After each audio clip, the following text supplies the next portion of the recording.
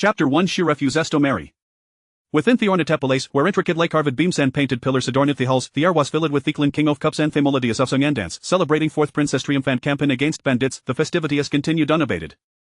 Each column was embellished with a sinuous life like a golden dragon, proclaiming the majestic authority of the imperial family. Shen An'an, the daughter of Grand Minister and the beloved niece of the imperial concubine, had been summoned back from the distant Jiangnan. Unfortunately, her birth had occurred too late to waken to find herself amidst her present circumstances, everything astonishingly reminiscent of the past. Your Majesty, you promise mon throne, concubine Shen tugged at the emperor's sleeve, her voice said with playful insistence. Without a chill doth me on how me tell if your Majesty dini is even this small happy as I grow old? Alright, I shall grant your request. The emperor cast a doting glance at the concubine before shifting his gazeto Shen An'an, hopeful their heart leapt into her throat, wishing fervently to vanish from the spot. In this new life she had no desire to marry fourth prince, to play thoroughly of evil and who disrupts love, consumed by jealousy and resentment, her are twisted beyond requite affection and treachery. Her standing father, known for his integrity and high moral standards, had been so shamed by ephemeral misfortunes that he had retreated from public life, returning to Hishamaton in the prime of his years. Before a emperor could speak, she broke rose and addressed Madame Shen. Mother, I am feeling somewhat unwell. I wish to step outside for some fresh air. What is it, you seemed fine just a moment ago, what Rabosia? Madame Shen's love life was said with concern. Your aunt the emperor are watching you, as you have a hust return to the capital, you must adhere to proper decorum if I can endure it, please to Saforno I will accompany you outside shortly. Shen An'an pressed her lips together, fully aware of word Sharon the emperor where a likely doctor next, would come la fueled her impatience to leave. Yet, fate had other plans. Under the persistent urging of the concubine, the emperor spoke molly, Minister Shen, how could he not know you possess such a stunning daughter hidden away? Are you afraid that some man might catch her and whisk her away? Athos Shen Wen immediately rose, your majesty jests. It is not that I have kept her hidden, rather, my daughter has lived with Hermother in Jiangnan since second Hudandasan la just returned to the capital. Lazy now under Shisajan lean graceful indeed, the local customs shaped her character of its people, and she possesses feature of a Jiangnan maiden. The emperor offered a few compliments before inquiring, how old is Miss Shen this year, and what skills do she possess? To marry into the royal family, she could not be merely a pretty face devoid of substance, especially not for his fourth son, how us both till into Dan handsome, apparagan among the young ladies of the capital, alvying for his attention. Shen An'an ankle shed her in slightly within your sleeves, stealing a glance at the distinguished man across her room, surrounded by admirers. His indifferent gazmethers briefly called down aloof, as if world held no interest for him. In an instant, Hever his eyes, as though of everything around him washed beneath his notice. In her previous life, it was this reunitana Bayarat had drawn her in, captivating her, leaving her in awe, and ultimately costing her everything. I am Shen An'an, and I am 16 years old, Cheste des en Elton Thehel, her gaze lowered. The scenery of Jiangnan is exquisite, and its culture and delightful. I have been so enamored with its charms that I have spent the past few years in leisure, without learning on a particular skills. A profound silencine la ped the hall. Alias were incredulous, especially hosts of the noblilades, was stardather in disbelief. Cold it Bethathis Mishen was reliable, the emperor had praised her supinly fourth princess celebration wasted not abundantly clear wathament? Should the red to claim she had learned nothing? The young ladies, who had been in vious moments ago, no regarded Shen An'an as if she were a simpleton. Here was the illustrious fourth prince, and even becoming a concubine his household was a dream come true. Asia had squandered her chance. An'an, what nonsense serious speaking, concubine Shen's expression shifted, her tone suddenly serious. She had worked hard to secure his match with the emperor. Kneeling properly, Shen An'an kept their head bowed, remaining silent. Is there actually a young lady in the capital who does not wish to marry you? This is quite extraordinary. I am intrigued to discover what kind of anomalithis Miss Shen truly is. Li Huayan, holding a cupofween, nudged his companion Xiao Yuan. His expressionable and astonishment and barely concealed amusement. Xiao Yuan, expressionless, toyed with the white jattering, not sparing a glance for Shen An'an in the hall. Indeed, given our harshness and lack of charm, you would certainly keep me distance if I were a lady. Xiao Yuan finally spoke, his voice cold and threatening. If you wish to be girl, I can have you can assist you. I known for his swift and decisive methods in the palace. Li Huayan during discupant silence, no longer speaking. The ruis knock among ground for conversation note of a word. The concubine gently interjected, An'an is dilly ungendas not yet encountered the emperor speaks without thinking. My mother was in Kethi most talented woman in the capital, and Shirazed her daughter with great care. How could she possibly be completely unskilled? The emperor's expression softened slightly. Fedel and the late minister Shen had once been unparalleled in the capital. It would be hard to believe his granddaughter was truly without merit. I have heard from Io Uran thought you excel in Thegu Cananthes today, at the celebration for you honor, would you correct perform a piece to honor him? Shen An'an chart tightened. In her previous life she had gifted a performance of Yangwan Sandy, earning thunderous applause. Yet when it came to him she had received unlay lukewarm things, and even when the emperor had suggested a duet, had called allergic to the idea. That day she had felt a sense of fulfillment, delighted to have achieved her goal, yet disappointed by his indifference, leaving her humiliated month young lady of he capital. Concubine Shen shot the Ramianing foldlands, her face brimming with expectation for her to dazzle the audience. Shen An'an felt her breath catch, summoning her courage at Orpheus. Your Majesty, I do possess a modest understanding of Tegu Cananthes, but regrettably ye have injured me hand today and cannot play, which may disappoint your Majesty. Shethan turned her head and, with a measured gesture, offered as lightboat boto Xiao Yuan. I congratulate fourth Princey in his resounding victory against the bandits, and I wish him strength and valor to achieve further fiats fourth great Liang, ensuring the peace and happiness of the people. Xiao Yuan's fingers paused on thwaita jottering, finally lifting his gazita me the ring counting visage. But Shen An'an promptly turned away. She had not expected any courteous words to come from his lips. This was the first time Xiao Yuan had regarded Simeon directly, only for that person to turn their back on him. Li Huayan la tutela, but quick listiful de tunder Xiao Yuan's glare, straightening his lips into Alan. Concubine Shinwaso furious tetter breathing became aboard, her complexion paling. What was wrong with Anna today? She had given her clear instructions to how could she falter at such a critical moment? The emperor scrutinized Shen An'an with that knowing gaze. It was indeed rare for a woman to refuse a tamarith fourth prince. How did you injure your hand? Eunuchin summoned the imperial physician to examine mission. His tenue was devoid of emotion. Shen An'an's heart sank, panic razingas he looked up at the emperor on the throne. His presence was commanding, his expression impassive, yet it could not conceal the regal aura had surrounded him with a world of Iskaman. How could Amarezu object like her continue to deceive him with hair words? At that moment, Minister Shen's expression changed. A dash Urid approached the throne, kneeling mid-order. Before he cold finish, offhand, sharp sound cut through the air, reminiscent of a blade slicing through flesh.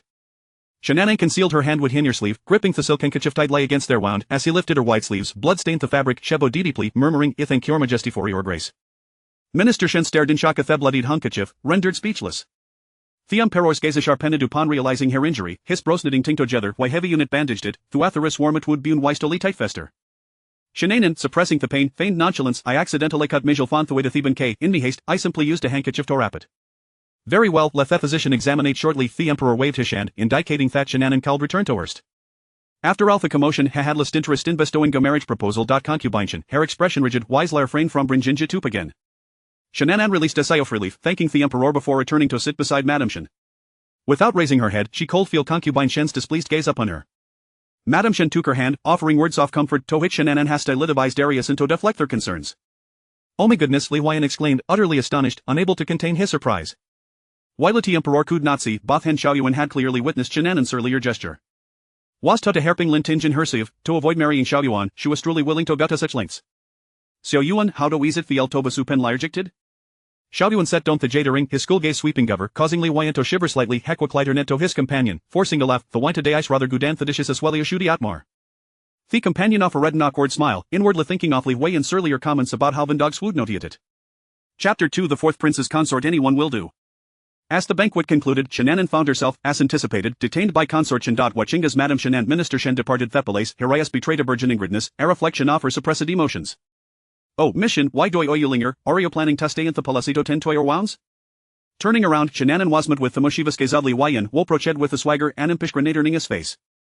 Shen An'an furrowed her brow, Hirias momentarily sting on the stoic figure of Xiao Yuan beside him before she performed a courteous bow. Fourth prince. Her tenue was devoid of inflection, and Shetern to leave. "Where do you think you're going? Is Xiao Yuan some sort of monstrous flood?" Li Huyan stepped forward, obstructing her path. "What's that you've hidden in your sleeve? A hairpin, perhaps? It looks quite sharp. Might I have a glimpse?" Shen An'an's expression shifted abruptly. If Li Huayan had no to said it, then surely Xiao Yuan must be awarial. Her concern was for Xiao Yuan's thoughts, but rather for her own actions and act of treason against the emperor. Seeing her change in demeanor, Li Huayan's playful macaris softened slightly. Fun I want to expose you. Beauties for him I cannot guarantee his sealants. Had gestured toward Xiao Yuan. Shen An'an replied coolly, "The fourth prince is a few words and will not midline matters as frivolous as years, unlike you, young masterly." Her expression remained to see. Li Huayan, undid her red behersum, continued toes my lecture mingly. Xiao Yuan however, frowned, sensing underlying scorn in her words. "It must be a me wait of a seamer pramandi shall take me leave no." With a composed face, Shen An'an turned and walked toward the inner palace. Li Huayan chuckled heartily, this Miss Shen is squitteen trigging. Yet, when had turned around, ha found Harabson startling. "Hey, wait for him." As the carriage a curtainful, ha sweeft lay slipped in toth of a vehicle belonging to the fourth prince. "Wait, young masterly the servant Jean Gon was unable to intervene, leftinly with the swaying curtain behind him. My courage is no te spacious as that of the prince kindly escorted back. The fourth prince's residency and the familiar estate lay in opposite directions Sanito as if Theo third of the north. How could it possibly be on the way? "Take him to Wanhua Tower." Xiao Yuan's voice emerged, called and commanding. Wanhua Tower, a renowned brothel in the capital, where Li Huayan was a frequent patron.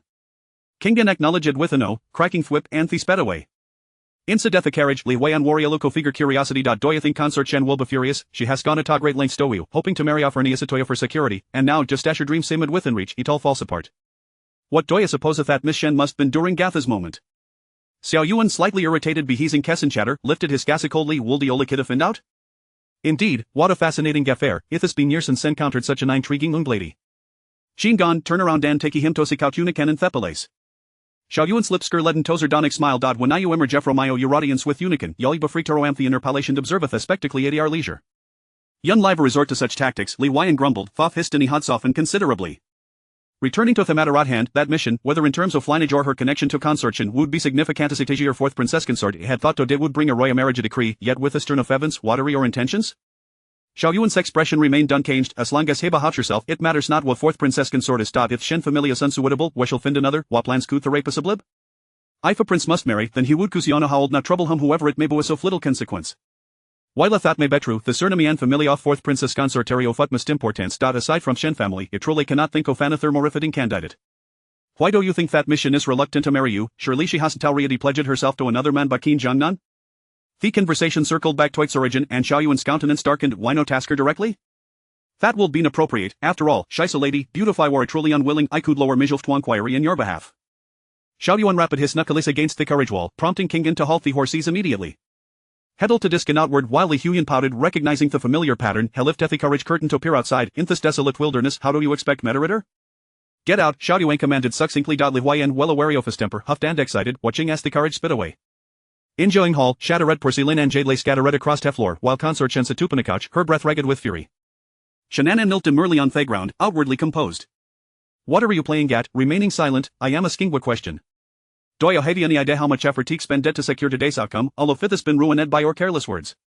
Hada verith again according to plan, the fourth prince is likely to become a future emperor. To lin with him would ensure prosperity for both her and Shen family for generations to come. Shen An'an raised her innocent eyes. I was raised by my grandmother, and while Jiangnan I often heard her lament her decision to enter the palace at Tain's behest, she regretted it profoundly, as it condemned her to a life of strife against countless women within the palace walls. My grandmother repeatedly advised me to steer clear of the imperial family upon my return to the capital. I did not wish for my mother to suffer as my grandmother did. The furious flames of consort Shen Sanger were suddenly extinguished, leaving her staring blankly at Shen An'an on the ground.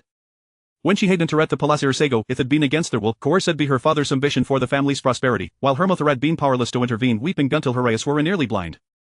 For all the seers within these walls had devoureth and wary, none had ever considered how she had managed to survive. Shen An'an waste the fears to voice such thoughts. Shen An'an discreetly observed her expression, feeling Gassen's off relief wash over her. Though consort Shen washeront, they had done limit twice ein overrodked, and their bond washered le deep. In her previous life, they had shared some interactions, but their lack of favor with Xiao Yuan had led to consort Shen's disdain, resulting in countless reprimands. Over time, her patience had worn thin, and after her father's retirement, she had languished in despair, never once receiving a visit from her. After a moment, consort Shen's expression softened, Kurtoni growing colder. As a daughter of Shen family, this is midgety, and it shall also be yours moving forward. Shen An'an pursed her lips. The illustrious status of Shen family was a result of her father's unwavering loyalty. Whether she married or not would no tell her the grand scheme of things. Her aunt's impatience for her Todd was merely a reflection of her own precarious position following these and Shenoft Hen Emperor.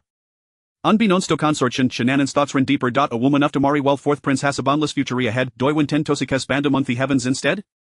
Very well, Ishal overlooked today's incident. You will devise another plan regarding the emperor. Remain patiently on your residency and await the imperial decree. Shedded pointedly, don't attempt any clever tricks. Thisness of air sways enigmatic, but their cunning nature bore a striking resemblance to consort Shen's own youthful spirit. Shen An'an felt a multitude of reluctances within your heart, yet when met with consort Shen's resolute gaze, she swallow at her words. On this very day in her past life she had been betrothed to Xiao Yuan. With her efforts aided in Gashengine circumstances, she was confident she could eventually dissuade her aunt from her ambitions. Resolving not to engage further with consort Shen at this moment, Shen An'an performed a respectful bow before being just to do toft Hepelesabeth the attendance. Chapter 3 Hurry up and die outside the gates. The carriage of the Shen family had been waiting for quite some time. Shen An'an, exhausted, climbed aboard and immediately reclined against the soft cushions. Mo Xiang, I wish to return to Jiangnan, she sighed. Mo Xiang paused momentarily, then lifted the carriage curtains, saying, the capital is bustling. Without the incessant drizzle of recent days, the air is not damp. In a few days, the young master can take the young lady out for leisure. This season is most suitable for boating. A faint smile graced Shen An'an's lips as she closed her eyes and inhaled deeply. The Empress Dowager had gone to great lengths to summon her back, and how could she possibly allow her to leave so easily? Since she was here, she could only resign herself to her fate. The wheels of the carriage turned slowly, the cacophony of noise and the shouts of vendors heralding the prosperity of the capital. Once, she had been a person who reveled in the vibrancy of life, but after marriage, day by day, she began to loathe herself, wishing to shrink into the shadows, unseen, so as not to witness the mocking and disdainful faces surrounding her. Xiao Yuan, this name, cold and indifferent, had trampled her down into the dust. Watching helplessly as she descended into madness, her gaze fell upon Mo Xiang, and she recalled how, in those years, even the few maids who had grown up alongside her were not spared from her wrath, becoming mere outlets for her frustrations. When Xiao Yuan did not come to see her, she would rage, throw things, blaming them for their ineptitude in failing to summon him. Over time, Xiao Yuan began to stay out late, residing in his official quarters. Yet, there were always those who, lacking in foresight, felt compelled to provoke her, informing her of Xiao Yuan's whereabouts, his actions, and the smiles he bestowed upon other women, his tenderness and attentiveness to them. Once more, she would spiral into madness, blaming Ji Yun for her poor skills in hairstyling and makeup, believing that her inadequacies had driven Xiao Yuan away, leading him to the charms of other temptresses. The arrangements in her room changed almost daily. She cried bitterly, walking barefoot on shards of jade, yearning only for a moment of his compassion, a mere glance in her direction. What had begun as a desire for marital affection had dwindled to a mere wish for a fleeting warmth. She felt as insignificant as an ant upon the ground, casting aside her dignity, upbringing, and pride. Yet he remained as frigid as ever, as if no matter her actions, she could not stir even a flicker of emotion within him. Indifference was far more wounding than rage. To this day, Shen An'an still believed that her subsequent desperate and frenzied actions bore an undeniable weight of responsibility upon Xiao Yuan's shoulders. Suddenly, the carriage jolted, snapping Shen An'an back from her reverie. "Miss, the road ahead is blocked by several carriages," the driver called out. Shen An'an paused, then swiftly rose to look outside, the scene before her overlapping with the memories of her past life. On this very day in her previous life, Xiao Yuan had been ambushed on Nanhua Street by a band of ruthless assailants. Every intersection was blocked, leaving no one aware that he had nearly met his demise there, were it not for Li Huayan, who had taken the fatal blow for him. Which gossip-mongering fool had uttered such words, leading to Li Huayan's premature demise 3 years later? Why couldn't it have been him who died? Shen An'an murmured. "What did you say, miss?" "I mentioned there was a drowned dog inside." At that moment, an impulse surged within her to witness Xiao Yuan in a state of disgrace, to see how that lofty, contemptuous man was being subdued and beaten down by others. In this instant, she fervently wished for his death, to hasten his demise. "Oh, Miss Shen, it is you again. What a curious twist of fate that brings us together once more," came a breathless voice from behind. Shen An'an's expression stiffened as she turned to see Li Huayan approaching, a look of alarm rising in his eyes. He was not supposed to be here. Was he not meant to await his fate inside? "What are you doing here? Were you not with Xiao Yuan?" Li Huayan pouted. "Let us not discuss it." Yet, despite his reluctance, he recounted the events. "I had good intentions, yet that heartless scoundrel simply threw me off the carriage."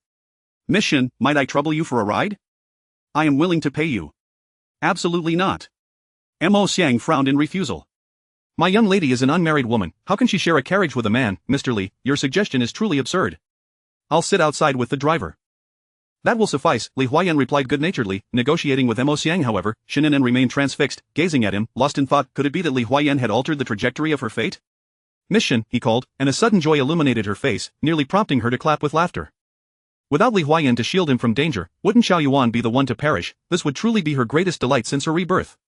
"Miss Shen, though I am down on my luck, I am not without principles. I can offer gold, but I will never sell myself." Li Huayan, startled by Shen An'an's exuberant laughter, took a step back, still babbling away. Shen An'an's smile faded, and she cast a dark glance at Li Huayan. If it weren't for him in her previous life, Xiao Yuan would have met his end long ago, bringing a swift resolution to it all. "Uncle Joan, take us home via the North City Gate." "Yes, sir." The driver turned the horses around. "Hey, Miss Shen. How can you stand by and do nothing? As a young lady, you should embody kindness and be eager to help. That is what makes one endearing." Li Huayan knocked on the carriage window. "Hey, give me a ride, and I will pay you." Uncle Joan, having not heard the young lady's reply, kindly advised, "Mr. Li, it would be wise to stand back. Should I crack the whip, the horse might jolt and throw you off." Li Huayan, no matter how thick-skinned, could not pin the blame on her. Yet, Shen An'an suddenly leaned out of the window. "Uncle Joan, take him alone." "Yes, miss." Li Huayan's face lit up with a smile. "I knew it. Miss Shen could not possibly refuse someone as charming as myself. If she were to reject me, it would be quite unreasonable." Shen An'an straightened her lips into a thin line, offering him a smile that dripped with sarcasm. Li Huayan feigned ignorance, poking Uncle Zhong with his fan, "Moving a bit." The carriage wheels began to turn once more, and an unusual silence enveloped Li Huayan, who ceased his incessant chatter. "Miss, that Li is notoriously reckless in the capital. His mother has warned him countless times to steer clear of such company." Mo Xiang expressed her concern. Such ostentation could draw unwanted attention and speculation from the public. Shen An'an turned her gaze towards the window, remaining silent. Compared to public opinion, she feared far more that Xiao Yuan might die. What if Li Huayan charged in, reckless and valiant? How utterly humiliating that would be. "Just drop me off at the entrance of that third alley," Li Huayan requested, eager to distance himself from the bustling streets. Mo Xiang chuckled. "He seems to possess some self-awareness, considering your reputation." Shen An'an remained silent. In truth, Li Huayan was not a bad person, at least in her past life. He had treated her well before his untimely end. He had never allowed others to heap scorn and derision upon her. Li Huayan, perhaps overhearing Mo Xiang's words, lazily remarked, "Public opinion can be a double-edged sword. If it were an ordinary young lady, I would not be concerned, but with a Shen family daughter, TSK, one must be cautious. An ordinary girl could be taken home, but a daughter of the Shen family would demand a proper explanation." Otherwise, the Grand Tutor Shen would not hesitate to come knocking, and her father would surely flay him alive. Chapter 4 Sarcasm. Her words seemed to imply a fear that Shen An'an might cling to him. She spoke lightly yet pointedly. Rest assured, young Master Li, even if I remain unmarried, I shall never wed you. Being an old maid is far preferable to living in widowhood during my youthful years. What do you mean by that? Li Huayan frowned, displeased. Widowhood? How can you curse someone like that? Shen An'an glanced at him but remained silent. She merely spoke the truth, which hardly constituted a curse. Li Huayan furrowed his brow, about to utter more, when his ears suddenly perked up. Someone's coming. He clenched his fists, adopting a defensive stance. Shen An'an's heart raced. They were already so far away. Was this scoundrel's hearing exceptionally keen? The streets are bustling with people. Young Master Li, are you still half asleep, or has your mind gone awry? You won't understand. Li Huayan cast a serious look her way. He patted Uncle Zhong, his expression grim. Turn around, we need to enter Nanhua Street from that alley. Something has happened inside. Uncle Zhong frowned, glancing back at Shen An'an. Go if you must, but I am in a hurry to return home. What a joke. It would be quite enough for her not to stab Xiao Yuan. There was no way she would risk her life to save him. Get out of the carriage. Shen An'an ordered with a stern face. She had initially considered saving Li Huayan's life, but it seemed he was destined for calamity. However, Li Huayan's countenance darkened further. Nanhua Street was the route Xiao Yuan took back to his residence. With the bandits just subdued, if something were to occur, it was likely to involve him. Today, he had not brought any shadow guards, only Qingyan at his side. Life is paramount, Miss Shen. Saving a life is worth more than constructing a 7-story pagoda. Please, lend a hand. I will not help. Shen An'an's response was succinct. Xiao Yuan's fate was of no concern to her. In her previous life, he had never cared for hers. Will you get out or not? Li Huayan's face darkened, realizing Shen An'an was utterly unwilling to assist. May I borrow Miss Shen's carriage for a moment? I promise to return it tenfold afterward. I will not lend it. Shen An'an's impatience was becoming evident. Uncle Zhong. As soon as she spoke, Li Huayan had no time to react before a heavy slap struck his back, forcefully sending him off the carriage. Uncle Zhong had shown restraint, otherwise, Li Huayan would have likely met his demise. In the brief moment that followed, Li Huayan quickly regained his composure, realizing that Uncle Zhong was skilled in martial arts, and presumably not weak. With this thought, he leaped back onto the carriage, clinging to the side. Miss Shen, I shall borrow the carriage. And Uncle Zhong, the one being attacked inside is the 4th prince. If anything were to happen to him, and the emperor sought accountability, it would be difficult for the Shen family to justify not intervening. Damn it. Shen An'an gritted her teeth in frustration. And there is also concubine Shen in the palace, and Grand Minister Shen. Miss Shen, please consider the gravity of the situation. She lifted the curtain, gazing at Li Huayan, who was stubbornly clinging to the carriage wall, her teeth clenched. I should have let you die alongside that scoundrel earlier. Li Huayan was taken aback. He had never encountered a young lady so brazen. Was she cursing Xiao Yuan? However, this was not the time to dwell on such matters. As long as Miss Shen is willing to assist, you shall be my esteemed aunt in the future, and also Xiao, forget it, being his aunt could lead to execution. I would rather be your aunt. Shen An'an sighed deeply. Uncle Zhong, turn around. Miss, it was exceedingly dangerous to save a person. Bringing a lady along was out of the question. It matters not. Young Master Li will ensure my safety. As Li Huayan had stated, he could not afford to provoke the Shen family, especially since she was there to save someone. Li Huayan, in a state of urgency, refrained from further discussion, urging Uncle Zhong to turn around and navigate into Nanhua Street through a narrow alley. The horses neighed and galloped. Shen An'an and Mo Xiang clung tightly to the carriage wall, their heads spinning from the jarring motion. Upon reaching Nanhua Street, it was eerily deserted yet strewn with chaos. Vendor stalls lay overturned, fruits and food scattered everywhere, and the wooden ground bore the marks of blades. Shen An'an lifted the carriage curtain, peering towards the sounds of clashing swords. Not far off, Xiao Yuan was surrounded by a group of over 10 people, his once pristine purple gold robes now tattered, his hairpin askew, and his face smeared with blood. Nearby, Qingyan was still valiantly fighting off several assailants. Xiao Yuan. Li Huayan shouted, momentarily diverting the attention of the attackers. Before charging in with Uncle Zhong, Xiao Yuan raised his gaze. A flicker of dark tide stirred within his deep eyes, only to be met by a pair of exquisite eyes. If he wasn't mistaken, those eyes held a glint of glee at his predicament, alongside a hint of excitement as if anticipating the unfolding drama. Li Huayan leaped forward to share the burden, and Uncle Zhong joined the fray. Suddenly, Shen An'an's voice rang out, Uncle Zhong, prioritize safety. If the fight becomes overwhelming, do not force it. Implicit in her words was the notion that they need not concern themselves with Xiao Yuan's fate. Li Huayan's lips twitched, fighting back complaints as he battled. What did you do to offend that girl from the Shen family? It feels as though she is wishing for your demise. Xiao Yuan cast a glance back at the carriage, remaining focused on the fight without a word. Each of them was skilled in combat. Uncle Zhong was a formidable fighter specifically assigned to Shen An'an by Grand Minister Shen. Soon, the assailants began to fall one after another. Both Qingyan and Xiao Yuan were gravely injured, looking utterly disheveled. Shen An'an leaned against the carriage wall, observing Xiao Yuan, who appeared weak and disheveled, a smirk tugging at her lips. She had once believed him to be an aloof deity, indifferent to the world. Just as she was reveling in her mockery, two assailants suddenly lunged toward her. Shen An'an's expression shifted. If she were to lose her life saving Xiao Yuan in this lifetime, she would rest in peace. With that thought, she pointed at the gravely wounded Xiao Yuan, berating him. What are you dawdling for? I came to save you. Are you just going to watch your savior die here? The scene fell into a momentary silence. Xiao Yuan gazed at the delicate face peering out from the carriage curtain, clearly sensing a hint of intentional provocation. His usually impassive face grew somewhat stiff. Li Huayan remained frozen for a moment, but as the last assailant charged, he finally reacted. His blade spun expertly, sweeping across, and the man collapsed in a pool of blood, a deep gash across his neck. Uncle Zhong dashed towards the carriage, swiftly dispatching the two assailants attempting to abduct Shen An'an. Only then did Shen An'an lower her outstretched finger. Li Huayan assisted Xiao Yuan onto the carriage, while Cheng An and Uncle Zhong remained outside. Shen An'an coldly shifted to one side, her gaze fixed out the window. Li Huayan's eyes flickered, attempting to ease the tension. The fourth prince was injured and unable to fend off the assailants in time, which startled Miss Shen. It matters not. Shen An'an withdrew her gaze, her eyes sweeping over Xiao Yuan with a hint of sarcasm. As long as you don't repay kindness with enmity, trying to cling to me under the guise of a savior. She was well aware that he merely wished to vent his frustrations. Li Huayan forced a smile, glancing at the cold-faced Xiao Yuan.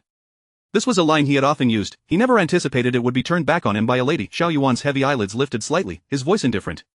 Miss Shen need not worry. This prince shall not entangle you. That's good to hear. Shen An'an offered a polite smile. Those words had been Xiao Yuan's refrain in her previous life, and now she was merely returning the sentiment. Xiao Yuan's ancient, pawn-like gaze lingered on Shen An'an for a moment before he fainted. As the carriage navigated through the affluent streets of Chang'an, Shen An'an rapped her knuckles against the carriage wall. Uncle Zhong, stop. Li Huayan felt a foreboding sense of dread. Sure enough, Shen An'an spoke with an impassive expression. The person has been saved. I must hurry home for dinner. Young Master Li, please escort your good friend off the carriage. The Shen residence and the fourth prince's residence are merely separated by an alley. Miss Shen, having saved him, could see him home safely. After all, he had a request. Li Huayan forced a smile. I would indeed like to see him off. Shen An'an's tone turned chilling. Li Huayan tightened his grip on Xiao Yuan's arm, feeling as if Shen An'an wished to tear him apart. Miss Shen, I alone cannot carry two unconscious, gravely injured individuals. Good deeds will be rewarded. Before he could finish, a thud echoed outside. Li Huayan lifted the curtain to see Qingyan being unceremoniously thrown out. Perhaps feeling a pang of guilt, Uncle Zhong dragged him by the arm and propped him against the wall. Thank you for today, Miss Shen. In the future, I will ensure Xiao Yuan repays your kindness. There's no need, just keep him out of my sight. Li Huayan pressed his lips into a straight line, shouldering Xiao Yuan off the carriage. The Shen family's carriage sped past him without pause. Li Huayan sighed skyward. Xiao Yuan, today you two face disdain and aversion. He suddenly found himself curious about what sparks might fly when the conscious Xiao Yuan encountered the cold-hearted Shen An'an. Miss, that is the fourth prince after all. Your actions might not be entirely appropriate, Mo Xiang remarked. Knitting her brows, Shen An'an leaned against the carriage wall, exhaling a sigh. It matters not, he is unconscious. Were he awake, she likely would not possess such courage. Some fears were ingrained in her bones, and certain pains remained untouchable. Upon reflection, she realized she did not truly know Xiao Yuan, that initial infatuation was perhaps merely a fleeting fancy, coupled with a tinge of vanity. Upon returning to the Haitang garden of the Shen residence, Shen An'an immersed herself in the bath for a considerable half-hour. Only when Mo Xiang reported that the eldest young master had arrived did she come back to her senses, emerging from the tub and changing her attire. The past was behind her, the mistakes had already been made. What she needed to do now was learn from the lessons of her previous life and live this life well, honoring the chance and the lavish life granted to her by the heavens. An'an, why have you returned to the residence at this hour? Has your aunt troubled you? Shen Changha set down his cup, regarding the young girl who entered with concern etched on his face. Dressed in a splendid robe with a jade belt cinched at his waist, he stood tall with a narrow waist and broad shoulders, his hair neatly tied up, his gentle demeanor exuding a warmth akin to jade. Shen An'an gazed at the sturdy figure that had shielded her countless times in her previous life, protecting her from storms and clearing away misfortunes. Did your aunt give you a scolding? An'an, do not worry. If anything happens, tell your elder brother. As long as you are unwilling, he and father will certainly find a way to ensure you do not marry someone you do not wish to. In her previous life, he had said the same, yet back then, she had been so enraptured by Xiao Yuan and the glory he brought, basking in the envy of all the young ladies in the capital. Later, her brother had often urged her that a forced marriage would not yield sweetness. The fourth prince did not love her, and marrying him would only bring suffering. She knew her brother spoke the truth, yet she could not accept it. She was unwilling to give up, and the more she resisted, the more she loathed hearing such words, leading to frequent quarrels and a rift between them. Despite this, he had never truly abandoned her, even going so far as to confront Xiao Yuan on her behalf, resulting in their father punishing him by making him kneel before the ancestral tablets. Do not worry, brother. My aunt did not trouble me. Shen Changha, however, was not convinced. Your aunt has put in a great deal of effort to bring you back from Jiangnan. How could she possibly take you lightly? An'an, you need not hide anything from me. Shen An'an smiled. Mo Xiang, please brew another pot of tea. Mo Xiang exited with the teapot in hand.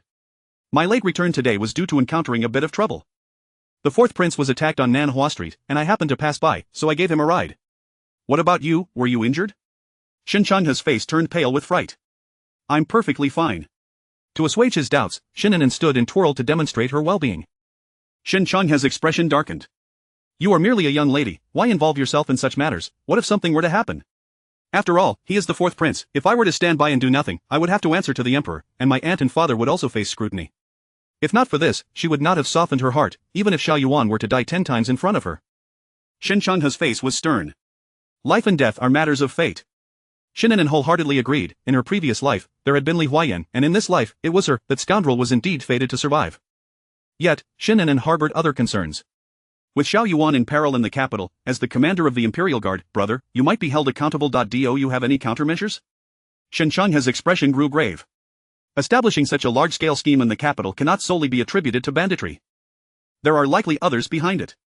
Shen An'an nodded, she had thought the same. Xiao Yuan, as a prince, receives considerable imperial favor. This recent suppression of banditry has spotlighted him, likely drawing the envy of certain individuals. The siblings fell into a brief silence.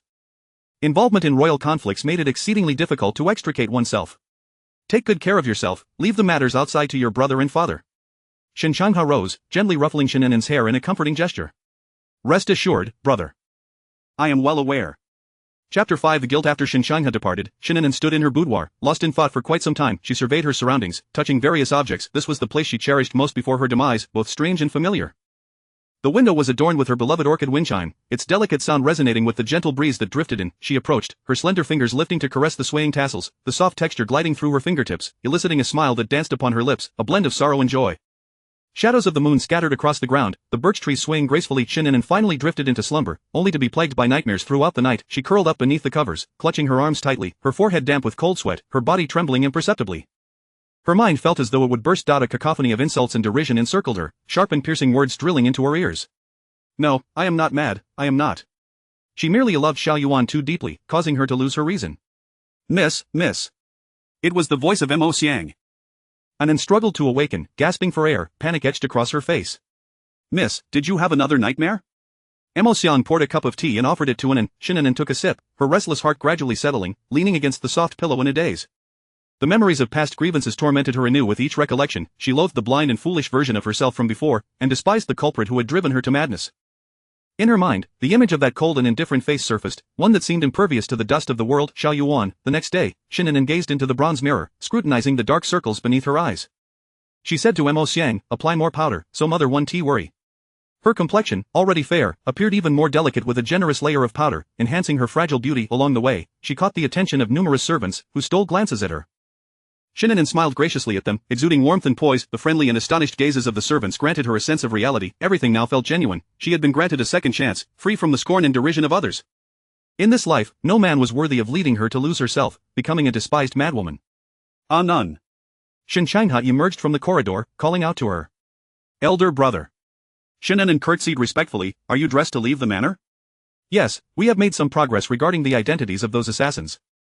I am heading to the fourth prince's residence. Oh. Shen An'an replied nonchalantly before changing the subject, I am going to see mother. Shen An'an looked somewhat surprised. His sister was not a cold-hearted person, yet she had been raised in Jiangnan, lacking deep familial ties within the manor, at most being obedient. Yet now, she was voluntarily seeking closeness to their mother? Very well, go ahead, mother will surely be delighted to see you. Shen An'an smiled, elder brother, do take care, those assassins possess formidable skills. Do not put yourself at risk for unrelated matters. Shen An'an sensed that his sister harbored a strong aversion toward the fourth prince. However, upon further reflection, it was understandable. What girl would be pleased by an enforced marriage? Understood. The siblings parted ways, each heading in their own direction. It seemed as though there were guests in Madame Shen's Lingxiang pavilion. An'an cast a glance at the two matrons guarding the entrance, her brow slightly furrowing. Mother must be occupied, let us return and come another day. As the master and servant turned to leave, the door creaked open, and Madame Shen personally escorted a woman dressed in finery outside. Ah, An'an. Shen An'an forced a smile, turning to bow, mother. Madame Shen's eyes sparkled with joy. Please, rise. Shen An'an stood straight, finally turning her attention to the woman beside her. Cousin. The woman greeted respectfully. It was Yugu, the steward beside imperial concubine Shen. Seeing Shen An'an, Yugu smiled, her eyes crinkling with delight. Cousin, you have performed remarkably well this time. The concubine is very pleased and has specially sent me to present you with a set of white jade headpieces crafted by artisans from the palace, which perfectly complements your grace. This was a coveted item sought after by every young lady in the capital. However, Shen An'an frowned slightly after a moment's reflection. She understood that Yu Gu's words likely pertained to the incident involving Xiao Yuan. Noticing her daughter's less than pleasant demeanor, Madame Shen quickly interjected, "It is indeed a fine gift, and it is already in the room for you to try on later." Shen An'an offered a smile to Madame Shen, but when addressing Yu Gu, her expression grew serious. An'an did not wish for this. It was merely out of necessity, and, you are overthinking it. Yu Gu's face stiffened momentarily. In that instant, she saw a reflection of the young and stubborn imperial concubine in Shen An'an. Both possessed a similar tenacity. Sighing, she thought to herself that the concubine never abandoned her objectives midway, and this young cousin was still too naive. How could she hope to bend the will of those in power? With that thought, she smiled nonchalantly, saying, "The concubine has stated that you have accomplished a great deed this time, and she will certainly petition the emperor for a reward on your behalf. Just wait for it." Shen An'an understood all too well what reward the imperial concubine sought. Just as she was about to speak, Yu Gu had already bowed and taken her leave from Madame Shen. "All right, let us discuss this matter inside." Madame Shen grasped Shen An'an's small hand, leading her into the room. "You arrived just in time. I had a difficult time sending her off, only for you to appear at my doorstep." Shen An'an, seated beside her mother, momentarily fixated on Madame Shen's warm and tender hands before slowly diverting her gaze. "Until the very end, who knows who will win or lose?" Madame Shen glanced at her, a wry smile gracing her lips. The fourth prince is a highly sought-after match among the young ladies of the capital, talented, handsome, and of noble status. I had thought you might take a liking to him. Thus, when the imperial concubine proposed the match, she had refrained from expressing her opinion. Indeed, mother mentioned it might be a possibility. After a lifetime apart, she still vividly remembered the shock and fluttering of her heart upon first meeting Xiao Yuan. In that instant, it felt as though her heart had ceased to beat, as if it no longer belonged to her. Your aunt is currently enjoying great favor. It may not be easy to dissuade her from her intentions. Your father and I will discuss this matter and find a solution for you. Rest assured, as long as you do not wish for it, your father and I will not force you. Shen An'an's voice was muffled, resembling that of a small child as she nestled into Madame Shen's embrace. Madame Shen was taken aback, her eyes wide with surprise. This was the first time An'an had shown such closeness to her. Shen An'an closed her eyes, reluctant to part from this moment of warmth. In her previous life, she had despised and distanced herself from all who advised her to leave Xiao Yuan, even her own parents, resulting in a lack of emotional connection that ultimately led to their inability to coexist harmoniously. Madame Shen cared for her deeply, knowing that Xiao Yuan did not harbor feelings for her, which made her oppose their union. Consequently, Shen An'an had harbored great resentment towards her, citing her mother's lack of guidance and nurturing, which left Madame Shen ill and bedridden. Eventually, Shen Fu, ashamed of returning to court, resigned and returned to their hometown, while Madame Shen succumbed to her illness on the road. This became a painful memory Shen An'an dared not mention, guilt tormenting her sleepless nights, driving her further into madness. Madame Shen gently stroked her hair, her eyes filled with affection. "You are already grown, why do you still cling to me like a child?" Shen An'an remained silent, lost in thought. "Madam." At that moment, a maid entered with measured steps. "The steward has matters to report." Madame Shen nudged Shen An'an gently. Shen An'an disengaged from her mother's embrace and sat up straight. The door curtain parted, and the steward entered, bowing respectfully. "Madam, Mississippi." "Rise." Madame Shen raised her hand and inquired, "Have you prepared everything I instructed?" "The porridge stall has been set up, and all arrangements have been made." "Good." Madame Shen nodded. "Mother is going to distribute porridge?" Shen An'an suddenly recalled this matter. Due to flooding in the south, many refugees had poured into the capital, suffering from hunger. With corpses littering the outskirts, various families began to spontaneously provide aid, whether for reputation or genuine kindness. In her previous life, her mother had established a porridge stall. What should have been a noble act turned into a scandal due to her emotional impulsiveness, leading to a backlash against Madame Shen, and the Shen family facing public scorn. Shen Changhe was pelted with rotten vegetables and refused by the townsfolk. Shen Wen had not attended court for 3 consecutive days. That marked the beginning of her nightmares, the catalyst for her transformation into a loathsome figure. Shen An'an lowered her gaze, her body trembling slightly. "Indeed, as the grand preceptor, your father must share the burden of the state." Madame Shen held her hand, noticing it was clammy with perspiration. "Ah." Concern flickered in Madame Shen's eyes. "An'an, what is the matter? Why are you sweating so much?" "Nothing."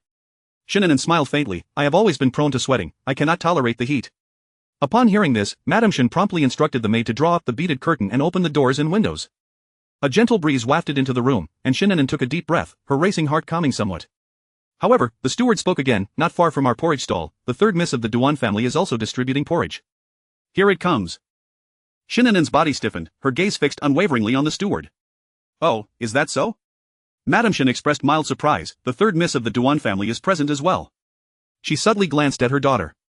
Shen An'an understood the implication. The third miss of the Duan family harbored feelings for Xiao Yuan. However, in this life, she had not been betrothed to Xiao Yuan, which was why Madame Shen had not introduced her to the third Mississippi. With unparalleled beauty, kindness, and talent rivaling that of a prince, she was a gem in the capital, comparable to the matriarch of their family in her youth. This had been Madame Shen's praise for her in her previous life, having heard of her affections for Xiao Yuan and her remarkable qualities. In a fit of youthful pride, Shen An'an had eagerly volunteered to take charge of the porridge distribution, wishing to formally exhibit her stature as the eldest daughter of the Shen family and Xiao Yuan's fiancée, proving her worth against anyone else. Upon reflection, it was merely the vanity and competitive spirit of a young girl at play. Her misguided intentions rendered her destined to fail. Ah, none. Madame Shen waved her hand in front of her daughter's eyes, bringing her back to reality. Mother. What were you thinking? I called your name several times with no response. Madame Shen chided gently. Shen An'an smiled faintly. I was lost in thought. What did mother just say? I said I would entrust the porridge distribution to you. Shen An'an was taken aback. Madame Shen elaborated, distributing porridge is a charitable act, and even the Duan family has entrusted their unwed daughters with this task, seeking to earn a good reputation. Since you have just returned to the capital, it is the perfect opportunity for you to make your formal debut. A reputation for kindness would greatly benefit a young lady's prospects for marriage. Shen An'an lowered her gaze and softly replied, yes. Thank you, mother, for considering me. Though the paths diverged, the outcome remained the same. Shen An'an resolved not to repeat the mistakes of her past life. I am your mother. If I do not think of you, who else will, silly child? Madame Shen gently stroked her hair, her eyes brimming with love. Shen An'an nestled like a child in Madame Shen's embrace, her delicate eyes blinking softly. In this life, she desired both reputation and love. She wished for the world to shower her with praises and accolades, to shine brightly and splendidly. Chapter 6 Miss Duan-san. In affluent households, great care is taken to select an auspicious day even for distributing kanji. Shen An'an stared at the booklet handed to her by the steward, remaining silent for a considerable time. Miss, is there a problem with the booklet? The steward inquired cautiously. Having just returned, the household was still unfamiliar with her temperament. They only perceived her as a young lady who should be quite amiable during their brief encounters. Regaining her composure, Shen An'an closed the booklet and replied, there is no problem. Let it be as it is. The steward bowed in acknowledgement, then I shall prepare accordingly. Very well. Once the steward departed, Shen An'an attempted to lift her teacup for a sip but, lost in thought, accidentally toppled it over. Mo Xiang hurriedly stepped forward to tidy up. Miss, please do not move, we must ensure you are not harmed by the shards. Shen An'an nodded, her gaze lowered as she watched Mo Xiang clean up the mess. The booklet contained no discrepancies. The timing for the kanji distribution, the day selected, and even the rice and oil were identical to her previous life. Madame Shen hailed from a merchant background, and it was only after her children achieved the status of jinshi that the Shen family could be considered to have ascended in social standing. Among the wealthy ladies, Madame Shen was renowned for her generosity, even spending twice the usual amount on kanji distributions. Of this was, in part, to cultivate a positive reputation for herself. Regrettably, in her past life, Shen An'an had been naive, too easily swayed by fleeting sentiments. Once Mo Xiang had finished cleaning, she assisted Shen An'an down from the chair. Miss, ever since you returned to the capital, you seem rather absent-minded. I hope you are not unwell. The old matriarch has been writing frequently, worried that you may not be accustomed to life here. Having grown accustomed to idleness in Jiangnan, the sudden influx of events upon my return has left me somewhat unsettled, Shen An'an replied, settling by the window, resting her chin on her hand as she gazed outside. Whether in Jiangnan or the Shen residence in the capital, she always placed a writing desk and a chair by the window for moments of idle contemplation. After a while, she instructed Mo Xiang to fetch ink, paper, and a brush. Are you writing a letter to the old matriarch? Yes. Shen An'an pressed her lips together, but instead of writing characters, her brush danced across the paper, capturing the scenery of the courtyard. The matriarch of the Shen family had once been recognized as a talented woman in the capital, and Shen An'an's own abilities were equally commendable. While she may not have mastered every art form, she was certainly on par with any noble lady in the capital. The branches she depicted flowed gracefully. While they did not appear lifelike, they could certainly be described as vividly realistic. From the flowers to the swing in the courtyard, it felt as though they had been etched into existence. Miss, your painting makes me feel as though I am truly there, Mo Xiang remarked. Shen An'an smiled faintly. It is a pity it is autumn. If it were spring, brimming with vitality, it would surely be even more beautiful. Then wait until spring to create another for the old matriarch. Shen An'an smiled but remained silent, for the coming spring felt far too distant, and she had no desire to wait. Miss, a voice broke through her musings. It was the newly promoted maid, Mo ran, lightly tapping on the door. Mo Xiang stepped over to open it. The young lady is painting. What is it? The eldest young master has returned. It seems he has been punished and was carried back. Upon hearing this, Mo Xiang turned to look at Shen An'an. Shen An'an quickly approached. Where is he? He has been carried back to the courtyard, Mo ran replied. Shen An'an strode out, descending the steps swiftly while inquiring, did anyone summon a doctor? Who brought him back? It was the guards from the fourth prince's residence. Shen An'an paused, her almond-shaped eyes darkening slightly. Upon reaching Xinchang's pine bamboo courtyard, the maids and servants were in a flurry, bustling about. Miss, everyone greeted her in unison. Shen An'an nodded, ascending the steps. Mo Xiang raised her hand and knocked on the door. Eldest young master, the young lady has come to see you. Come in, Xinchang's hoarse and restrained voice called from within. As Shen An'an entered, her gaze fell upon the man lying on the bed. His complexion was pale, lips cracked, and on the floor lay a pile of bloodied gauze, while a maid was attempting to feed him water. In that instant, Shen An'an felt her eyes grow moist. The scene before her was hauntingly reminiscent of her previous life, where her elder brother had fought with Xiao Yuan for her sake and had been punished. Where is the doctor? Has one been summoned? She asked, her tone sharper. The attending maid immediately replied, Miss, a doctor has already been sent for. Shen An'an waved away the spoon that was brought to his lips, attempting to comfort Shen An'an. It is merely a slight injury. There is no need to worry, it is nothing serious. Shen An'an stepped forward, taking the bowl from the maid's hands. Drink a little more, injuries deplete your strength. Shen An'an was taken aback as Shen An'an brought the spoon to his lips, and he quickly opened his mouth to drink. His sister had never been so close to him before. Surely, blood is thicker than water. After a few more spoonfuls, the doctor finally arrived. Shen An'an, aware of the need for privacy, retreated behind a screen to wait. Through the thin veil, she could not clearly see the figures, but she could hear Shen An'an's low, pained groans. After a quarter of an hour, the doctor finished treating his wounds and prescribed medicine to be brewed. Shen An'an caught a glimpse of the graceful figure reflected in the screen and managed a faint smile, his voice hoarse. Why do you not come out? Shen An'an sniffed, tilting her head to suppress her tears. None. Yes, she replied, adjusting her appearance before stepping out. Upon seeing her reddened eyes, Shen An'an's heart softened. Elder brother is fine, why are you crying? Shen An'an turned her face away, her tone icy. That ungrateful scoundrel, I should not have saved him. Her teeth clenched in anger. Shen An'an was momentarily taken aback, realizing she was referring to the fourth prince, Xiao Yuan, and his expression twitched slightly. Everyone, step back, he commanded. Yes, the maids and servants replied in unison as they exited the room. Shen An'an continued, if you had not saved him, it would not have been a mere punishment, he could have lost his life. The commotion on Nanhua Street was so great that the imperial guards were oblivious. It is indeed your brother's fault, your merits cannot absolve my grievances. Shen An'an remained silent, but her discontent was evident on her face. Did he order you to be beaten? Shen An'an nodded. The fourth prince's punishment was not severe. It was merely to silence public opinion. If we had waited for the emperor's decree, it would have been far worse. Shen An'an responded with a nasal sound. Mother has entrusted me with the kanji distribution. I may not have time to visit you in the near future, you must take care of your injuries at home. All right, Shen An'an said, stroking her head. Shen An'an obediently lowered her head, waiting until he finished before rising to leave. Miss, it seems both the madam and the eldest young master enjoy patting your head, Mo Xiang remarked with a smile. Shen An'an replied with a non-committal In the past, she had always felt they regarded her as a child, but later came to understand that it was an expression of affection. The autumn wind howled, yet the bluestone path was meticulously cleaned, devoid of any fallen leaves. She despised the cold and had tightly closed the doors and windows even in early autumn. The following day, she rose early. Mo Xiang helped her with her grooming. Though it is autumn and the sun isn't too scorching, one must still apply more snowskin cream to shield against the wind and sun. Your skin is delicate.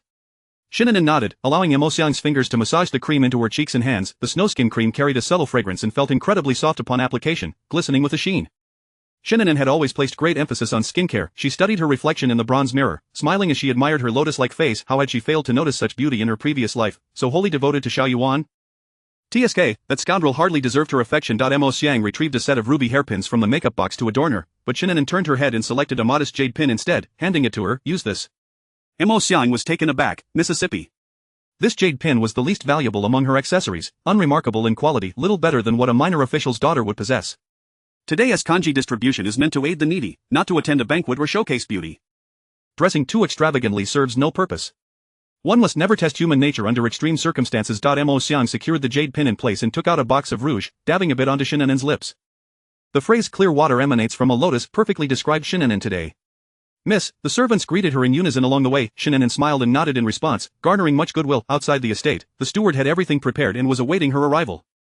Miss, the rice and flour have been delivered. You can begin as soon as you arrive. Very well, Shen An'an said, lifting her skirt as she climbed into the carriage. The steward and a group of maids and servants followed behind.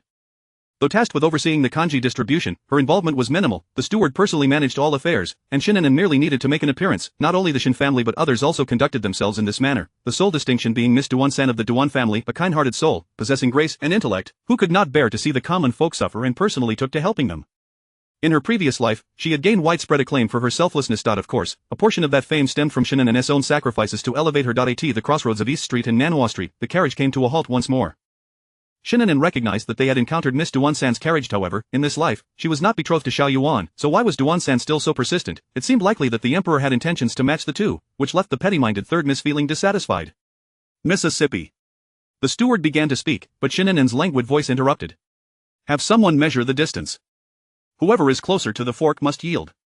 The steward was taken aback, glancing around the carriage window in confusion, wondering how the young lady was aware of the happenings outside. On the other side, a delicate finger lifted the carriage curtain, revealing a gentle and demure face. What is the matter? Replying to the third miss, our carriage has crossed paths with the Shen family's eldest young lady. The intersection is congested, and we cannot allow both parties to pass simultaneously. Miss Duan-san replied with a soft leaning forward to peer ahead, her gaze landing on the carriage not far away. It contained the eldest young lady of the Shen family, yet despite the commotion outside, she remained hidden within. Miss Shen, she called gently. The carriage curtain remained motionless, as if the occupant had not heard her voice. Duan Mengmeng's brows knitted slightly, and she called again, Miss Shen, the road is crowded, and I am in a hurry, might I request a favor? After a prolonged silence, the curtain finally lifted, revealing a maid's face adorned with a hairpin. My lady is also in a hurry. Why should Miss Duan not extend a favor? Duan Mengmeng bit her lip, her complexion turning crimson. Miss Shen, you misunderstand, that is not my intention. The people of East Street are waiting for me. Every moment I delay, they suffer more from hunger, and I am simply anxious. After finishing her sentence, she noticed that the maid had withdrawn her head, frowning slightly. The next moment, a lotus-like face emerged, leaning against the window with an expression of calm. What have I misunderstood? You are not suggesting anything untoward, are you? Miss Duan is going to do good deeds. I am not out for leisure. Do you imply that, in your eyes, the citizens of East Street are human, while those of Nanhua Street are not? I did not mean it that way. Duan Mengmeng's expression soured. Those who know Miss Duan to be kind-hearted might misunderstand. Others could assume that you exploit the common folk for your own reputation. Duan Mengmeng's countenance changed, and she quickly glanced around, wary of those present. Shen An'an's gaze darkened as she scrutinized her, her tone frigid. Miss Duan need not fret, my people are already ahead assessing the situation, it will be resolved shortly.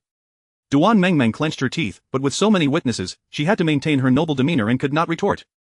Shen An'an leaned back against the soft cushion, occasionally glancing at Duan Mengmeng's changing expressions, a cold smile playing at her lips. This was the very spot where her notoriety had begun in her previous life. Duan Mengmeng was a refined young lady raised in a prestigious family, her words wrapped in honeyed tones yet laced with barbs. In contrast, Shen An'an, having grown up in Jiangnan, was unaccustomed to such duplicity. She had only recognized Duan Mengmeng's soft-spoken demeanor as genuine kindness, unaware that each word ignited her ire. Ultimately, she had lost her temper, blocking the intersection and arguing vehemently with Duan Mengmeng.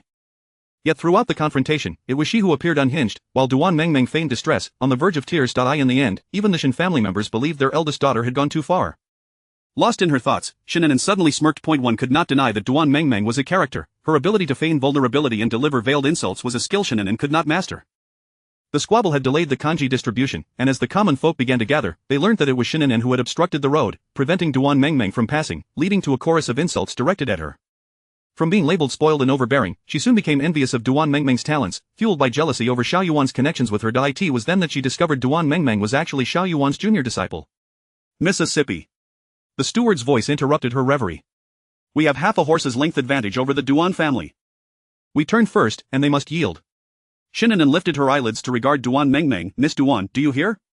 Duan Mengmeng stood stunned for a while, her delicate hands clenched into fists. After a moment, she smiled gently. Miss Shen is indeed an interesting person, such trivial matters hardly warrant such seriousness. Let it be known, clear the way for Miss Shen. Shen An'an maintained her calm demeanor. Miss Duan is even more intriguing. They say that speaking is an art, profound and vast. It appears Miss Duan has mastered this art. As the carriage retreated, Shen An'an did not glimpse Duan Mengmeng's expression, but she imagined it was far from pleasant. How could a country bumpkin from Jiangnan be so clever and difficult to deal with? Duan Mengmeng lowered the curtain, her expression darkening. Her eloquence, when pitted against Shen An'an's straightforwardness, left her at a disadvantage. Chapter 7 of the Refugees. Shen An'an cast a cold, indifferent glance at the Duan family's caravan before gently lowering the carriage curtain with her delicate fingers. My lady, I can't help but feel that the third young lady of the Duan family speaks rather oddly, the steward remarked with a furrowed brow. It's just idle chatter, how could it not be peculiar? Shen An'an replied with a soft smile. A few days ago at the palace banquet, my aunt intended to betroth me to the fourth prince, and the third young lady of the Duan family is his junior. Perhaps she feels a bit unsettled about it. Upon hearing this, the steward was enlightened. So that's the case, she appears so delicate, yet her thoughts are quite intricate. Shen An'an smiled lightly. It's understandable for a young woman to feel jealousy for the one she admires. Alas, my lady is too kind-hearted, the steward said. Shen An'an smiled gently, leaning back against the soft cushion as she closed her eyes. Duan Mengmeng was skilled in her maneuvers, so it would be best not to engage in underhanded tactics. Straightforwardness would be far more effective. The steward, being astute, knew that by the time they reached Nanhua Street, the events that transpired would be common knowledge. Fortunately, my young lady has a generous spirit. Otherwise, you all would be left hungry at this hour. As the person ladling kanji served the lined-up refugees, he spoke to the common folk, displaying great courtesy, inquired about the reason, prompting him to embellish the events that had unfolded along the way. Shen An'an was indifferent to whether Duan Mengmeng was scolded, but she was deeply concerned about her own reputation. Her past experiences taught her that as long as one maintained a good reputation, even wrongful deeds could be forgiven if they were deemed justified. A simple act of yielding had quickly transformed into a tale of envy and deliberate hardship on the part of the third young lady of the Duan family. Shen An'an listened calmly as a smile crept upon her lips. This scene bore an uncanny resemblance to her previous life, merely with the roles reversed. The steward chosen by my mother is indeed a remarkable person, she praised sincerely. Just a few words from him had unraveled her thoughts, and such a person was indeed a relief to work with, yielding twice the results for half the effort. Mo Xiang, though oblivious to the intricacies, instinctively honored her as a lady. Being soft-hearted towards others often left one vulnerable, and with the public's initial bias, they would undoubtedly side with Shen An'an. Unlike her previous life, she did not shy away but instead descended to assist the disabled and immobile refugees. Mo Xiang followed closely behind her, holding bowls of plain congee and steamed buns. As the impoverished masses gathered, Shen An'an looked around, the scene a sea of bodies, with a cluster huddled in the corner. The cries of infants and the soft weeping of women pierced her ears painfully. Why had she not noticed this in her past life? Had she been so blinded by romantic entanglements that she had lost touch with the most basic compassion and conscience? Witnessing the dire situation before her, she suddenly realized that the jeers directed at her in her previous life had not been unfounded. For the sake of reputation and face, they had mixed sand into the rice to stretch its quantity, prolonging the distribution of food. Such actions were indeed inhumane. In that moment, thoughts of the third young lady of the Duan family and Xiao Yuan were cast aside. All that occupied her mind was the sight of a starving infant wailing, clinging desperately to its mother's breast. The woman was in tears, having not eaten for days, leaving her without milk to nourish her child. Perhaps we should feed him some rice oil, Shen An'an suggested, crouching down and, disregarding the child's filth, cradled him in her arms. The woman was momentarily taken aback. Mo Xiang offered her a steamed bun. Please eat a little to ease your hunger, we will take care of feeding the child. Thank you, noble one, thank you. The woman's eyes sparkled with hope as she fixed her gaze on the child eagerly sucking the rice oil, while she quickly stuffed the bun into her mouth. Those behind them witnessed the unfolding scene. A disabled man crawled forward, pleading, Noble one, please have mercy, grant us a morsel of food, noble one. Watching this, Shen An'an felt her heart ache. Mo Xiang quickly returned the child to the mother and pulled Shen An'an back. In times of desperation, reason often eludes people. Noble one, living bodhisattva, please, have mercy. The guards of the Shen residence, noticing the commotion, rushed forward, drawing their swords to protect Shen An'an from the refugees. Shen An'an gently patted the leader of the guards, but he hesitated to step aside. My lady, they are so starved that they might resort to madness. It is best to be cautious. Shen An'an's gaze fell upon the refugees. They are disabled. They cannot even snatch a bowl of congee from me, they pose no threat. Their disabilities severely restricted their mobility, leaving them incapable of competing for food with able-bodied individuals. Even during the charitable distributions by various families, they were often neglected, as these individuals could not stir up any trouble or claim anything. Officials believed that providing food to them would be a waste, contributing nothing to their good name. In stark reality, they were merely waiting to die. They might even think that living in such conditions was worse than death, yet the process of dying was excruciatingly torturous. Everyone, please remain calm, Shen An'an called out, her voice clear. If you seek food, please sit quietly against the wall and line up as you did before. I will send someone to bring you food. Unconvinced, the crowd remained still, staring fixedly at Shen An'an. She scanned the crowd, noting that aside from the disabled, the majority were elderly, women, and children. Those with children should come forward. The elderly should follow behind. If you block the way, it will only hinder the distribution of food, and you will all be left waiting. At last, someone with a child moved to the side and sat against the wall, followed by others crawling or inching their way to form a line. Shen An'an summoned the steward. Return to the residence and bring more people to assist. The steward glanced at the refugees, his lips pressing into a thin line, remaining immobile. What is it? Is it not feasible? Shen An'an inquired. My lady's kindness is commendable, but even if we bring more people, these individuals may still not receive anything. Shen An'an was taken aback. Why is that? The steward sighed, my lady is unaware. Due to the insufficient governance of the southern flood, many officials have been dismissed. Now, the number of refugees reported is likely only a third of the actual total. Or officials protect one another, and these people, the steward's words trailed off as a commotion arose in the crowd. Shen An'an turned to see a group of soldiers approaching. Are you the esteemed Miss Shen? The leader inquired. Bowing slightly, the steward cast a worried glance at Shen An'an. Yes, is there a problem? She asked, furrowing her brow. I do not dare presume. I am here to maintain order, ensuring that Miss Shen's distribution proceeds smoothly. Shen An'an frowned, noticing the expressions of fear and trepidation on the faces of the refugees. The leader followed her gaze and smiled. Miss Shen need not worry, the court has set up congee shelters in the outskirts specifically for the disabled, elderly, and women with children. Is that so? Shen An'an's almond-shaped eyes darkened. If there is food available, then why do they drag their sickly bodies here? The leader faltered, casting a glance at the steward. Miss, they have their own arrangements. It is best if we do not interfere. The steward carefully interjected, indeed, they have their own plans. Shen An'an replied, since they are here, they cannot leave empty-handed. Once the food is distributed, they will surely depart. The official's expression stiffened, but due to Shen Wang's position, he ultimately refrained from objecting. Mo Xiang, leading the guards of the Shen residence, prioritized distributing food to those in need at the steward's side, speaking softly to Shen An'an, my lady, this is an unspoken truth in the capital. Why must you intervene? It would not change their fate. What unspoken truth? Shen An'an's gaze fixed on the officials, her tone icy. Is it the unspoken truth that allows them to starve to death, concealing the ineffectiveness of the southern officials and matching the reported numbers? The steward was momentarily speechless, unable to respond. To her surprise, the young lady was astute enough to grasp the crux of the matter so swiftly. Shen An'an remained silent, watching as the refugees accepted food and departed ravenously, while also observing the sullen expressions of the officials. This was the so-called mutual protection among officials, sacrificing countless lives for the sake of their positions. Just ahead, at an unexpected corner, a lavish black carriage had come to a stop. The curtain was half lifted by a hand with prominent knuckles, revealing half of an exceptionally handsome face. The man's eyes were pale as he gazed at the frail figure of the woman, his thin lips pressed together. She is not to be trifled with. Are you certain you wish to stand up for the third young lady of the Duan family? Without a word, the man lowered the curtain and stepped down from the carriage. He was tall, with broad shoulders and a narrow waist, standing straight as a pine tree. Every movement exuded an air of nobility. Li Huayan furrowed his brow. It is only natural for a young lady to express her grievances. Surely you do not intend to hold it against her, considering she has saved your life. The woman, though her words were harsh and her temperament unlikable, was not inherently a bad person. Xiao Yuan shot a cold glance at Li Huayan. What sort of idler was he? Shen An'an was half squatting, helping to rinse rice, her pink skirt trailing on the muddy ground, yet she seemed unperturbed. The sunlight illuminated her delicate profile, giving her an ethereal glow. Suddenly, a tall figure loomed over her, casting a large shadow. Xiao Yuan's deep gaze involuntarily fell upon the exposed, pale neck of the woman. Beautiful as jade, with an icy demeanor, the 8 characters beauty like fine jade surfaced in his mind. Shen An'an instinctively looked up, unexpectedly locking eyes with the man's dark, profound gaze. A moment of shock passed. Her strikingly beautiful face quickly turned cold. Xiao Yuan was taken aback for the first time, meeting a woman's gaze filled with disdain. Her almond-shaped eyes brimmed with displeasure, even hinting at barely concealed hatred. Hatred, he could not recall when he had offended her, yet it seemed that from the very first encounter at the palace banquet, she had harbored an inexplicable animosity towards him. Shen An'an slowly stood up, recalling that on this very day in her past life, he had come to confront her, leading to an unpleasant incident with the third young lady of the Duan family. Before everyone present, he had scolded her for being spoiled and petty, delaying the livelihoods of the people over trivial matters, filled with jealousy, lacking the grace of a noble. At that time, she had been overjoyed with her engagement, only to be met with a scathing reprimand. Embarrassed and aggrieved, she had returned home in tears for a long while.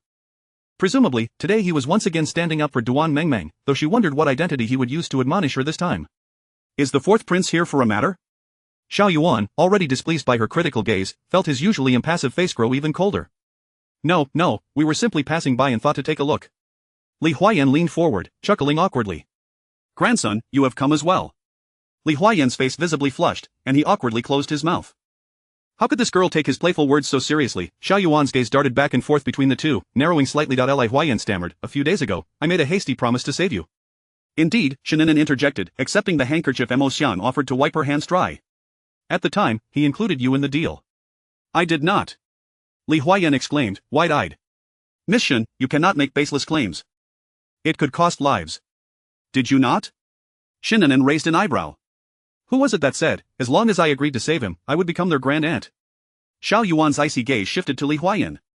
To be treated like a grandson yet still held accountable, what was the upside to that? I was merely acting impulsively to save you, Li Huayan protested. Miss Shen, did I not say that if he were to be executed, it would be as if I were to be executed as well? Shen An'an nodded. Yes, you did say that. You see, Li Huayan shrugged at Xiao Yuan. Fool, Xiao Yuan coldly uttered, stepping back to distance himself from Li Huayan, as if fearful of catching his foolishness. Li Huayan was taken aback, meeting Shen An'an's teasing gaze head-on. Shen An'an, you are playing me. Who taught you to speak to your grand aunt in such a manner? Is this how the Li family raises their children? Li Huayan was speechless. Fourth prince, I sacrificed myself for you. Aren't you going to say a word in my favor? Xiao Yuan's thin lips pressed together, casting a glance at the charming Shen An'an before choosing to remain silent. This woman was fierce. It was best to avoid conflict unless necessary, especially considering she could be deemed a lifesaver. Shen An'an's frosty gaze shifted to Xiao Yuan, the playful glint in her eyes turning to coldness. The fourth prince has made a special trip here for the sake of the third young lady of the Duan family, has he not? Not at all. Oh? Shen An'an raised an eyebrow in surprise. The debt of gratitude for saving my life cannot be repaid with mere thanks. Today, I merely happened to pass by to express my appreciation.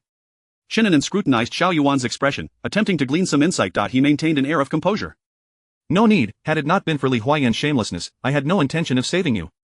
Li Huayan, now exasperated, rubbed his chest in frustration. I see, Xiao Yuan acknowledged. However, I truly owe you a word of thanks for your assistance. Shen An'an sneered, the fourth prince is indeed a paragon of virtue. I wonder if this is merely pretense or genuine sincerity.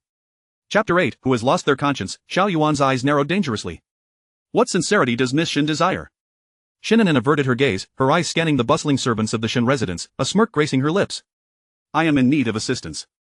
If the fourth prince truly wishes to express his gratitude, how about staying to lend a hand? That simply won't do, Li Huayan interjected, hastily waving his hands. He has a mountain of state affairs yet to attend to. What matters of state could be more pressing than the welfare of the people? Wouldn't you agree, fourth prince? Shen An'an's words dripped with sarcasm. Xiao Yuan felt a weight settle in his mind, a sense of unsettling familiarity washing over him, as if this scenario and these words had played out before. Miss Shen is correct.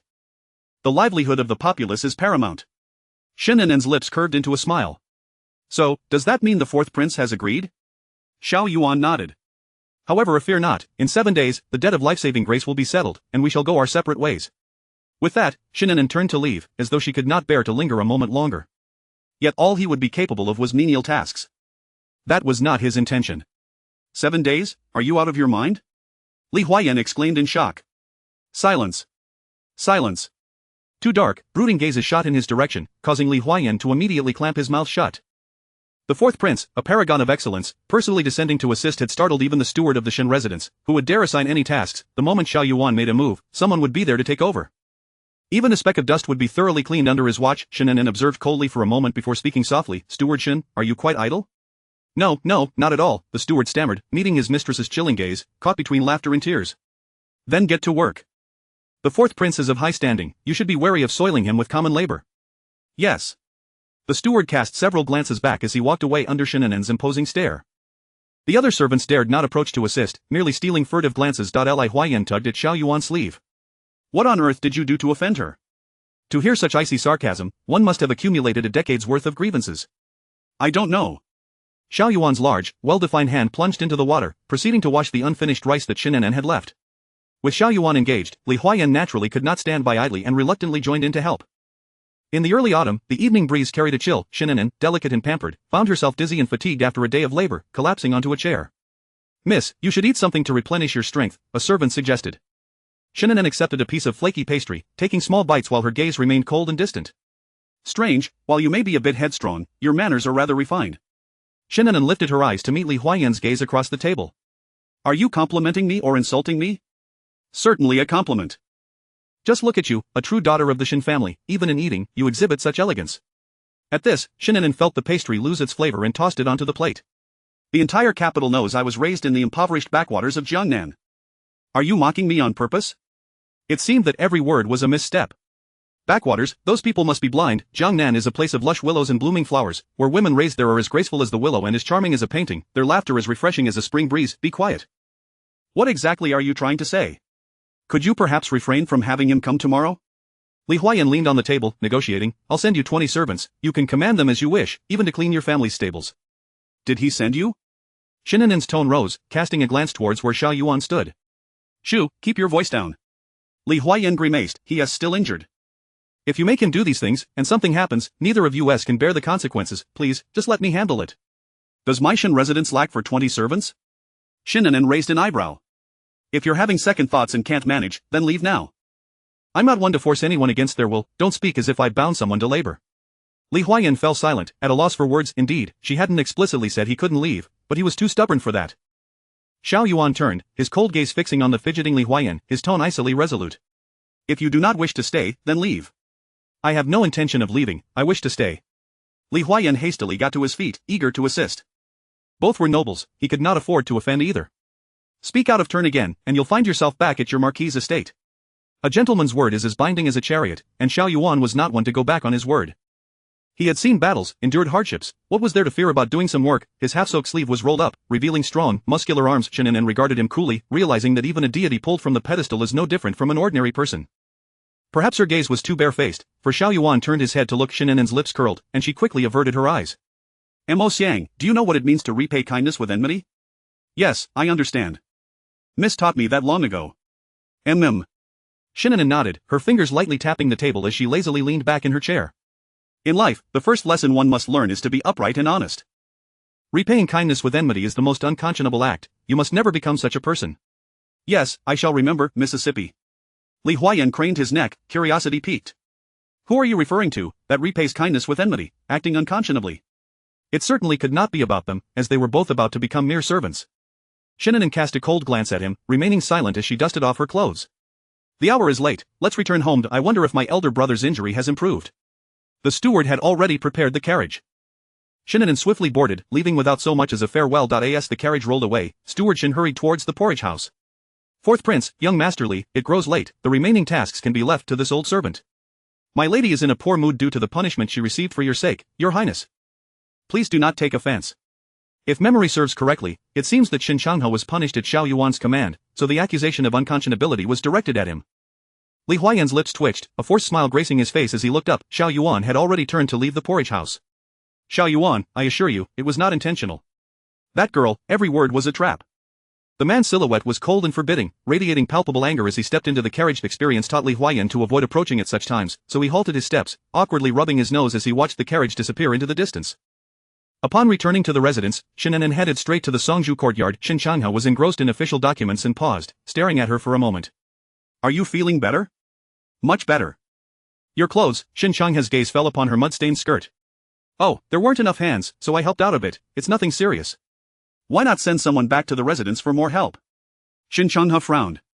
Those tasks are hardly suited for you. Quite simple, really.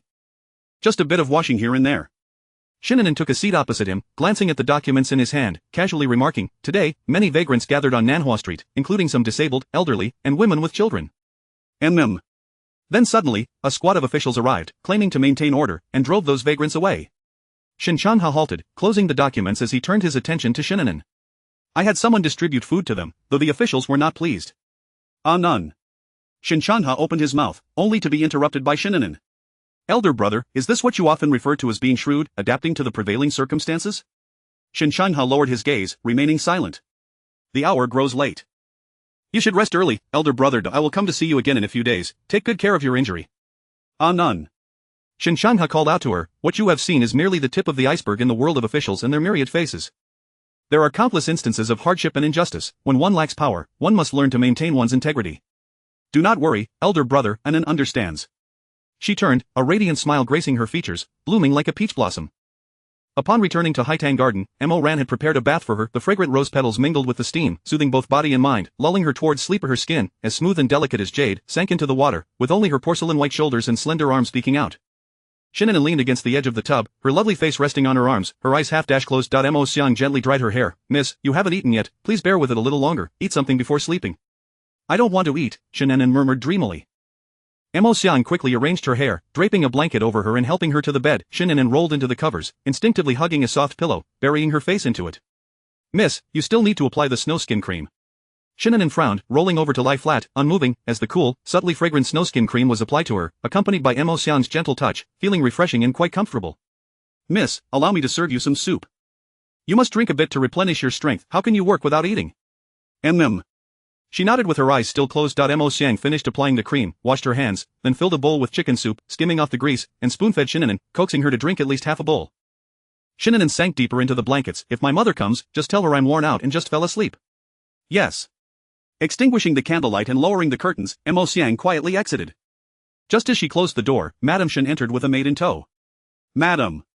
Madame Shen glanced around the dimly lit room. Has the young lady gone to sleep? Yes, she worked herself to exhaustion today and barely ate a few bites. Upon hearing this, Madame Shen hesitated to disturb her, asking a few cursory questions before leaving. The next day, Shen An'an rose early, only to find Madame Shen had risen even earlier. Just as she was about to eat, a young maid came in to report that Madame Shen had arrived. Shen An'an sighed, her delicate face instantly displaying a hint of fatigue. Madame Shen entered and immediately asked with concern, why do you look so listless? Did you not rest well last night? If so, let the steward handle it today. You should stay home and rest. Since it is a good deed, how could I abandon it halfway? You child. Madame Shen sat beside her. I heard from the steward that you even personally lent a hand? Yes, I helped a bit. An'an is so kind-hearted. Madame Shen affectionately stroked her head. Shen An'an set down her spoon and stood up. It's getting late, I must leave. We can talk more when I return. Wait a moment. Madame Shen held her back. The steward would not report only good news without mentioning troubles. He would provide every detail. I heard that you had the fourth prince stay at the porridge house to assist? Shen An'an replied with an impassive expression. The fourth prince prioritizes the populace's welfare, willingly helping the vagrants, doing his part. How could I possibly have the audacity to ask him to stay?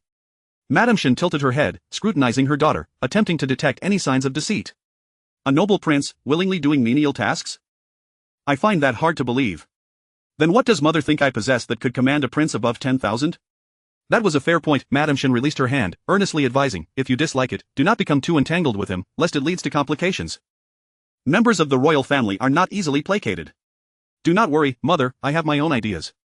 After exchanging a few comforting words, Shen An'an swiftly departed from the residence. Chapter 9. Have we met before?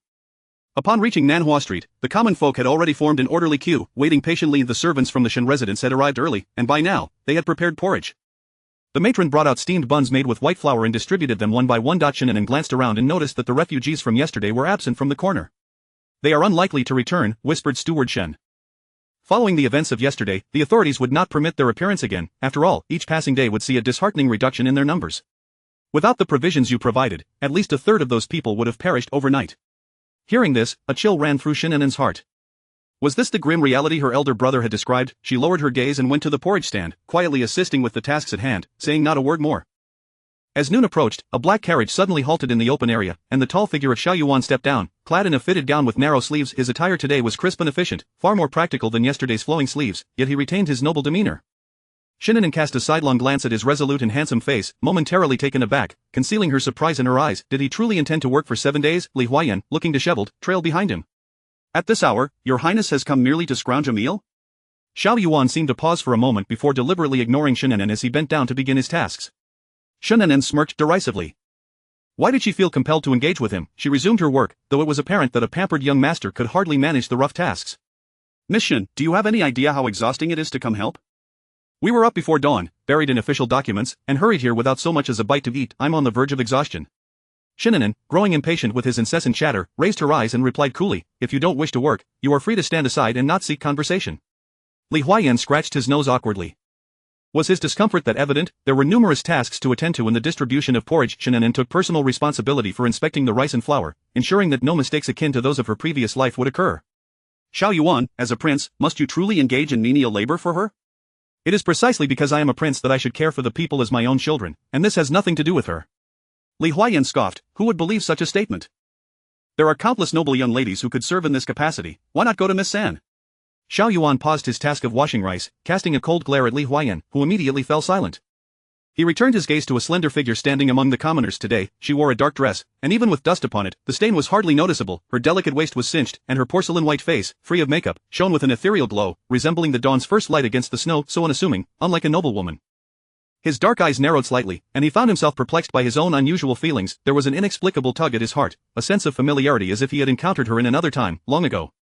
It was a curious sensation that compelled him to explore further, to trace the roots of this strange connection. She, a delicate young lady, can manage this task, why should a prince not do the same? He redirected his focus and continued washing the rice, but his peripheral vision caught sight of Li Huayan, who appeared utterly entranced. How is it that I never noticed before how beautiful this Miss Shen is? Suddenly, the basin in Xiao Yuan's hand slipped, splashing water everywhere and drenching Li Huayan. Ugh! Li Huayan hurriedly wiped his face with a handkerchief. Couldn't he hold on to it? Xiao Yuan said expressionlessly, tossing the washed rice to Li Huayan. Put it in the pot. All right. Li Huayan obediently rose to comply but took a while to return. Xiao Yuan waited for the rice to be prepared, only to glance back and see Li Huayan chatting with the woman who was cooking porridge. The woman appeared youthful, likely newly married, and their conversation seemed to elicit a faint blush upon her cheeks, revealing her shyness. Li Huayan. His voice was frigid, and he inadvertently attracted the curious gazes of those around him. Ah, coming. Ha! Li Huayan awkwardly hurried back. Shen An'an turned her gaze to the two tall men huddled in a corner. Their imposing presence, cultivated by power, seemed utterly incongruous with the cramped space. She found herself momentarily lost in thought, unable to reconcile the man before her with the aloof Xiao Yuan of her memories. Ah! Xiao Yuan's arm was jostled, and his already irritable demeanor intensified as he glared at Li Huayan, his eyes cold and fearsome. He. Li Huayan straightened his lips, attempting to lighten the mood. Xiao Yuan, still wearing a frosty expression, followed his line of sight, suddenly locking eyes with Shen An'an, whose gaze was unfocused. In that fleeting moment, Shen An'an snapped back to reality, furrowing her brows in displeasure before turning to leave. Xiao Yuan also averted his gaze. That look she gave you was rather peculiar, Li Huayan mused, puzzled. It bore a semblance of sorrow and resentment, intertwined with a hint of nostalgia and regret. Do you think she knows of your dark heart and ruthless ways, and has thus feigned a strategy of allure? Xiao Yuan remained silent, his indifferent gaze fixed on him. Li Huayan felt a chill run down his spine under the scrutiny and scratched his head. What I mean is, I'm not talking about you, I'm merely expressing my genuine feelings. That Miss Shen looked at you as though her parents had just died, which surely cannot be a ploy. Yet the more he attempted to clarify, the darker Xiao Yuan's expression became. Li Huayan hastily lowered his head to work, a wave of unease creeping up his spine. Fourth Prince, young Master Li, it's time for lunch. Oh, good. Li Huayan sprang to his feet and dashed toward the gathering crowd. Wait, are you really going to let us stand and eat from the same pot as your servants? He glared at the crowded table, clearly dissatisfied. Shen An'an held a bun in her hand, taking small bites to stave off hunger. That would be impossible, young Master Li and the fourth prince are of such high status, over there is your designated area. It has been prepared for you. Li Huayan followed her gaze and immediately scowled. The 2 bowls of vegetables served in large bowls, propped up by a couple of buns, were hardly impressive, and what was with the corner placement? Shen An'an, are you feeding dogs? Shen An'an blinked innocently. You are wrongly accusing me. The conditions here are modest, with only 1 table, surely you would not want to squeeze in with them, would you prefer I serve it to you? Mo Xiang, with a feigned innocence, added, indeed, young Master Li, the food my lady eats was also brought from that very spot. Li Huayan glanced at Shen An'an's bowl, which indeed bore no distinction from the 2 bowls in the corner. Suddenly, footsteps approached from behind, and Xiao Yuan walked over, silent and stern, his gaze fixed on the gentle and smiling Shen An'an seated at the table. Shen An'an suppressed her smile, meeting his gaze with a cool demeanor, her lips curling into a faintly frosty smile. Xiao Yuan did not halt his stride, approaching her deliberately, and in that moment, both Li Huayan and Mo Xiang felt their hearts leap. Ah, your highness, perhaps it would be best to let this go. It is not worth losing one's temper over trivial matters, Li Huayan hurriedly interjected. Shen An'an's eyes were filled with coldness as she regarded Xiao Yuan, whose features were sharpening in the dim light. Xiao Yuan stared intently at her, halting just a step away, his lips pressed tightly together. Have we met before? Shen An'an's pupils constricted, her heart suddenly constricted as if gripped tightly, her fingers digging into the bun. Miss Shen. Were we not just together yesterday? Did the fourth prince sleep poorly and lose his mind? Shen An'an forced herself to remain composed. Xiao Yuan furrowed his brow, his deep-set eyes scrutinizing her evasive words, rendered speechless for a moment. You are blocking my light. Finally, Xiao Yuan moved, glancing at the sun, which was steadily setting in the west, before turning away silently and departing. I will repay half of the kindness. I will convert the rest into gold and silver to send to the Shen residence. Li Huayan snorted coldly, hastening to follow suit. Shen An'an narrowed her eyes, watching the tall, elegant figure ascend into the carriage and vanish into the distance. My lady, what is wrong with the fourth prince? He seems rather strange. Who knows what is troubling him? Shen An'an lowered her head, but her appetite had vanished as she handed the bun to Mo Xiang, her palms clammy with sweat. Inside the carriage, Li Huayan stole another glance at Xiao Yuan's indifferent expression and could not help but ask, didn't we agree on 7 days, why did he suddenly leave? If you like him, feel free to pursue him. He was hardly so idle as to waste time on trivialities. Li Huayan leaned against the carriage wall, yet his eyes frequently assessed Xiao Yuan. I can't shake the feeling that you haven't been quite yourself these past few days. Xiao Yuan lazily lifted his eyelids, prompting Li Huayan to lean in closer.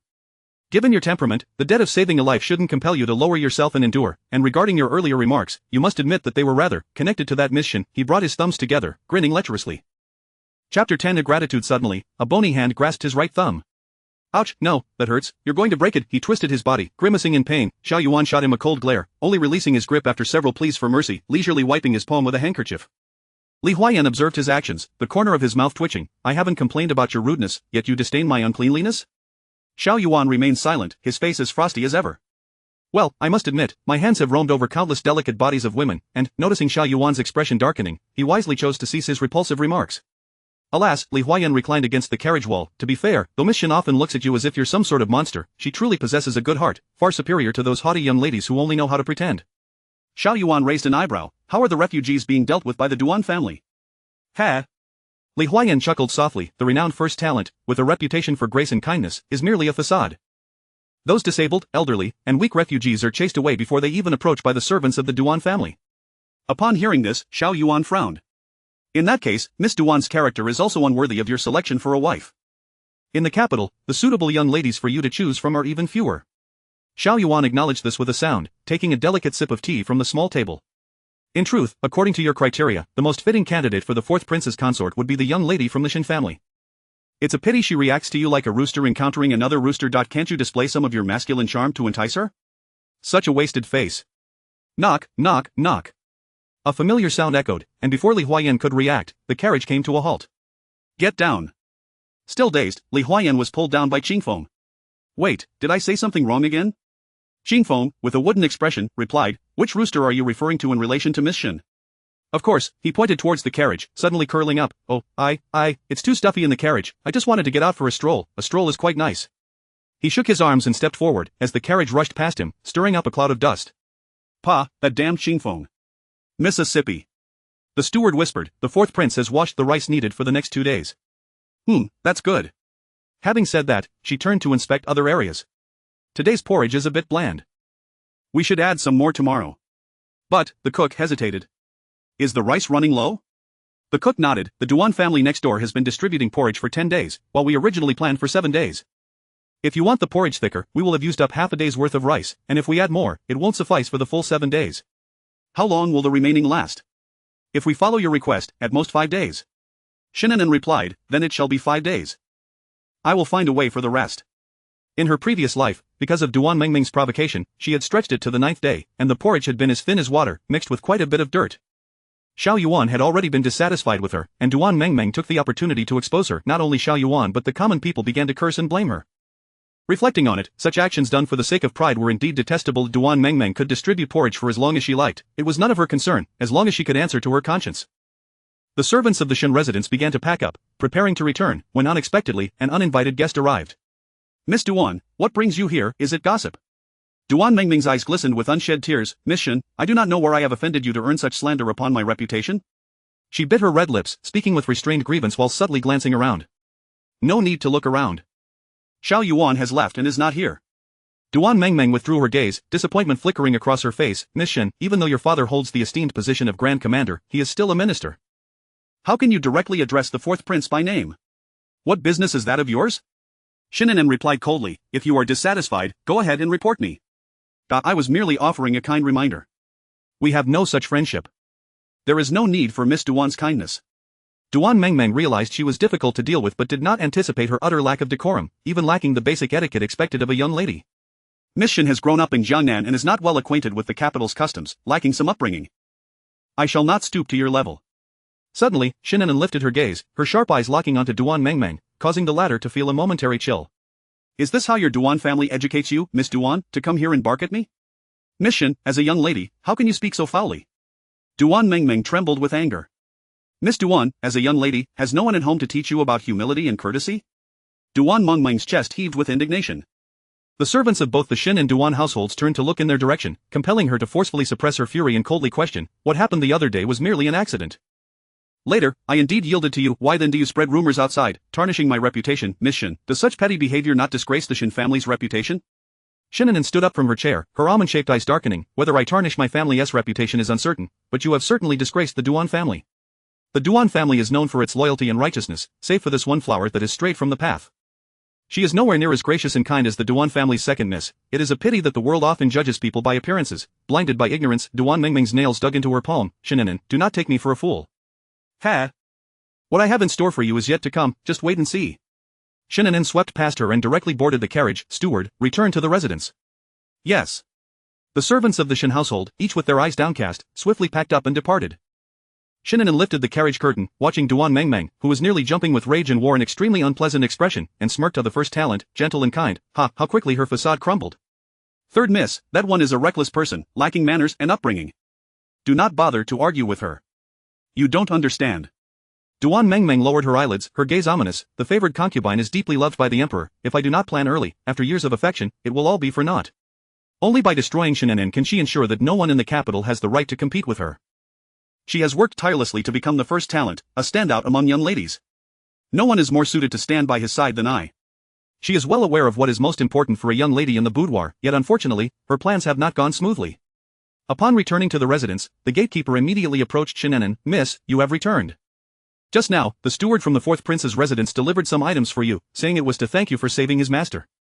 Shen An'an paused, glancing at the boxes piled in the open space, and said, take them to my Haitang garden. Yes. As before, Mo Ran had already prepared the bathwater. Shen An'an, exhausted, closed her eyes, allowing 2 maidservants to help her remove her garments and hair ornaments. Bare, she stepped onto the plush carpet and into the bathing tub. Today, the lady sent someone with the most fashionable flower cream in the capital, said to refine the skin. Even the empress is using it. I shall apply it for you. Shen An'an responded with an affirmative sound, resting her head against the edge of the tub. The cool sensation was quite pleasant, and she unknowingly drifted off to sleep. When the water had cooled, Mo Xiang, feeling distressed, called her awake. Miss, go to bed, be careful not to catch a chill. Shen An'an squinted her drowsy eyes, rising from the tub, a thin blanket draped over her pale, jade-like figure, droplets of water cascading down her slender legs. No matter the time, she always cared for her body and face, maintaining them well clad in undergarments. Her slim waist was cinched, and her hair fell loosely behind her, exuding a fragrant dew-like aroma. Bring in the items sent from the 4th prince's residence. Mo Xiang and Mo Ran opened the door, beckoning a few sturdy maidservants. There were 2 boxes in total, each heavy. His life must be quite valuable. Shen An'an approached, opening each box one by one. They were not large, yet filled to the brim. She picked up a brocade box and examined it. These seem to be medicinal herbs for nourishment, Mo Xiang remarked. While not particularly precious on their own, the total amount was not insignificant. Keep half, and send the rest to Songju Courtyard for my elder brother's health. That wretched man still had a trace of conscience. Inside the box, a layer of silver was spread out, amounting to approximately 1,000 taels. Miss, the fourth prince's generosity is quite extravagant. Shen An'an paused momentarily, then sneered. If only he could ensure we owe each other nothing, and live our lives separately, even 10,000 taels would be worth it. After all, in her previous life, he had acted just so. If he could use silver to sever their ties, he would certainly be delighted. Mo ran open the other box. Miss, these seem to be paintings in porcelain. Shen An'an's gaze fixated on the topmost painting, bound with silk threads, remaining motionless for a while, her almond eyes gradually darkening. Miss, what is wrong? Mo Xiang gently shook her sleeve. Shen An'an remained silent, walking over to take the painting, tearing off the silk threads, and the paper unfolded with a rustle, revealing the scene within. Heavens, it's so beautiful, Mo Xiang and Mo Ran exclaimed in unison. Yet Shen An'an stared directly at the painting, as if trying to pierce a hole through it. With a sharp motion, Shen An'an flung it to the ground and continued to grab other items. Vases, ornaments, paintings, there were far too many familiar items. In days, she felt as if those objects had sprouted faces, mocking her with laughter. Bang! She decisively closed the box, her expression dark and grim. Mo Xiang picked up the painting from the ground, gazing at her mistress in shock. Miss, what has happened to you? Return these items to him, and tell Xiao Yuan not to send me any rubbish. His painting is worthless to me, not even worth a single tael. Mo Ran was drenched in cold sweat from Shen An'an's chilling demeanor and hurriedly called for people to take them away. The fourth prince, talented and gifted, had paintings that were sought after in the capital, yet here stood a miss who deemed them worthless. Mo Xiang quickly stuffed the painting back into the box. You all may leave. I wish to rest for a while. Yes. Mo Xiang carefully closed the door behind her. Chapter 11. Meddling Shen An'an stood motionless for what seemed like an eternity, as if her soul had departed, before finally turning to take a seat. She lowered her head, only to suddenly raise it moments later, the corners of her lips curling into a sardonic smile. Once cherished like a treasure, something she had to humble herself for in her previous life, now lay effortlessly before her. Thus, the painting was not truly precious, it was merely that he deemed her unworthy of possessing it. Back then, she could not even beg for a simple pen from his study, and his claims of disliking others touching his belongings were nothing but lies. You have suddenly become generous, she scoffed, masking the mist in her eyes, not for him, but for the memory of her own once humble existence. Upon returning to the residence, Xiao Yuan entered his study, neglecting official documents, lost in thought. Fragments of familiar scenes flashed through his mind, but no matter how hard he tried, he could not grasp the threads of them. Your Highness, Qingfeng strode in. Speak. Someone from the Shen residence has come to return the items you sent. Xiao Yuan's indifferent gaze flickered as he regarded Qingfeng. With embarrassment, Qingfeng lowered his head. The steward sent 2 boxes in total. Miss Shen accepted the box of silver but returned the paintings, stating, she said, what did she say? Xiao Yuan asked, his tone calm. She said, Qingfeng closed his eyes, lowering his head, that your paintings are worthless to her, and she should not be sent off with scraps.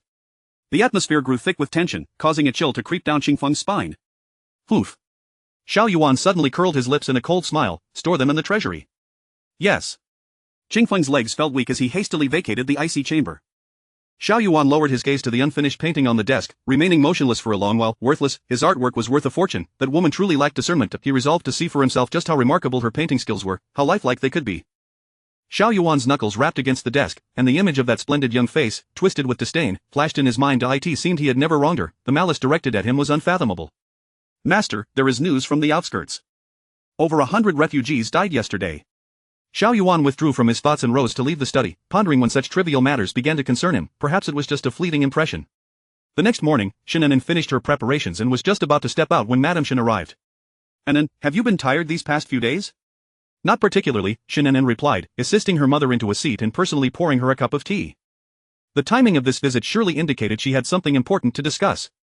There is a chrysanthemum banquet at the Yongning Marquis's residence the day after tomorrow. Since you've just returned to the capital, it would be a perfect opportunity for you to make your formal debut before the young ladies of the various families. But the charity rice distribution is only on the 3rd day. I fear I won't have time. Shen An'an furrowed her brows. Such banquets were merely venues for young ladies to boast and forge connections with those in power. What was the point of attending? Her nature had been spoiled by her grandmother, rendering her unable to endure grievances. Moreover, due to the incident with Duan Mengmeng, she had not been bullied by those young ladies. She had not even seen the chrysanthemums, and yet she found herself embroiled in verbal sparring. To her own dismay, during the last chrysanthemum banquet held by the Yongning Marquis, her reputation had been quite tarnished. Madame Shen had initially forbidden her attendance, but she insisted on going, driven by a desire to showcase her talents and outshine Duan San. However, before the competition even began, she had quarreled fiercely with a young lady and was sent back home. Recalling those scenes, Shen An'an leaned on the table, half concealing her face with her hand. The charity distribution is a small matter, managed by the steward. It's not necessary for you to be present every day. The Yangning Marquis's wife is the emperor's elder sister. Her banquet is a highly sought-after event among young ladies, held but once a year, attracting numerous talented youths. Upon hearing this, Shen An'an lifted her gaze to meet Madame Shen's eyes. Was her mother deliberately attempting to arrange a marriage for her? Contemplating this, Shen An'an nodded in agreement. Very well, then you may arrange it, mother. Rest assured, I have prepared your clothing and jewelry. You need only stay home tomorrow. Your complexion has suffered from the wind in the past 2 days and is no longer as tender as when you first returned. All right, I will listen to you, mother. After bidding farewell to Madame Shen, Shen An'an departed from the residence. As she sat in the carriage, she lifted the curtain slightly, gazing out at the bustling street. Vendors with shoulder poles wove through the throngs, and the smiling waitstaff beckoned passers-by to sample their delicacies. It's been ages since I've seen such liveliness, Mo Xiang remarked, following her gaze with a smile. Are you yearning to go shopping again? You were never idle in Jiangnan, yet here you are, just a few days back in the capital and already feeling restless. Shen An'an smiled without responding. It was not merely a matter of a few days. She had returned after an entire lifetime. How had she forgotten these joys in her previous life, allowing herself to become a bitter, scheming woman in a secluded household? To claim she bore no hatred for Xiao Yuan would be a lie, yet seeking revenge seemed unfounded. He simply did not love her, nor did he like her. Was that a fault? She even thought that had she been a man, she too would not have loved the mentally unstable Shen An'an. Thus, it was not wrong for her to despise him now. Distancing herself from that detestable man and seeking a suitable husband to become a gentle and virtuous woman would render her life complete. Shen An'an's lips curled into a smile as she lowered the curtain. Her first half of life had indeed been complete. It was merely unfortunate that she had encountered the wrong people. Suddenly, a sharp clamor and uproar drew nearer. You are disregarding human life. Release them at once, or I shall report you to the authorities. Shen An'an once again lifted the carriage curtain to look outside. A young man clad in coarse linen stood there, tall and slender, his once refined features now flushed with anger, exuding the air of a scholar. Facing him were several constables, among whom Shen An'an recognized the leader, the very same who had driven away the refugees on Nanhua Street days prior. What do you mean by disregarding human life? We are government officials, tasked with resettling the refugees. Mind your own business, or we shall charge you with obstructing an officer in the performance of his duties. The leader shoved the young man aside, commanding his men to drag away the nearly unconscious woman and child on the ground.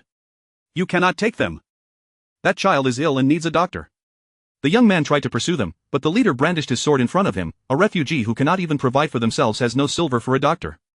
Get lost, or you may lose your life. Though seemingly fierce, his words were nothing more than a warning. The young man, resolute, grasped the sword. I am a newly appointed scholar, Zhang Yang. Dare you lay a hand on me? Though a newly appointed scholar had yet to be assigned a position, he was still of official status. Release that mother and child. Zhang Yang believed he could intimidate them, but the leader merely paused momentarily, dismissing him entirely. He lowered his voice. After years of hard study, this is the capital, not some remote village. Here, a scholar is no different from an insect. He thought he had made himself clear, yet Zhang Yang was obstinate and would not release his grip. Believe it or not, even if you are not a government official, you won't be able to protect your life. Zhang Yang retorted, under the emperor's feet, I refuse to believe there is no law. Law? Shen An'an shook her head. He was clearly a scholar who had lost his wits, yet his character was indeed commendable. Among the crowd, he was the only one brave enough to speak for the mother and child. The constable was so furious he seemed ready to strike Zhang Yang unconscious and drag him away. What is all this commotion? You are blocking the road. Shen An'an stepped out from the crowd. All eyes turned to her. After all, there were not many fools like the young man, and her sudden appearance piqued their curiosity. Clad in a soft, pale blue gown, her porcelain skin glowed like jade, and her hair, adorned with a few exquisite hairpins, spoke of great worth. Her elegantly arched brows and noble gaze exuded an air of distinction. Zhang Yang stared at her, momentarily forgetting to react, his eyes filled with awe. The phrase, as beautiful as a celestial being, was no exaggeration.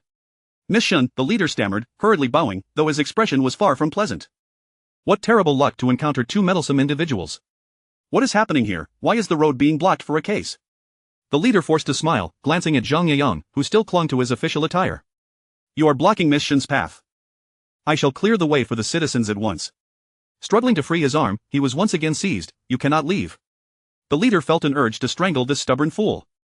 Shen An'an looked up at the resolute Zhang Yang and smiled. If you do not release him, how can he let that mother and child go free? Zhang Yang's face turned crimson, stammering, I fear that if I let him go, he will take them away. The child has a high fever and cannot endure any delay. Before Shen An'an could respond further, the leader commanded his men, release them. What terrible misfortune! The woman quickly gathered her child and rushed behind Zhang Yang. Miss Shen, I take my leave. Very well, Shen An'an nodded. The man shot Zhang Yang a fierce glare before departing with his men, and the surrounding crowd gradually dispersed, clearing the road. Shen An'an's gaze lingered for a moment on the woman who had shrunk behind Zhang Yang before she turned to leave. Miss, Zhang Yang called out, his face flushed and nervous. Do you have something else to say? Zhang Yang bit his lip, bowing deeply. I wish to thank you for your assistance on behalf of that mother and child. Shen An'an smiled. I did little. It was you who stood up against tyranny. Zhang Yeyang's face turned even redder, and he shyly lowered his head. My colleagues say I am stubborn. I hope I did not embarrass you. Shen An'an said nothing, her gaze drifting to the refugee woman who had been watching them, and she added meaningfully, your noble intentions are commendable, but do not let your kindness lead to your own harm. Zhang Yeyan was taken aback as Shen An'an boarded her carriage, slowly departing. He hastily bowed, saying, thank you for the reminder. Watching the carriage leave, he stood still for a long while until his sleeve was gently tugged. Young master, I have a headache. Oh, I shall take you to see a doctor at once. He rummaged in his pocket for some silver coins, glancing down at the pitiful child. Gritting his teeth, he picked up the child and hurried toward the clinic, the woman following closely behind, overwhelmed with gratitude. In a private room on the second floor of a tavern, the window faced this direction, allowing the observer to witness everything that transpired. Xiao Yuan lounged lazily in his chair, habitually playing with the white jade ring on his thumb, but he couldn't shake the feeling of unease at the sight of that woman smiling so warmly at the scholar. Was he, the prince and young general, truly inferior to that feeble scholar? Why did she treat him with such warmth while regarding Xiao Yuan with disdain? Such meddling, Li Huayan nodded in agreement. A mere scholar dares to interfere in such matters. He truly does not know the height of heaven or depth of earth. To put it kindly, he was righteous; to put it unkindly, he was foolish. The constable had made the situation quite clear, yet he insisted on confronting them without considering whether he had the right to intervene. He is merely lucky to have encountered Miss Shen's kindness. Otherwise, he would likely have been taken to the authorities today without knowing how he met his demise. There were countless means to make someone disappear in this city after all, as long as one was not on the wrong side of the powerful. The commoners were but insignificant insects, making not a ripple in the waters. She is kind-hearted? Xiao Yuan raised an eyebrow at Li Huayan. It seemed more like a case of overindulgence. Now the second prince is becoming increasingly reckless, so brazen in broad daylight. It seems that official in the south is indeed significant to him. Poof. Xiao Yuan scoffed, the monkey is merely playing with fire. I fear not his arrogance, but rather his stillness. That scholar was so steadfast and honorable, was he not? Li Huayan's eyes brightened. Indeed, such a person is perfect for dealing with a prince. Commoners lack the power to contest the nobility, but if they had someone backing them, the situation would be quite different. Chapter 12 of the strategy of inducing one to let go is useless to me. By the way, will you be attending the chrysanthemum banquet at the Yongning Marquisate the day after tomorrow? I shall not. Xiao Yuan replied lazily. Can the Grand Princess truly agree to that? Li Huayan expressed his skepticism. She has summoned all the noble ladies of the capital, presumably to present you with a match. Upon hearing this, Xiao Yuan curled his lips slightly. Who wouldn't he want to be presented? Indeed. It is rather amusing that the Grand Princess shows no interest in the cosmetics and silks that women adore, yet possesses a particular fondness for matchmaking. Strangely enough, whatever she sets her eyes upon invariably leads to a union. It is said that this time, the male attendees will also host a banquet for this year's top-ranking jincher, organizing some sort of talent competition, Xiao Yuan mentioned in a subdued tone. Princess Huasheng is now of marriageable age, it is indeed time for her to select a suitor. Is the princess truly considering marrying the young lady to a newly minted jincher of humble origins? Li Huayan furrowed his brow. Indeed. Xiao Yuan took a sip of tea nonchalantly. The Yongning Marquisate has already drawn enough attention due to his aunt's marriage. Should they further entwine with the powerful families, it would be prudent to consider how the emperor might react. After all, he is always wary of his own son. Thus, selecting someone without a noble background, possessing some talent and good character, would yield the best outcome for Huasheng. Say, if there will be a talent competition for the men, might there not also be one for the ladies? Li Huayan's eyes sparkled with excitement. Xiao Yuan cast a fleeting glance at him, remaining silent. TSK, I am not interested in women. The women from the flower houses far surpass these noble ladies, and one can resolve such matters with silver without any strings attached. He was a free-spirited individual, unable to bear the constraints of marriage. I was merely pondering. He propped his chin on one hand, his peach blossom eyes narrowing as he regarded Xiao Yuan. In previous years, Miss Duansan has always been the belle of the ball, which is rather dull. Do you think this year might bring a change? Xiao Yuan's hand, which held the teacup, faltered momentarily as he gazed at Li Huayan with indifference. Consider this: Miss Shen has just returned to the capital, and Madame Shen will surely wish for her to attend. After all, she was raised by the esteemed old Madame Shen, who holds a significant status. To her, Duansan is merely a minor figure. If one were to claim that Miss Shen is devoid of talent, I would find that hard to believe. How could someone of old Madame Shen's caliber raise her only granddaughter to be a fool? At the banquet that day, she likely said those things to avoid marrying you. However, her talents may very well rival those of old Madame Shen. Li Huayan became increasingly persuasive. No, I must attend the banquet the day after tomorrow. Perhaps there will be a delightful surprise. After a prolonged silence from Xiao Yuan, Li Huayan looked up to find his gaze lowered, his expression dark and seemingly displeased, with a hint of coldness in his eyes. What is the matter with you? Nothing. Xiao Yuan's lips curled into a slight smirk. It is rather boring to stay in the residence. It would be good to see for myself. He was keen to observe how remarkable that woman's painting skills might be, daring to declare his work as shabby. When Shen An'an arrived at Nanhua Street, the citizens had already formed a long queue, but the number of people was noticeably greater than in the past 2 days, creating a scene of overwhelming congestion. What is going on? The steward anxiously scratched his already sparse hair. Miss, you have finally arrived. Early this morning, the refugees from other streets surged here, claiming that our porridge is thick and can stave off hunger. At this rate, our rice may not last 5 days. It will be gone by tomorrow at the latest. Shen An'an furrowed her brow, glancing around to see that the number of people had indeed more than doubled since yesterday. The steward continued, East Street, North Street, as well as the Duan and Shen families are involved. This is quite inappropriate. Such an act would undoubtedly offend the Duan and Shen families, provoking unnecessary animosity. Shen An'an acknowledged with a sound, choosing not to elaborate further. Miss, should I inform them that supplies are limited, so those at the back need not wait and can return to their respective areas? Shen An'an replied, No need. No need. The steward's eyelids twitched uncontrollably. Miss, that seems rather unwise. Since they were all here for the porridge, why provoke the Duan and Shen families? Moreover, to assert one's uniqueness could also be a fault. Shen An'an turned to look at him, suddenly smiling. The steward is merely concerned that the Shen family is drawing too much attention, possibly offending the Duan and Shen families. The steward sighed, given the position of our master, it is not that we cannot afford to offend them. However, your actions may not only offend them but also all the benevolent officials. Thus, the Shen family would gain a good reputation built upon the disgrace of others, and the manner in which the young lady handled this was truly lacking in social awareness. Shen An'an chuckled lightly, why must we be the ones to offend? Would it not be better to let others bear the brunt? Ah. The steward was momentarily stunned. Shen An'an smirked, you will go to the 4th princess residence and inform him that I have changed my mind. I wish to exchange the box of paintings returned yesterday for rice and flour, and I need it today. The steward was left speechless, miss, but he is the 4th prince. Will he agree? The 4th prince was no fool, he would not wish to be blatantly manipulated or left with nothing in return. Just tell him that from this day forth, all debts of gratitude are settled. He will agree to sever ties with me. Shen An'an's face bore a mocking expression. Understood. The steward nodded stiffly. Given how things had developed, they had to give it a try. The steward, filled with trepidation, arrived at the gates of the 4th prince's residence, hesitating several times before daring to disembark. Suddenly, the sound of hooves approached, and he looked up to see a carriage adorned with the princess emblem coming towards him, causing his heart to tremble. A strong impulse to turn and flee surged within him. Master, it seems to be the steward from the Shen residence, Qingfeng reported in a hushed tone. Xiao Yuan, with his eyes still closed, slowly opened them, his fingers, defined and elegant, drawing back the curtain to glance outside.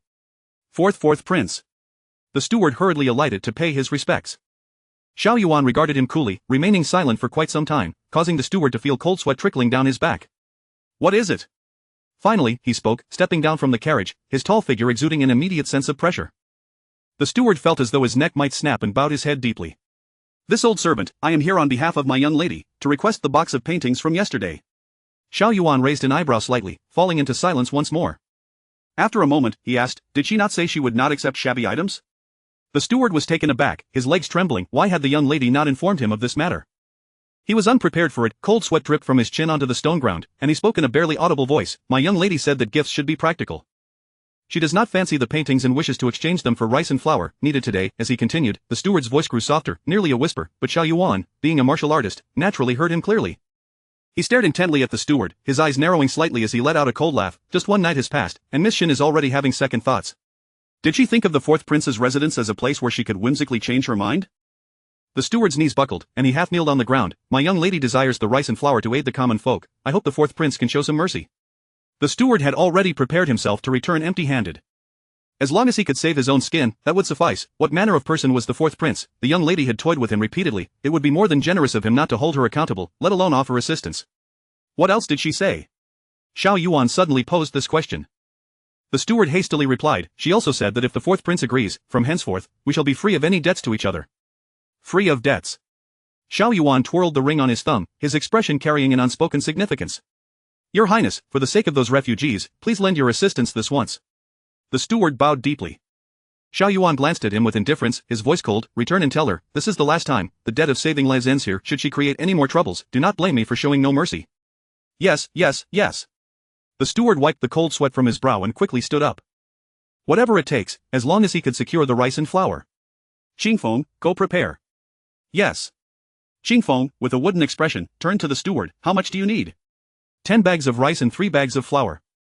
Qingfeng's lips twitched. That was quite a sum. Did the young lady intend to take in those refugees long-term? Follow me. All right. The steward hurriedly followed Qingfeng, but a sudden cold glare fell upon him, causing his neck to chill, and he immediately halted. Your Highness, is there anything else you wish to convey? Xiao Yuan narrowed his eyes, saying, remember to tell her not to waste her efforts concocting underhanded schemes against me. The tactic of inducing one to let go is of no use to me. Ah. The steward gaped, momentarily at a loss for words. Xiao Yuan scoffed softly and turned to head back to his residence. He repeatedly claimed disinterest, yet continuously entangled himself with her through various excuses, causing him to deeply question her motives. Was she not employing the same tactics as those women, merely with a more refined approach? The steward hastily gathered the supplies and rushed back. As the servants unloaded the rice and flour, he hesitated before Shen An'an, but her leisurely demeanor seemed to confirm that the fourth prince would indeed acquiesce. Miss, did he send a message? The young lady was already aware of this. What did he say? Was it to sever ties with me? Yes, but aside from that, there were other matters. The steward replied cautiously. Shen An'an turned to look at him, her almond eyes cold and calm. Speak. The steward lowered his head, slightly embellishing Xiao Yuan's final words before relaying them. For a long while, Shen An'an remained silent. Could it be that the fourth prince had guessed correctly? The steward furtively glanced up, only to see his young lady's face twisted in a terrifying scowl. Self-indulgent. He truly believes himself worthy, how ludicrous.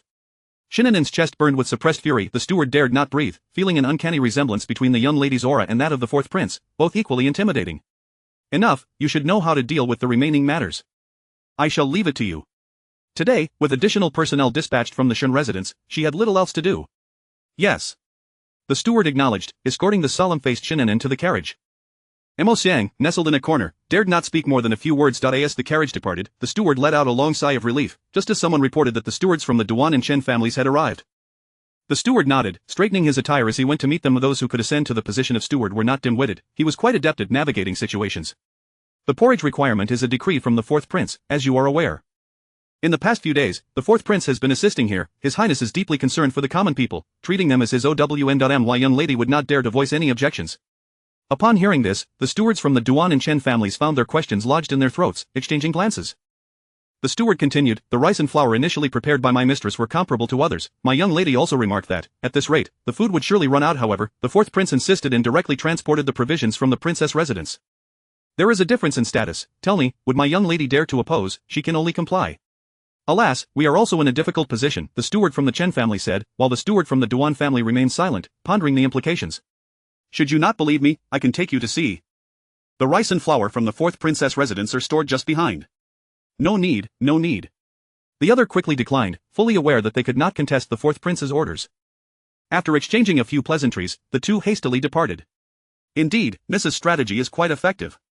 The steward chuckled. By drawing the fourth prince into this matter, it was unlikely that any family would dare to seek them out again, nor would they hold grievances against the Shen residents.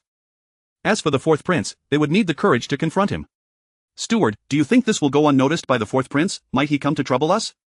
The steward's smile immediately froze on his face. Chapter 13 Learning to cultivate one's own virtue. As Shen An'an returned to the residence, she fortuitously encountered Shen Yuan, who had just returned from outside. She approached, kneeling slightly to pay her respects. Father. Shen Yuan cast a discerning glance at her and remarked, I heard from your mother that you have been overseeing the distribution of porridge recently, even personally lending a hand. With nothing to occupy my time, I merely wished to contribute my humble efforts. A smile graced Shen Yuan's otherwise stern visage. Your willingness to help is commendable. It is only fitting for the sons and daughters of the Shen family to behave thus. You speak truly, father, Shen An'an responded with a smile. Her father had served through 2 dynasties and attained the esteemed position of Grand Commander not through mere alliances, but through intellect and unwavering loyalty. Otherwise, he would not have resigned in shame in his previous life. Shen Yuan looked upon his daughter with great satisfaction. Have you just returned from the palace, father? Shen An'an inquired, noting that he had not yet changed out of his official attire. Yes, there are matters in the court that require discussion, he replied as they strolled together along the winding corridor. Is it concerning the floods in the south? Shen An'an suddenly posed the question. Shen Yuan halted, turning his head to regard his daughter with surprise in his eyes. How did you come to know? Shen An'an also came to a standstill, speaking softly. The day before yesterday, a wave of refugees flooded into Nanhua Street, some disabled, others elderly or women and children. Subsequently, a contingent of officials arrived to disperse them. The steward mentioned that it was a tacit matter among the officials in the capital, and I surmise. Before she could finish her thought, Shen Yuan abruptly interrupted, let us discuss this in the study.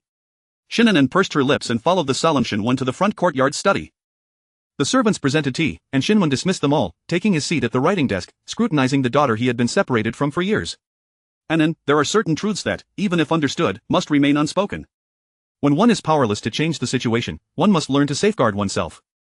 Shen An'an was taken aback. Her father's words echoed her elder brother's admonitions with surprising similarity, yet, to hear such sentiments from her upright father was somewhat astonishing.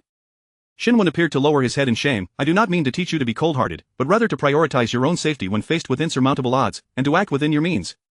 Shen An'an gazed at him for a long while before gently asking, "Is the individual behind this remarkably powerful, to the extent that even you, father, regard him with trepidation?" Her father was not the sort to stand idly by while such heinous acts unfolded before his eyes. Unless, of course, the person behind it wielded immense power, compelling him to tread carefully. After a moment of silence, Xiao Yuan exhaled a heavy breath. "Within this household, there are still you and your mother. I must consider the greater picture." He rested his arms on the chair, his head bowed in a display of helplessness and sorrow. Shen An'an understood instantly. It was highly likely that the individual in question was a member of the royal family. Her father, as Grand Commander, found himself powerless, which could not possibly be the case with an ordinary family. Though upright, her father had been tempered by years in the officialdom, learning that while standing up for justice was noble, one must also consider the safety of one's family.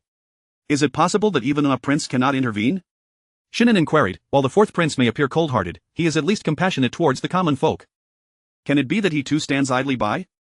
Reluctantly, she had to admit that Xiao Yuan was indeed a commendable prince, born into royalty and enjoying a life of luxury, yet he had at least fulfilled his responsibilities.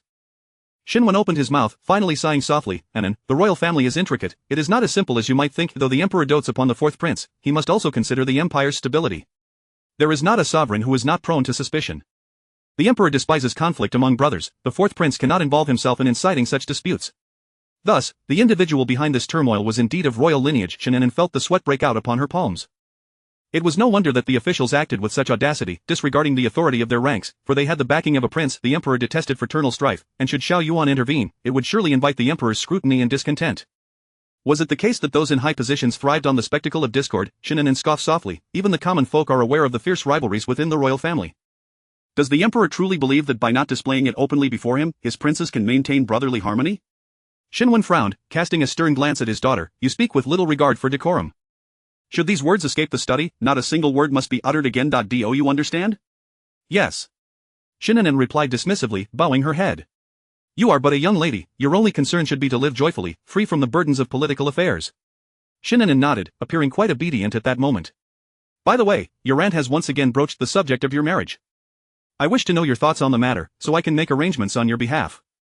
"I am unwilling," Shen An'an stated forthrightly. Shen Yuan was taken aback, even struggling to believe it. The fourth prince, with his remarkable talents in both literature and martial arts, is destined for even greater wealth and status.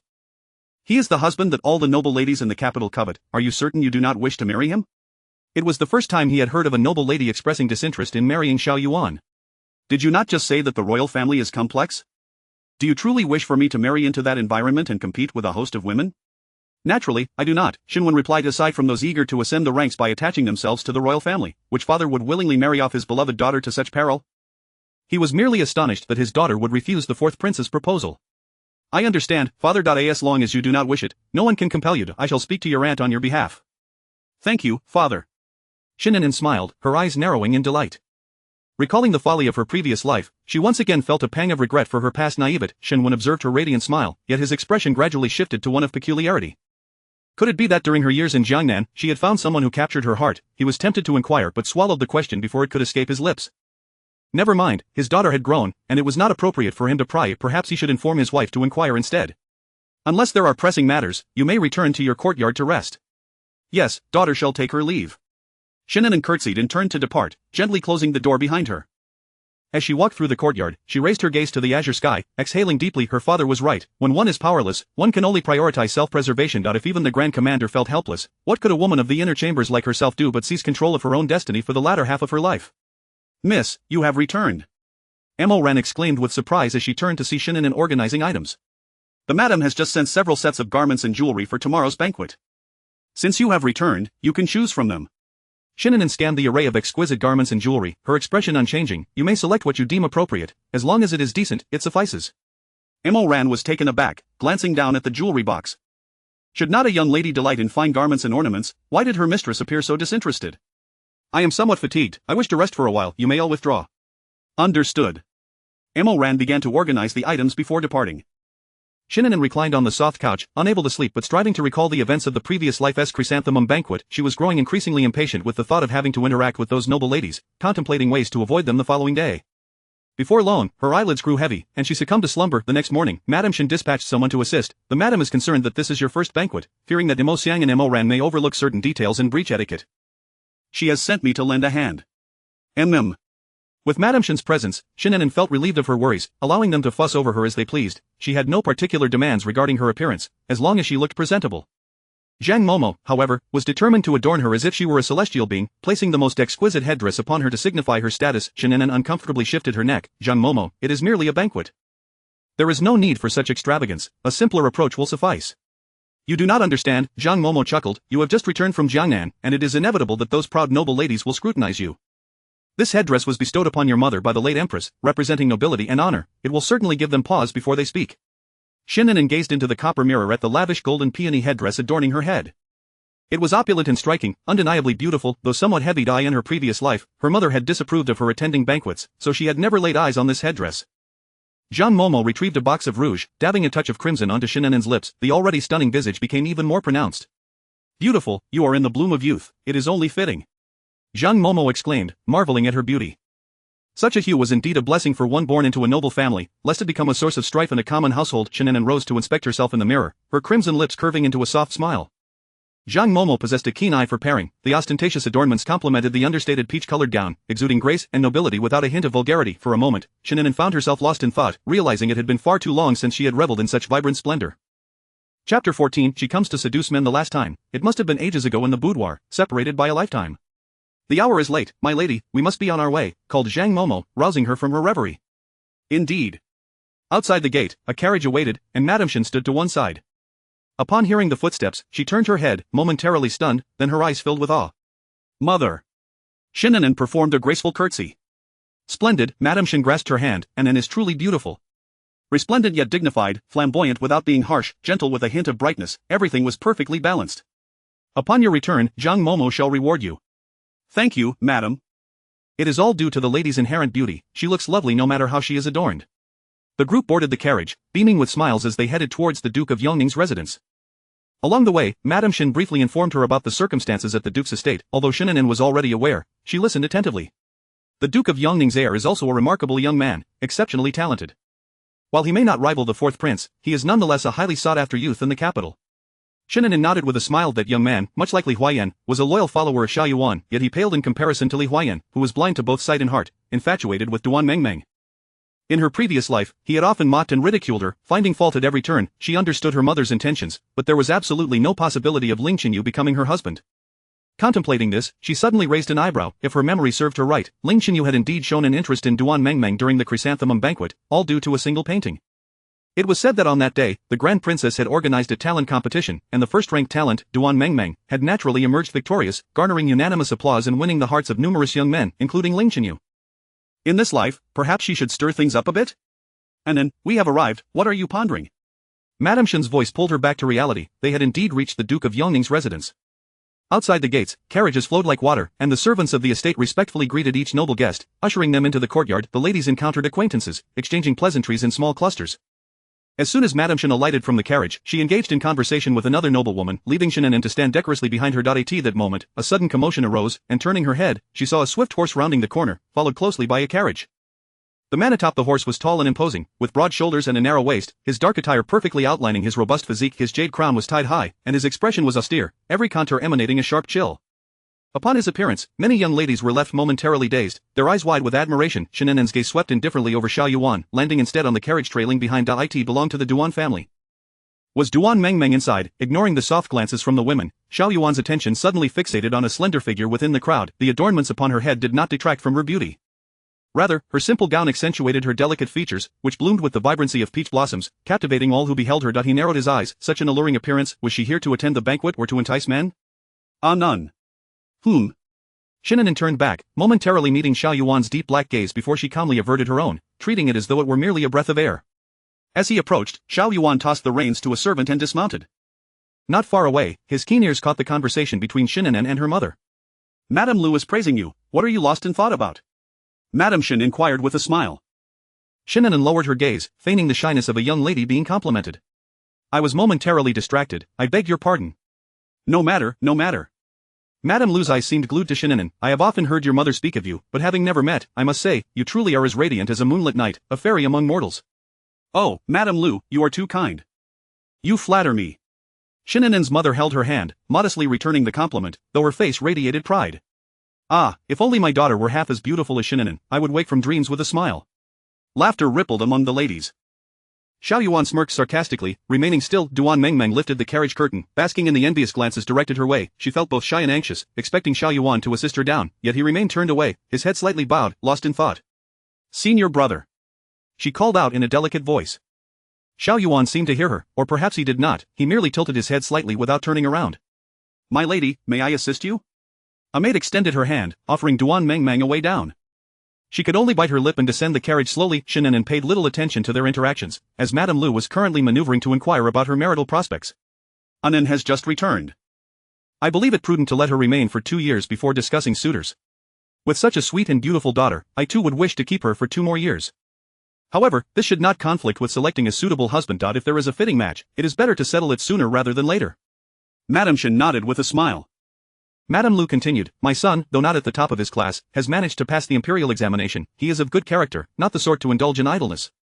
Madame Shen cast a sidelong glance at Shen An'an, politely remarking, "You are too modest, Madame Lu. Your son is indeed among the best of the official families." "Oh dear, you flatter me. I shall certainly bring him to visit you when the opportunity arises." Madame Lu beamed, and the 2 ladies began to set a date, as if eager to finalize the arrangement immediately. Shen An'an obediently followed the 2 women as they moved deeper into the estate, her steps light and graceful, embodying the demeanor of a noblewoman. Xiao Yuan's heavy gaze fixated on the flash of peach red before him.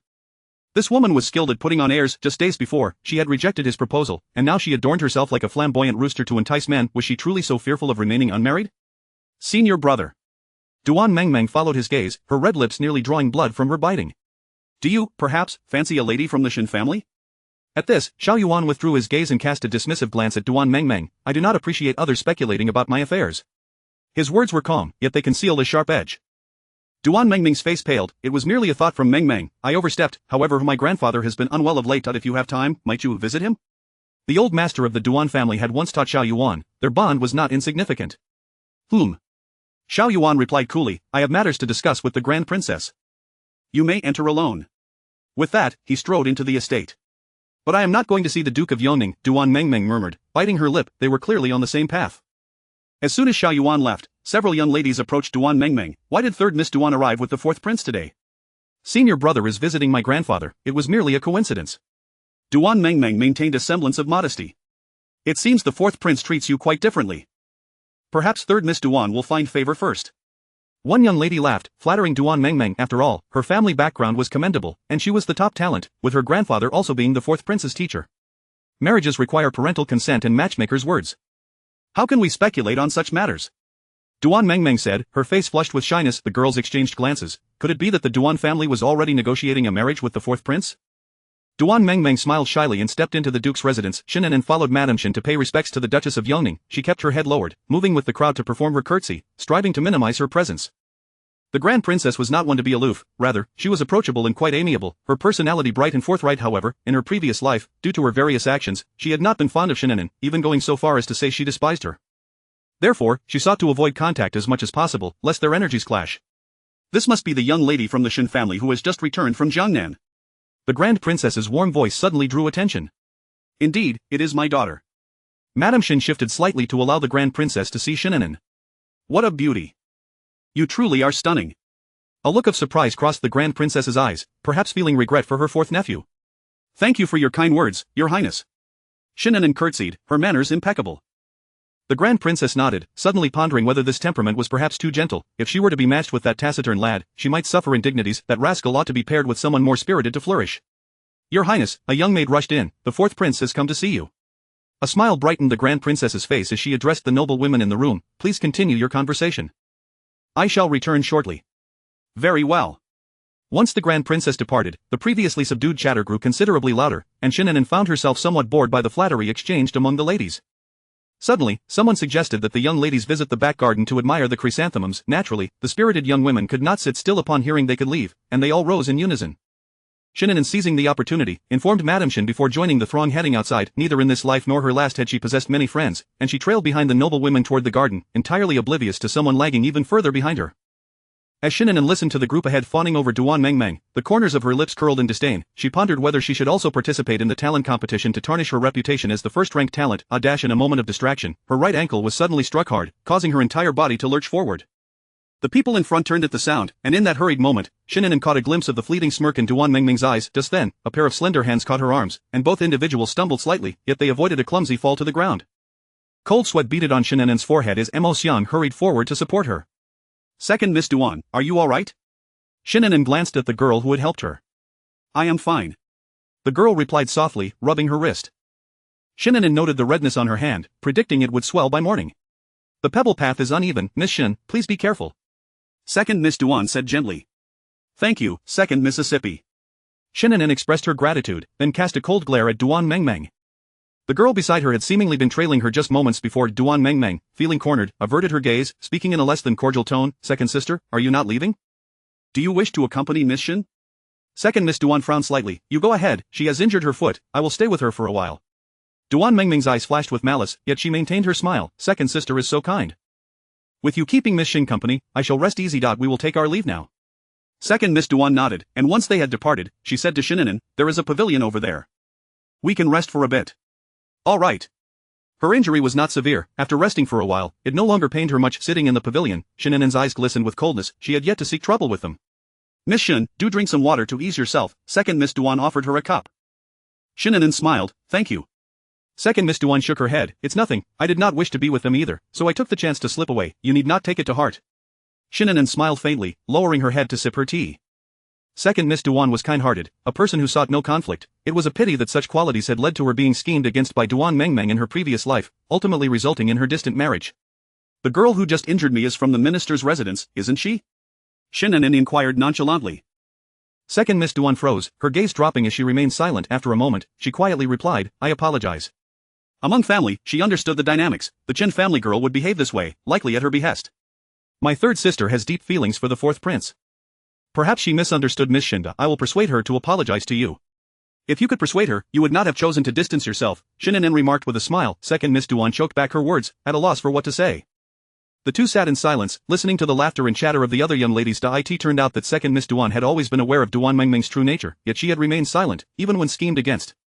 Shen An'an was unsure whether to call her too kind or foolish, or if it was simply due to the bond of blood. It was unfortunate that while she cherished her sister, Duan Mengmeng did not regard her as a sister.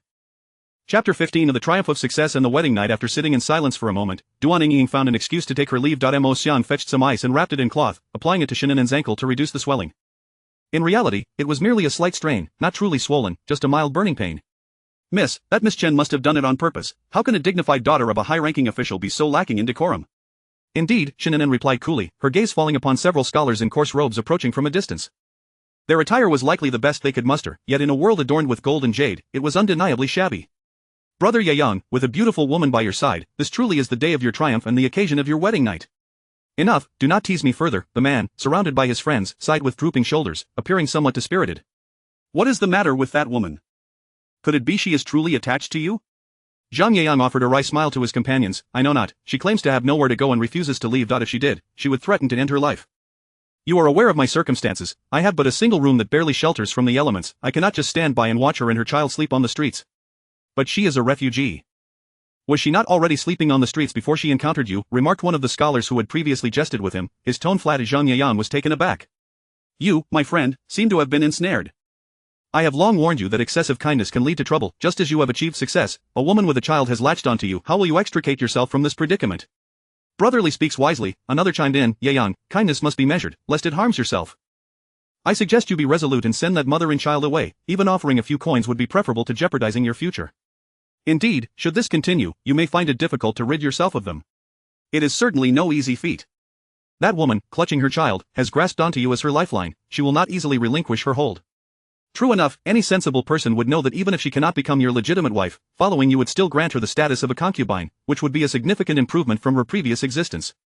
The group furrowed their brows, each contributing suggestions for Zhang Yang's dilemma. "Brother Yang, what are your thoughts?" After a prolonged silence, they realized Zhang Yang had not responded.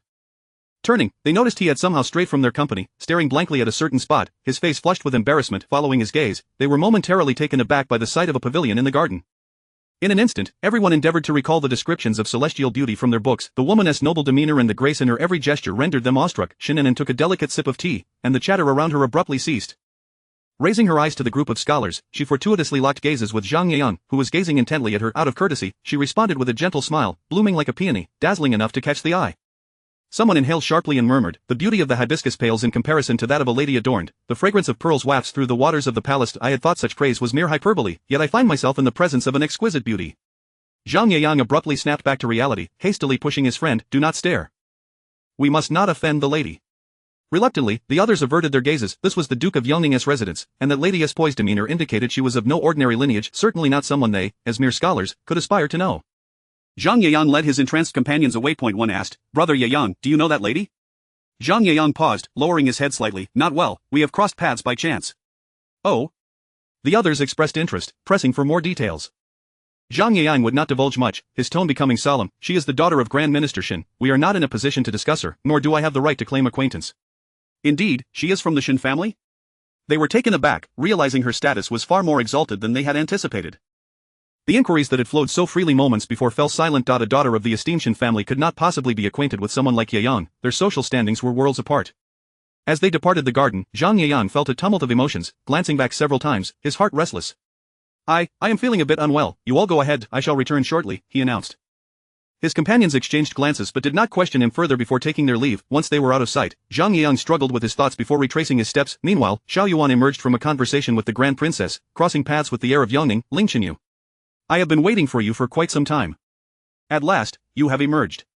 Unlike Xiao Yuan's austere demeanor, Ling Chenyu exuded an affable scholarly air. "Where is Li Huayan? It is rare not to see him following you today." Xiao Yuan replied, "My aunt has invited half the young ladies of the capital today. How could he possibly focus on accompanying me?" Ling Chenyu smiled. Those young ladies are hardly within his reach. He is growing increasingly audacious. As they conversed, they made their way toward the pavilion by the circular lake in the back garden. "Today's chrysanthemum banquet is partly for you.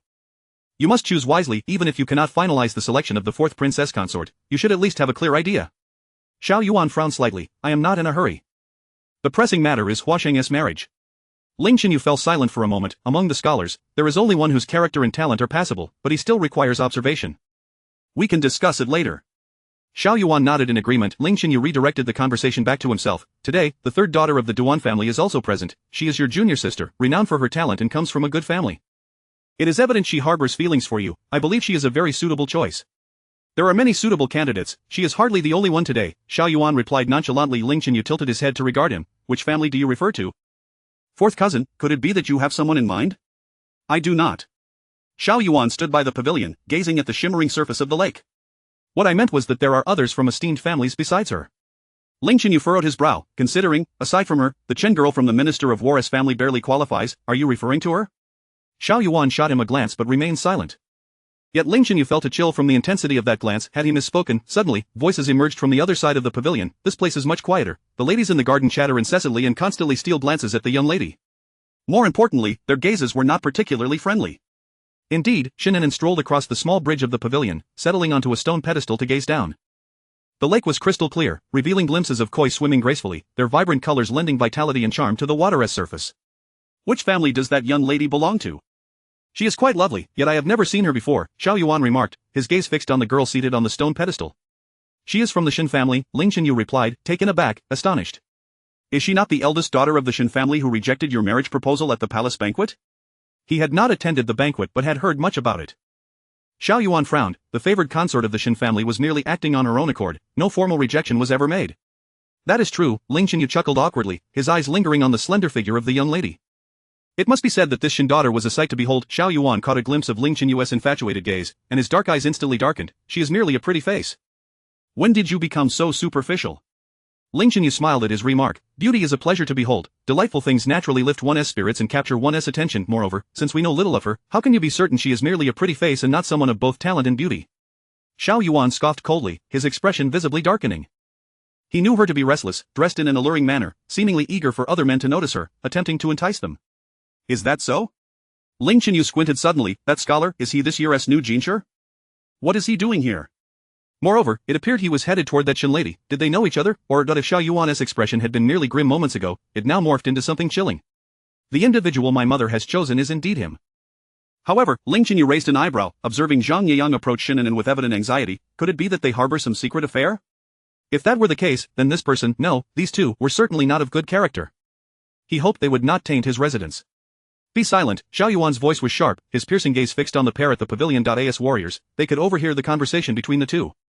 Seeing Shen An'an smile gently at the scholar sent waves of coldness through Xiao Yuan. She was fierce with him yet demure with other men, her eyes nearly sparkling with allure. Xiao Yuan pressed his lips into a tight line, his fingers unconsciously clenching. What a coincidence, young Master Zhang is also here. Zhang Yeyang nervously tugged at his sleeve. No, I came specifically to find you. He halted 2 steps away from Shen An'an, wary of startling her. Thank you for your guidance the other day. It was a pity he had not understood at the time.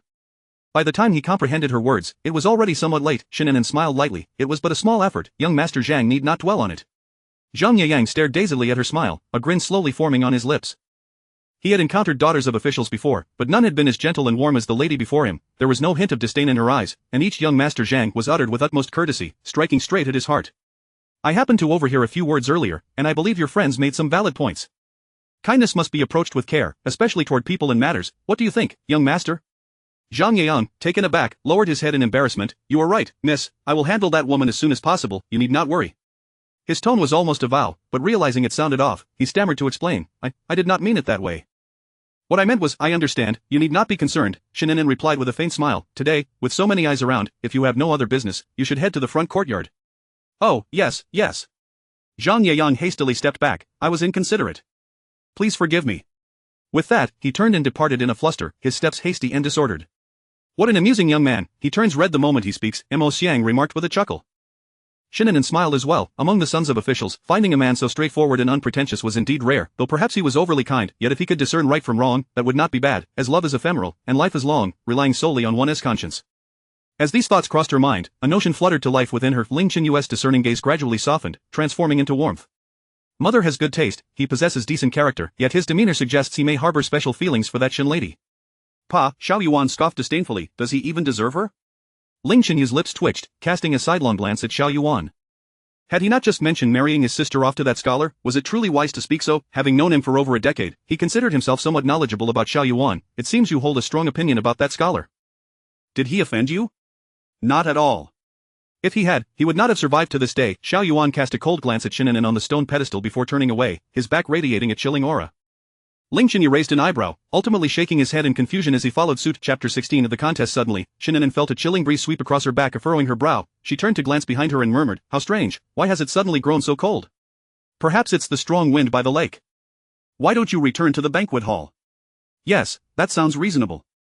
Shen An'an rose and retraced her steps. Upon returning to the banquet hall, she noticed that most of the young ladies had already returned. Duan Mengmeng's gaze swept over Shen An'an's feet, a mocking smile curling at the corners of her lips. Miss Shen has returned to participate in the painting contest set by the Grand Princess, has she not? The girl beside Duan Mengmeng chimed in with a cheerful tone. Everyone in the capital knows that the third young lady of the Duan family possesses exceptional painting skills, rivaling even the fourth prince. This question is clearly meant to embarrass Shen An'an. Indeed, how did Miss Li come to know? Shen An'an replied with a beaming smile. Miss Li's expression faltered. She hadn't anticipated that Shen An'an would dare to respond. After all, how could a village girl raised in the countryside be aware of the affairs of the capital? Duan-san, it seems you have a rival at this chrysanthemum banquet. Although the words were spoken, Miss Li's face bore an expression of derision, clearly looking down on Shen An'an. Duan Mengmeng responded with a gentle smile and a soft voice. It's merely a small contest. What does it matter who the rival is? We are all friends here. Humph, Shen An'an shot her a cold glance. In her previous life, what she admired most about Duan Mengmeng was her ability to put on airs and act, a skill that left her envious, but one that was unattainable in front of Xiao Yuan. Surely, Miss Duan isn't unable to discern that Miss Li's words were meant as flattery? How brave of you to respond. Could it be that before the contest has even commenced, you are already confident of securing first place? Shen An'an mimicked her gentle tone, but her words caused Duan Mengmeng's expression to change abruptly. Was she implying that Duan Mengmeng held an inflated opinion of herself? Duan Mengmeng lifted her gaze to meet Shen An'an's beaming smile, her elongated eyes harboring a cold fury. At that moment, Miss Li interjected. Everyone in the capital knows that Mengmeng is the foremost talented girl, with remarkable painting skills. Only you, a country bumpkin, remain oblivious, and yet you dare to speak so sarcastically. Enough. Duan Mengmeng gently interrupted Miss Li. Miss Shen is correct, the contest has yet to begin, so there is no need for such idle chatter. What if Miss Shen harbors hidden talents? My little tricks would only lead to self-humiliation. Put. Several girls snickered, as if they had heard an amusing joke. Has the third young lady forgotten the events of the palace banquet? Miss Shen could not even present a single talent. Hidden talents, that was almost akin to saying she was utterly talentless. Duan Mengmeng smiled but remained silent. She believed that if Shen An'an possessed any skill, she would not have failed to showcase her talent at the palace banquet, nor would she have lost the decree for her betrothal to the fourth prince. This thought twisted Duan Mingming's heart with discomfort. What was she, really? Just because she had a noble aunt, she felt entitled to compete for her childhood sweetheart. Shen An'an's gaze fell upon the girl who had just spoken. I naturally could not present anything, especially since you were present. How could I display my talents before someone who treats them as if they were a mere nuisance? The young lady's face flushed with indignation, but Shen An'an had already turned to leave. There was no point in arguing with a pack of barking dogs. What were you discussing with those ladies? Madame Shen grasped her hand and inquired. Shen An'an smiled and replied, oh, nothing much, just exchanging pleasantries and mentioning the upcoming painting contest. Madame Shen nodded and smiled. I hear the Grand Princess has prepared some enticing rewards this year, which are surely coveted by all the young ladies. I wonder what they are. What the ladies desire are likely fine silks, cosmetics, and jewels. And perhaps, men. That seems likely, but what the Grand Princess can offer is bound to be extraordinary, possibly something brought from the palace. Still, the value of the items is secondary, the girls seek renown. Today's chrysanthemum banquet hosted many young gentlemen from prestigious families. If one could achieve a good reputation, it would greatly benefit their prospects for marriage. For women, reputation and talent are of utmost importance. Will An'an give it a try? Madame Shen asked.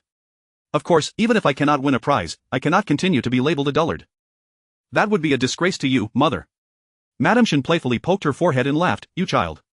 Yet, it pleased her, as she was also considering using this opportunity to find her a suitable husband. As they spoke, everyone suddenly turned their attention to the entrance. Shen An'an followed their gaze and saw a gentle and graceful young lady gliding into the room. This is the Grand Princess's youngest daughter, Princess Huashang. Shen An'an's gaze lingered on her, unwavering. She knew well that Huashang was a pitiable girl caught in the whirlpool of power, the only person who had shown her kindness apart from her family. Regrettably, she lacked the ability to protect her friend. Mother. Huashang greeted the Grand Princess with a graceful bow, each movement exuding an overwhelming gentleness. Rise, my dear. The young ladies have been waiting for you. Huashang smiled shyly. I was held up by some matters, sorry to have kept everyone waiting. Immediately, voices chimed in, assuring her it was no trouble, surrounding her with compliments that made her seem otherworldly. Huashang smiled, her lips barely curving upwards. Shen An'an recognized that this was her expression of mild impatience. All right, please take your seat, the banquet is about to commence, and there will be a talent contest later. I imagine the young ladies are quite eager. Yes. Huashang curtsied and took her seat beside the Grand Princess. Her gaze swept around the room, and when it met Shen An'an's friendly smile, she returned it with one of her own. That girl, for some reason, she found herself drawn to her, despite it being their first encounter. Shaking off her thoughts, the maidservants began to file in, serving the dishes. The ladies naturally ceased their conversations and started to dine. The men are said to revel in song and dance. Today, let us ladies also indulge in a bit of enjoyment. How can there be fine food and wine without beautiful companions? The Grand Princess joked, clapping her hands. At once, a troupe of singers and dancers entered, filling the once muted banquet with a lively atmosphere. The various ladies scrutinized the performers, pondering why their men were so enamored with dance, or rather, with women who danced. The banquet had prepared fruit wine, yet the young ladies did not partake, saving themselves for the upcoming talent contest. After all, the rewards offered by the Grand Princess symbolized status and honor. As for Shen An'an, she was genuinely enjoying the festivities of the fruit wine, imbued with a refreshing fruit fragrance, slid down her throat, perfectly complementing the graceful dance of the beauties in the hall, making for a delightful experience. Huashang also enjoyed the fruit wine, but just as she poured herself a second cup, a matron beside the Grand Princess approached her and stopped her. With disappointment, she set the wine jug down, her gaze drifting toward Shen An'an. That girl, no matter how one looked at her, was genuinely charming. She summoned a maidservant to her side and quietly inquired, which family does that young lady belong to?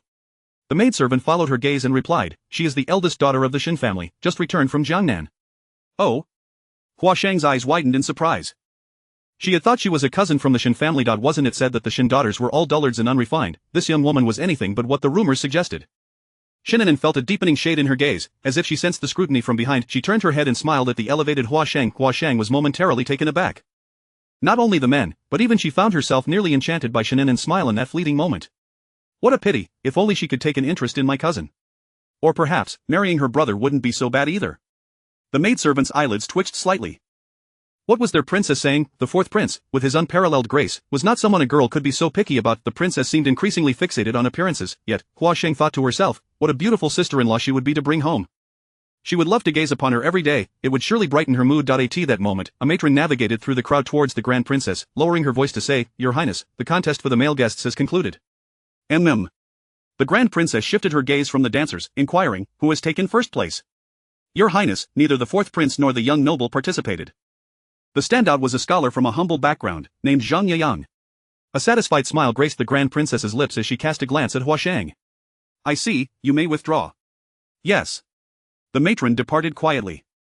However, Hua Shang lost all interest in the performances. She lowered her head, seemingly fixated on the food before her, yet remained motionless for quite some time. After a while, the banquet finally concluded, and the Grand Princess led everyone to the back garden, where tables, chairs, and painting supplies had been prepared. Shen An'an's cheeks were flushed, yet her eyes remained exceptionally clear. Madame Shen, feeling uneasy, remarked, "I told you not to drink so much. Look at how flushed your face is. If you cannot manage, we can inform the Grand Princess that we shall take our leave." "Not at all, mother. Please rest assured." Shen An'an smiled. At that moment, a maidservant approached her with a tray, saying, "Miss Shen, this is a hangover remedy prepared by my young lady for you. Please drink some. It will refresh you." Shen An'an paused, scanning the crowd for Hua Shang, but she could not spot her. "Where is your young lady?" "My young lady is unwell and has returned to rest." Shen An'an nodded, recalling that during her last life, the talent contest had occurred without her presence, and none of this had unfolded. "Please convey my thanks to your young lady."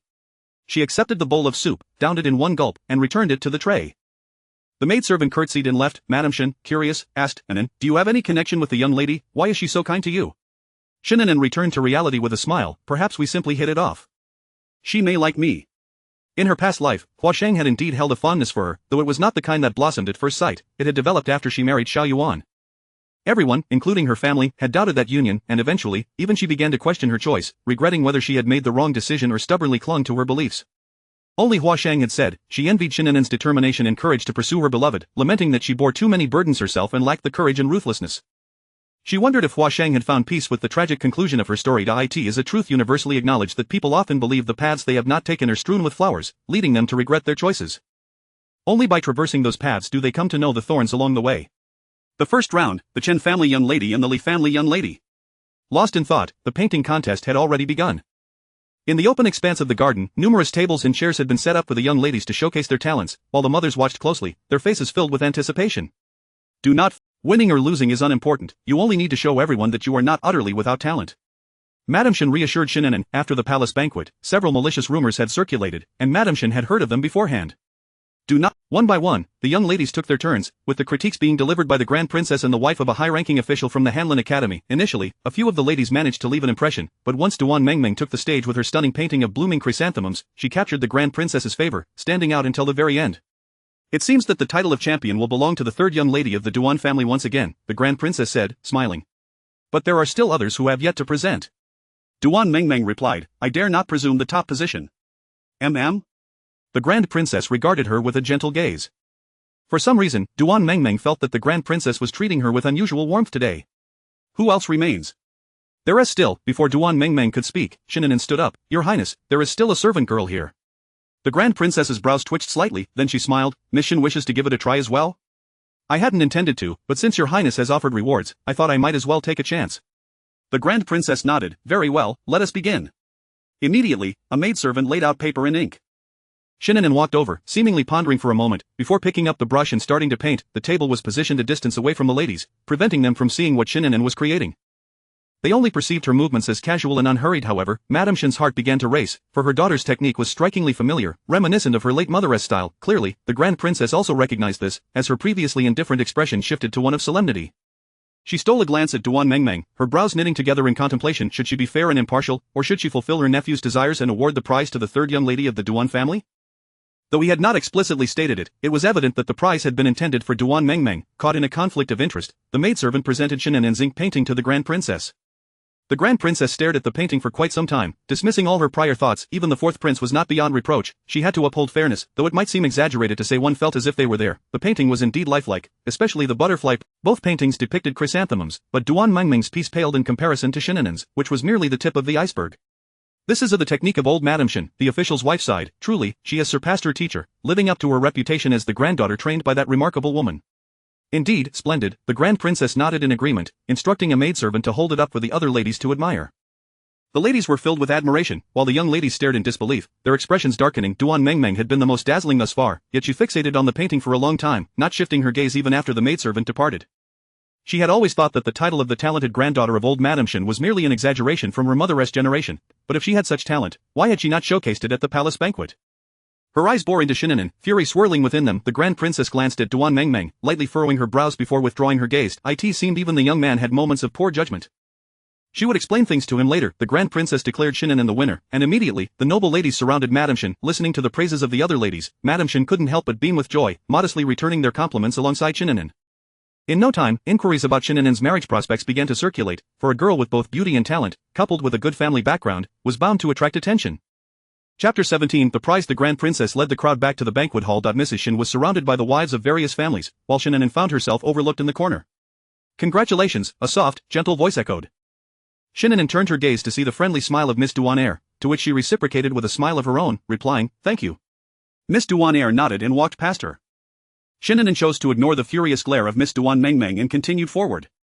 "I underestimated Miss Shen." Miss Duan Mengmeng hastily caught up, matching her pace. Shen An'an smirked. "I merely wished to teach Miss Duan San a lesson in humility." Miss Duan Mengmeng's expression darkened, and she scoffed. "Does Miss Shen truly believe that winning a mere painting contest qualifies her as a talented woman?" Suddenly halting, Shen An'an turned back. "Look at you, full of self-importance again. The title of talented woman is hardly something everyone covets, only you take pride in it, as if even a dog would wag its tail for it." With that, she sauntered away, leaving Miss Duan Mengmeng seething in place, nearly driven to madness. Her beautiful face twisted in anger, her fingers deeply embedded in her palm. Miss Duan San, a sycophantic young lady, cautiously nudged her. "Let us go, the Grand Princess is about to present the prize." "We should go and see," Miss Duan Mengmeng replied with a taut expression. The young lady let out a sigh of relief, eager to comply. She could not afford to lose face in public and follow that woman's whims. Upon entering the banquet hall, the conversation still revolved around the recent painting competition. After all, in previous years, Miss Duan Mengmeng had always taken first place, and this sudden change had piqued everyone's curiosity. "Third sister, come sit over here." Miss Douanaire beckoned to Miss Duan San. "Humph." Miss Duan San shot her a cold glance, deliberately turning her eyes away as if she hadn't seen. She certainly had heard Miss Douanaire congratulating Shen An'an earlier. Watching her take a seat beside another young lady, Miss Douanaire's gaze fell, a hint of dejection in her eyes, feeling somewhat helpless. At that moment, the maid beside the Grand Princess brought forth the prize from the competition. Everyone turned their attention to the tray covered with a red cloth, speculating what it might contain. "Miss Shen, come here," the Grand Princess called, waving her hand.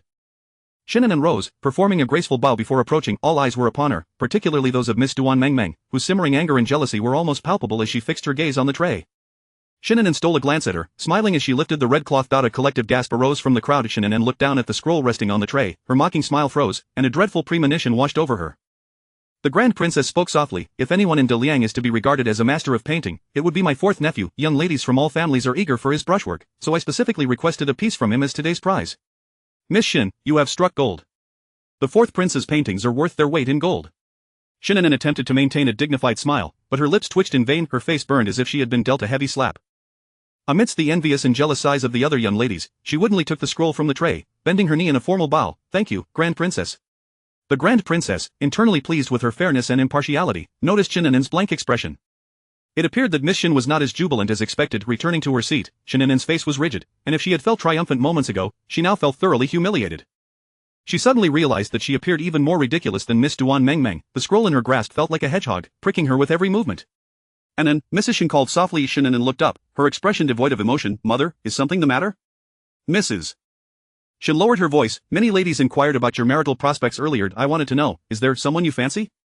She had not forgotten her husband's instructions. Shen An'an hesitated, shaking her head. "No, I have been in Jiangnan all along." "How could there be anyone I fancy?"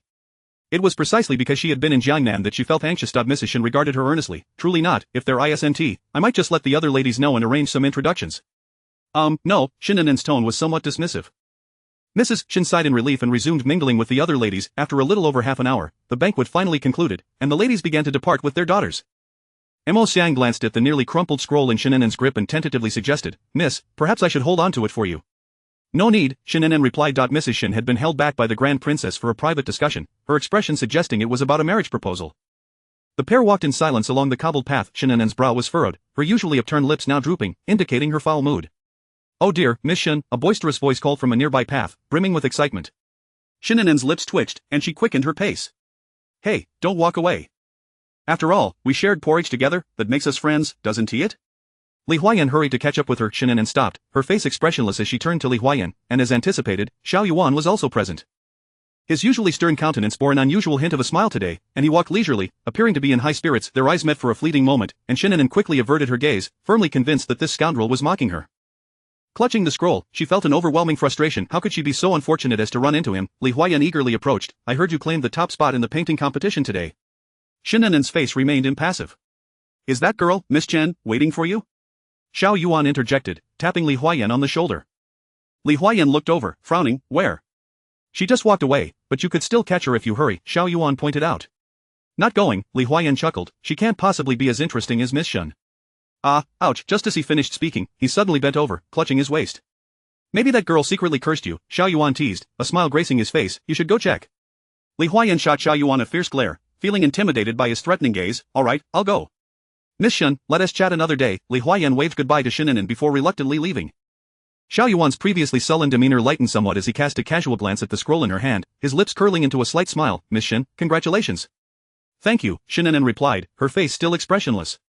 Indeed, congratulations. Xiao Yuan's smile revealed a warmth that Shen An'an had never witnessed in either of her lifetimes. In the next moment, he suddenly leaned closer, his warm breath brushing against her, creating a proximity that felt almost intimate. I heard that Miss Shen had a dispute with Miss Duan-san over the prize.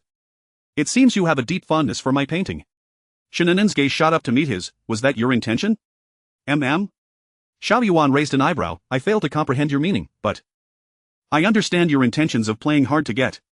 She exhaled deeply, inhaling again, and then suddenly spat out. No wonder you seemed familiar, you share the same arrogance as Miss Duan-san. Had she known that the prize was this scoundrel's painting, she would have deemed it an insult to even pick up a brush. Xiao Yuan frowned, stepping back in disdain, his playful demeanor shifting to a darker tone. Not long ago, you called it worthless, yet now you strive so hard to win. Miss Shen, are you not the epitome of hypocrisy? Holding the scroll felt absurdly ridiculous, as if any explanation would be laughable. Shen An'an chose silence and abruptly turned to leave, her teeth clenched, as if she wished to crush the cobblestones beneath her feet. Out she suddenly stumbled. Xiao Yuan instinctively stepped forward, halting abruptly as Mo Xiang steadied her. Shen An'an's mood had plummeted. In her fury, she had forgotten the strain in her foot. Encountering that pair, Duan Mengmeng and Xiao Yuan, was a recipe for disaster. Xiao Yuan watched her limp away, a smirk appearing on his lips as he chuckled lightly. Your Highness, the princess requests your presence. Xiao Yuan responded coolly, turning towards the inner courtyard. Upon reaching the front hall, he ascended the steps, only to come across Mrs. Shen emerging from within, her face alight with joy. Your Highness, Mrs. Shen curtsied. Xiao Yuan cast a sharp glance at her, his eyes narrowing. He stepped into the hall, and Mrs. Shen, trembling with excitement, hurriedly walked away. You've arrived, the Grand Princess greeted him as he entered, rolling up a small painting and handing it to a nearby maid. Xiao Yuan's gaze lingered on the small artwork for a moment, his expression darkening. The Grand Princess had gathered many small paintings from noble daughters for marriage proposals. Feigning indifference, he remarked, I noticed Mrs. Shen was beaming with joy. Has she taken on the role of a matchmaker again? Indeed, I find that girl quite appealing. Coincidentally, I know of several suitable young men, and I mentioned it to Mrs. Shen. And then? Xiao Yuan took a sip from the tea the maid presented. And then, the matter of marriage is of utmost importance for a girl. It must be approached with caution. Xiao Yuan's response was nonchalant, yet he was unaware of the subtle softening of his expression. Chapter 18 Heart's affection. I summoned you here for that painting. The Grand Princess gestured for her maid to present the chrysanthemum painting to Xiao Yuan. Take a look, this is the work of Miss Shen from the Shen family. Xiao Yuan's indifferent gaze flickered momentarily before he extended his hand to accept it, casting a cursory glance. I initially intended to give this painting to Miss Duan-san, but I find Miss Shen's artistry to be superior. Indeed, Xiao Yuan replied, his eyes fixed on the scroll, responding with a nonchalant tone. The Grand Princess was taken aback, not expecting him to be so agreeable. How about if you have any personal belongings, I could deliver them to Miss Duan-san on your behalf. Xiao Yuan's expression faltered as he raised his gaze towards the Grand Princess, a hint of confusion crossing his features. What would you send her for?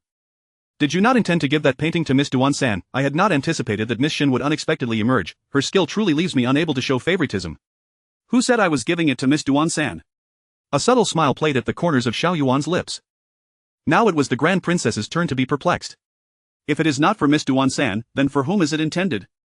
He had never involved himself in such trivial matters and had thought that his mention of it this year was directed at Miss Duan-san. After all, had it not been for Miss Shen's sudden appearance, she would undoubtedly have been the first choice. Since it is a token, it should naturally be given to the one who excels. Xiao Yuan rose, holding the painting. I have matters to attend to at my residence, so I shall take my leave, dear aunt. Very well, the Grand Princess nodded, but suddenly felt something amiss. Yuan heir, my painting. Yet he had already walked far away, perhaps choosing to feign ignorance. Ling Chenyi leaned against the corridor and noticed him exiting with the painting. He raised an eyebrow. Is this the work of Miss Shen? Xiao Yuan nodded indifferently and proceeded to walk out. Ling Chenyi swiftly snatched it from his hands. Let me have a look. He, like his mother, was an admirer of talent. TSK, this skill is hardly inferior to yours. Ling Chenyi's gaze was fixed upon the butterfly resting on the chrysanthemum, repeatedly expressing his admiration, unable to tear his eyes away. Miss Shen possesses such remarkable talent. She truly is a hidden gem. Just as he was lost in admiration, the painting was abruptly taken away. Xiao Yuan lowered his gaze, rolled up the scroll, and handed it to Qing Feng for safekeeping. Hey, I haven't seen enough yet. This is, after all, a possession of the Duke of Yongning's estate. You take it away without even letting me see it. Xiao Yuan shot a glance at Ling Chenyi. This was exchanged on equal terms. When did it become a possession of the Duke of Yongning's estate? Ling Chenyi found himself at a loss for words, yet his eyes lingered longingly on Qingfeng, causing Qingfeng to feel uncomfortable and fidget. Have there been any recent updates from the Jiaguan area? Xiao Yuan inquired in a low voice. Ling Chenyi shook his head, regaining his composure. Not yet. I've sent someone hastily, but they have not returned. Ling Chenyi sighed again, worry etched on his face. Currently, all is stable, yet one wonders when Jinping will be able to return to the capital. Stability signifies a lack of oversight. The absence of return merely indicates that some do not wish for him to come back. Xiao Yuan's voice was cold and cutting. Xi Jinping was his maternal uncle, the last remaining bloodline of his maternal family. Ling Chenyi furrowed his brow as the two entered a narrow stone path, and once they were alone, he spoke in hushed tones. The emperor is quite suspicious. Not only you, but even the second and third princes are not exempt. He fears that turmoil may arise within the capital. The other two princes' powers were also constrained, especially considering Xi Jinping's command of military authority. If he and Xiao Yuan were together, it would pose a significant threat to the emperor. Xiao Yuan let out a derisive laugh and fell silent. They say that the royal family is blessed with wealth and nobility. How many people dream of being born into royalty, yet who truly understands the desolation within? The sovereign does not act like a sovereign, the ministers do not act like ministers, fathers do not fulfill their roles as fathers, and sons do not act as sons. After seeing Xiao Yuan off to his carriage, Ling Chenyi returned to the Grand Princess's courtyard, preoccupied with thoughts of that painting. Xiao Yuan was exceedingly stingy, refusing to let him take another look. Young master. A maid bowed to him in the corridor, lifting the beaded curtain. Before Ling Chenyi stepped inside, he overheard the Grand Princess discussing her daughter's marriage with Hua Shang. Clearly pleased with the scholar, Hua Shang's gaze was lowered, her complexion pale. A daughter must heed her mother. Whatever you choose will suffice. What do you mean by suffice? This is your lifelong commitment, it must be something you desire. The Grand Princess's face bore a hint of melancholy. Even if she had to settle for a lower status, she did not wish to overly compromise her daughter's happiness. Hua Shang forced a smile, her expression tinged with reluctance. Ultimately, she could not marry the one she wished for. What did it matter who else was considered? As long as the gentleman possesses good character and comes from a simple family, I shall not be particular. The Grand Princess looked at her daughter, suddenly feeling a pang of sorrow. This young Master Zhang's family is not even considered humble. They are merely ordinary farmers, yet, he is kind-hearted, and with your father and elder brother's support, life could be manageable. That is acceptable. Hua Shang nodded faintly, seeing how hastily they had settled the matter. Ling Chenyi frowned and interjected, that scholar is unsuitable. The Grand Princess turned to her son, surprised. Why is he unsuitable? Did you not say earlier that he was quite good? That was before. He took a sip of the tea the maid offered before continuing. Today, I encountered that scholar at the waterside, and the rest of his words circled on his tongue but ultimately went unspoken. In any case, he is not suitable. That scholar already has someone he favors. Hua Shang is already destined for a lower status. How could she endure such humiliation? The Grand Princess paused, gazing at her son. Someone he favors? Are you saying that scholar has a beloved? Has he become engaged? Which family's daughter? Ling Chenyi's brow furrowed. His mother became particularly animated whenever matters of romance were mentioned. It is the daughter of an official family. I only overheard a fragment of conversation, so I do not know if she has any interest, but it is highly unlikely her family would approve. The Grand Princess nodded. That is certain. Unless compelled by circumstance, which young lady would willingly lower herself, my Hua Shang is truly suffering. She grasped her daughter's hand, sighing with guilt. Which official family? How did you come to know this? The Grand Princess pressed, and Ling Chenyi opened his mouth but ultimately remained silent. I only overheard. I do not know the specifics. Oh. The Grand Princess nodded, a hint of disappointment in her expression. If he has someone he favors, then let it be. I shall search for another. What a pity. That scholar's character and talent were exceptional among his peers. It was unlikely they would find another like him. There is no need. Hua Shang interjected softly. Did not brother say that the young lady's family would surely refuse? If that is the case, then it cannot be. Her words caused both the Grand Princess and Ling Chenyi to furrow their brows and turn to her. Are you saying you have taken a liking to that scholar? Ling Chenyi asked. Hua Shang hesitated, a faint bitter smile appearing on her lips as she lowered her head without answering. Did it truly matter if she liked him? For her, the best outcome would be to cherish the memory of that person in solitude for the rest of her life. She could not bear to be a burden to others. That young Master Zhang had someone he cherished, and so did she after marriage. They could live their own lives and reminisce separately, neither feeling wronged. Her silence led the Grand Princess and Ling Chenyi to misinterpret her feelings. Soon it will be the Mid-Autumn Festival. I shall find an occasion to inquire about that scholar. Ling Chenyi's tone was curt, but he could not bear to disappoint his sister. Thank you, brother. Hua Shang replied, her gaze fixed on the faded pouch at her waist, lost in thought. Shen An'an stormed out of the Grand Princess's residence, fuming as she entered the carriage and threw the painting in her hand with great force, remembering Xiao Yuan's teasing expression, her face still burned with embarrassment. "Miss, have some tea to cool your temper." Although Mo Xian was unaware of the reason for her distress, Shen An'an accepted the tea with a stern expression, drinking it in one go, feeling the fire in her chest subside somewhat. After a while, Mrs. Shen cheerfully entered the carriage, sensing the atmosphere was off. "What happened? Are you feeling unwell?" "No, just a bit tired and lacking in spirit." Upon hearing this, Mrs. Shen smiled.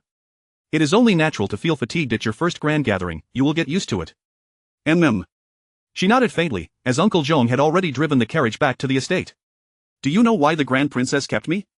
Shen An'an lifted her eyelids and shook her head in compliance. Mrs. Shen chuckled. "You were the center of attention today, many ladies had their eyes on you, the Grand Princess is quite adept at matchmaking and has several young gentlemen in mind, she asked me which ones I preferred, hoping to introduce you." Shen An'an feigned a bashful smile. Mrs. Shen continued, "I found those families to be quite suitable, the mothers are gentle, the households are tidy, and the young men are talented and not reckless. I will seek out the young gentlemen's portraits for you to choose from. Mother, there is no need to rush into my marriage, as if you fear I will remain unmarried." Shen An'an laughed, but Mrs. Shen's smile faded. How could a mother bear to see her daughter married off so soon? However, your aunt has been keeping a close watch on your marriage prospects, even if the fourth prince shows no interest, it is likely your aunt will whisper in the emperor's ear. Mother believes that since you are unwilling, it would be better to settle early and quell your aunt's ambitions. Shen An'an's lips curled slightly. Knowing her aunt's temperament, even if she were engaged, as long as the wedding had not occurred, she would likely not relent. Mrs. Shen let out a heavy sigh, a hint of worry in her tone. "You are the youngest daughter. Your brother's marriage is still uncertain." Mentioning Shen Changhe, a trace of guilt flickered in Shen An'an's eyes. Her brother was exceptionally talented and ambitious, yet in her previous life, due to her actions, he had resigned alongside their father and returned to their hometown, eventually marrying a farmer's daughter. At that time, her thoughts were solely focused on winning Xiao Yuan's heart, and she did not even know the name or appearance of her new sister-in-law. Chapter 19. Strolling through the streets. By the way, have you met any admirable young ladies today? Madame Shen inquired suddenly. Shen An'an pondered for a moment. There is one, the second daughter of the Duan family, Duan Yingying. She possesses good character, though she can be somewhat indecisive and overly kind-hearted. Duan Yingying is indeed a good person, yet her kindness is excessively gentle, lacking in sharpness, making her prone to injury. From the Duan family, is it? Madame Shen pursed her lips, choosing not to elaborate further. The carriage soon arrived at the entrance of the Shen residence, and Shen An'an assisted Madame Shen down to the courtyard. "Mother, An'an," a cheerful voice called from the corridor. The mother and daughter turned to see Shen Changhe, both frowning in concern. "Elder brother, your injuries have not fully healed. Why are you up?" Shen Changhe chuckled. "A grown man like me, those minor wounds are inconsequential, they have all healed. The imperial guards are quite busy, and I cannot simply lie in bed all day." Madame Shen was accustomed to this, as Shen Changhe was a military man, and injuries were to be expected. He held a paper bag in his hand, glancing at Madame Shen and then at Shen An'an, appearing somewhat conflicted. Madame Shen shot him a sidelong glance, asking, "What do you have there?" "Fruits from Wang's shop. Since my sister has just returned, I thought to buy some for her to taste." Shen Changhe felt a twinge of embarrassment, having forgotten to bring something for his mother as well. Madame Shen eyed him critically. "Now that An'an is back, you seem to have completely disregarded your mother." No, I just forgot," Shen Changhe stammered awkwardly. "I will definitely bring something for mother tomorrow." Madame Shen's lips curled into a smile. "Very well, you two siblings may converse. I am rather fatigued and shall return to the courtyard to rest." "Yes," they both replied, bowing slightly. Once Madame Shen had walked away, Shen Changhe handed the paper bag to Shen An'an. "My colleague's younger sisters enjoy these. Do give them a try, and if you like them, I shall bring you some every day." "Thank you, elder brother," Shen An'an replied, her eyes brightening with a smile as the siblings made their way along the corridor together. Shen Changhe remarked, "In a few days, the Mid-Autumn Festival will arrive, and there will be fireworks and lanterns in the capital, creating quite the lively atmosphere. I shall take you out then." "Sounds wonderful," Shen An'an responded with a smile. They parted ways at the intersection, each returning to their respective courtyards. In Haitang Garden, Shen An'an sat before a bronze mirror, as Mo Xiang gently unbound her hair and removed her makeup. After wearing her headdress for an entire day, her neck felt somewhat sore. Mo Xiang helped her change out of her dress into her everyday attire, assisting her as she settled onto a soft couch for a gentle massage. With the Mid-Autumn Festival approaching, she reflected on past years spent with her grandmother, wondering how this year would unfold and whether her grandmother missed her. Surely she did, though the old lady was stubborn and would never admit it. The dresses sent by the madam are all exquisite silk, and that watercolor one is particularly beautiful. "It will be most suitable for the mid-autumn banquet," Mo Ran remarked while tidying the wardrobe. Only then did Shen An'an remember the banquet, realizing she needed to prepare gifts for everyone. She had no unique ideas, so perhaps it would be best to save time and effort, especially since the silver sent by Xiao Yuan still lay untouched in her chest. However, she needed to put some thought into gifts for her grandmother. The days for distributing porridge were rapidly drawing to a close. The rice and flour were just sufficient, yet the Duan and Chen families had extended their time, and Steward Shen came to inquire about Shen An'an's wishes. She instructed them to return home. Even if they pooled resources, they could hardly gather enough rice and flour for another 2 days. Why put on a facade of affluence? The Duan and Chen families sought good reputations and could do as they pleased. It had nothing to do with her. With the porridge distribution concluded, Shen An'an found herself with more leisure time. However, Shen Changhe would visit Haitang Garden daily after his duties, bringing her various treats. Shen An'an felt quite pleased, always showering him with compliments. Brother, in just a few days, it will be the Mid-Autumn Festival. I wish to choose a gift for grandmother. Would you accompany me? Shen Changhe contemplated, perhaps the day after tomorrow. I have a day off. Very well. After bidding farewell to Shen Changhe, Shen An'an wrote a letter to her grandmother. If possible, she would dearly love to have her grandmother by her side, but alas, the capital was a place of sorrow for her grandmother, who refused to return. Suddenly, Shen An'an thought that if she could marry to Jiangnan, she might be able to stay with her grandmother, for her parents had her brother to look after them, while her grandmother only had her. With 7 days remaining until the Mid-Autumn Festival, the household began bustling with activity, and even the crabapple tree in Shen An'an's courtyard was adorned with red lanterns, rendering the surroundings a vivid crimson. Shen An'an enjoyed a few leisurely days indoors, only to soon find trouble knocking at her door. Miss, a nanny beside Madame Shen said with a worried expression. The jade matron by the Empress's side has come again, saying that the Empress wishes to summon you to the palace for a chat. Upon hearing the name of the Empress, Shen An'an felt a headache coming on, admiring her tenacity. Where is she? In Madame's courtyard, the nanny whispered. Madame said if you do not wish to go, you may feign illness to refuse. The Empress will be informed by Madame. No need, Shen An'an replied, closing her book and standing up. Since she has come, I shall go and see her. Emo Xiang, prepare my attire and hairstyle. Emo Xiang hurriedly stepped forward to assist her in changing clothes and styling her hair, while the old nanny retreated to wait outside. A quarter of an hour later, Shen An'an emerged, properly dressed, and made her way to Madame Shen's courtyard. Along the way, the old nanny reminded her, Madame mentioned that the Empress suddenly summoned you to the palace. Perhaps she has heard of the chrysanthemum banquet at the Yongning Marquis' residence and is likely inquiring about your marriage. If she asks, simply say you have no authority in the matter, and let her seek out your father and mother. Shen An'an nodded lightly. As she considered the woman confined within the depths of the palace, she marveled at how swiftly news traveled. Just days had passed, and the Empress was already aware of her mother arranging suitors for her. Reflecting on this, she arrived at Madame Shen's courtyard, where a maid curtsied and lifted the beaded curtain to let her enter. Inside, Madame Shen was conversing with the jade matron.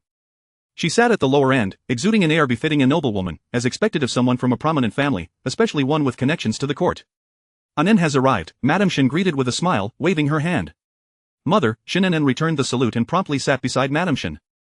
The jade matron appeared somewhat displeased, for even Madame Shen granted her a modicum of respect, yet Shen An'an offered her not a single greeting. However, having encountered her previously, she understood this young lady was not one to be trifled with, and thus refrained from overstepping. Cousin, the jade matron addressed her. Shen An'an turned her gaze toward the jade matron, offering an appropriate nod and smile. Jade matron, you seem quite leisurely these days, visiting Shen Mansion frequently. Does the emperor know? After all, you are a consort, and being overly familiar with your natal family may not be wise. Do not incur the emperor's displeasure. The jade matron's expression stiffened momentarily. After a pause, she replied with a smile, the emperor favors the empress and would not hold it against her. Indeed, Shen An'an nodded, being favored is indeed a good thing, but my grandmother often taught me not to rely on favoritism to indulge in caprices. I am certain that if my grandmother were here, she would impart the same lesson to you. She pouted slightly, seemingly dissatisfied with the old lady, yet the underlying message was unmistakable to anyone in the room. However, by invoking the authority of her grandmother, the jade matron, despite her discontent, could not voice her grievances.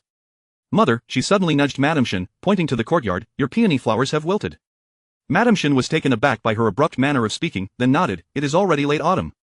It is not their season. Indeed, Shen An'an affirmed with a heavy nod, though she appeared somewhat wistful, but the chrysanthemums at Yongning Marquis' residence are blooming splendidly. Not only Madame Shen and the jade matron, but even Emo Xiang understood the implication. The young lady was using flowers as a metaphor, suggesting that the emperor's affection was like the seasons, ephemeral and fleeting. The jade matron's hand trembled slightly as she held the teacup. She was aware of her cousin's sharp tongue but had not anticipated such boldness. She dared to speak so freely, her expression darkened, and a chill flickered in her eyes. Before she could retort, Madame Shen shot her daughter a warning glance, chastising, in front of the jade matron, do not speak so recklessly.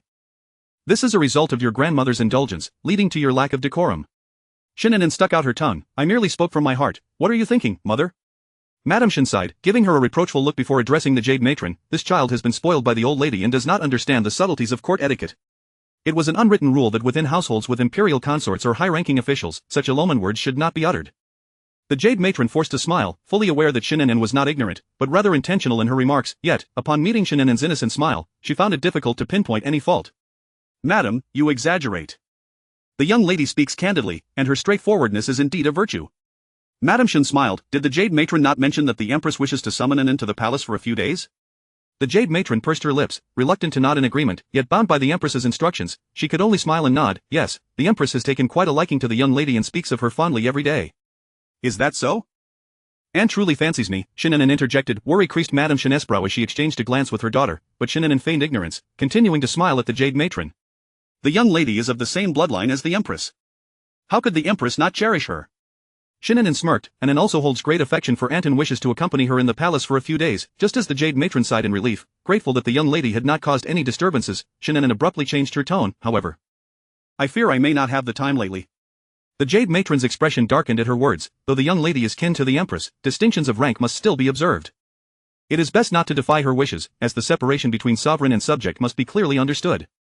Chapter 20 The Little Beggar Yugu. Shen An'an did not speak, but Madame Shen's expression darkened first.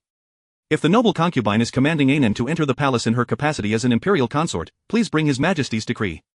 This Yugu's countenance changed. The Shen household is the noble lady's maternal family. It need not be so troublesome. Since it is known to be the maternal family, do not speak of the distinctions of rank and authority. Madame Shen's gaze turned icy. Even the noble concubine would not dare to speak so boldly. Yugu, after all these years in the palace, you have grown quite proud. Yugu had once been a servant of the Shen household and had risen to her position only after following Shen Guifei. Her face gradually turned pale, but she dared not protest. After all, the concubine's favor was genuine, yet she still relied on the formidable Shen family. It was my momentary indiscretion, madam, please do not take offense, Yugu said. Madame Shen merely huffed, remaining silent. Shen An'an, with a slight smile on her lips, gently interjected, it is not that An'an refuses to accompany Yugu, but rather that grandmother has instructed me to select some curiosities from the capital to send to Jiangnan. The Mid-Autumn Festival is approaching, and I cannot afford to delay. I truly lack the time to visit the palace and keep my aunt company. Though there are distinctions among ranks, filial piety reigns supreme. Even the emperor must pay respects to the Empress Dowager daily, let alone the noble concubine. Hearing Shen An'an invoke their grandmother, Yugu's lips twitched, yet she ultimately refrained from further comment. Your cousin speaks wisely. The old lady's wishes must take precedence. You may attend to your matters, and I shall return another day, Yugu conceded. Very well, then I must trouble you to make another trip, Madame Shen replied. Not at all, Yugu said. She had arrived with an air of superiority but departed in defeat, bidding farewell to the mother and daughter without any escort from Madame Shen. It was indeed her earlier courtesy that had emboldened her to lecture Madame Shen's daughter. Mother, Shen An'an took her mother's hand and sat down. Were you not a bit too harsh just now? If you offend Aunt, might she not cause you trouble when you enter the palace in the future? She naturally did not worry about her father and brother, as they were bound by blood, but her mother was another matter. Madame Shen scoffed, do not fret, she will not, though your aunt is a noble concubine, appearing to bask in glory. The depths of the harem are treacherous. If it were not for your father's high rank and influence supporting her, how could she possibly hold the title of noble concubine? She is not a fool. She understands the stakes and would not jeopardize her own foundation. Shen An'an nodded. Indeed, the palace is a cage, even survival requires calculation, and I cannot fathom why she was so adamant about marrying into it. Madame Shen shook her head, reluctant to pass judgment on her sister-in-law. Having been married all these years without issue, she will undoubtedly cling to your marriage prospects to secure her own standing for a comfortable old age. An'an, why not let me arrange your engagement early, so she will cease her concerns? She and her husband had long made it clear that they disapproved of their daughter marrying into the royal family, but her sister-in-law was obstinate. They feared her might approach the emperor, especially given the current circumstances, where the emperor had shown interest in a marriage alliance between the Shen family and the princes. Shen An'an sighed, feeling somewhat helpless. I shall follow mother's arrangements. Good, Madame Shen smiled, I will send someone to convey a message to the Grand Princess. Shen An'an curtsied and left her mother's courtyard. With her head bowed in contemplation, she had just stepped into the corridor when a concerned voice called out to her. Elder brother, what brings you here? Shen Changha's expression was not good.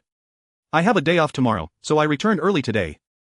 I heard that aunt sent Yugu to fetch you to the palace? Yes, Shen An'an nodded, then continued, but mother declined on my behalf. That was the correct decision, Shen Changha sighed in relief. An'an, the royal gates are not easily crossed, and being a royal wife is no simple matter. You must not acquiesce to aunt. Indeed, I understand. Rest assured, elder brother, Shen An'an replied, and a smile finally broke across Shen Changha's face as he walked back with her. Tomorrow, I shall accompany you out of the estate. Very well. Shen Changha glanced at his sister's profile, thinking that such beauty as An'an's would be a loss to any suitor, especially Xiao Yuan. You have not been in the capital for long and are unaware of many matters. My reluctance for you to marry the fourth prince is not merely due to his status, but also because the complexities surrounding him are too great. Shen An'an raised her gaze. She was aware of Xiao Yuan's ambitions, though she did not know the specifics. In her previous life, her brother had never mentioned these matters to her. What complexities? Shen Changha halted, looking deeply into Shen An'an's eyes, his voice lowered. For instance, the circumstances surrounding his mother. Shen An'an continued, he is destined not to be an inconsequential prince, following him means living in constant fear amidst bloodshed and turmoil. By the time they returned to Haitang Garden, Shen An'an was still pondering Shen An'an's words. She recalled the small Buddhist hall in the fourth prince's residence that once housed a tablet honoring the late consort Shu. At the time, she did not understand and thought he merely missed his mother. But later, she realized he often lingered in that small hall for hours, sometimes not emerging for an entire day. When in a particularly foul mood, when he was absent, she would fret, and the most significant quarrel that led to their eventual separation occurred there. One day, he returned home inebriated and went straight to the small hall. She waited anxiously with a feast she had prepared in advance, only to learn through a messenger that a delicate, enchanting maid had already delivered him a meal and remained inside for half an hour without coming out. In a fit of rage, she stormed into the small hall in the dead of night, hurling a barrage of harsh words. To this day, she vividly remembers the disheveled look on Xiao Yuan's face when he stepped out and the sharpness of his gaze directed at her. But if there were suspicious circumstances surrounding Consort Shu's death, then all his past actions would indeed have their rationale. Miss, be careful of the steps, Mo Xiang's voice broke her reverie. Shen An'an lifted her skirt as she ascended the steps, while Mo Ran assisted her in removing her makeup and changing clothes. She gently closed her eyes, thinking, it is all in the past. What is there to dwell upon? From now on, his affairs will no longer concern her in the slightest. The following morning, after exchanging pleasantries with Madame Shen An'an accompanied her out of the door. Elder brother, do you know which shops have items favored by women? Shen An'an was taken aback. Aren't you selecting gifts for grandmother? Indeed, Shen An'an replied, a smile playing on her lips. Our grandmother possesses a youthful heart that rivals even that of a maiden. Shen An'an, having never interacted with their grandmother, smiled at her words. As for food, it likely cannot be brought. We can only pick some interesting trinkets or perhaps garments and jewelry. Grandmother has a penchant for gold, let us seek out some fine gold adornments, preferably the heavier, the better. Shen An'an observed the bright sparkle in his sister's eyes, momentarily taken aback. In the capital, it was common for ladies of official families to favor jade hairpins for their elegance and refinement. Even if some favored gold, they would discreetly hide it, fearing others would accuse them of being vulgar, akin to merchants. If someone like his sister were to boldly declare such preferences, she would undoubtedly become the subject of ridicule. However, he thought, it mattered little, he was her brother, and whatever she liked was good enough. There are numerous gold and silver jewelry shops on West Street. Let us go take a look. With that, he lifted the carriage curtain and instructed Uncle Zhang. A quarter of an hour later, the carriage halted before a jewelry shop. Shen An'an encountered an acquaintance and did not enter but engaged in conversation outside. As soon as Shen An'an stepped inside, a shop assistant immediately approached her. I seek gold adornments, the heavier, the better. The assistant was taken aback. This shop was not only one of the largest in the capital but also catered to wealthy clientele, and it was the first time he had ever encountered such a request. Seeing his astonishment, Shen An'an frowned slightly. Just bring them out, money is not an issue. Oh, very well, the assistant quickly ushered her in to wait. Miss, you have arrived at just the right moment. We have just received a set of gold adornments, crafted from gold and embedded with exquisite pearls. They are simply stunning. Before long, the assistant carefully presented a box at the counter and opened it. Shen An'an tilted her head. It was neither particularly beautiful nor entirely ugly. In sum, it dazzled the eyes with its sheer opulence. She could not help but imagine her grandmother wearing a large gold ingot atop her head, swaying back and forth before her, and she stifled a smile. The assistant awkwardly scratched his head. This is the heaviest we have. If it does not meet your taste, we have others. Shen An'an remained silent, weighing the object in her hand. Indeed, it was quite heavy. No need for others. This will do, wrap it up. The assistant was momentarily stunned. Had it been sold just like that, fearing Shen An'an would change her mind, he hastily agreed to repackage the adornment. Mo Xiang paid the silver and took the brocade box. Miss, is this adornment not a bit too extravagant? It is not extravagant. Grandmother simply adores this, and besides, she does not wear it, she merely takes it out occasionally to admire and caress. As the pair exited the shop, they found Shen An'an was nowhere in sight. Where is the eldest young master? Shen An'an frowned, scanning the bustling street before her gaze settled on a tall figure emerging from a dried fruit shop. What does the eldest young master need so many dried fruits for? Mo Xiang wondered aloud. The two watched as Shen An'an approached a pair of disheveled beggars, seemingly a mother and child. Shen An'an instructed Mo Xiang to place the items onto the carriage and walk towards Shen An'an. The sight of the mother and child stirred a sense of familiarity within her. Elder brother, what are you doing? Shen An'an was kneeling, gently ruffling the hair of the little beggar, and upon hearing her voice, he looked up, the sunlight illuminating his handsome, resolute features, his smile as warm as a spring breeze. Shen An'an felt no particular qualm, but the ragged beggar beside them stared in disbelief. This child has not eaten for days. I bought some dried fruits for him, Shen An'an explained. Shen An'an lowered her gaze to the little beggar. There are so many vagrants in the capital. How can you possibly care for them all, elder brother? Shen An'an chuckled softly. If one is in front of me, how can I turn a blind eye? Indeed, what you say is true, Shen An'an smiled. The hour grows late.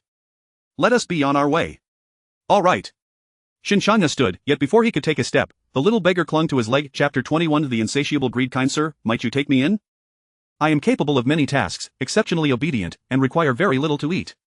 Shen Changhe lowered his gaze, observing the little beggar's imploring eyes, seemingly touched by her plight. For the Shen family, the addition or subtraction of a servant was inconsequential, yet for this small beggar, it could represent a chance at survival. Kind noble, have pity on me, the little beggar pleaded, grasping at his robe and beginning to bow her head in reverence. As orphans, we are bullied even when begging. I beseech you, noble sir, grant us a place of refuge. Shen Changhe furrowed his brow and turned to his sister, Shen An'an. Sister, what do you think? However, Shen An'an abruptly crouched down, tilting her head to scrutinize the little beggar. You seem somewhat familiar. Have we met before? The little beggar was taken aback, lifting her gaze to glance at Shen An'an. Her face was soiled and indistinguishable, yet her eyes shone brightly, filled with confusion as she regarded Shen An'an. Shen An'an scrutinized her closely, then shifted her gaze to the woman beside the beggar, who had remained silent and bowed. Lift your head. The woman trembled slightly, further lowering her head instead of complying. You must be mistaken, young lady. We are but lowly vagrants, how could you have seen us? An'an, could you have made a mistake? Shen Changhe chimed in. Shen An'an's eyes darkened as she slowly stood upright. I have a remarkable memory. It is impossible for me to be mistaken. The woman appeared momentarily stunned, the tangled strands of her hair obscured her entire face, rendering her features unrecognizable. Nevertheless, Shen An'an keenly observed as she discreetly pinched the small girl beside her. The little girl shuddered, her eyes glistening with tears, clenching Shen Changhe's robe tighter. Noble sir, please grant us a morsel of food. As long as we can stay by your side, we will do anything. Shen Changhe felt a tug at his heartstrings. The little beggar was disheveled, making it difficult to discern her appearance, yet he now realized she was indeed a girl. He bent down to assist the little girl, but his wrist was seized by Shen An'an, stopping him. The little girl's tear-filled eyes pleaded with Shen An'an. Fair maiden, please show us some kindness. Do I appear to be a fool? Shen An'an replied with a slight smile. The little girl was momentarily taken aback. The woman beside her trembled slightly, subtly inching back. Did you recognize me and deliberately linger here, waiting to ambush my elder brother? The little girl's eyes flickered with panic as she stammered, I do not understand what you mean. Do not understand? Shen An'an smirked, let me simplify my question. Have you exhausted the silver given to you by young Master Zhang? How is it that you have returned to the streets so soon? It was the little girl's earlier tearful expression that suddenly triggered Shen An'an's memory. This mother and daughter were the very ones saved by Zhang Yang just days prior. Though the scholar may have appeared somewhat foolish, he was certainly not malicious. Their departure must have been due to either squandering his silver or successfully extorting him. The day she intervened on behalf of the scholar, they recognized her unusual status, thus leading them to target her elder brother during their unexpected encounter today. Shen An'an scrutinized the woman for a moment before smiling gently. You have applied the dirt on your face rather evenly. However, had I not recognized you, I might have fallen for your ruse today. What, have you drained the last victim dry and are now seeking a new target? The woman trembled visibly, not anticipating that Shen An'an would recognize them. And no, young Master Zhang he is not well off. We did not wish to burden him, hence we left. Ha, Shen An'an let out a light snort. Had she not overheard his conversation with his classmates, she might have believed the woman's deceitful words. Miss Shen, a voice of incredulous joy called out.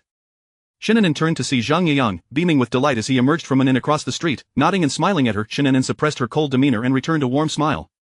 Zhang Yang hurried over, his expression shifting slightly upon noticing the mother and daughter. Why are you still here?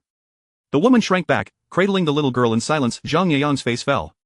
I have given you all my savings. What more do you want? He was now reliant on doing odd jobs to make ends meet, grateful that the inn was willing to employ him due to his recent success in the imperial examination, lest he find himself without even a roof to shelter him from the elements. Shen Changhe, having listened for some time, grasped the situation and coldly withdrew his robe from the little girl's grasp. If this young master has given you silver, you should strive to live well. Life was arduous enough. Deception and trickery were even less welcome. His kindness would not extend to those with ulterior motives. Seeing their plan thwarted, the woman swiftly scooped up the little girl and departed to Zhang Yang's side. After hearing your suggestion that day, I distanced myself from that woman, but she is truly greedy, always blocking me at my workplace. He felt quite helpless. Although he had invested all his savings, he hoped to buy some peace, yet that mother and daughter clung to him like stubborn gum. Shen An'an shook her head. In hindsight, it seems that your act of kindness that day was indeed calculated by that woman. Zhang Yang pressed his lips together. In the past, his classmates often chided him for his overly kind nature, but he never took it to heart, believing that no one would willingly resort to deceit unless they had no other choice. Now, having suffered losses, he realized that the world was rife with insatiable greed and cunning minds. An'an, who is this young master? Shen Changhe interjected, noticing the two engaged in lively conversation. Shen An'an introduced, this is the newly appointed scholar of this year, Zhang Yang. This is my elder brother. Before Shen Changhe could speak, Zhang Yang immediately bowed respectfully. Young Master Shen. Young Master Zhang, Shen Changhe nodded slightly. Zhang Yang stole a glance at Shen An'an, his face flushing with embarrassment. If there is nothing else, I shall take my leave. Safe travels, young Master Zhang, Shen An'an replied with a gentle smile. Zhang Yang, flustered, could barely articulate his farewells as he departed in a somewhat disordered manner. Shen Changhe withdrew his gaze and caught sight of his sister watching the departing figure, a smile playing on her lips. He followed her gaze and remarked lightly, he has gone quite far. Shen An'an turned back, meeting her brother's teasing gaze, her cheeks warming slightly. Let us be off. Indeed.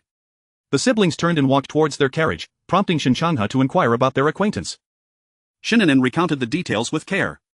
Such a loyal and straightforward individual is indeed rare, Shen Changhe remarked, knitting his brow. While loyalty is commendable, lacking the ability to assess situations and blindly charging ahead is somewhat foolish. Shen An'an smiled, refraining from comment.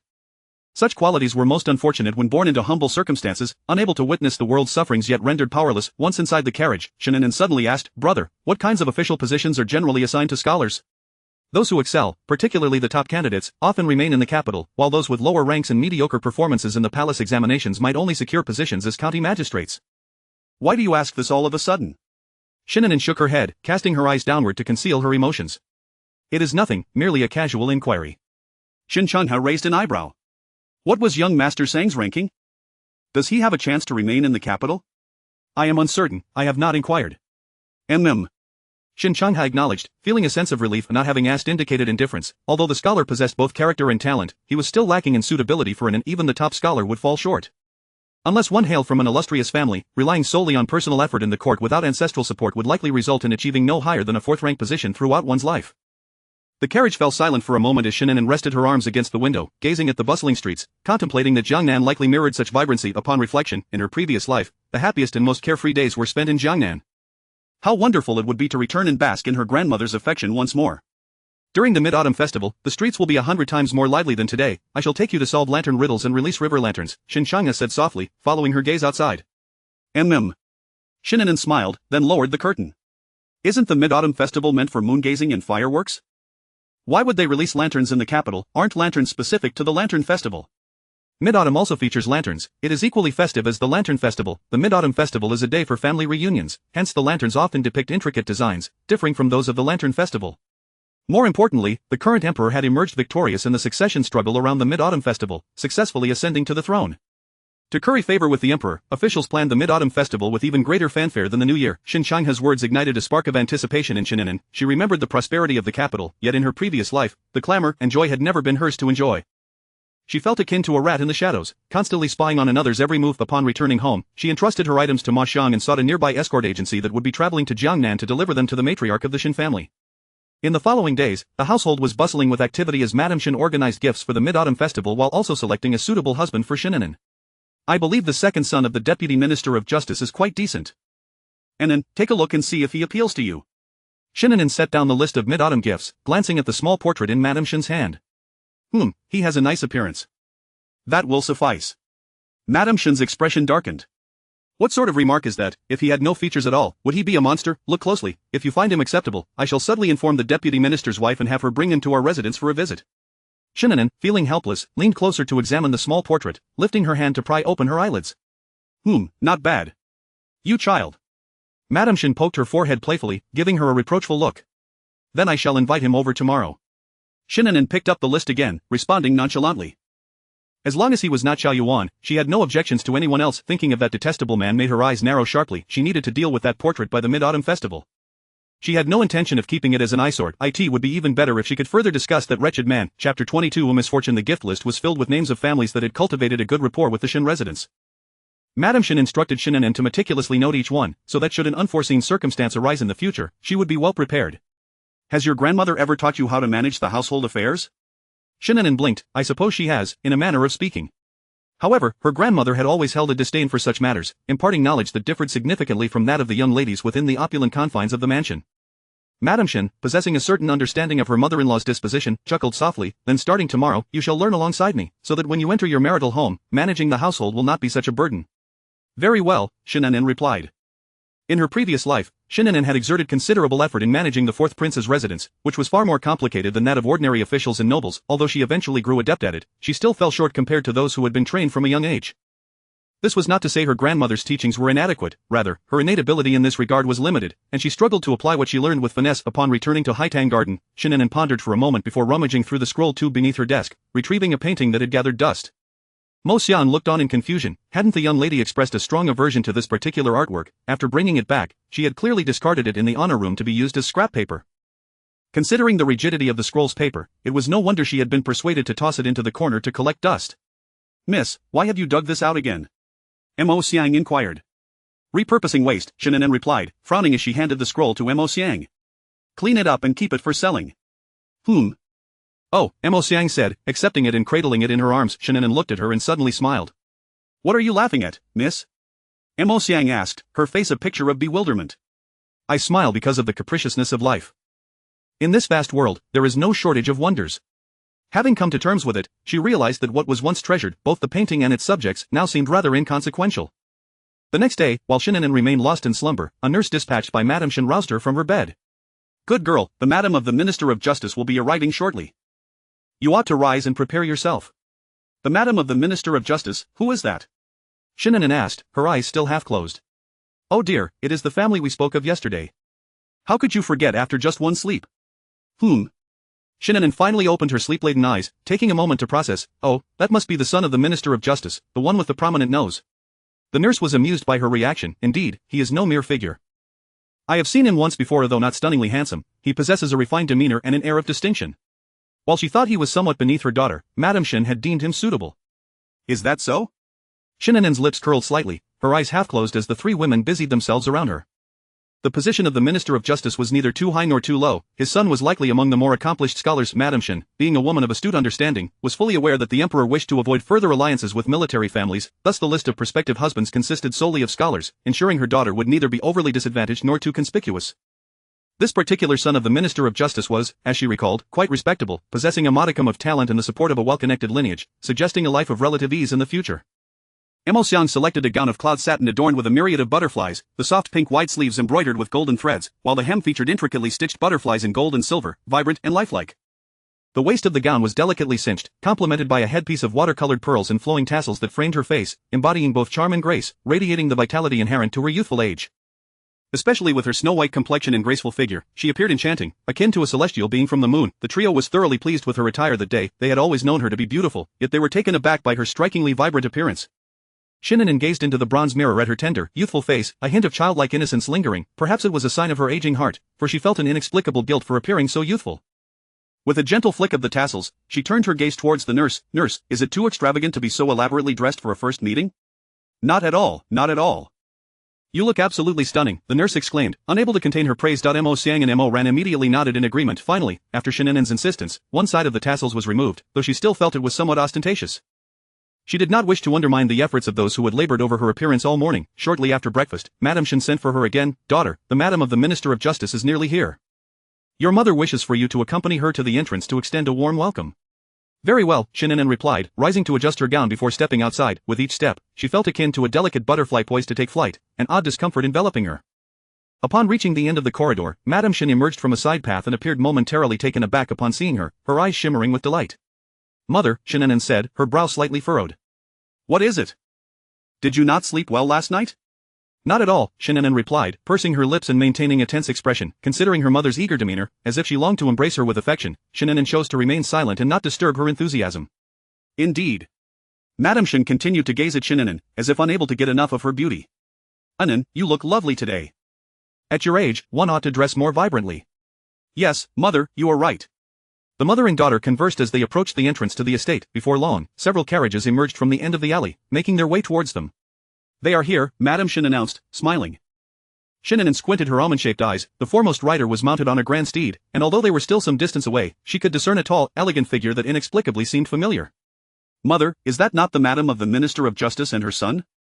Why are there two carriages?" As the procession drew nearer, Madame Shen gradually recognized the outline of the leading figure, her expression darkening. "It appears the Madam of the Minister of Justice and the Grand Princess are both in attendance." Had it not been for the Grand Princess's presence, she would not have insisted on bringing in and out to greet them. Initially expecting only 3 guests, this unexpected turnout was quite the spectacle. Yet, none of that mattered as much as the awkwardness of the Grand Princess arriving alongside the 4th prince. Both mother and daughter wore grim expressions, but with the guests now upon them, Madame Shen quickly suppressed her dismay and forced a smile. "4th prince in." Under the watchful eyes of many, Shen An'an followed suit and performed a respectful bow. Xiao Yuan remained silent, his narrow eyes fixated on Shen An'an for a moment before he furrowed his brow and averted his gaze. Dressed in such flamboyant attire, she appeared as if she were on the verge of springing forth. It was enough to make one's eyes spin. This woman managed to surprise him with each encounter, resembling a peacock displaying its feathers. Did she truly believe she could not live without the attention of men? Shen An'an, of course, did not miss the flash of disdain that crossed his eyes, and she turned her head away coldly. In truth, she felt somewhat embarrassed. Madam Shen. Grand Princess. Madam Shen and Shen An'an bowed to the esteemed lady who descended from the carriage. The Grand Princess smiled. Today, I am but a guest, you need not stand on ceremony, please rise. Yes. Soon after, from the next carriage, a somewhat portly middle-aged lady emerged, followed by a young man who exchanged pleasantries with Madam Shen. Shen An'an's gaze swept over the young man. He was reasonably attractive, exuding the air of a cultured scholar, fair-skinned and reserved. As she appraised the young man, he too discreetly observed her, yet Shen An'an, possessing a thicker skin, did not shy away, offering him a bright smile. He appeared momentarily taken aback, as if dazzled by her striking smile, his face flushing instantly. Chenger, do not forget to greet Miss Shen, the young man's mother prompted him, giving him a nudge. He quickly bowed his head, embarrassed, and clasped his hands. Greetings, Miss Shen. Greetings, young Master Meng. Meng Chang's lips pressed together, his cheeks reddening as if he were an innocent maiden. The madam of the Minister of Justice was beaming, clearly pleased. Her son's behavior suggested he was smitten with the young lady of the Shen family, yet, she worried that the girl's striking beauty might prove troublesome, for it was often said that one ought to marry for virtue, not beauty, as a husband too captivated by appearance might neglect his studies. However, given the girl's respectable lineage, such concerns could be addressed once she entered their home. With that thought in mind, she became even more animated in her conversation with Madam Shen. Meng Chang's gaze frequently darted towards Shen An'an, who responded with a smile. Suddenly, a chill breeze swept across her back, causing her to shiver slightly. The day was not particularly cold. Where could this wind be coming from? She touched the nape of her neck and turned her head to look behind her, only to meet a pair of dark, brooding eyes. Xiao Yuan sat atop his horse, regarding her from a commanding height, his expression frigid, his inky gaze laced with a subtle mockery. This insufferable woman was relentless in her pursuit of men. How shameless for a young lady. Shen An'an had been entangled with him for several years, easily deciphering the derision in his eyes, and her face darkened in response. Her red lips moved soundlessly. Xiao Yuan was taken aback, his eyelids twitching uncontrollably. He too understood, this woman was cursing him, and her words were far from clean. Shen An'an shot him a fierce glare before turning away. What business was it of his whom she chose to attract? Truly, she must have been at leisure to be bothered by such trivialities. At that moment, Madame Shen and Madame Meng fell silent.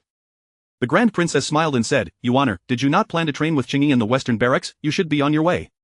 Xiao Yuan coldly replied, withdrawing his gaze, a fire igniting within him, his grip on the reins tightening. Ling Qingyi suddenly poked his head out from the Grand Princess's carriage, greeting Madame Shen before saying, Mother will be waiting for us at the Shen residence, we shall come to fetch you later. Very well, the Grand Princess nodded with a smile. Hurry along now, do not delay your important business. Ling Qingyi lowered the curtain, yet Xiao Yuan remained motionless, the flames of his ire intensifying, as if he suddenly wished to abduct the pretentious woman with the false smiles and bring her deep into the mountains, and then. He abruptly shut his eyes, reopening them slowly, and with a firm squeeze of the horse's belly, he galloped away. The Grand Princess's coachman hesitated for a moment before reacting, swiftly cracking the whip to pursue him. Shen An'an coldly observed the retreating figure, her gaze drifting away as she reined in her emotions. Fate has a way of bringing enemies together, they were the perfect embodiment of that. In her past life, she had gone to great lengths just to catch a glimpse of him, yet now she seemed unable to avoid him at all. Truly, what a stroke of misfortune. Chapter 23 A mutual glance. Quickly, let us converse further within the estate. Lady Shen beckoned her guests to enter. Meanwhile, Ling Qingyi lifted the curtain and engaged in conversation with the rider ahead, yet received no response, prompting him to furrow his brow. Xiao Yuan. He turned slightly. I am speaking to you, yet you seem distracted. Is there something weighing on your mind? Xiao Yuan pressed his lips together. Disliking a woman could hardly be deemed a concern, yet he felt a nameless fury rise within him upon encountering her. For reasons unbeknownst to him, thoughts of the woman, adorned like a fluttering butterfly and gazing coyly at the Meng family's scion, ignited a blaze within his chest. Was she blind to choose such company, utterly incomparable to himself? As he pondered, Xiao Yuan's brow knitted once more. Why should he compare himself to those individuals? The irritation grew like rampant weeds in his heart, surely stemming from her rejection, he repeatedly told himself. Yet that Meng family scion was truly unattractive, a choice only a blind person could make, casting flirtatious glances without fear of repercussions. Xiao Yuan. Speak, I am listening, Ling Qingyi responded, exasperated. He had already shared considerable information, yet received no acknowledgement in return. I ask, do you know why Lady Shen has taken a liking to the son of the Inspector General? Xiao Yuan lazily lifted his eyelids, pulling back on the reins to slow his horse, feigning indifference as he inquired, why? Ling Qingyi smiled. Xinwen holds the esteemed position of Grand Commandant, the pinnacle of military officials. Whether it be the Prime Minister, the head of civil officials, or a family of warriors, the Emperor would hardly be pleased. The Inspector General, while neither too grand nor too insignificant, wields little influence among civil officials, and the Emperor would not take notice. A smirk curled upon his lips. My mother afforded Lady Shen numerous choices, yet she only considered the sons of officials, revealing Shen's intent to maintain a facade of neutrality. The Shen family represented a significant force within the court. Had it not been for the two other princes marrying legitimate consorts, they would not have overlooked the opportunity for an alliance with the Shen family. Shen Wen is indeed a cunning fox, raising a daughter and sending her away for so many years. Were it not for the quiet machinations of the favored consort, she might never have been reclaimed. Xiao Yuan's gaze darkened, staring into the distance, remaining silent. Regrettably, that young lady does not seem to fancy you. Otherwise, with the favored consort's assistance and the Shen family's backing, you would soar to new heights. Xiao Yuan cast a frosty glance at Ling Chenyu in the carriage, sending a chill down his spine. If neutrality is desired, then Shen Wen would naturally not marry his daughter to me. Is that so? Yet I perceive that Miss Shen's attitude towards you does not resemble that of unrequited love, rather it seems quite the opposite. The look she cast bore a resemblance to the annoyance Xiao Yuan exhibited when pursued by other noble ladies. His grip on the reins tightened, veins visibly standing out on the back of his hand, as if he were clutching Ling Chenyu's throat. He turned his head, his cold eyes locking onto Ling Chenyu, who felt a shiver run down his spine. He had always believed himself braver than Li Huayan. Enough. I merely mentioned it casually. My point is, the union between the Shen and Meng families is likely to come to fruition, serving as an opportunity to express the Shen family's stance to the emperor. Ha, I beg to differ, Xiao Yuan retorted with a cold laugh, withdrawing his gaze. He found the woman exceedingly irksome and was determined to thwart her desires. He urged his horse forward, distancing himself. Qingfeng quickly pulled on the reins to follow. Master. You shall enter the palace, Xiao Yuan smirked coldly, whispering a few commands. Qingfeng paused momentarily, then, before Xiao Yuan's icy gaze could settle upon him again, he turned his horse and departed swiftly. Ling Chenyu furrowed his brow and glanced back, then at Xiao Yuan's broad and imposing figure, narrowing his eyes. Lady Shen guided the Grand Princess and Madame Meng into the banquet hall, where maidservants served tea. The three exchanged lively banter, creating an atmosphere of camaraderie that might mislead one into believing they were close friends. Madame Meng, eager to see her son wed to Shen An'an, lavished praise upon Lady Shen, extolling Shen An'an's virtues to the point where the young woman began to question whether the celestial being described was indeed herself. However, my son Chang'er is commendable as well. He was recently awarded the title of Jinshi, placing quite prominently in the rankings. My husband asserts that he will surely surpass his peers in the future. As compliments flowed generously from one to the other, the banquet hall transformed into a space of mutual admiration. Shen An'an discreetly sipped her tea, her peripheral vision catching Meng Chang's stealing glances at her. She was not someone to be shyly observed. If one wished to look, they ought to do so openly. Setting down her teacup, Shen An'an cast her calm, almond-shaped eyes towards Meng Chang, who feigned engrossment in his tea, unapologetically returning his gaze. She felt no embarrassment, yet his nervousness was palpable, his face flushed, hands trembling slightly as he held the teacup. Concerned he might spill and ruin his attire, Shen An'an averted her gaze with indifference. Indeed, what was there for a grown man to be timid about? He should look boldly. She was hardly a ferocious beast. While Lady Shen and Madame Meng were engrossed in their conversation, the Grand Princess observed the scene with a concealed smile. The Shen family girl grew increasingly likable in her eyes, unpretentious, dignified, and amusing. As Shen An'an glanced sideways, she caught a glimpse of the Grand Princess's playful smile, prompting a slight flush of embarrassment. Noticing the time, Lady Shen turned to Shen An'an, saying, "The banquet will commence shortly. Since Master Meng is newly arrived, it would be rather dull for him to sit and listen to our chatter. Please take him for a stroll in the garden." Yes. Shen An'an rose and graciously bowed to Madame Meng and the Grand Princess. Meng Chang's face lit up with joy, though he quickly suppressed it, standing to clasp his hands in gratitude. "Thank you, Lady Shen." "Very well, go on," Lady Shen said, regarding Meng Chang with a degree of satisfaction. "After you, Master Meng."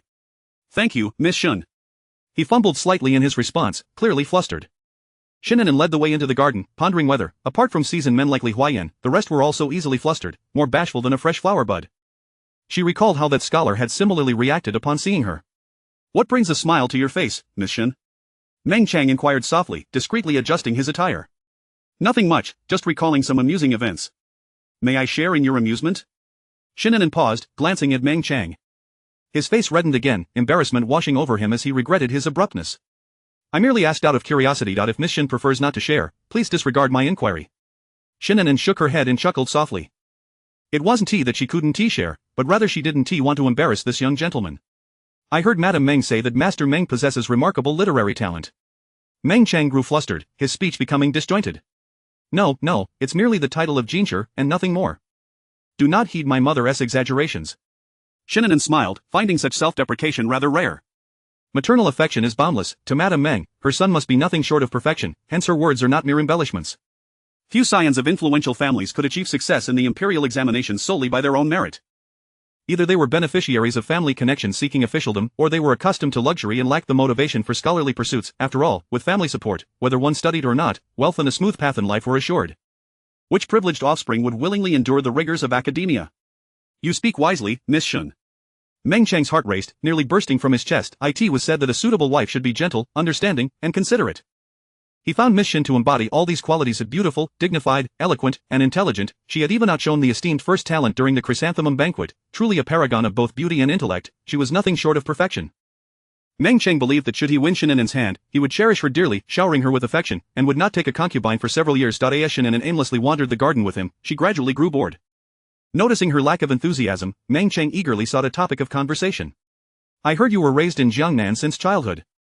Yes, Shen An'an nodded. I followed my grandmother to Jiangnan when I was 3. She often spoke of its remarkable people and fertile lands. Lady Shen is truly a remarkable woman, Meng Cheng remarked with a smile. The Shen family, so affluent, would typically have an elder matriarch enjoying her golden years, yet she chose to depart. It was indeed peculiar. My grandmother adored Jiangnan. Although Shen An'an could not articulate why, she sensed her grandmother held a unique fondness for the region, as if longing for something. Indeed, Jiangnan is known for its splendid scenery. It is truly a wonderful place. Once again, the conversation dwindled to silence as they meandered through the garden, and upon realizing they had nearly completed their circuit, Shen An'an turned back. The banquet should be commencing. Let us return. All right. Meng Cheng's disappointment was palpable, feeling he had not performed adequately. On their way back, he racked his brain for topics to avoid an awkward silence. Young master. A maidservant's voice called from a distance. Shen An'an smiled slightly, quickening her pace, while Meng Cheng appeared flustered. Shen Changha stepped forward and, upon catching sight of Shen An'an exiting the garden, his expression softened. Big brother. None. However, his smile faltered upon noticing the young man who followed her. Young Master Shen, Meng Cheng bowed politely. Shen Changha pursed his lips, remaining silent.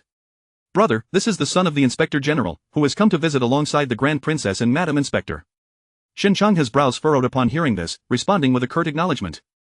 As a military officer, he exuded a cold demeanor, his resolute visage often intimidating. Thus, Meng Cheng felt a tinge of unease given the young man's connection to Shen An'an. Why have you returned so early today? With the Mid-Autumn Festival approaching, the court has granted a few days of leave. Shen Changha's gaze intermittently flickered towards Meng Cheng. Perfect timing.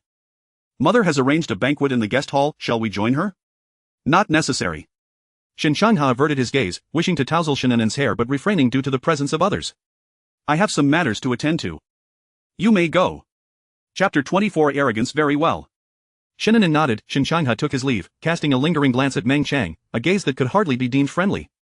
Shall we go? Shen An'an addressed Meng Cheng as they ascended the corridor together. Meng Cheng hesitated several times before finally speaking. Miss Shen, do you and your brother perhaps dislike me? Shen An'an smiled softly, having noticed it too. Well, you needn't take it to heart. Any gentleman associated with me is unlikely to hold you in high regard. Meng Cheng was momentarily taken aback by her words, but then he managed a faint smile. As they neared the banquet hall, he suddenly halted, stammering, Miss Shen, wait a moment. Shen An'an turned back, her expression one of confusion. What is it?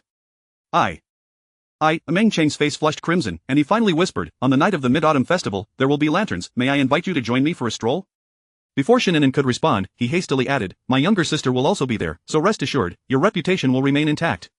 Shen An'an paused for a moment, while Meng Cheng, anxious, felt beads of sweat forming in his palms. That would be acceptable, but my elder brother will also be present.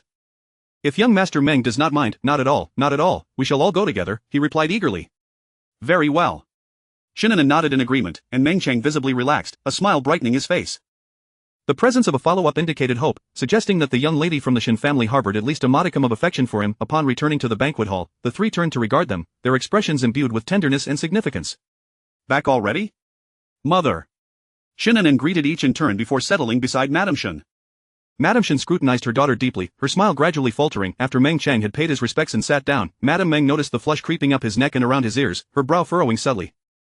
It seemed that the mere act of turning around had rendered him bashful. Indeed, being excessively handsome was not always advantageous, as it could ensnare hearts. She affectionately patted her son's back and whispered reproachfully, you are such a disappointment. Meng Cheng's expression stiffened, and he glanced at his mother, quickly tempering his demeanor. Although Shen An'an and Madam Shen did not overhear her words, they noted the subtle exchanges between the two, leading them to perceive that this young master from the Meng family appeared overly intimidated by his mother. At that moment, a maid announced that dinner was ready, prompting Madam Shen to lead the two to the adjoining room. In families of nobility, decorum was paramount, conversations were scarce during meals, resulting in a rather quiet dining experience. Shen An'an found this mutual silence somewhat tiresome, her mind wandering throughout the afternoon, and thankfully, the Meng mother and son took their leave shortly thereafter. Madam Shen, unable to detach herself from the princess, allowed Shen An'an to escort the two to the floral archway. As Shen An'an walked ahead, guiding the mother and son, Madam Meng scrutinized her figure with keen eyes, her gaze filled with assessment. While her lineage was indeed commendable, she found her appearance somewhat lacking. However, if other attributes proved satisfactory and her son took a liking to her, she would not be overly critical in the future. Recalling Madame Shen's warm demeanor earlier, Madame Meng felt reassured about the potential marriage, and considering that her son had just informed her of the young lady's acceptance of the invitation to celebrate the Mid-Autumn Festival, it was evident she had taken a liking to him. With this thought, she straightened her back and softly inquired, "I have heard that Miss Shen grew up in Jiangnan and has only recently returned to the capital. Is she acclimating well?" Shen An'an smiled in reply, "Jiangnan is quite humid. Aside from the climatic differences, there is little that feels unfamiliar. I am managing quite well." Madame Meng nodded, "The capital is bustling and vibrant, incomparable to Jiangnan. If you have the opportunity, do accompany your mother to more gatherings, venture out, and interact with other young ladies." Shen An'an's expression faltered momentarily before she nodded in subdued acknowledgement.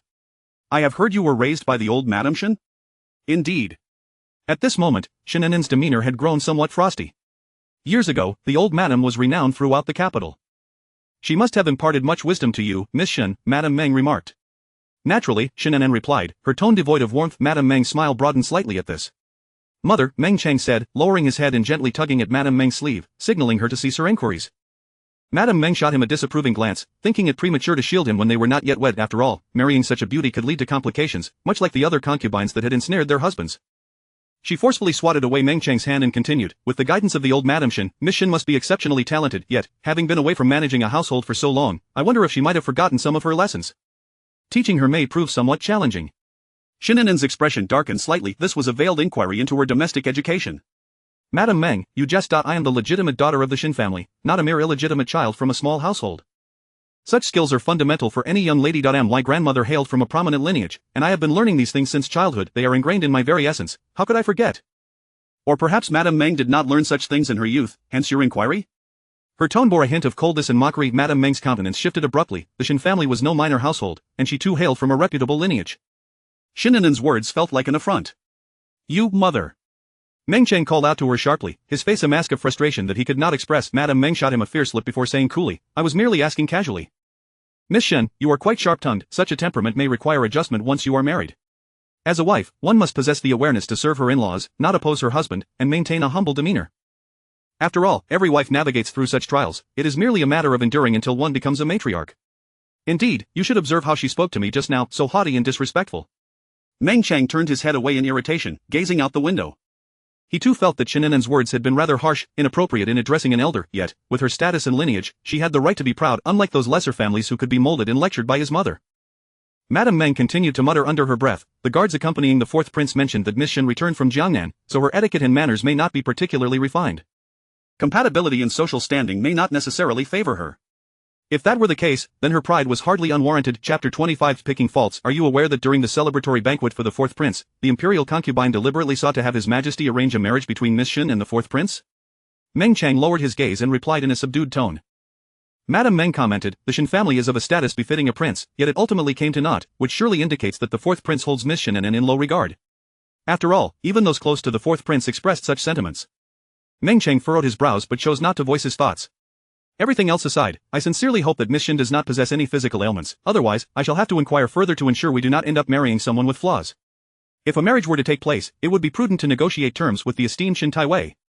Having returned to the banquet hall, Shen An'an found Madame Shen engrossed in a lively conversation with the Grand Princess.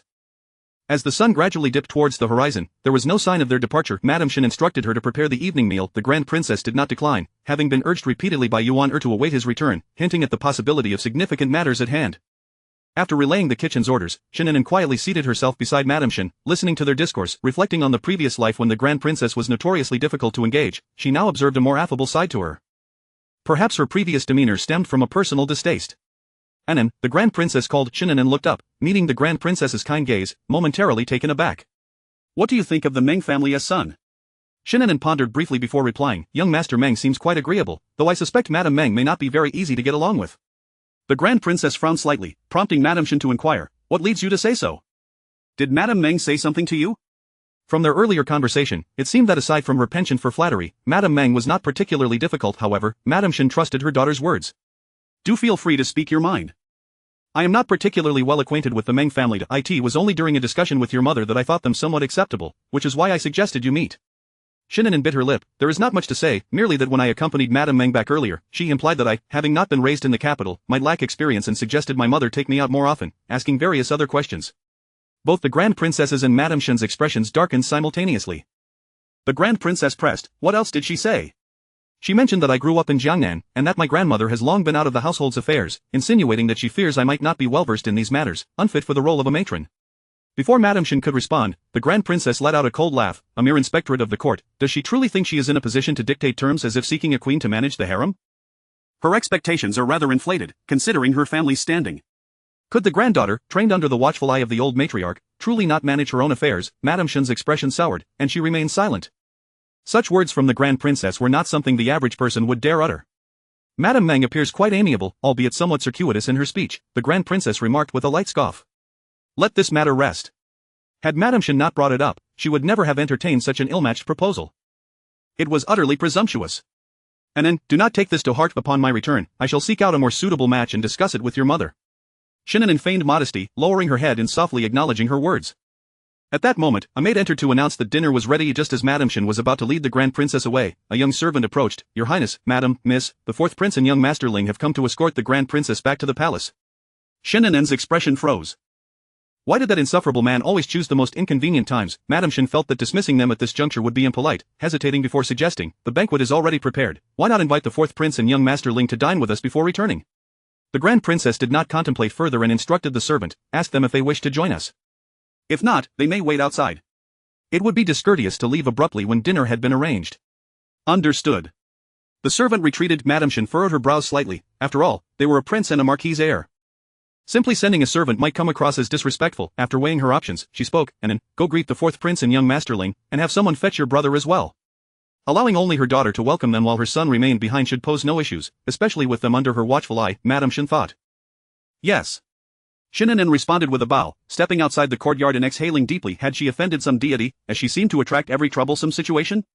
Outside the gates, Ling Chenyi looked up at Xiao Yuan after hearing the servant's message, are you hungry? I am. The vivid image of the autumn chrysanthemum painting lingered in his mind, stirring a desire to meet the audacious woman who dared toy with Xiao Yuan. Xiao Yuan cast him a sidelong glance, his expression somber. Just wait a moment. Wait for what? Dinner is about to be served. Pathetic. Ling Chenyi pressed his lips together. Was this a matter of being pathetic? Are you not curious about her thoughts on the matter? Xiao Yuan's demeanor shifted momentarily, then he replied coldly, why should I care? Is that so? Ling Chenyi smirked, his expression laden with implications. Just then, Xiao Yuan's indifferent eyes flickered as he glanced towards the dimly lit stone path leading into the Shen residence. The sun had fully set, and lanterns had been lit within, casting a warm glow throughout the courtyard. A slender figure was seen gracefully approaching from the shadows, her silhouette elongated by the light. Ling Chenyi followed Xiao Yuan's gaze, sensing something stirring within him. In an instant, he redirected his attention to Xiao Yuan, a knowing smile playing on his lips. Xiao Yuan's expression remained inscrutable as he averted his gaze, his demeanor cold and detached.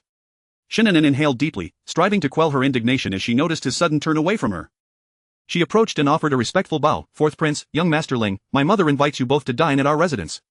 Miss Shen, you are too courteous, Ling Chenyi replied with a courteous nod, nudging the taciturn Xiao Yuan. It would be impolite to decline the invitation when the host had extended it. Xiao Yuan shot a cold glance at Ling Chenyi, who promptly retracted his gesture. The fourth prince likely is not hungry, so Madame Shen's hospitality is greatly appreciated. We cannot refuse such kindness. Ling Chenyi stared blankly at the unexpectedly frosty demeanor of Xiao Yuan, who had just moments ago claimed he was not interested. Why the sudden willingness to accept? Indeed.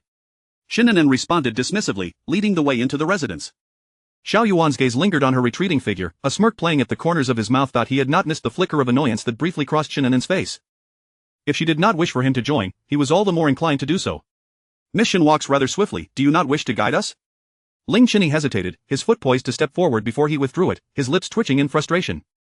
They were the guests here, yet she seemed excessively fastidious. Despite his reluctance to engage in conflict, he found himself reluctantly aligning with her. Shen An'an halted and turned coldly. Does the fourth prince not have eyes to see the path before him? Are they merely ornamental? Xiao Yuan stammered, his brow furrowing. This woman certainly had a knack for delivering barbs. After all, he was a prince. With a light scoff, Xiao Yuan retorted, when you welcomed young Master Meng, your attitude was not so combative. What is this? The engagement fell through, and now you seek to vent your frustrations on me. What business is it of yours? Shen An'an faced Xiao Yuan, her expression darkening. Young Master Meng was here to court me. Since that is the case, he could very well become my future husband. What is improper about my welcoming him? As for the fourth prince, why should you compare yourself to him? What connection do you have to me? In a previous life, she had been his wife, yet she had no say in his affairs. In this life, he had no right to impose such expectations upon her. The tension between them thickened, the air surrounding them turning icy. Why should she be subjected to his whims? A surge of unspoken anger engulfed Xiao Yuan. He was a prince, a young general. Why should he have to contend with that man? His frustration threatened to erupt, accompanied by a creeping chill that burrowed into his heart. Cough, cough, cough, the banquet should be commencing. Let us not keep everyone waiting. We ought to make haste. Ling Qining interjected, stepping between them to diffuse the palpable tension. However, the intensity of their gazes was almost tangible, sending shivers down his spine. Shen An'an coolly redirected her gaze and proceeded ahead, determined not to revert to her previous submissive self. If he dared to provoke her, he must be prepared for her retaliation. After a few steps, sensing the absence of movement behind her, she turned coolly. "Fourth Prince, are you still dining? If not, I shall return to my own meal." Xiao Yuan had initially intended to turn away with a scowl, but upon catching Shen An'an's challenging gaze, he abruptly pivoted and shoved Ling Qining towards the residence. Shameless! Shen An'an muttered under her breath. Ling Qining's eyelids twitched as he glanced at Xiao Yuan. The latter maintained a stoic expression, his demeanor icy and composed. He had certainly heard her insult, the fact that he was feigning ignorance was all too apparent. Ling Qining was no fool, he would not foolishly inquire if Xiao Yuan had heard Shen An'an's retort. Both of them chose to ignore it as they made their way back to the banquet. Once they arrived, Shen An'an immediately sought her mother's side, sitting quietly and saying nothing. "Your Highness, young master." Madame Shen rose to greet them. "There is no need for such formality, madam," Xiao Yuan replied with a casual wave of his hand. Madame Shen straightened, smiling as she said, "It is merely a simple meal, please do not hold back, your Highness, and join us." Chapter 26. The meaning remains elusive. Xiao Yuan nodded, his gaze drifting to the empty seat, casting a subtle glance at Ling Qining. Ling Qining glanced at the vacant spot beside his mother, then at the one next to Shen An'an, his eyelids twitching slightly. Was he being instructed on where to sit? He lifted his eyes, his expression impassive as he regarded Xiao Yuan, confusion evident in his gaze. Xiao Yuan's countenance darkened, the smile at the corner of his lips tinged with a hint of frost. Ling Qining caught the threatening glances and, steeling himself, took a step forward. After a moment's hesitation, he settled beside Shen An'an. Surely, this was meant to signal his discontent with the young lady from the Shen family, yet why did that piercing gaze from behind him feel even more menacing? Was it too late for him to stand up now? "Yuaner, why are you dawdling? Sit down already," the Grand Princess urged, with a solemn expression. Xiao Yuan took his seat. He was uncertain of what had prompted his earlier action. It felt as if an overwhelming desire had surged within him. Squinting slightly, he wondered if he had been driven to folly by that woman. Ling Qining turned his head, offering an awkward smile, which Xiao Yuan, maintaining his stoic demeanor, chose to ignore. Ling Qining sighed, pursing his lips. Having grown up alongside Xiao Yuan, their bond was one of tacit understanding, yet in recent days, Xiao Yuan had become increasingly difficult to read. The two sat upright, an empty space between them creating an oddly discordant atmosphere. The Grand Princess shot her son a sidelong glance, questioning why he was seated so closely to the young lady, though she held a fondness for Shen An'an. An alliance between the Yongning Marquisate and the Shen family was simply out of the question. Mrs. Shen felt a twinge of awkwardness as she looked at her daughter, contemplating instructing someone to remove the extra chair, when suddenly, Shen Qianghua strode into the room. His eyes swept the surroundings, lowering his gaze to mask his surprise, and clasping his hands, he greeted, "This humble minister pays respects to the fourth prince. Today, Master Shen is the host." "There is no need for formality," Xiao Yuan replied in a flat tone. Shen Qianghua nodded and then extended greetings to the Grand Princess and Ling Qining. "I was just waiting for you, Mrs. Shen smiled, privately relieved that her eldest son had arrived, which eased her anxiety, yet, a silence fell over the room once more, presenting a new dilemma. Where should Shen Qianghua sit? Naturally, he ought to take the seat next to Shen An'an, as they were siblings, a family unit. Thus, Ling Qining's position felt rather inappropriate. Ling Qining, too, felt a sense of discomfort, but before he could voice his thoughts, he received another pointed look from Xiao Yuan.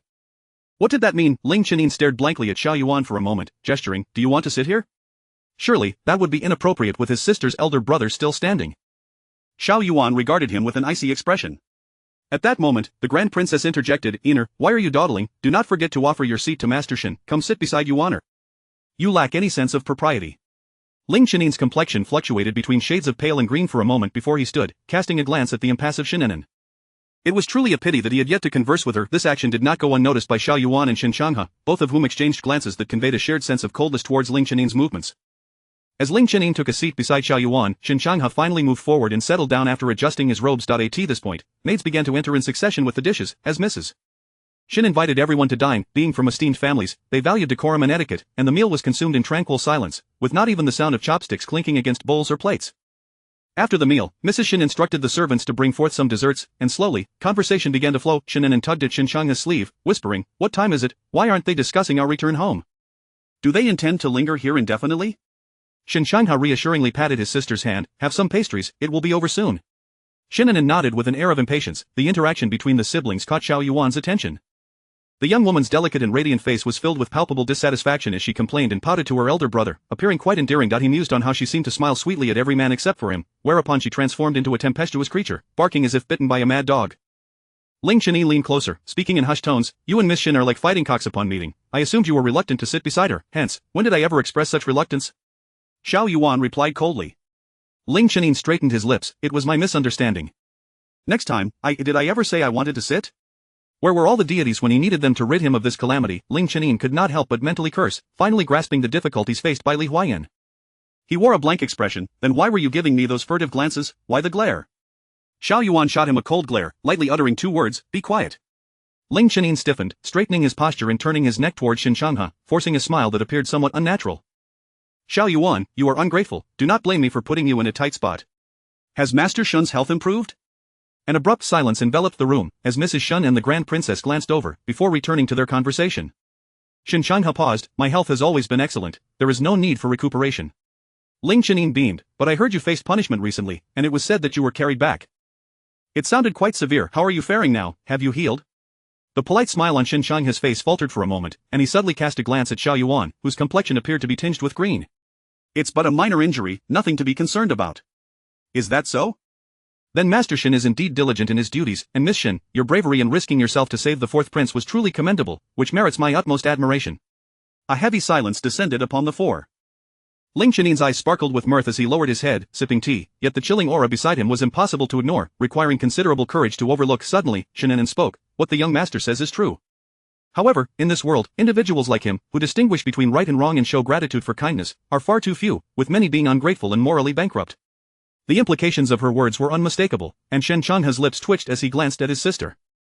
How could she still harbor resentment after all this time? Meanwhile, Xiao Yuan's expression darkened to an almost inky hue. Hadn't they settled the scores with silver and grain, and moved on? Why did this woman persist in resurrecting old grievances? Ling Qianyin, feeling quite pleased, opened his mouth to speak, but suddenly found himself choked with words, his face paling as he struggled to contain his discomfort.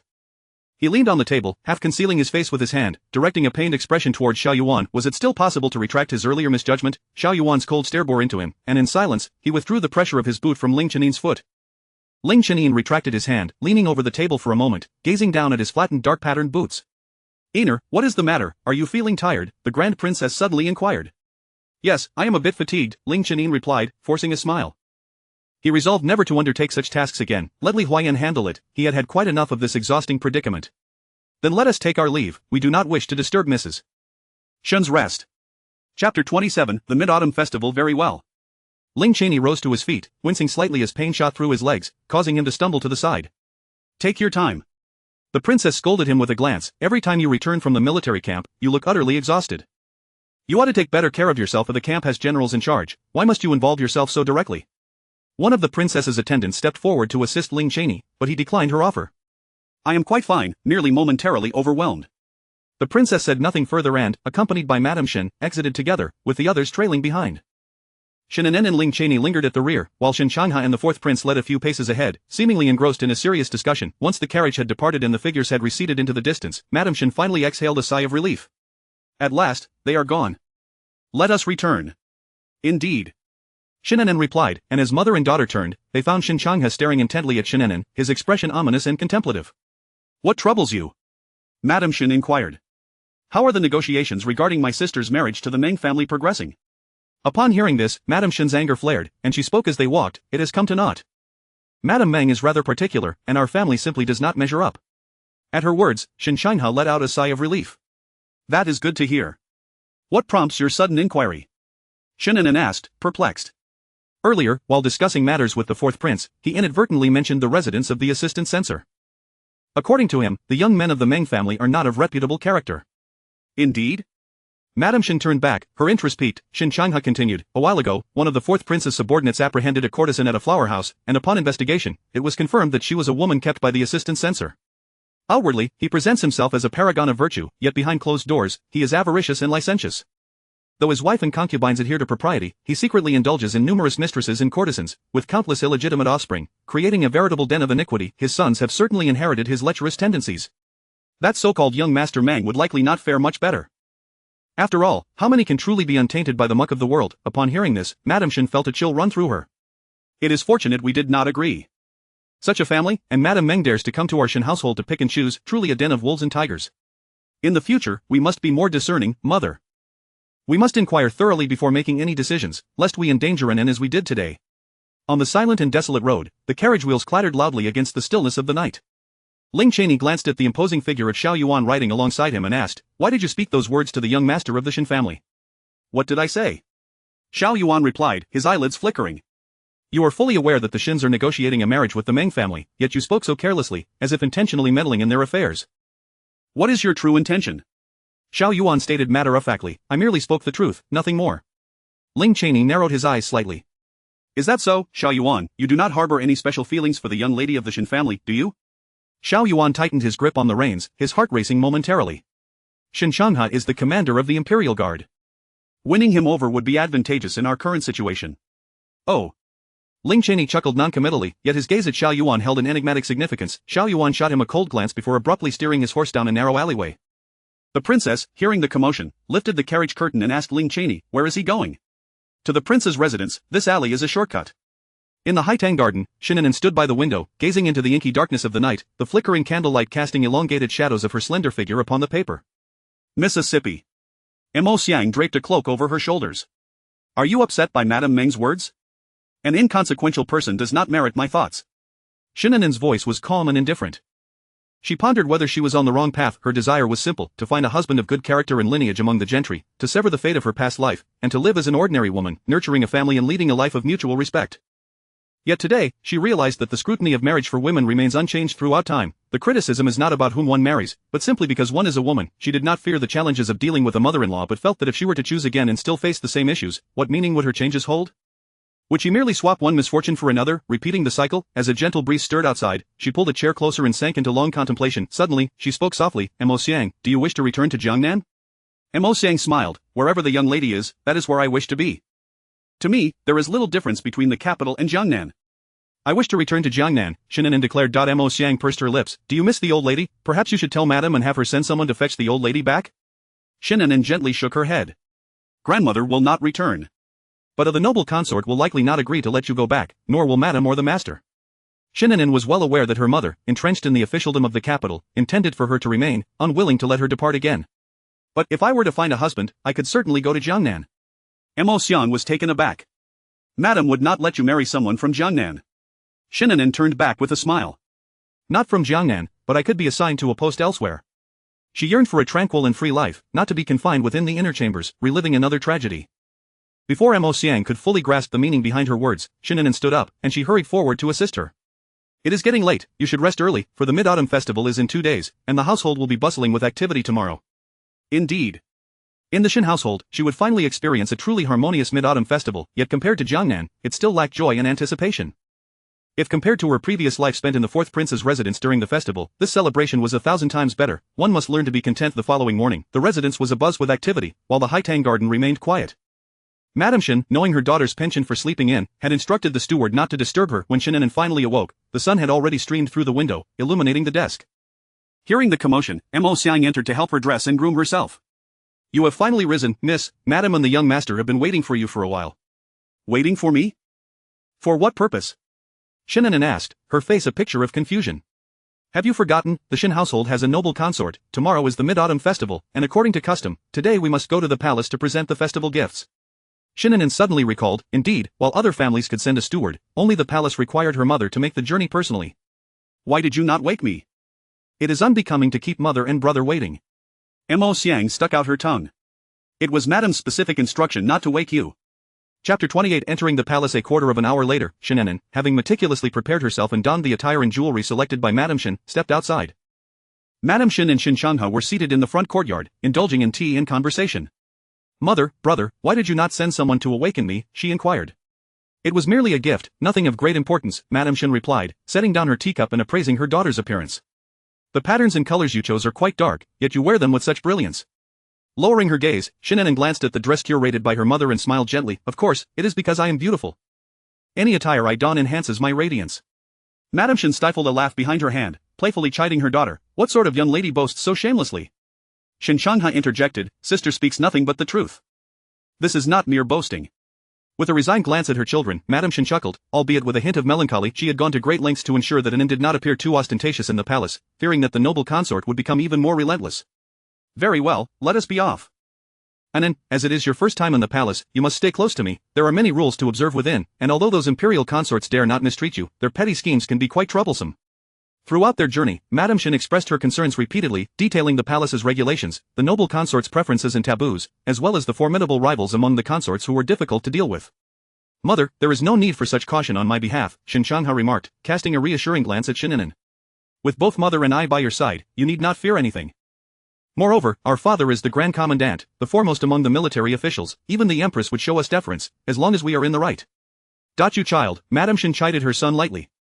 As they spoke, their carriage halted at the palace gates, where a guard, upon spotting Shen An'an, hurried forward to pay his respects. Commander Shen.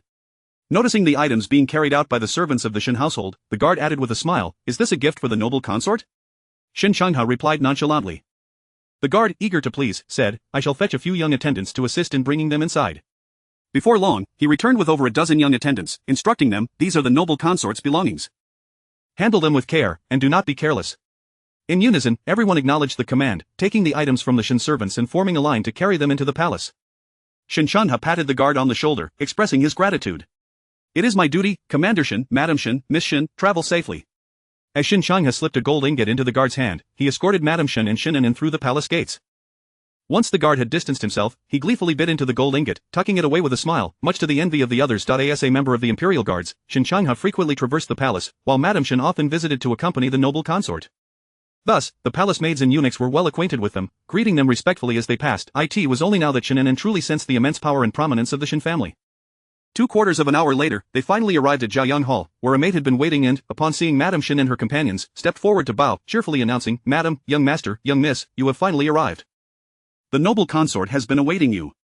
Madame Shen responded with a courteous nod and followed the maid into the hall. Given the previous incident involving Anchu, she doubted that her petty sister-in-law would not harbor any resentment or wait for them without grudges. As an outsider, Shen An'an was technically not permitted into the inner palace. However, during the Mid-Autumn Festival, each consort was granted an opportunity to visit their maternal family. True to expectation, the maid guided the three into the hall, where the noble consort was conspicuously absent. The noble consort must be weary from waiting and has gone to the inner chamber to rest. "Madam, please wait a moment, I shall report this." "Very well, go ahead," Madame Shen replied dismissively, taking Shen An'an's hand, while Shen An'an seated himself, knowing that the noble consort would not appear anytime soon, and leisurely began to sip his tea. The two maids stationed at the door exchanged glances, their expressions betraying a certain discomfort, yet they dared not speak. "The tea has gone cold, fetch a fresh pot," Madame Shen instructed. The young maid nodded in agreement and hurried off. In the inner chamber, the noble consort, adorned in resplendent palace attire, was a vision of beauty with her bright makeup, ruby lips, and delicate fingers adorned with ornate rings. Her gaze, however, was dull and heavy as she observed the figures in the hall. "Do not let my displeasure with Madame Shen anger you, dear maid. It is the Mid-Autumn Festival, and we must not allow others in the palace to mock us." The noble consort's darkened gaze lingered on the floor for an extended moment. It was not merely due to Anchu. The Shen family, in essence, had disregarded her status as noble consort, allowing a mere young girl to show her teeth. Anchu was merely providing her with a way to retreat.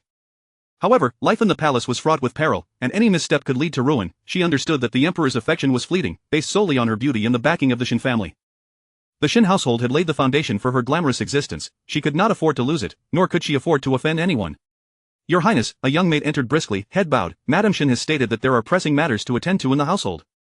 If your Highness is unable to receive her today, she shall take her leave and visit you another day." "Do not allow that. Simply inform them that I have awakened and shall rise shortly," the noble consort replied coldly. Once dismissed, the young maid hurriedly exited. The noble consort gazed into a bronze mirror and suddenly asked, "Yuha, do you think I have aged?" "Your Highness is in the prime of her youth." "You are not old at all," the maid reassured her. The noble consort forced a smile. "Is that so? Yet I feel increasingly lifeless. When I was young, I bore a striking resemblance to An'an, possessing the same exquisite beauty. Yet now," her fingertip lightly traced the fine lines at the corners of her eyes. "This is how my life shall be. Whether the Shen family can ascend further depends on the next generation." Yuha remained silent, knowing that the young lady was astute and not easily manipulated. After having enjoyed a cup of tea, Madame Shen noticed the noble consort entering with Aunt Yu's assistance, donned in a soft yellow palace gown, adorned with jewels, exuding grace and authority. It must be said that power indeed nurtures beauty. Noble consort, Shen An'an and Shen An'an both bowed in unison. "We are all family, there is no need for excessive formality. Please, rise," the noble consort warmly beckoned, taking her seat at the head of the table and inviting the trio to join her, addressing them affectionately as sister-in-law, with no hint of displeasure, as if she were entirely unaware of the earlier slight. Madame Shen, adept at managing the vast Shen household, engaged in amiable conversation with her sister-in-law, creating an atmosphere of harmony. Though the weather was still mild, the hall had already begun to warm with charcoal fires. Shen An'an felt a bit uncomfortable from the heat, while the noble consort, clad in heavy garments, seemed unfazed. Even as Anchu draped a blanket over her legs, was she particularly sensitive to the cold? After a few days apart, An'an appears even more radiant. Truly, you are beautiful, resembling your grandmother to a remarkable degree, even more so than my own daughter. Shen An'an, feeling a bit shy, smiled and lowered her gaze. Grandmother often praises me thus. You child, Madame Shen gently squeezed her hand. Your grandmother wrote to your father recently, expressing concern for your well-being, as if she feared we might mistreat you. When I returned, grandmother indeed harbored such worries, Shen An'an replied earnestly, for having grown up away from her biological parents, it was only natural for her to feel that concern for any potential grievances was justified. Chapter 29 Deceiving the sovereign. Shen Guifei pressed her lips together, a slight smile gracing her features as she remarked, My mother dotes upon you, her granddaughter, 100 times more than she ever did on me, her daughter. Ever since her entrance into the palace, she had not received so much as a word from old Madame Shen, as though she were devoid of a daughter entirely. Shen Guifei had harbored grievances, wondering if her mother truly did not fear for her only daughter's life amidst the predatory walls of the palace, yet, her mother had been unyielding, declaring that once she entered the palace, she would no longer concern herself with her. And so it was, with a faint smile, Shen Guifei's countenance bore little joy. Your Highness, a young palace maid hastened into the hall, whispering something in Shen Guifei's ear. After listening, Shen Guifei waved her hand, dismissing the maid. The emperor has recently lost his appetite. For reasons unknown, he has suddenly taken a liking to the peach pastries I make. Consequently, the head eunuch has sent someone to request more. Madame Shen, who had been troubled in her search for an excuse to take her leave, rose upon hearing this, but Shen Guifei spoke first. I have not been feeling well these past few days, suffering from dizziness, perhaps due to a chill. I fear I cannot travel such a distance. An'an, would you be so kind as to go in my stead? Shen An'an froze. Just because she could not go, did that mean she wanted to? Instinctively, she was about to refuse, but Madame Shen had already interjected. Your Highness, An'an is entering the palace for the first time. She knows neither the rules nor the etiquette. How could she possibly present herself before the emperor? If you are unwell, it may be better to send Changhe instead. It would indeed be inappropriate for someone from the lower ranks to deliver the emperor's requests. After all, the emperor was aware of the presence of Shen's family in Zhaoyang Hall, and to not send anyone could imply a slight against his authority. Shen Guifei shook her head. That simply will not do. This is the inner palace, and it is improper for a man like Changhe to wander about freely. Should anything happen, it would be catastrophic. Madame Shen fell silent. The inner palace housed the emperor's women, and any offense given to one could prove troublesome to explain, but as a mere subject, her position was even more precarious. Do not worry, sister-in-law. I shall send Aunt Yu along for protection. Nothing will go amiss. I am merely suffering from a severe headache these past days, or I would certainly go myself. Madame Shen had no choice but to acquiesce. After all, no concubine would refuse an opportunity to meet the emperor. Shen An'an resigned herself and, with a respectful bow, departed the Zhaoyang Hall alongside Aunt Yu. Miss, please follow this old servant, Aunt Yu instructed, leading Shen An'an through the palace, skillfully avoiding numerous halls and thereby sparing her the trouble of performing the customary salutations. After a quarter of an hour, they finally exited the inner palace. Suddenly, Aunt Yu halted, pointing in the distance. That is the emperor's study. Please proceed, Mississippi. I shall wait here. Shen An'an turned to Aunt Yu, her eyelids twitching. Aren't you coming with me? This old servant shall not go. You may go alone. Shen An'an scrutinized Aunt Yu, nearly suspecting that the two of them were conspiring to present her to the emperor as a concubine, but upon a moment's reflection, she dismissed the notion. The reason Shen Guifei had attained her exalted position was largely due to the Shen family. How could she possibly wish to bring her into the palace and sever her own escape? Her parents would never consent to such a thing, and it would only lead to a rift. Taking the food box from Aunt Yu, Shen An'an turned towards the emperor's study.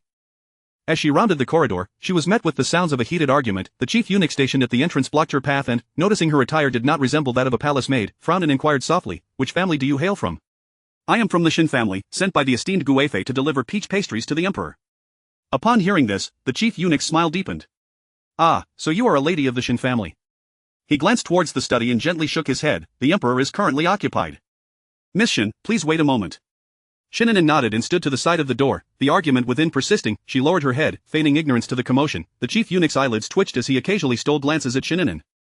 They both maintained a silence, each absorbed in their own thoughts. After about a quarter of an hour, accompanied by the sound of something shattering, the door creaked open. A tall, imposing figure emerged, radiating an aura of coldness that was both chilling and formidable. Fourth prince, the chief eunuch bowed deeply, his voice barely a whisper. Shen An'an, her head bowed, revealed no emotion as she too performed a respectful curtsy. Xiao Yuan stepped forward and abruptly caught sight of Shen An'an, who was holding the food box to one side, his pace faltering for a moment. His cold and piercing gaze bore down upon her, causing Shen An'an to furrow her brow in discomfort. What did their quarrel have to do with her? Why was he staring at her so intently? The emperor's voice could still be heard, simmering with unresolved anger. Shen An'an weighed the food box in her hand and, raising her gaze to the chief eunuch, declared, I shall not enter. Please trouble yourself to deliver the peach pastries from Guifei to the emperor. The chief eunuch blinked in surprise. She wouldn't go in, yet he was expected to. The emperor was known for his harshness, and it was they, the servants, who would suffer the consequences. Seeing the chief eunuch hesitating to accept, Shen An'an stepped forward, pressing the food box into his hands. I have something important to discuss with the fourth prince, so I would appreciate your assistance. The chief eunuch glanced at Shen An'an, then at the sullen-faced Xiao Yuan, finally resigning himself to accept the box. How could he refuse when it was the fourth prince involved? Shen An'an exhaled in relief and was the first to step away from the study. Xiao Yuan's icy gaze remained fixed upon her as he followed closely behind. Were you not just claiming to have something of great importance to discuss with me? Once outside the corridor, Xiao Yuan addressed the swiftly moving girl in a cool tone. Was it not evident that she was using him as a shield? Oh, I suddenly cannot recall. Perhaps I shall speak with the fourth prince when I remember, she retorted, quickening her pace to leave. Thus, you were deceiving the sovereign? Shen An'an abruptly halted, turning to face him, her lips pressed together, and her almond-shaped eyes sparkling with clarity as she regarded the icy expression of Xiao Yuan. Chapter 30, Are you out of your mind, Xiao Yuan? Xiao Yuan gazed deeply into the woman's cold, ancient eyes, and his heart suddenly felt as if it had been struck by a heavy blow. That strange yet familiar sensation washed over him once more, overwhelming and stirring every nerve within him. He steadied his gaze and took a few steps forward. As Shen An'an beheld the imposing figure of the man approaching her, she instinctively stepped back, her brows slightly furrowed. What do you want?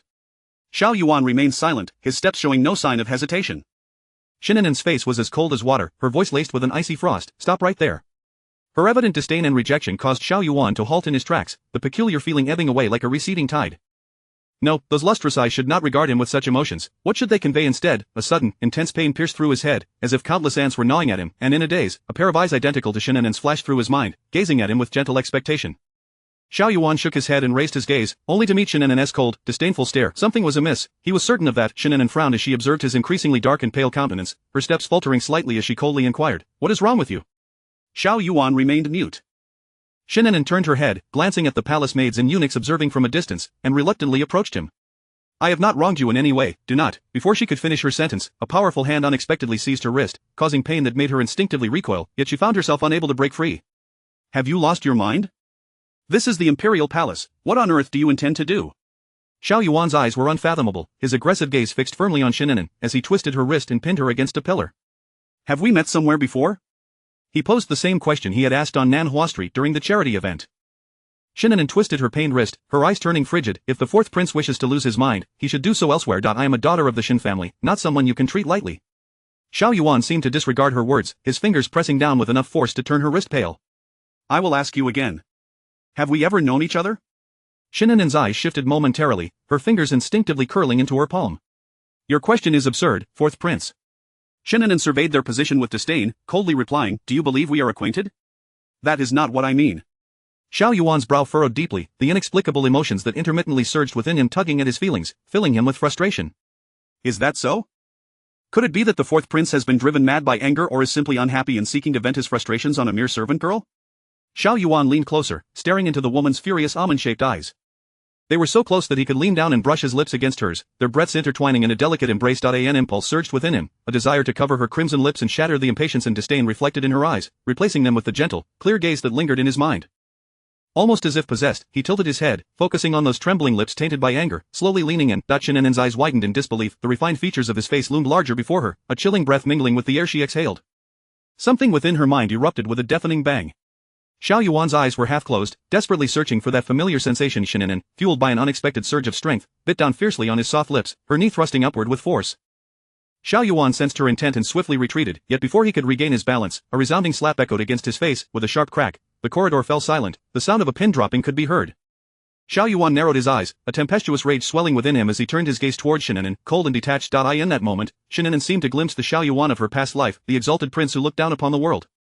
She curled her fingers slightly, suppressing the chill that surged from the depths of her heart. If the fourth prince is in need of a woman, there are plenty within and outside the palace eager to oblige. Do not come here to vent your madness. Her lips were stained crimson, the residue of their earlier encounter marking her as a testament to Xiao Yuan's transgressions. His gaze lingered on her lips, his reason gradually returning as the hostility ebbed away, leaving only cold disdain in its wake. Shen An'an wiped her lips fiercely, yet her hands trembled nervously within her sleeves as she hastened to leave. Miss Shen. Xiao Yuan called out to her, his tone devoid of warmth, I apologize for my earlier behavior. If you are willing, I can take responsibility.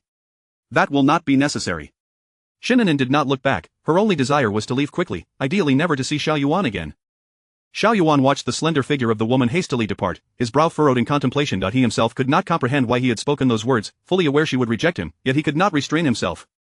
His lips throbbed with a lingering pain, a faint metallic taste filling his mouth as he lowered his gaze, fixating on the pillar where they had just been so intimately pressed against each other, lost in thought. Shen An'an turned away from the corridor, walking a considerable distance before she spotted Anchu, who had promised to wait for her. She instinctively raised her hand to wipe her lips, her expression cold as she continued on her way. Miss, why are you here? I have been searching high and low for you. Shen An'an's eyes turned icy. Then pray tell, where has Aunt Yu been looking for me? Aunt Yu hesitated, her voice dry. I suddenly felt unwell and stepped away for a moment. When I returned, you were nowhere to be found. I searched far and wide. Shen An'an scoffed softly, remaining silent. She had suspected that Consort Shen was aware of Xiao Yuan's presence in the imperial study and was deliberately trying to bring them together. Aunt Yu discreetly scrutinized Shen An'an's expression, attempting to discern her thoughts. Come, let us go. The food has been delivered. We must not keep the consort waiting. Very well. A quarter of an hour later, the two women returned to Zhaoyang Hall. Upon seeing Shen An'an safe and sound, Madame Shen let out a sigh of relief and immediately prepared to take her leave. Consort Shen cast a glance at Aunt Yu before refraining from further delay, personally escorting her to the palace entrance. None. Shen An'an paused, turning to look at her, her eyes devoid of warmth. Does the consort have any further instructions? This child, why are you treating your own aunt so distantly? I merely wish for you to visit the palace more often and keep me company. With both Madame Shen and Shen Changha present, Shen An'an did not want to reveal any flaws that might cause concern, so she politely nodded, of course. Soon after, the three of them departed Zhaoyang Hall. Consort Shen turned back and entered the palace. So, did you see him? Aunt Yu stepped forward, presenting a cup of tea. Yes, I saw him, but the fourth prince's attendant, Qingfeng, blocked my way, so I do not know what they spoke about. Consort Shen leisurely sipped her tea, no rush. There will be plenty of time in the future. We need the fourth prince as our backing, and he too requires the assistance of the Shen family. Mutual benefit leads to a win-win situation. As the carriage of the Shen family departed the palace gates, it gradually disappeared down the official road. On the city tower, a tall figure stood with hands clasped behind his back, the breeze causing his robes to flutter, his dark, cold eyes fixated on the end of the road, his tightly pressed lips sharp and frigid. Qingfeng stood at a distance, hesitant to approach, knowing that his master rarely ascended the tower unless in a foul mood. Time passed slowly until the last rays of sunlight bathed the scene, and Xiao Yuan finally stirred, suppressing the inexplicable restlessness that churned within him. The cold wind brushed against his slightly parted lips, the sting from his previously bitten wound sending a jolt of pain. Xiao Yuan furrowed his brow and raised a hand to touch his lips. Perhaps it was because she was so different from those other women that he felt the urge to conquer her, unsure if he was trying to convince himself or unwilling to admit to the madness he had briefly succumbed to. Xiao Yuan pondered. Yet, those eyes, like an incantation, haunted his dreams, oscillating between tenderness and coldness, affection and disdain. He felt as if he were trapped between two realms, torn by two extreme emotions, and even upon waking, the sensations of fullness and loss felt as real as if they had truly occurred, lingering long after. Shen An'an did not mention the events that transpired in the palace that day, yet that night, having finally escaped her nightmares, she once again dreamed of the past she most wished to forget. From the joyous anticipation of marriage to the desolate solitude of widowhood, she felt as though she had relived that profound despair once more. Upon awakening, she was drenched in cold sweat, trembling slightly. She lifted her gaze, sunlight streaming through the window, dispelling the shadows within her heart. Today was the Mid-Autumn Festival, and the servants of the household had all received their rewards, their faces adorned with joy. The civil and military officials enjoyed their day off, spending time with their wives, children, and parents. Shen An'an was no exception, though he only had Madame Shen by his side. Typically, his duties kept him busy, leaving home early and returning late, often not seeing Madame Shen for days on end. Today, with the rare opportunity, the couple naturally wished to reconnect. Shen An'an, being considerate, stayed in Haitang Garden, not wanting to intrude, until evening when a maid by Madame Shen's side came to invite her to the main hall for the reunion dinner. Dressed simply, with her hair tied back with a silk ribbon for ease of movement later, she stepped into the courtyard, the sky darkening, distant fireworks sporadically erupted in the air, scattering sparks in all directions. She wondered if her grandmother was also in the courtyard, enjoying the sound of firecrackers and the display of fireworks. Alone, she must be quite bored. She despised boredom and worried whether she might be scolded for being ungrateful. As she entered the main hall, she noticed a pile of firecrackers coiled in several circles on the ground, with Shen Wen and Shen Changha holding fire sticks, clearly awaiting her arrival. An'an, hurry over here. Madame Shen called from the steps of the corridor, waving at her. Mother, Shen An'an responded as she walked over. Shen Changha and Shen Wen bent down simultaneously, lighting the firecrackers, while at the same moment, Madame Shen gently covered Shen An'an's ears with her warm palms, shielding her from some of the noise. Shen An'an pondered how she had been so foolish in her past life, step by step destroying such a joyful and harmonious family. Amidst the crackling sounds, Madame Shen took Shen An'an's hand and led her to the already prepared table. Why are you dressed this way today? Are you planning to go out? Shen An'an glanced at Shen Changha, who immediately interjected, I thought it would be nice for An'an to experience her first Mid-Autumn Festival in the capital, and since I have a day off, I can take her out for a stroll. Madame Shen hesitated. While the Mid-Autumn Festival is lively, it can also be crowded and chaotic. Before she could finish her thought, Shen Wen interrupted, taking her hand, with Changha, the head of the Imperial Guards, accompanying her. What is there to worry about? Nothing will happen. Madame Shen replied, I am not saying she cannot go, I merely thought since we are also going out, why not, madam, try the salt and crispy chicken you love so much and tell me how it tastes. Shen Wen quickly picked up a piece of chicken, cutting off Madame Shen's words. After decades of marriage, Madame Shen understood his intentions all too well. She shot him a playful glance, her head lowered in shyness as she quietly ate. Shen Changha and Shen An'an exchanged knowing glances, both sharing a smile. They chose not to undermine their parents' subtle intentions. Finishing their meal and bidding farewell before departing, Madame Shen expressed some discontent. If we are going out, should we not all go together as a family? An'an is just a girl, what if Chanha, in his carelessness, loses her in the crowd? Shen Yuan gently reassured his wife, An'an is already of age, she is not a child anymore, she knows to ask for directions if she gets lost, and Shanghai cares for his sister deeply. He would never let her out of his sight. Going out together would be dull, once they marry, they will not take you along, so it is only you and I who are truly close. Inside the carriage, Shanghai glanced at the painting scroll Shen An'an was clutching, confused. What do you need that painting for? Shen An'an lifted her eyelids, tightening her grip on the scroll, to exchange for silver. Then you should put it down. If you break it, it won't fetch a good price. Shen An'an lowered her gaze, loosening her grip slightly. Shanghai recognized the painting, it was the prize for the chrysanthemum banquet, personally drawn by the fourth prince. However, he merely stole a glance before retracting his gaze, saying nothing. The hour was still early, and the long street was bustling with activity. Vendors carried baskets filled with colorful lanterns of all shapes and sizes, captivating the onlookers. Children trailed behind their parents, each clutching a lantern, their faces lit up with joy, while the lanterns hanging in the taverns and teahouses shone brightly. Some open areas had already set up platforms, initiating games of guessing lantern riddles. Shanghai instructed Uncle Zhang to stop the carriage in a side street and led Shen An'an into the vibrant scene on foot. Mo Xiang clutched the painting scroll tightly, following closely behind. On the platform, an eloquent elder explained the rules of the game, and after standing at the foot of the stage for a while, Shen An'an continued walking with Shanghai. Later, there will be fireworks in the direction of the palace. Many high-ranking officials have reserved the best spots in the taverns for viewing. Shen An'an raised her eyes, glancing at the teahouses and taverns lining the streets, brightly illuminated. They would surely be packed tonight. As they spoke, the pair arrived at the entrance of a tavern. This is the largest tavern in the capital. From the third floor, you can see the entire street. Let me take you up to have a look. All right, Shen An'an replied, following Shanghai up to the third floor. A surprised voice suddenly rang out from the right. Miss Shen, you finally made it. After sending countless letters without a response, he had thought she would not come. Chapter 31 An unexpected encounter. Shen An'an lifted her gaze in the direction of the sound, only to behold Meng Chang, adorned in a richly embroidered deep blue robe, striding towards her with evident delight. It then dawned upon her that he had sent several letters to the residents over the past few days, seemingly to arrange a meeting at this very tavern. However, she had assumed that he would take the hint and not return. Miss Shen, Meng Chang attempted to approach but was halted by Shanghai's long arm. Brother Shen, Shanghai positioned Shen An'an protectively behind him. Does young Master Meng have business with us? Meng Chang glanced at Shen An'an, then at Shanghai, and stammered, I have an appointment with Miss Shen. We agreed to come and admire the lanterns together. Upon hearing this, Shanghai's expression darkened instantly, his gaze toward Meng Chang icy and unyielding. Since when has my Shen family's daughter been associated with young Master Meng? Meng Chang's heart trembled, and he hastily corrected himself, Brother Shen, please do not take offense. I spoke without thinking. What I meant was young Master Meng. Shen An'an stepped out from behind Shanghai, her demeanor as gentle as ever. I have been raised in Jiangnan since childhood. I fear I am ill-suited for the role of mistress of the Meng household. With a graceful bow, she took Shanghai's arm and turned to leave. Miss Shen. Meng Chang's face turned pale as he took a step forward, only to be deterred by Shanghai's frosty gaze. He could do nothing but watch as the two departed. Among the many women present, Miss Shen was the one he favored most, yet his mother had intervened. His fingers curled into a fist within his sleeve as he exhaled heavily, turning away in anger and returning to his estate. In a private room adorned with beaded curtains, a pair of cold and sharp dark eyes had observed everything, and involuntarily, the corners of his lips curled into a slight arc. Li Huayan poured himself a cup of wine, swirling it in his hand before downing it in one gulp. Isn't the fourth prince usually disinclined towards such revelry? What prompts you to emerge today? Naturally, I have something on my mind, Ling Chenyu replied. What do you mean? Li Huayan raised an eyebrow in disbelief. Who occupies your thoughts? Well, that is a question for him to answer, Ling Chenyu remarked. Are you not his closest confidant, privy to all his thoughts? Li Huayan retorted, pushing away Ling Chenyu's face, a look of disdain etched upon his features. How revolting. Beside them, Xiao Yuan seemed oblivious to their banter, his deep and indifferent gaze following the brother and sister in the main hall as he sipped his drink. The bird of the liquor on his lower lip served as a constant reminder of his recent lapses of decorum and madness within the palace. Those eyes should not bear such a look. Li Huayan followed his gaze outside, arching an eyebrow. The Shen siblings are also here to partake in the festivities. Xiao Yuan, your nemesis, shall I invite them over for a chat? The more, the merrier. Xiao Yuan lowered his gaze, remaining silent. Ling Chenyu grasped Li Huayan's arm as he attempted to leave. Wait a moment, I have important matters yet to attend to. It would not be prudent for too many to know. Reluctantly, Li Huayan returned to his seat, his eyes sparkling with curiosity. Young master, the guest has arrived, a servant announced softly as he entered the room. Show him in. Ling Chenyu straightened his posture and gestured for Li Huayan to refill another cup.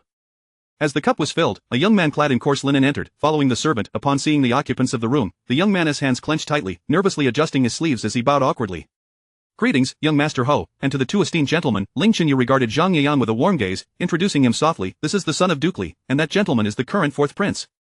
Upon hearing this, Zhang Yayan was taken aback, quickly bowing again with great humility, a cold sweat breaking out on his back. Xiao Yuan, who had been watching the scene, cast a fleeting glance back, his heavy gaze landing on the bowing Zhang Yeyang, his dark eyes inscrutable. Neither Xiao Yuan nor Li Huayan spoke, leaving an awkward silence hanging in the air. Sweat trickled down Zhang Yeyang's forehead, splattering on the stone floor. We have summoned you today to discuss an important matter, young Master Zhang, so there is no need to be overly formal. Please, take a seat. Ling Qinyu broke the silence, and Zhang Yeyang dared not raise his eyes to meet the oppressive gaze, following Ling Qinyu's gesture to sit. Let us drink. Ling Qinyu lifted his cup, and Zhang Yeyang immediately stood to accept it, downing half in one go. Where do you hail from, young Master Zhang? Do you have family? In response to young Master Ho, I am from Jiangnan.my family. There is not much left, only a younger sister living with relatives, Zhang Yeyang replied. Without parents and free from the obligations of in-laws, Ling Qinyu appeared somewhat satisfied. Then may I ask, young Master Zhang, do you have intentions of remaining in the capital? Zhang Yeyang was taken aback. I am but a mere talent of modest learning, barely scraping by to make the list. I fear I am not qualified to remain. Ling Qinyu said nothing, reclining casually in his chair, his wrist resting on the table's edge as he regarded Zhang Yeyang with a faintly detached demeanor. Though they were of similar age, the calm confidence that radiated from Ling Qinyu was something Zhang Yeyang could scarcely hope to emulate. His gaze fell, shoulders sagging, his hand trembling slightly around the cup. What if I could arrange for you to remain in the capital? Would you accept? Of course, I would. Zhang Yeyang's voice quivered slightly. Remaining in the capital was an unattainable aspiration for men of his standing. A vision of a strikingly beautiful face flashed through his mind, and warmth surged in his heart. Even if there were no potential for a future, merely being able to see her often was a blessing. The room fell silent as Zhang Yeyang felt as if he were surrounded by predators, afraid to breathe too deeply. He swallowed hard, his voice barely above a whisper. May I ask, young Master Ho, why do you wish to assist someone like me? There are no free lunches in this world. He understood that principle well. Ling Qinyu did not reply immediately but instead inquired, are you married? Zhang Yeyang's face flushed slightly as he pondered the question. Not yet. Do you have any engagement? Zhang Yeyang sensed something amiss and quickly glanced at Ling Qinyu. No, none at all. But I do have someone I admire. At this revelation, a sharp, penetrating gaze shot toward him, laden with an intensity that made Zhang Yeyang feel as if he were pierced by a blade. He refrained from turning around, instinctively aware that this gaze belonged to the fourth prince. His spine instinctively bent, unsure of where he had erred, whether it was in admitting to having someone he admired. Ling Qinyu's smile was devoid of warmth. Which do you consider more important, your admiration for this person or your future? Zhang Yeyang hesitated, struggling for words. Moreover, do you believe that your beloved can be yours in the end? Zhang Yeyang felt a lump form in his throat, unable to articulate his thoughts, as if submerged in icy water. Young Master Zhang, one must be pragmatic in life. When a golden opportunity for marriage presents itself, one must learn to cherish it. Zhang Yeyang was acutely aware of the status of the three individuals in the room, realizing he could not afford to offend them. He lowered his head and spoke softly, I do not understand young Master Ho's intentions, I would appreciate your clarity. Shen An'an had reserved a window seat for Shen An'an to enjoy the view. She leaned forward, peering down at the vibrant lanterns and bustling crowds below. After a while, boredom began to set in, and she rested her arms on the windowsill, her head tilting against it. Shall we go down and guess some lantern riddles, perhaps win a few rabbit lanterns? Shen An'an felt little enthusiasm, but suddenly, something seemed to spark in her mind, her eyes glinting with mischief. That sounds good. She stole a glance at the scroll tucked under Mo Xiang's arm and walked out with Shen An'an. As she raised her gaze, she briefly caught sight of a familiar figure flash by, but once they exited the tavern, that figure had vanished. Noticing her distraction, Shen An'an asked, what is the matter? I thought I saw an acquaintance just now, but I can't find them anymore. Perhaps I was mistaken, she replied. Shen An'an surveyed the bustling street filled with people. It's quite crowded today, it's normal to see someone with a similar build. Indeed. The siblings walked closely together, merging into the throng. As they continued, Shen An'an suddenly halted, his sharp gaze fixing on a window on the third floor. Brother, what is it? Shen An'an furrowed his brow, retracting his gaze from the empty window. It's nothing. Perhaps I was mistaken. The cold moon hung high in the sky, and the cacophony of vendors filled the air, creating a buzzing din that reverberated in their ears. Li Huayan lowered the beaded curtain, revealing himself, still somewhat shaken. No wonder Shen's eldest son is so perceptive. He glanced at Xiao Yuan, who was hidden behind a wooden pillar, swallowing his teasing words. Ling Qinyu rested his wrist on the arm of his chair, his usually gentle expression clouded with unusual heaviness, his gaze fixed on the wine cup before him. Li Huayan felt suffocated by the oppressive atmosphere. Well, there are plenty of talented scholars.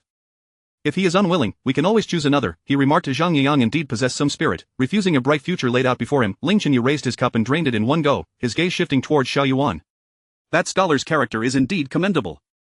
To refuse a promising future for the sake of his beloved is admirable. I trust that once she learns of his sacrifice, she will be deeply moved, and they may well secure their future together. I find myself curious, Li Huayan mused, stroking his chin.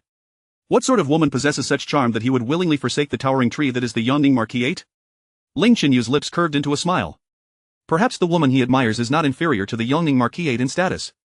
How can that be? Li Huaiyan raised an eyebrow. Do you think the aristocracy of the capital is as desperate as your family? Ling Qianyu shot him a sharp glance before placing his cup down and rising, making his way to the window. What of the Shen siblings? Did they not intend to invite someone to join them? They left long ago, Li Huaiyan replied. When did they depart? Ling Qianyu directed his gaze toward the stoic Xiao Yuan. Just now, they left right after that scholar, quite coincidentally. One might think they had planned it all along. The atmosphere in the room noticeably froze, and Ling Qianyu shot a sidelong glance at Li Huaiyan, who had spoken without thinking. Staying here is becoming dull. Let us leave, he declared. As they exited the tavern and stepped onto the bustling street, Li Huaiyan could not help but inquire, Xiao Yuan, why do you keep touching your mouth? Were you bitten by a woman? Xiao Yuan halted abruptly, as if caught off guard, quickly retracting his hand. Do you think everyone is like you? Li Huaiyan shrugged nonchalantly. Ah, the youthful exuberance, a beauty in one's embrace, surely that is one of life's greatest pleasures. You seem rather helpless, Xiao Yuan retorted, leaving Li Huaiyan's teasing unanswered. Shen Changha closely followed Shen An'an, wary of being separated by the crowd. Ahead lay a bridge, crowded with young men and women lining up at a stall to purchase lanterns. Those who had purchased them gazed at each other with deep affection, while an elderly man with a white beard offered them heartfelt congratulations. That couple has been together for many years. It is said that any lantern bought from them, accompanied by blessings, will allow couples to remain together for a lifetime, which is why they are so popular among the young. Shen An'an looked up at the elderly man, noting, they are merely selling peace of mind. If it were so easy to have one's wishes fulfilled, there would not be so many unfulfilled desires in the world. That's true, but those in love are often willing to believe such things. At that moment, the throng around the elderly couple grew, effectively blocking the entire bridge. More young men and women continued to push forward from both sides and behind. Just as Shen Changha reached for Shen An'an's wrist, a sudden wave of people surged forward, their fervor causing them to push ahead without regard for anything else. An'an, Shen An'an called out, raising herself on her toes to wave at Shen Changha through the crowd. I'm right here, brother. Don't worry. Furrowing his brow, Shen Changha was jostled forward by the crowd. Stay put, I will come to you. The throng was relentless, and Shen An'an could hardly hear Shen Changha's voice, merely following the tide as it carried her forward. Are you also here to buy a wishing lantern, my lady? Shen An'an smiled and shook her head, attempting to retreat. Yet her slight frame was nearly swept off her feet by the press, her feeble strength proving futile against the force of the crowd. Amidst the cacophony, a sudden cry pierced the air, and the throng that had been pushing forward began to retreat in panic. Shen An'an, caught off guard, was knocked hard against the bridge's railing. My lady! Mo Xiang exclaimed, trying to reach her but unable to push through the crowd. Shen An'an's complexion paled as her back arched dangerously, and beyond the bridge lay a rushing river. Should she fall, even if her brother noticed in time, he could not guarantee her safety amidst the chaos. With one hand gripping the railing tightly, most of her body dangled perilously over the edge. The crowd continued to surge backward, as if fleeing from a great beast, utterly oblivious to her plight. Shen An'an's mind blanked, her nails dug into the railing, the pain eliciting cold sweat. In that fleeting moment, she wondered if she was simply fated to a life of misfortune, that even if she were to start anew, tragedy would find her once more. In that surreal instant, her wrist was suddenly grasped by something warm, the heat causing her arm to weaken, yet the anticipated fall never came. What are you dawdling for? Do you wish to die? The voice was cold and cutting. Shen An'an lifted her gaze to encounter a strikingly handsome yet stern face. Instinctively, she tightened her grip around the man's wrist, terrified he might let her go. Chapter 32 A Destiny. Xiao Yuan cast a fleeting glance at her slender, pale fingers, his thin lips pressed together as he exerted force to pull her up, while his other hand instinctively clasped around the woman's waist. In midair, they spun gracefully before landing on the ground. Shen An'an clutched her chest, still shaken, her face ashen with fear, unaware of the inappropriate position they were in. Xiao Yuan's gaze fixated on the hand that encircled her delicate waist, his dark eyes flickering slightly, deep as a chasm. The crowd continued to retreat, surging towards them, and he instinctively extended his arm to shield the woman. Suddenly, a wail erupted from the far end of the bridge, followed closely by the cacophony of firecrackers exploding erratically, bright sparks shooting into the sky, bursting forth in various directions. Shen An'an finally regained her composure and turned her gaze towards the source of the commotion, where the firecrackers had ignited, presumably near a vendor. It seems the firecrackers caught fire, he said, positioning himself protectively in front of her, attempting to secure her in his embrace. We need to retreat with the crowd. My elder brother is still over there, and so is Mo Xiang, Shen An'an replied anxiously, straining to see ahead. Xiao Yuan, maintaining his composure, grasped her wrist firmly and led her away. As people panicked and fled in all directions, he guided her to the sheltered corridor of a nearby tavern. Young Master Shen is skilled in martial arts. He will be unharmed, he spoke, his words stiff and seemingly meant to comfort her. As for the maid, her safety paled in comparison to that of her mistress. Shen An'an's gaze remained fixed on the chaotic scene of the bridge, her red lips tightly pressed together. Thank you for earlier, she said softly. Xiao Yuan was momentarily taken aback, his eyes falling to the top of her dark hair, rendered mute. Are you implying that as a prince, regardless of the situation today, you would extend your assistance, urging me not to harbor any illusions, correct? She continued, her voice steady. He remained silent, his right hand discreetly retracting into his sleeve, as the dim glow from the corridor's glass lanterns illuminated the alarming redness of his curled fingers. Not hearing a response, Shen An'an raised her eyes to meet his, her clear apricot orbs reflecting an inscrutable emotion. "What I owe you has been slightly alleviated," she remarked. Xiao Yuan furrowed his brow, voicing the question that had long troubled him. "I do not recall wronging you. Why do you harbor such disdain towards me?" Shen An'an remained silent, her eyes scanning the crowd for familiar figures. As the throng began to thin, she attempted to step forward, yet, her wrist was gripped once more, in the same place as before. The pain elicited a sharp intake of breath, causing her to instinctively curl her arm. He immediately released her, his gaze settling on her slightly swollen wrist, his expression inscrutable. "You have yet to answer my question," he pressed. Shen An'an regarded him quietly, a slight smirk curling her lips. "If I were to say that you have frequently appeared in my nightmares, would you believe me? Or perhaps, I have known you for a long time." Her gaze lingered on his tightly pressed lips, momentarily startled, expecting him to scoff at her words as nonsensical. "I must take my leave." "What dreams?" He seized her wrist again. "What is your dream version of me like?" His eyes shone with an intense urgency, fixating on Shen An'an, as if the gentle apricot gaze he remembered had resurfaced from countless encounters in his mind. Thus, it was not merely his imagination, everything had a traceable origin. Was it possible that she, too, felt the same, or perhaps knew more than he did? Shen An'an lifted her gaze, calmly brushing his hand away. "There are all kinds, yet none resemble your current self." She turned resolutely, stepping back into the throng. In her previous life, she had been subservient and pleading for a mere glance. Now, even if he were to present himself to her, it would stir no ripple in her heart. He stood motionless in the corridor, his eyes deeply entrenched in the sight of her slender figure, an unfamiliar emotion swirling within him, both familiar and alien. For a fleeting moment, he felt as though the scene had played out before, long ago, until her figure vanished, leaving him to realize that this feeling was indeed a sense of destiny. Before long, Li Huaiyan and Ling Chenyu approached, both instinctively glancing at his hand concealed within his sleeve. "How is your hand?" "No harm done," he replied calmly. "How is that possible?" Li Huaiyan recalled how he had brazenly crossed the bridge amidst the exploding firecrackers, still shaken. "Who was on the other side? Were you willing to risk your life?" "Enough, let us find a doctor to examine your injury," Ling Chenyu suggested, having sensed Xiao Yuan's unusual demeanor that he had witnessed the firecrackers explode in his hand. Xiao Yuan remained still, his gaze distant, peering through the throngs of people as if searching for something beyond. "Do you believe in the concepts of past lives and destinies?" Li Huaiyan was taken aback, raising a hand to touch Xiao Yuan's forehead. "You haven't lost your mind from the explosion, have you?" "You can't, I still rely on you to help me rise to power in the Duke's household." His hand barely lifted before Xiao Yuan forcefully swatted it down, his eyes icy as he glared at him. "Behave yourself," Li Huaiyan said to Ling Chenyu, who remained silent. "If you're unwell, seek a doctor. Don't delay." Xiao Yuan's lips tightened. "I am not ill." He refused to leave, and Li Huaiyan and Ling Chenyu could only stand by his side, waiting idly as the crowd surged by, the three of them resembling a still life in the midst of chaos. Shen An'an made her way to the opposite side of the bridge, where the crowd had dispersed, leaving a scene of havoc behind. The air was thick with the acrid smell of sulfur, making it hard to breathe. Surely, Mo Xiang and her elder brother would return along the same path to find her. She scanned her surroundings, ultimately returning to the center of the bridge so that they might see her at once. The night was not particularly cold, but after the earlier ordeal, her palms and back were slick with cold sweat, and now, as the wind blew, the chill seeped into her bones. In that moment, Li Huaiyan and Ling Chenyu also sensed the tension, their gazes fixed upon the elegant figure on the bridge. "That is the daughter of the Shen family," Ling Chenyu observed with a faint smile. "She appears quite cold." "Indeed, she looks as though she is shivering," Li Huaiyan added, while Xiao Yuan remained silent, his eyes dark and resolute. He understood that even if he approached, she would not accept his goodwill. A frustration swelled within him, and he snapped, "Silence." The two fell quiet for a moment. Li Huaiyan felt that the three of them must appear foolish, standing there under the scrutiny of countless onlookers, even as a girl approached with a lantern, only to retreat, intimidated by Xiao Yuan's presence.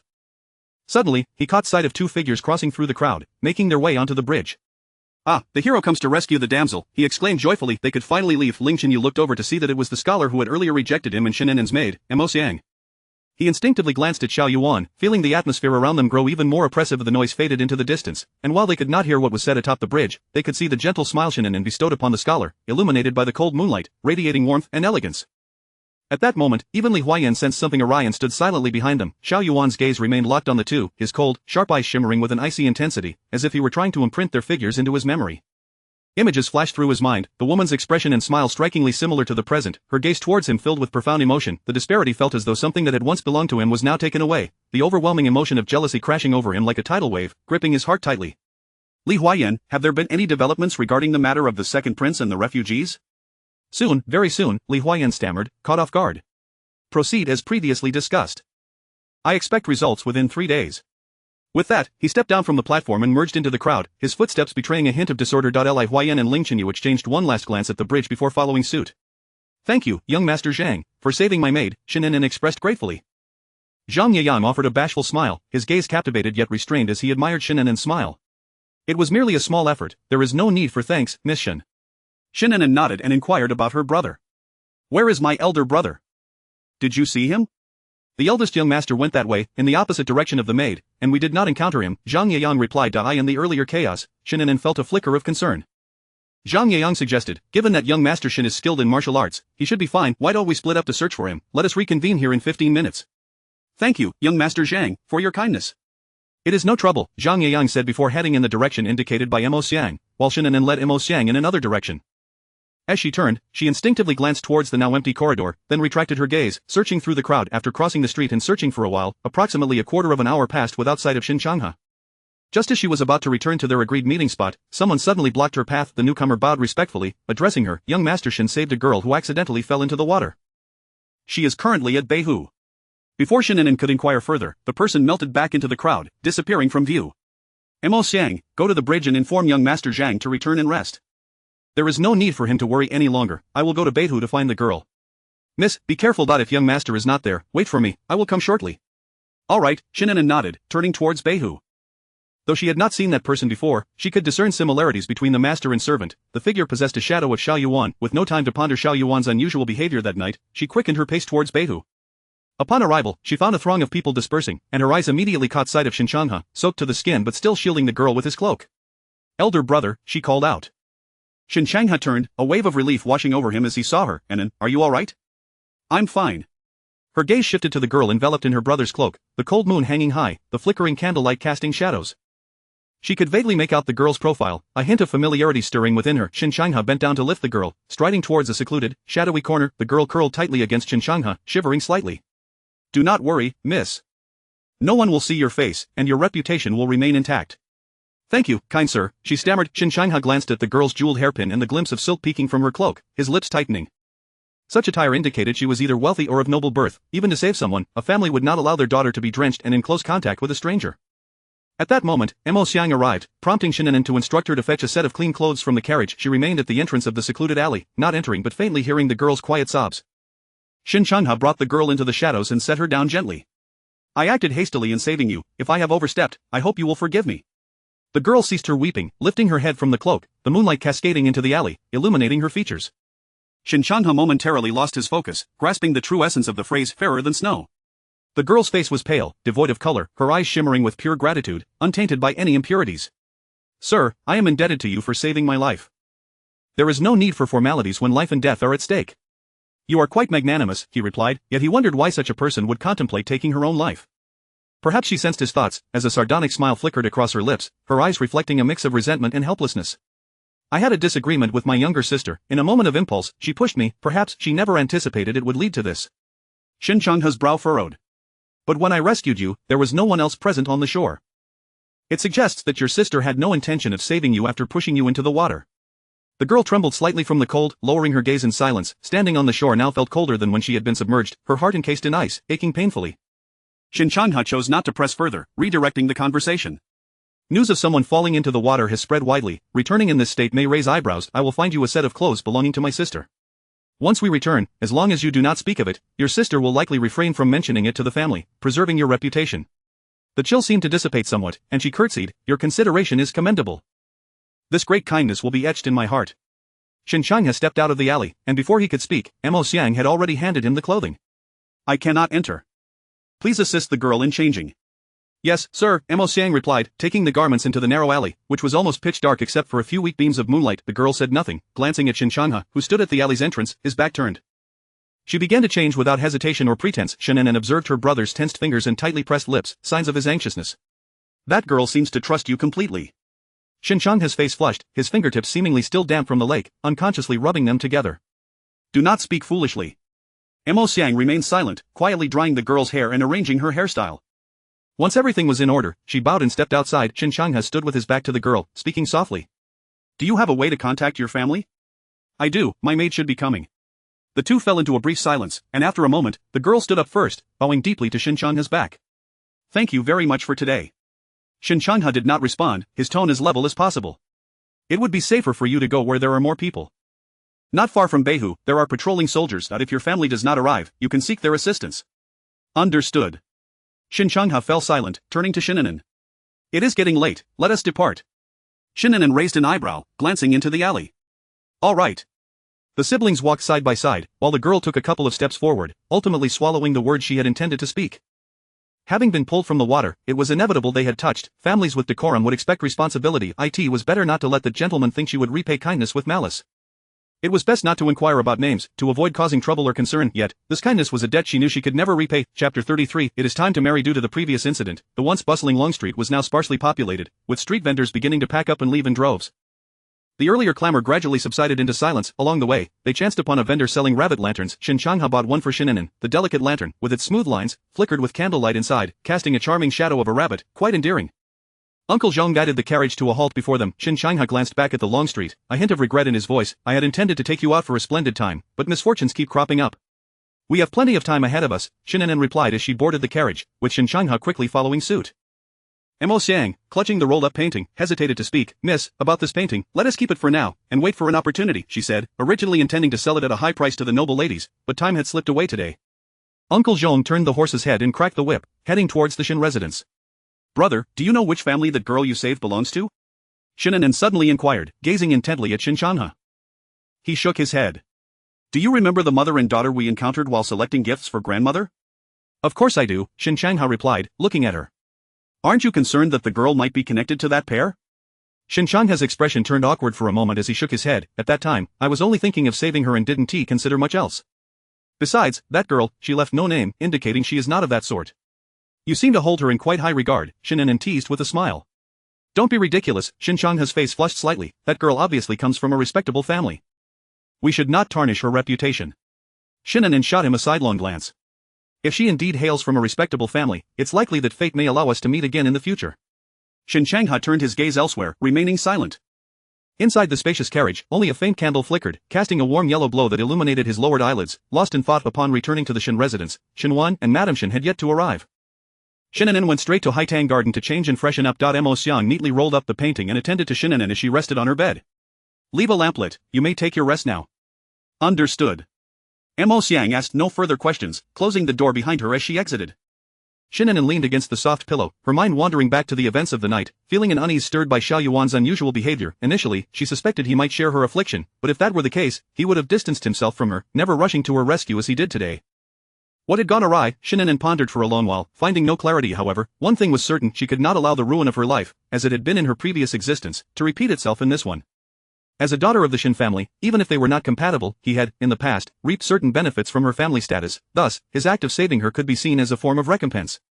She felt no psychological burden and should not let her mind wander. She pulled the quilt over her head, attempting to dispel the chaotic thoughts. The next day, she went to Madame Shen's courtyard to pay her respects, only to find Shen Changjun being scolded.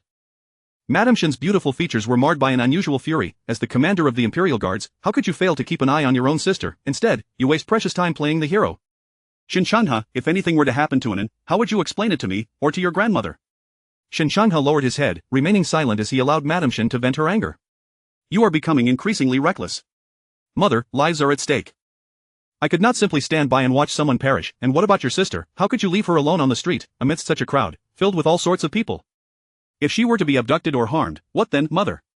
Shen An'an parted the beaded curtain and stepped inside. Seeing her, Shen Changha's eyes brightened, and he immediately stood. Sister, you've arrived. You can chat with mother. I have official duties to attend to, so I shall take my leave. He spoke quickly, not waiting for Madame Shen to respond before hastily exiting the courtyard. Hey, you, Madame Shen was furious, but her gaze softened as it fell on Shen An'an. An'an, how did it go last night? Did anyone bother you? Were you hurt? Your brother, if I had known he was so irresponsible, I would never have allowed him to take you out. Suddenly, Shen An'an remembered something, her expression pausing for a moment before she approached Madame Shen and sat down before her, allowing her to scrutinize her. I am fine. Good to hear. I was nearly frightened out of my wits last night. Had it not been for your father stopping me, I would have gone to your brother's courtyard to teach him a lesson. Shen An'an lowered her gaze, a smile playing on her lips. Other families with sons your brother's age have children running around everywhere, yet he is utterly lacking in composure. We must arrange a marriage for him soon. A man only matures after marrying. Once a wife enters his household, perhaps he will temper his temperament. Brother's character, within the context of the eunuch family, should be quite commendable. Surely far superior to Li Huayan, and in terms of talent and appearance among his peers, he was indeed exceptional. However, Madame Shen had made a firm decision to find a match for Shen Changhe, her demeanor suggesting a desire for him to marry as soon as possible. Shen An'an felt as if she had indirectly implicated her brother. But Shen Changhe had been exceedingly busy ever since Madame Shen expressed her intention to arrange a marriage for him. He had become even more occupied, leaving early and returning late. Madame Shen had gathered numerous portraits of eligible young ladies, yet none had been of any use. In her frustration, Madame Shen went to his courtyard to confront him, only to discover that he was genuinely swamped with work. The refugees, whom they had previously managed to settle, had suddenly caused unrest, and the imperial guards were diligently maintaining order, leaving no time for matchmaking. Madame Shen had no choice but to sift through portraits of various young ladies, selecting those with good looks, virtuous characters, and talents, compiling them into a small booklet to present to Shen Changhe once he was free. "Do you prefer the daughter of the Hanlin Academy?" Madame Shen asked, putting away the portraits with a smile. "The Lin family girl is indeed talented and virtuous. I do have a fondness for her. Our family is composed of military officials, and a marriage with a scholarly family like the Lins would be most advantageous." In these peaceful times, after years of turmoil, she had often been anxious for her husband and son, naturally hoping that the next generation could pursue a life of scholarship. However, matters of marriage could not be forced and must align with the eldest son's wishes. "Is she truly superior to the third daughter of the Duan family?" Shen An'an inquired suddenly. Madame Shen paused, setting down her teacup, and replied softly, "There is no need for comparison. The third daughter of the Duan family does possess some talent, but she is too eager to showcase it, revealing her strengths too openly. All the other ladies are well aware of her capabilities. This Lin girl, however, is understated and composed, hiding her talents. If it came to a comparison, she might not fall short of the third daughter of the Duan family. I simply appreciate her gentle demeanor, which does not seek the spotlight." Madame Shen's evaluation was quite fair, mirroring Shen An'an's thoughts. She struggled to recall any memories of the Lin family girl but could not grasp anything, ultimately giving up. Perhaps in her previous life, her heart and mind had been solely occupied by Xiao Yuan, leaving little room for concern for those around her. When Madame Shen mentioned the third daughter of the Duan family, a hint of disdain surfaced. Shen An'an's eyes flashed lightly as she smiled. "The third daughter of the Duan family only represents herself. Perhaps the other daughters of the Duan family are not so bad. Why not consider them, mother?" Madame Shen shook her head gently. "Though I have not interacted with the other daughters of the Duan family, my impression of the third daughter alone is enough for me to disfavor her." Shen An'an pursed her lips in a smile, choosing not to argue further. Exiting Madame Shen's courtyard, she walked along the covered corridor towards Haitang Garden. Unable to contain her amusement, Mo Xiang remarked, "Miss, with Madame so fond of the Lin family girl, it seems the eldest son's marriage is all but settled. We shall soon have joyous news in our household." Shen An'an responded with a faint acknowledgement, her mind elsewhere. "I wonder if the old lady will return to attend the eldest son's wedding banquet. If she does, you will get to see her again." Mo Xiang continued. At this, Shen An'an turned her head to glance at the increasingly cold weather, a sense of worry creeping into her heart. Her grandmother suffered from an old ailment that caused her legs to ache during winter, yet she was fond of the cold this winter. With her absence, it was uncertain if she would take care of herself, and whether old Madame Chen could manage her well. "Matters of marriage are unpredictable," she murmured, crossing through the flower-adorned archway, resolving to write a letter to her grandmother soon. "Shen, Mississippi." A somewhat uncertain yet pleasantly surprised voice called out. Shen An'an turned around to see a figure approaching along the stone path, dressed in clean, faded coarse cloth, his expression lighting up upon seeing her. "Young Master Zhang," she exclaimed, a touch of surprise in her voice.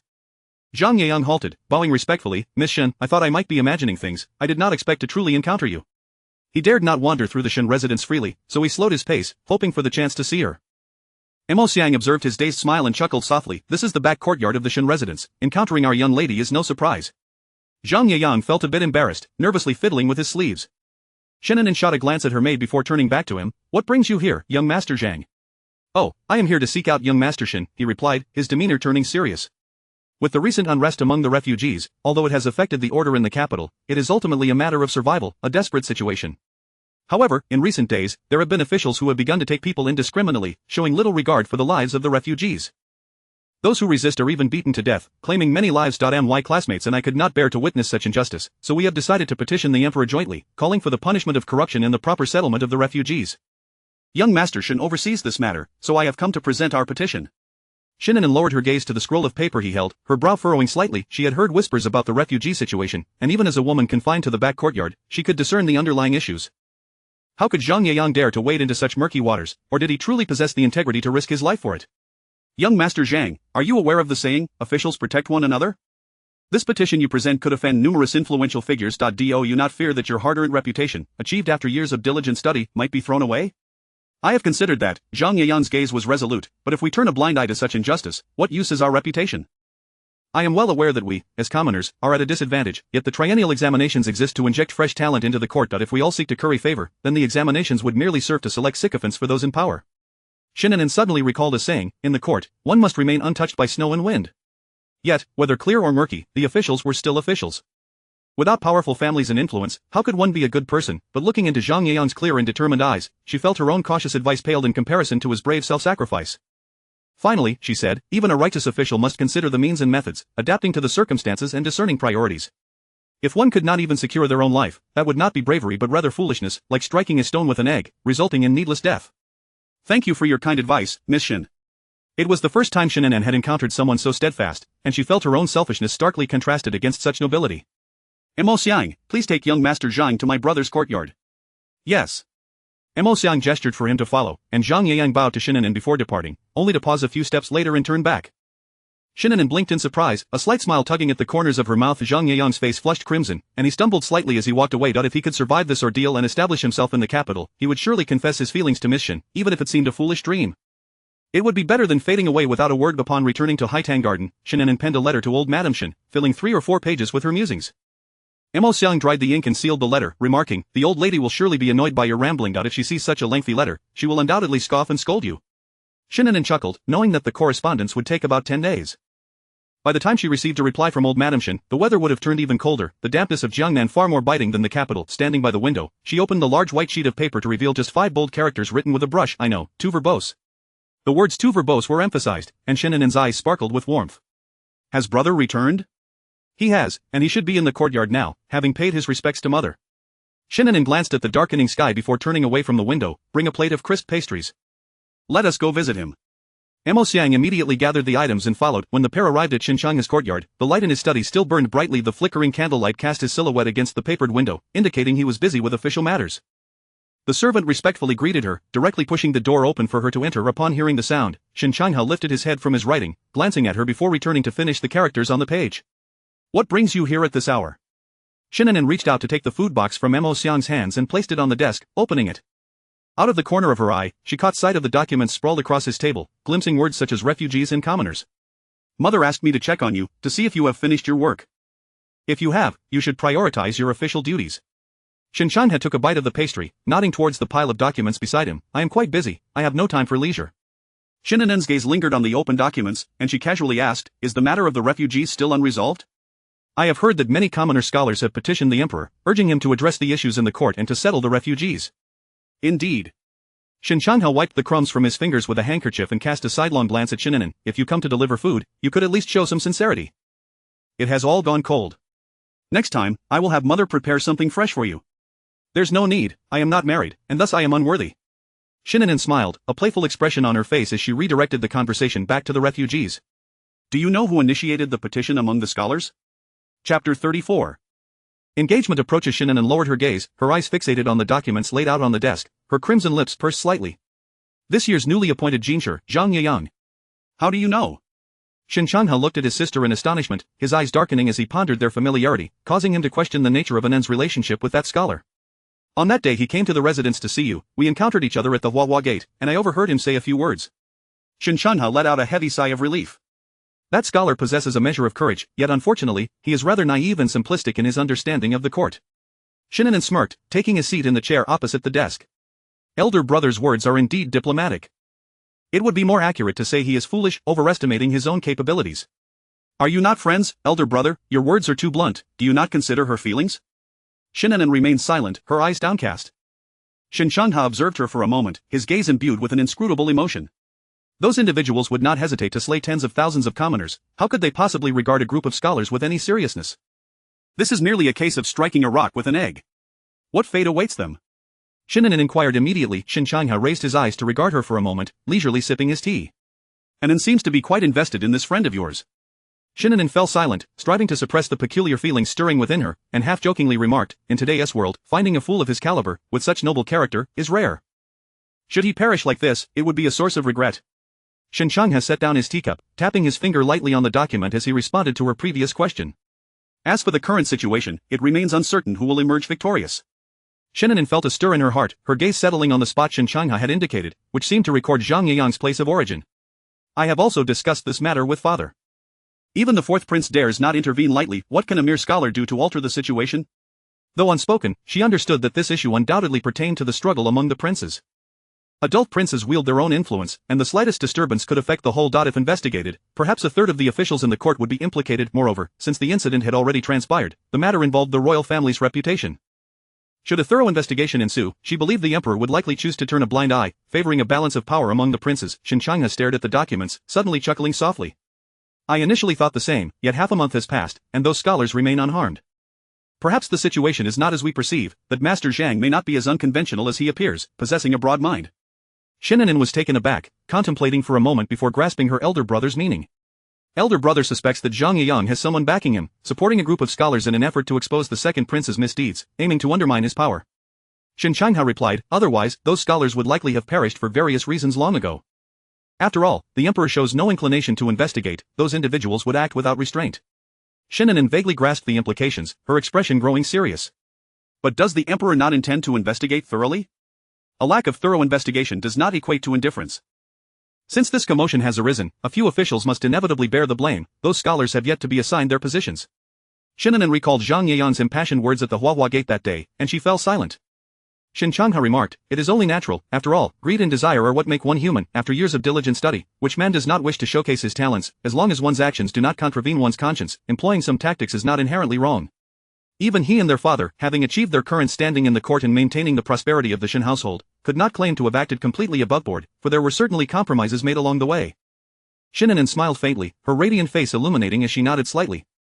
Elder brother is right, this aligns with human nature. If one desires nothing, that would indeed be terrifying.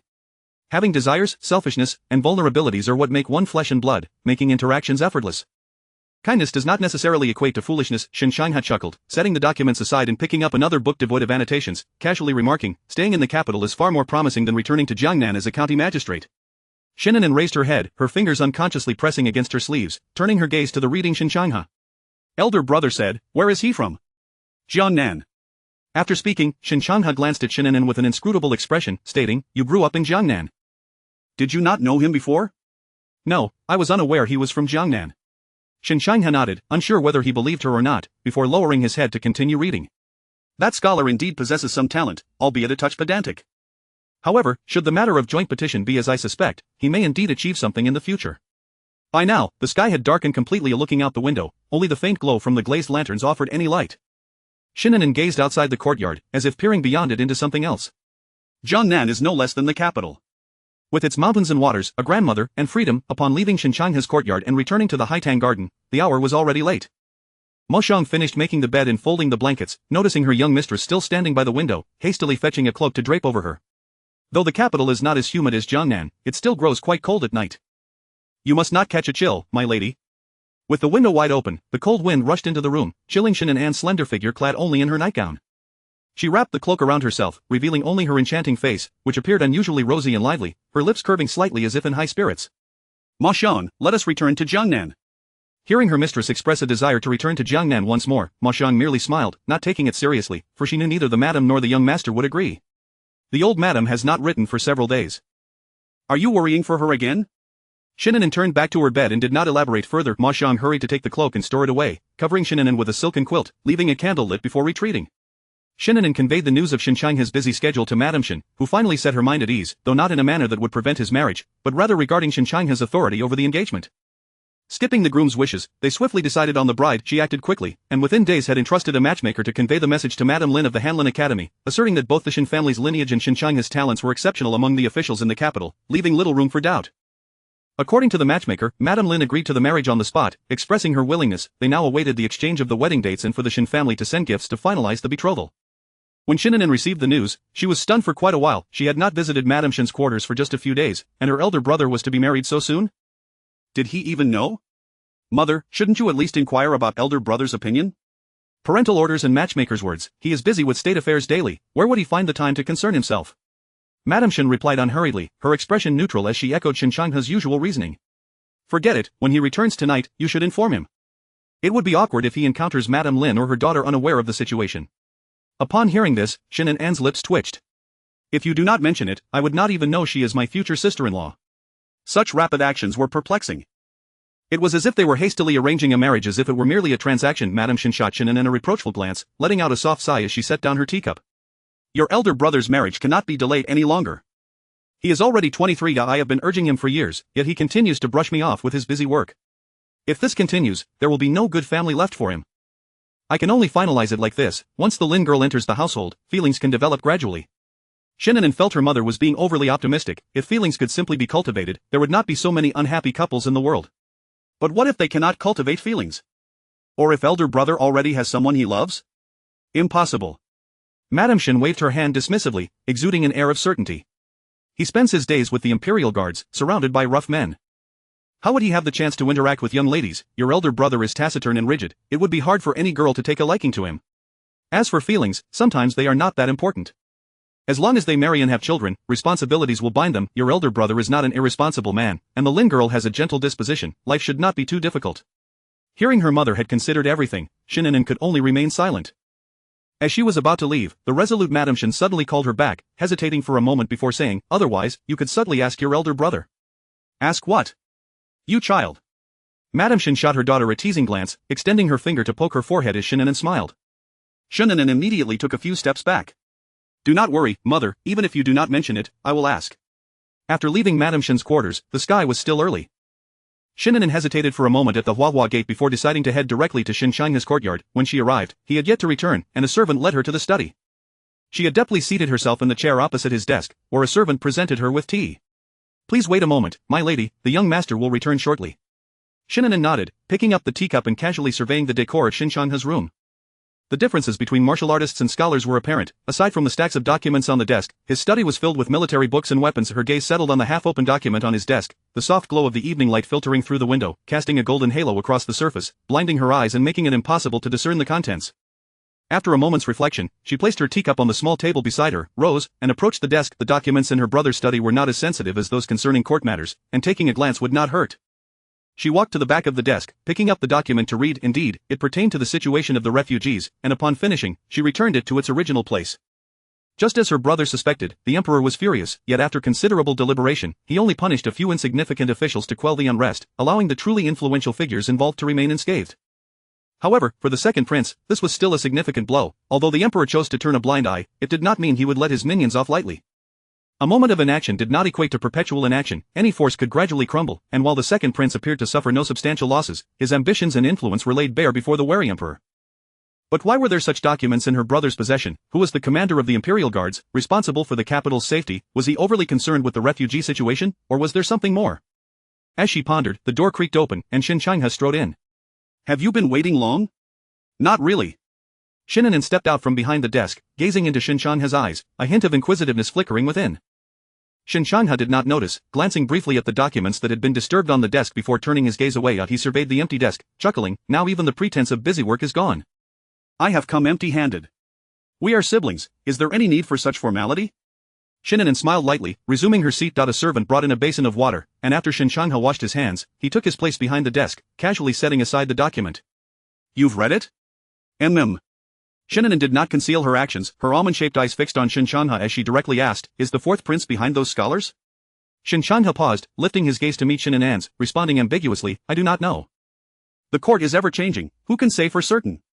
Shen An'an studied her brother intently for a moment. Shifting the topic, she inquired, "Did those scholars truly escape unscathed?" "It seems so." Shen An'an ceased her inquiries, her heart forming a vague conclusion. Aside from Xiao Yuan, she suspected no one else had the means to protect those scholars from the second prince. "It seems those scholars' positions should be assigned soon." Shenxiang glanced out the window, his voice dropping slightly. "Even without any backing, those scholars have undoubtedly earned merit this time. Regardless of whether the emperor is pleased, they will be promoted to demonstrate to the world that Master Zhang should receive a commendable position." After speaking, he raised his gaze, looking meaningfully at his sister, who seemed lost in thought, before taking a sip of tea. After a while, Shen An'an managed to suppress her swirling thoughts, looking up at her brother and speaking softly. "Today, mother sent me." Shenxiang emitted a sound of acknowledgement, flipping through the documents to indicate he was busy, waiting for Shen An'an to speak so he could decline. However, what Shen An'an said next caused his expression to change dramatically. "Mother said you are too busy to attend to your lifelong matters, and thus she has arranged for you to marry the daughter of Madame Lin from the Hanlin Academy. The two families will soon exchange marriage dates and set the betrothal." Shenxiang's brush paused mid-stroke, smudging a large blot of ink across the document, soaking it and obscuring the text above. Chapter 35. She should have been mine. Shen An'an cast a fleeting glance at the sullied document, her almond-shaped eyes shimmering lightly as her lips curled into a seemingly casual smile. "What do you think of this marriage proposal, brother?" Shen An'an's gaze, once shrouded in darkness, quickly cleared, returning to an unruffled calm, yet his hand, grasping the wolf hairbrush, gradually tightened until the brush handle splintered in his palm. Nonchalantly, he discarded the brush behind the document, out of Shen An'an's sight, his tone flat. A girl I have never met, hardly warrants discussion. Shen An'an inquired, then, are you agreeable to it? Shen An'an hesitated for a moment, his lips pursing slightly before he replied, it matters not. After all, marriage is inevitable. Who you marry is inconsequential, as long as mother is pleased. After all, he had no woman he felt compelled to wed for reasons unknown. A delicate silhouette suddenly flashed through his mind, her damp garments clinging to her curvaceous form, her porcelain face glistening with moisture, gazing at him with gratitude. Elder brother. Elder brother. Shen An'an was jolted back to reality, staring blankly at Shen An'an. What is it? Mother asked me to inquire if you have someone in mind? Shen An'an's scrutiny bore into him. Shen An'an frowned, retracting his wrist from the table's edge without a moment's thought, shaking his head. No. An unexpected girl, whose name he did not even know, should not count up. Besides, he could not possibly leverage gratitude for personal gain. Truly none? Shen An'an pressed again. Such as the girl you saved on the Mid-Autumn Festival. The way his elder brother looked at her, coupled with his reaction, was hardly innocent. Shen An'an's heart skipped a beat, then raced anew, only to be swiftly quelled by reason, settling into a stagnant pool of calm. Do not speak nonsense, it was merely a chance encounter. Perhaps the girl is already betrothed, and spreading such rumors would tarnish her reputation. The two had shared a nearly naked physical contact in the water, which was frowned upon in noble families. If he were to propose marriage based on that, would it not be taking advantage of her vulnerability? Furthermore, it was merely a fleeting thought that had crossed his mind, one he did not intend to pursue. Very well. Shen An'an nodded, rising from her seat. Then I shall report the truth to mother. Brother, focus on your duties and await your role as the groom. An unwarranted irritation surged within Shen An'an, who merely mumbled a hum. Over the years, he had indeed grown weary of being pressured. Marrying early would ease mother's concerns and spare him from her incessant reminders. With that thought, he called after Shen An'an, who was nearing the door. Have you had any contact with that girl from the Lin family? Shen An'an blinked, observing her elder brother's agitation before shaking her head impassively. I have only glimpsed her from afar. We have not exchanged words. I guess there's something you wish to know, brother? Find out about her temperament. If he were to take her as a wife, it would be best if she were gentle and virtuous, rather than troublesome, which would lead to chaos at home. Shen An'an nodded. Do not worry, brother, mother has already inquired and is certain she meets your criteria for a wife. Shen An'an stuttered, momentarily at a loss for words, and simply nodded lightly, falling silent. As Shen An'an exited his study, closing the door behind her, Shen An'an struggled to suppress his discomfort, picking up the document to read, yet for some reason, he felt particularly irritable, even while reading, and soon set the document aside to stand by the window. By now, night had fallen, and the evening breeze was considerably sharper than during the day, biting at one's skin, yet Shen An'an remained oblivious, standing there until a servant reminded him to rest, only then realizing it was already deep into the night. In the late hours of the night, within the study of the fourth prince's residence, candlelight flickered brightly as Xiao Yuan buried himself in official matters at his desk, a thick pile of documents and letters before him, the only sound in the quiet room being the rustle of the brush on rice paper. Qingfeng pushed open the door, suppressing his voice as he reported, Master, the heir of the Ling family has sent someone to inquire what position should be given to the scholar surnamed Zhang. Xiao Yuan's writing paused momentarily.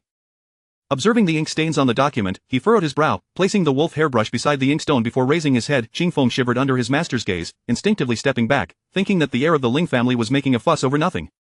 Such trivial matters should hardly require the master's input. After all, he was merely a low-ranking scholar. Did he truly merit a report to the master? Just as Qingfeng was about to suggest returning to the Ling heir, Xiao Yuan suddenly asked, what position does he desire? To remain in the capital. To remain in the capital, Xiao Yuan repeated thoughtfully, as the memory of Shen An'an's gentle smile from the Mid-Autumn Festival surfaced in his mind.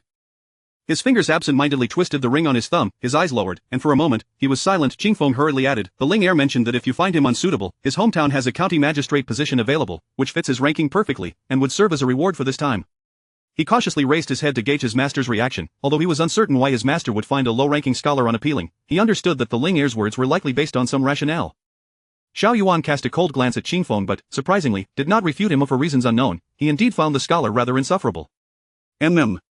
He uttered a sound, tossing aside the ink-stained document and picking up the next one to unfold. Qingfeng, perplexed by his master's intentions, hesitated as he walked a few paces within the room, yet, observing his master's expression, he was too fearful to ask further. What did that signify? Should it be interpreted as agreement with the Ling heir's suggestion?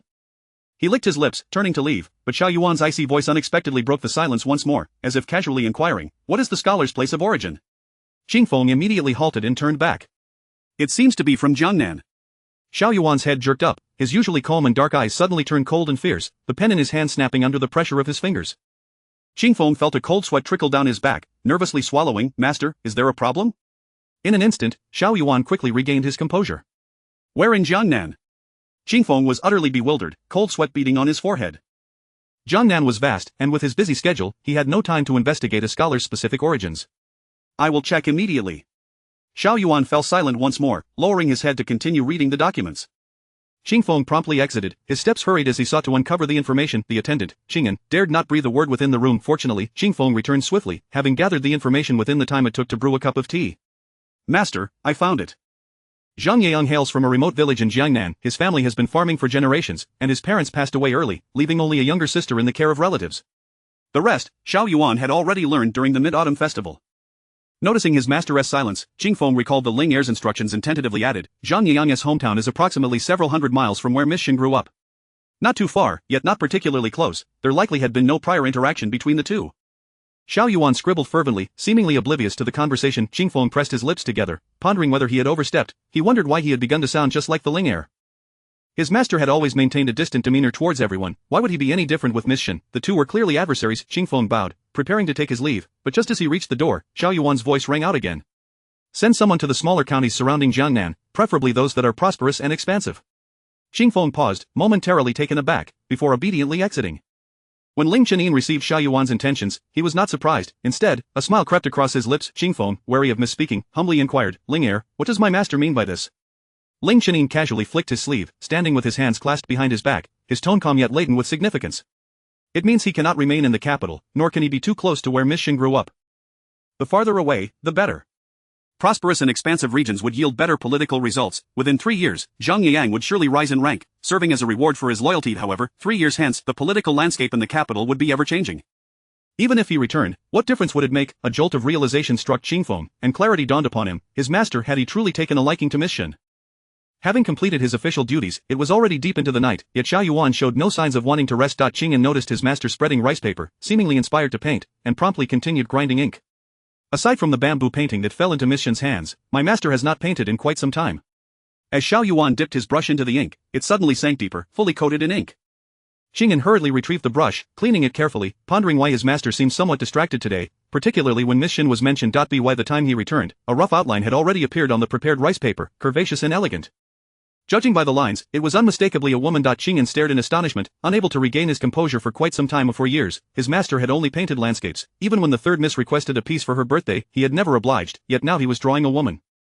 He stared intently at the painting, attempting to discern which noble lady his master was depicting. However, until Xiao Yuan set down the brush. "Master, have you forgotten to paint the features?" "Not just the features.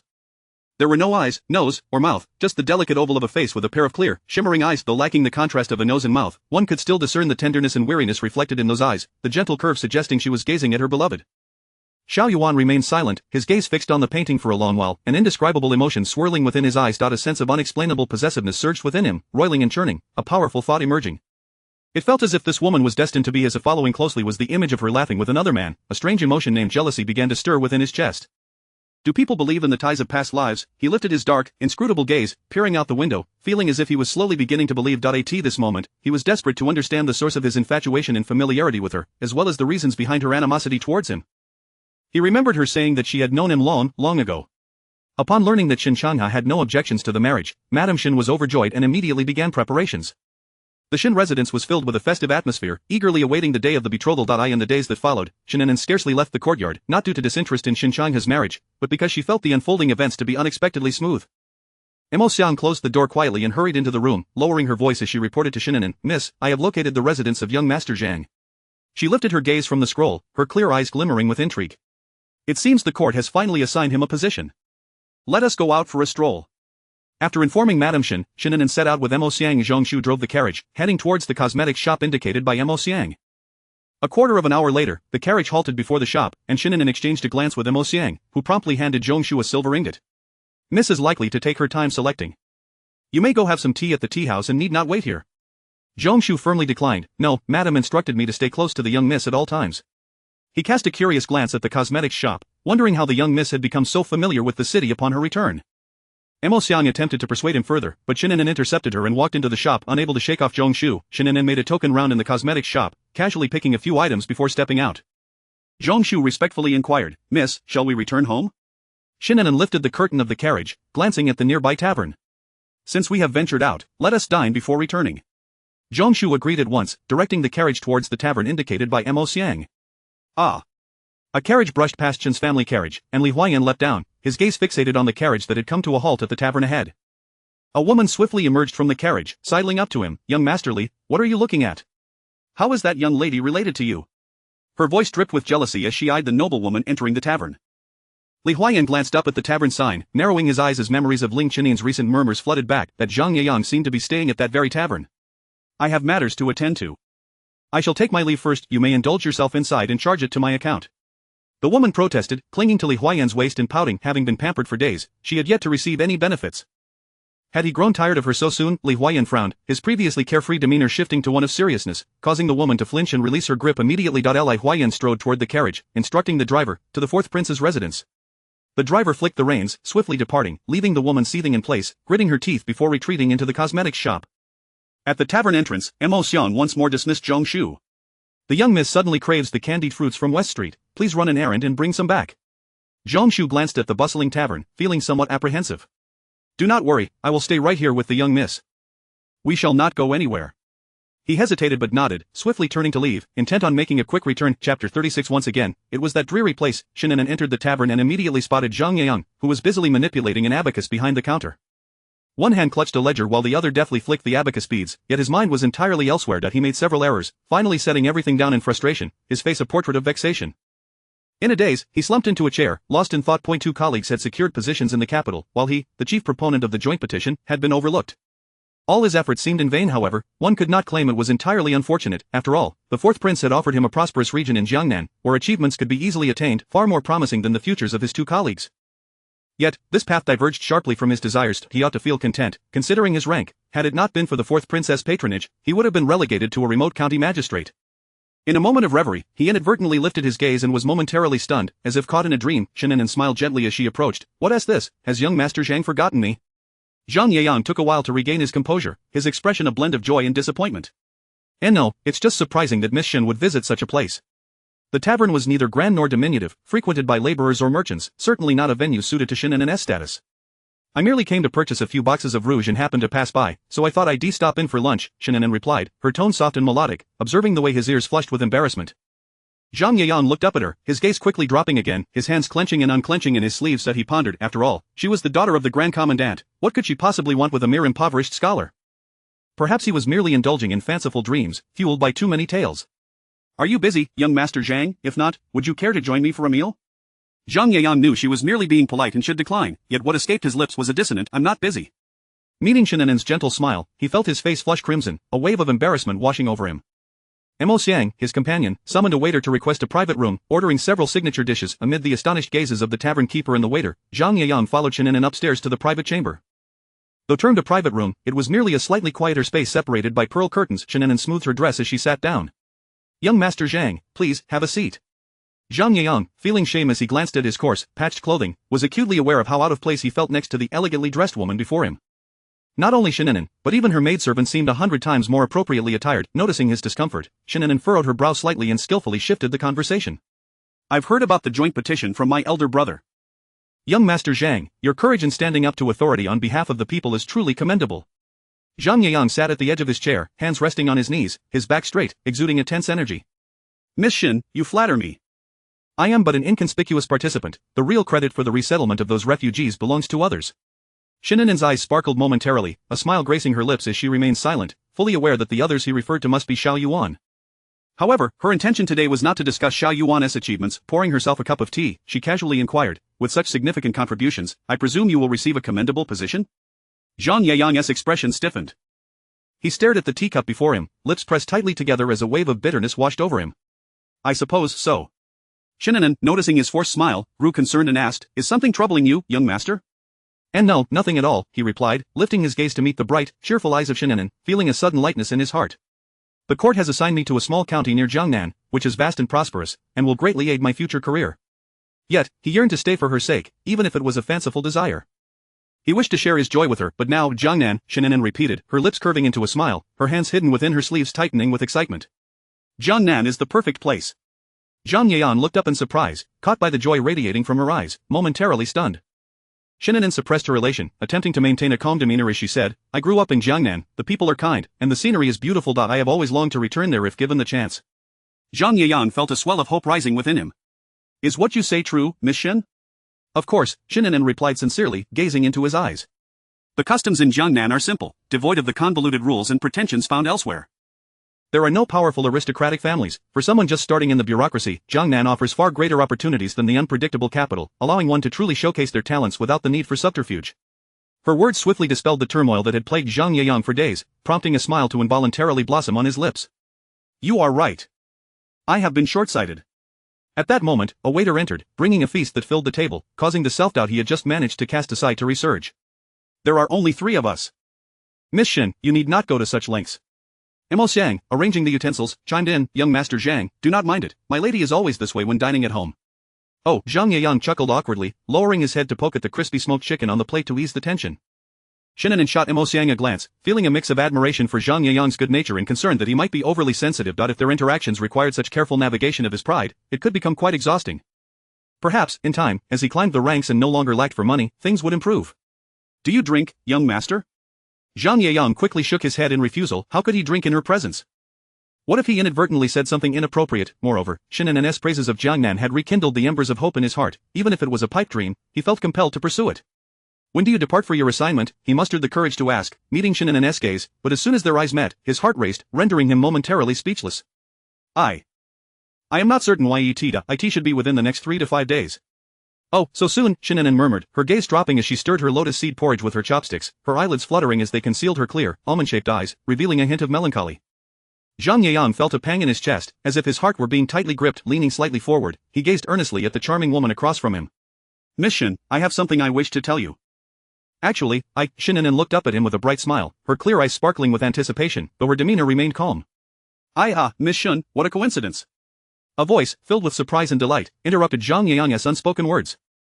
Upon hearing that voice, Shen An'an's smile faltered, her expression turning icy as she glared towards the entrance. Before long, Li Huayan sauntered in, an easygoing demeanor plastered on his face.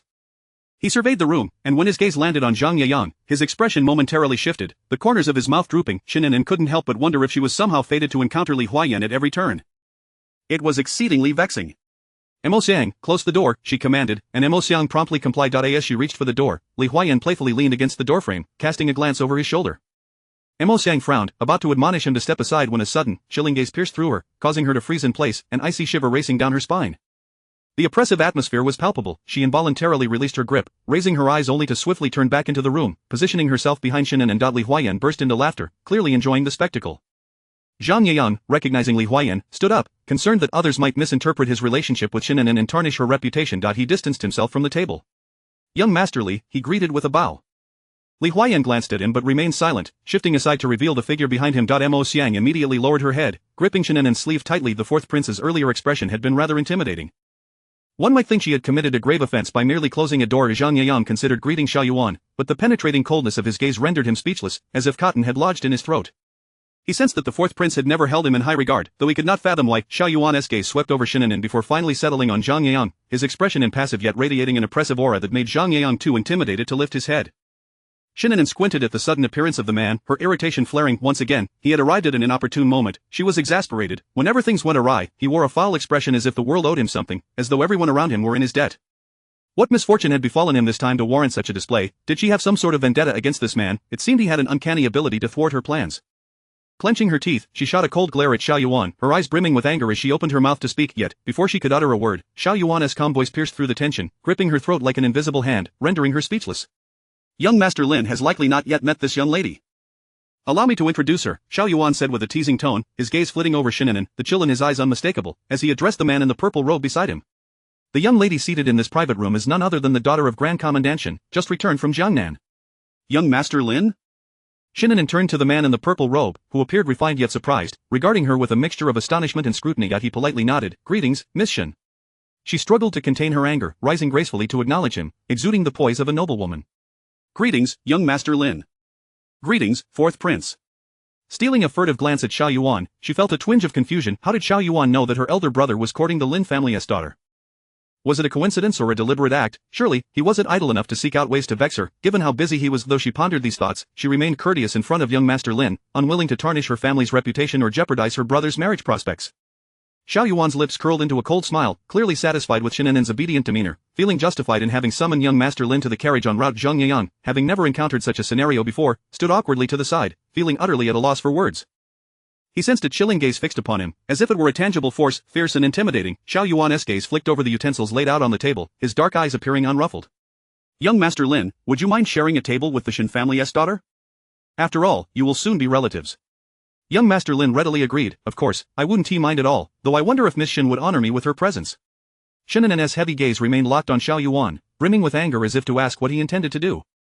Xiao Yuan feigned ignorance, his expression serene, a faint smile gracing his handsome features. Young Master Lin's eyes darted between the two, sensing the strange tension in the air, before he smiled again. My father has always admired Grand Commandant Shen's integrity and has spoken highly of the eldest son of the Shen family. I am certain Miss Shen must embody the grace and intelligence befitting a noble lady. Shen An'an refocused her attention on young Master Lin, offering him a warm smile, though she felt undeserving of his praise. You flatter me, young Master Lin. The Lin family is renowned for its literary heritage and scholarly pursuits, all thanks to Lord Lin's vast knowledge. The two exchanged pleasantries, and Shen An'an invited a few more individuals into the private room to take their seats. Zhang Yang stood awkwardly to the side when Li Huayan suddenly approached and draped an arm around his shoulders, though his eyes held little mirth. Young Master Zhang, I hear you are to depart for your assignment soon. Perhaps it's time to pack your bags. Shen An'an turned to watch the two, silently gritting her teeth at Li Huayan, signaling her displeasure. Yet, with young Master Lin present, she could not directly request that Zhang Yang remain. It would be utterly inappropriate. Li Huayan, feigning ignorance, patted Zhang Yang's shoulder with exaggerated force. Zhang Yang felt a bitter taste in his mouth as he offered Shen An'an a resigned smile, his eyes full of humility. Young Master Li, you are right. I should take my leave now. Very well, Li Huayan replied, finally retracting his hand. Once Zhang Yang departed, he turned to Shen An'an with a playful grin. Shen An'an shot him a glare, her expression stony as she returned to her seat, forcing a smile as young Master Lin attempted to enliven the atmosphere. The interactions among them felt somewhat peculiar, yet as young Master Lin and Shen An'an engaged in conversation, the atmosphere remained relatively light. During the meal, Li Huayan half-jokingly remarked, a good meal without good wine is rather dull. Miss Shen, would you be so kind as to treat us to a few bottles? Shen An'an glanced at him, then turned to instruct Mo Xiang to fetch the wine. However, Xiao Yuan, who had remained silent until then, suddenly interjected coldly, in broad daylight, what need is there for wine? If you wish to drink, do so at your own residence. Li Huayan's lips twitched in response. After all, he had rushed to the fourth prince's residence to deliver news. One would think he could still enjoy a drink. Chapter 37. Returning to the original path, the young master of the Lin family cast a glance at Xiao Yuan and, with a smile, sought to ease the atmosphere. Brotherly, if you wish to drink, please wait a few days. I shall invite you to the tavern for a hearty celebration. Today, however, the young lady of the Shen family is hosting, making it rather inconvenient for us to indulge in libations. The notion of a young lady sharing a table with several men would certainly raise eyebrows if it were to be publicized. He subtly observed Xiao Yuan, noting his silence and lowered gaze, and felt a sense of relief, realizing his assumptions had been correct. With the fourth prince seemingly harboring peculiar feelings for this Shen lady, it would be prudent to reassess the matrimonial prospects between the Shen and Lin families. He resolved to inform his mother to expedite the arrangements. Li Huayan, typically rather oblivious, was only now beginning to grasp the situation. Shen An'an's imposing demeanor had repeatedly caused him to overlook her noblewoman status. Shen An'an feigned gratitude, offering a smile to the young master of the Lin family. Meanwhile, Xiao Yuan, gripping his chopsticks with increasing force, snapped them cleanly in two, the sound resounding sharply. The young master of the Lin family turned to glance at him, his heart tightening painfully as his smile faded into a mask of shock, hastily diverting his gaze to the food before him to avoid Shen An'an's friendly expression. Goodness! Li Huayan tilted his head to observe the young master of the Lin family, his brows furrowed as he whispered, if only I were as perceptive as you. The young master, fully aware of Li Huayan's jest, could only manage a wry smile, one hand pressed against his forehead as if warding off some unseen malevolence. Shen An'an, unable to decipher their silent exchanges, had no desire to speculate. After instructing Mo Xiang to order more snacks, she rose to take her leave. Enjoy your meal and drink. If you find it insufficient, feel free to order more, simply charge it to my account. Li Huayan and the young master of the Lin family simultaneously set down their chopsticks, exchanging polite words but not daring to lift their heads, fearful of encountering Shen An'an's smile once more. Shen An'an, unfazed by the young master's abrupt change, cast a piercing glare at Li Huayan before departing. Li Huayan blinked softly in response. Xiao Yuan, who had remained silent until now, set his chopsticks down, his tone calm and flat, as if merely stating a mundane fact. I shall escort you. Shen An'an's body stiffened momentarily, convinced she must have misheard. She continued walking forward, his voice, laced with a hint of coldness, echoed once more. I shall escort you. Shen An'an halted, turning to face the man approaching her. Had he recently taken a leave of his senses? Is the fourth prince addressing me? He stood before her, casting a downward gaze upon her coolly impatient countenance, an impulse to dismantle her aloofness surging within him. The capital is currently unsettled, with bandits wreaking havoc in the outskirts. Safety is paramount. I shall escort Miss Shen back to her residence. Shen An'an wished to refuse but was even less inclined to remain in this elegant room, caught in their ceaseless back and forth. What an unexpected fortune I must have accumulated over 2 lifetimes to receive such favor. Xiao Yuan's gaze lingered on her for a moment, unperturbed by her sarcasm, and he stepped forward first. Shen An'an ground her teeth, nodded at the young master of the Lin family, and followed suit. Outside the tavern, Uncle Zhong awaited with the carriage. Upon seeing Xiao Yuan lift his robe as if to board her carriage, she quickly stepped forward to intervene. There is no need for the esteemed fourth prince to trouble himself. I can return on my own. Xiao Yuan's gaze involuntarily fixated on her vermilion lips, a scoff escaping his lips, neither warm nor cold. Just moments ago, you were Miss Shen, and now you are merely I. Your speed in changing faces is truly remarkable. His eyes remained locked on her crimson lips, his heart racing, the restless desire surging once more within him. Shen An'an had no intention of continuing the conversation. She pushed past him and stepped onto the carriage. Just as she was about to settle in, she leaned out of the carriage, a mocking glint in her eyes as she looked at Xiao Yuan. Isn't it thanks to my family's Uncle Zhong's formidable skills that you stand here looking so presentable? How dare you speak of escorting me, how laughable. She forcefully let the curtain drop, instructing Uncle Zhong to drive. He gazed at the woman's audacious visage, her lips curling in derision, the tension coiling tightly within his palm as his expression darkened. Had it not been for that day's overwhelming odds, he would not have appeared so disheveled. This woman was surely looking down upon him, reclining against the soft cushion. Shen An'an felt a wave of joy. As long as she could provoke Xiao Yuan, she found immense pleasure. The recollection of his suddenly darkened expression only served to lift her spirits further, a smile blossoming on her lips. As Uncle Zhong drove off, Mo Xian offered her a piece of candied fruit. Just as she bit into it, an abrupt shadow darted past, causing the carriage to dip slightly. She turned to see the man who had intruded into her carriage, the piece of fruit lodged at the back of her throat, her expression darkening. Miss, hurry and spit it out. Mo Xiang urged, patting her back. Shen An'an managed to dislodge the fruit with a few violent coughs, her porcelain face turning a deep shade of red. Xiao Yuan's gaze remained fixed upon her, and when their eyes met, his calm demeanor contrasted sharply with her fury. What exactly do you intend to do? Shen An'an glared at him, her teeth clenched. Xiao Yuan sat poised in the carriage, silent, his eyes revealing an unnameable emotion. Do you fancy that scholar? Shen An'an furrowed her brows, regarding Xiao Yuan with an odd expression. What business is it of yours? Is the fourth prince meddling too much? Of course it concerned him, Xiao Yuan mused, for those gentle almond eyes that had appeared countless times in his dreams belonged solely to her, and only she could evoke the memory of that seemingly real dream. In the dream, those eyes gazed upon him, meant for him alone. Regarding the matter from last time, you have yet to respond directly. What is the essence of me in your dreams? Shen An'an frowned, unable to grasp his persistent inquiry, insisting it was merely a dream, yet he was intent on digging deeper. Is my stance towards the fourth prince not evident enough? Xiao Yuan fell silent, suddenly lowering his gaze to the carriage floor, lost in thought. For you, does a mere dream suffice to determine a person's character and future? Why not? Shen An'an raised her eyes to challenge him. With so many young men in the capital, why would I dream of anyone else but the fourth prince? Perhaps everything in this world is predestined. You and I may have had grievances in our past lives. Xiao Yuan seemed to genuinely consider her words, his dark gaze penetrating, emotions roiling beneath the surface, his weighty stare causing Shen An'an to feel increasingly uneasy. A grin crept upon his lips, enigmatic and teasing. Do you truly believe that, Miss Shen? Indeed. Shen An'an turned her gaze to the window, oblivious to the fleeting obsession that flickered in Xiao Yuan's eyes.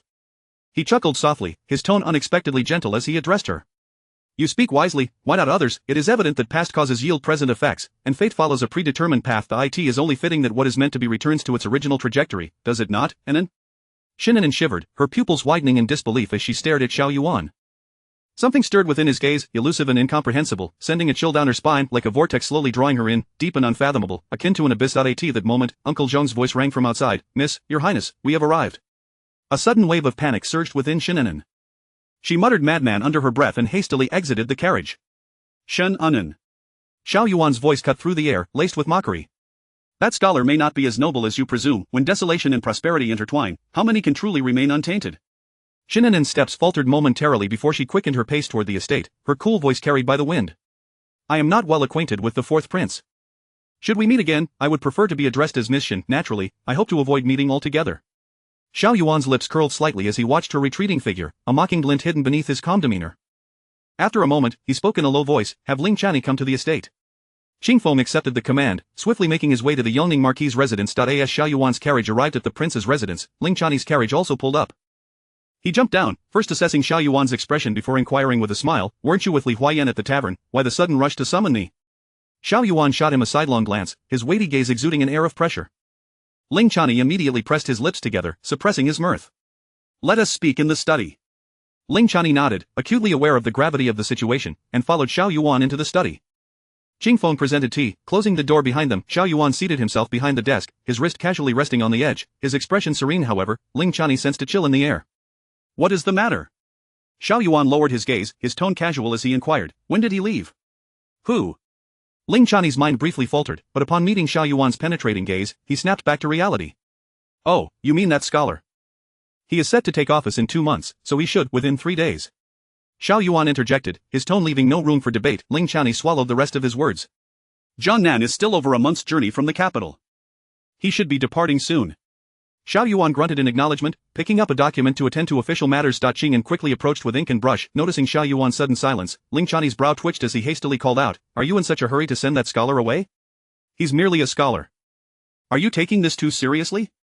Ling Chani scoffed, doubting the scholar's qualifications to compete with Xiao Yuan. Comparing them seemed laughable. Xiao Yuan's hand paused mid-stroke, the ink blurring on the document as he pressed down harder, his fingertips turning pale. Ling Chani sensed that Xiao Yuan's concern for the scholar surpassed his expectations. It seemed he could hardly bear to hear the name. Moments passed before Xiao Yuan regained his composure, placing the brush back into the inkstone. He raised his gaze to the motionless Ling Chani, his voice icy. Do you have other matters to attend to? Ling Chani fell silent for a moment before earnestly suggesting, if you have made a decision, act swiftly. The Shen family holds significant influence in the court, it would be wise to avoid prolonged uncertainty. Xiao Yuan furrowed his brow. This has nothing to do with the Shen family. His decisions had never considered the Shen residents. Ling Chani nodded nonchalantly, aware that regardless of the Shen family's influence, Shen An'an represented them. My mother plans to visit the temple to offer incense the day after tomorrow. Would you care to join? Xiao Yuan paused briefly before declining. No need, please offer a stick of incense for me. Ling Chani nodded, unfazed, rest assured, my mother always prioritizes visits to the concubine Shu. Xiao Yuan's expression shifted as he lowered his gaze, resuming his official duties, yet the depths of his seemingly tranquil eyes concealed an unfathomable darkness. The following day, Lady Lin unexpectedly visited the Shen residence, accompanied by Lin Yuru, a young lady from the Lin family. Shen An'an was summoned to engage in conversation with Lin Yuru. The head of the table, Lady Shen and Lady Lin animatedly exchanged pleasantries, eventually steering the conversation toward the subject of marriage prospects for their children. Lin Yuru, engaged in dialogue with Shen An'an, suddenly flushed crimson, lowering her gaze. It was only when she glanced downward that Shen An'an took a moment to assess Lin Yuru properly. In terms of appearance, the Lin family girl was indeed striking, exuding a serene and cultured aura indicative of a well-educated woman. She appeared to possess a wealth of knowledge, and her slender figure and graceful demeanor reflected the refinement of a properly raised noblewoman, truly a paragon of virtue. It was no wonder her mother claimed that Lin Yuru was not inferior to Duan-san. Lady Lin seemed exceedingly pleased with the prospect of marriage, subtly hinting at the urgency of finalizing the betrothal. Shen An'an glanced at Lady Lin's beaming face, puzzled by her eagerness. Lady Shen was equally content with the arrangement, readily assenting to expedite the proposal. Having received confirmation, Lady Lin cast a glance at her bashful daughter, her heart brimming with joy. Has Miss Lin ever met my elder brother? Shen An'an inquired playfully, lowering her voice. Lin Yuru's face turned an even deeper shade of red as she shyly murmured an affirmative response. Shen An'an discerned the truth. It seemed Lin Yuru harbored feelings for her elder brother as well. She glanced sideways, peering out, aware that Lin Yuru awaited Shen Qinghai's arrival. Logically, with the impending engagement between their families, and Lady Lin bringing her daughter to visit, it was customary for him to make an appearance and extend greetings. Yet, whether due to pressing duties or some other reason, his absence lingered. Lady Shen had signaled to the maid several times to fetch him, but the maid returned empty-handed, nearly shaking her head in frustration. Lady Shen, unwilling to question the matter in front of Lady Lin, smiled to smooth over the situation. He has been occupied with official matters lately, often working late into the night, so he has yet to greet Lady Lin. I hope you will not take offense. Lady Lin smiled graciously, praising, what is this, Lady Shen, your son is still quite young, yet he serves as the captain of the Imperial Guards, overseeing various matters in the capital. Naturally, he is busy with work. In this city, how many young men can boast such accomplishments at his age? I believe you are fortunate indeed. Pride swelled within Lady Shen, her children being her greatest pride. She cast a delighted glance at the demure girl fidgeting with her handkerchief, subtly implying, in the future, we shall be fortunate indeed. Lady Lin glanced at her daughter, covering her mouth to stifle a laugh, while Lin Yuru, overwhelmed with shyness, wished she could sink into the ground. Chapter 38. Zhang Yayan was to depart in 3 days. After sitting for a while, Madame Lin took her leave. Madame Shen escorted the two women out, unable to contain her praises for Lin Yurua, expressing her satisfaction in every possible way. Lin Yurua, in turn, was exceedingly polite and graceful, speaking with measured poise in the presence of Madame Shen. After seeing them off to their carriage, Madame Shen returned to her residence, her joy palpable. The marriage of her eldest son had been a thorn in her heart, and now that it could be resolved, she felt as if she might wake from dreams filled with laughter. Shen An'an, who had been accompanying her, finally mustered the courage to voice her long-held doubt as they entered the flower-adorned archway and ascended the promenade. Mother, do you not find it curious that Madame Lin seems overly enthusiastic about this marriage? Her expression suggested a fear of prolonged delays, as if the union might falter. Madame Shen, not yet clouded by her delight, slowed her pace at her daughter's comment, her smile dimming slightly. I was indeed surprised at first. Although the Lin family has always supported the match, as the bride's family from a scholarly background, they have maintained a certain reserve. It is unusual for Madame Lin to come personally and subtly urge us to finalize the betrothal. That does not align with the conduct typical of learned families. Shen An'an furrowed her brow, sensing an underlying oddity in Madame Lin's sudden visit. What do you think might be the reason? Madame Shen shook her head. I tested the waters with a few remarks, and Madame Lin's responses indicated she is genuinely fond of this match, lauding your elder brother incessantly. No matter how admirable her eldest son might be, it seemed excessive for someone to come seeking him so eagerly, especially since it was the Lin family that initiated the proposal. She was well aware that their family held a respectable position. At this moment, she too was perplexed. Shen An'an pondered for a moment before mentioning her encounter with Xiao Yuan and the Lin family's son at the tavern. Madame Shen abruptly halted, turning to face her daughter, her expression calm yet attentive. You met the fourth prince, did he cause you any distress? Shen An'an smiled lightly. Mother, what are you saying? He is a dignified prince, I have no grievances with him, so why would he trouble me? That is a relief. Madame Shen sighed deeply, still troubled by the thought of the consort's intentions to betroth Shen An'an to Xiao Yuan. Moreover, her daughter had publicly rejected the proposal, undermining the royal dignity. Be cautious when you go out in the future. It would be best to limit your interactions with the fourth prince. Your aunt has not yet given up hope, we must avoid any unnecessary complications. Do not worry, mother. I understand. She had been making an effort to avoid contact with Xiao Yuan, yet the entire capital was under the influence of the Xiao family. It was impossible to completely evade their presence. Once they finished their conversation, Madame Shen began to contemplate the matter of Madame Lin. The courtyard was bustling with servants tidying up, making it inconvenient to converse freely. Madame Shen took Shen An'an's hand and led her to her private quarters, sending away all the servants. Only her accompanying wet nurse remained, who served them tea before stepping aside. After taking a few sips, Madame Shen furrowed her brow and spoke. From what you have said, it seems the Lin family's son accompanied the fourth prince and shared a table with you. She lightly tapped the rim of her teacup, her tone foreboding as she continued. The Lin family likely believes our family has a close relationship with the fourth prince. Shen An'an paused mid-sip, placing her cup down. Father is the Grand Commandant, the highest-ranking military official. It is only natural for a prince to seek proximity to him, there is nothing to be overly concerned about. The fourth prince is different. Madame Shen dabbed her mouth with a handkerchief, casting a discreet glance at the wet nurse to ensure the door was closed before lowering her voice. The fourth prince's mother, Consort Shu, was once the emperor's most favored consort. Her sudden demise led to much speculation, but the emperor suppressed the matter as the Shu family lacked substantial influence. Nonetheless, the emperor dotes on the fourth prince due to his mother's status. He is treated differently from the other princes, and many officials seek to align themselves with him. However, the fourth prince has shown little interest in court affairs, preferring military exploits, leaving those suitors without suitable opportunities. Listening to Madame Shen's words, Shen An'an recalled the outcomes of the previous life regarding the imperial succession struggles. She thought long and hard and realized that until her death, De Liang had never truly established a crown prince. The factions of the other princes had been systematically dismantled, ultimately leaving Xiao Yuan as the sole victor. However, from her memory, the emperor had never favored Xiao Yuan over the other sons during their fierce rivalry. Everything had been due to Xiao Yuan's own efforts. Shen An'an remarked, the Hanlin Academy comprises civil officials, and apart from public opinion, it cannot provide significant assistance to a prince.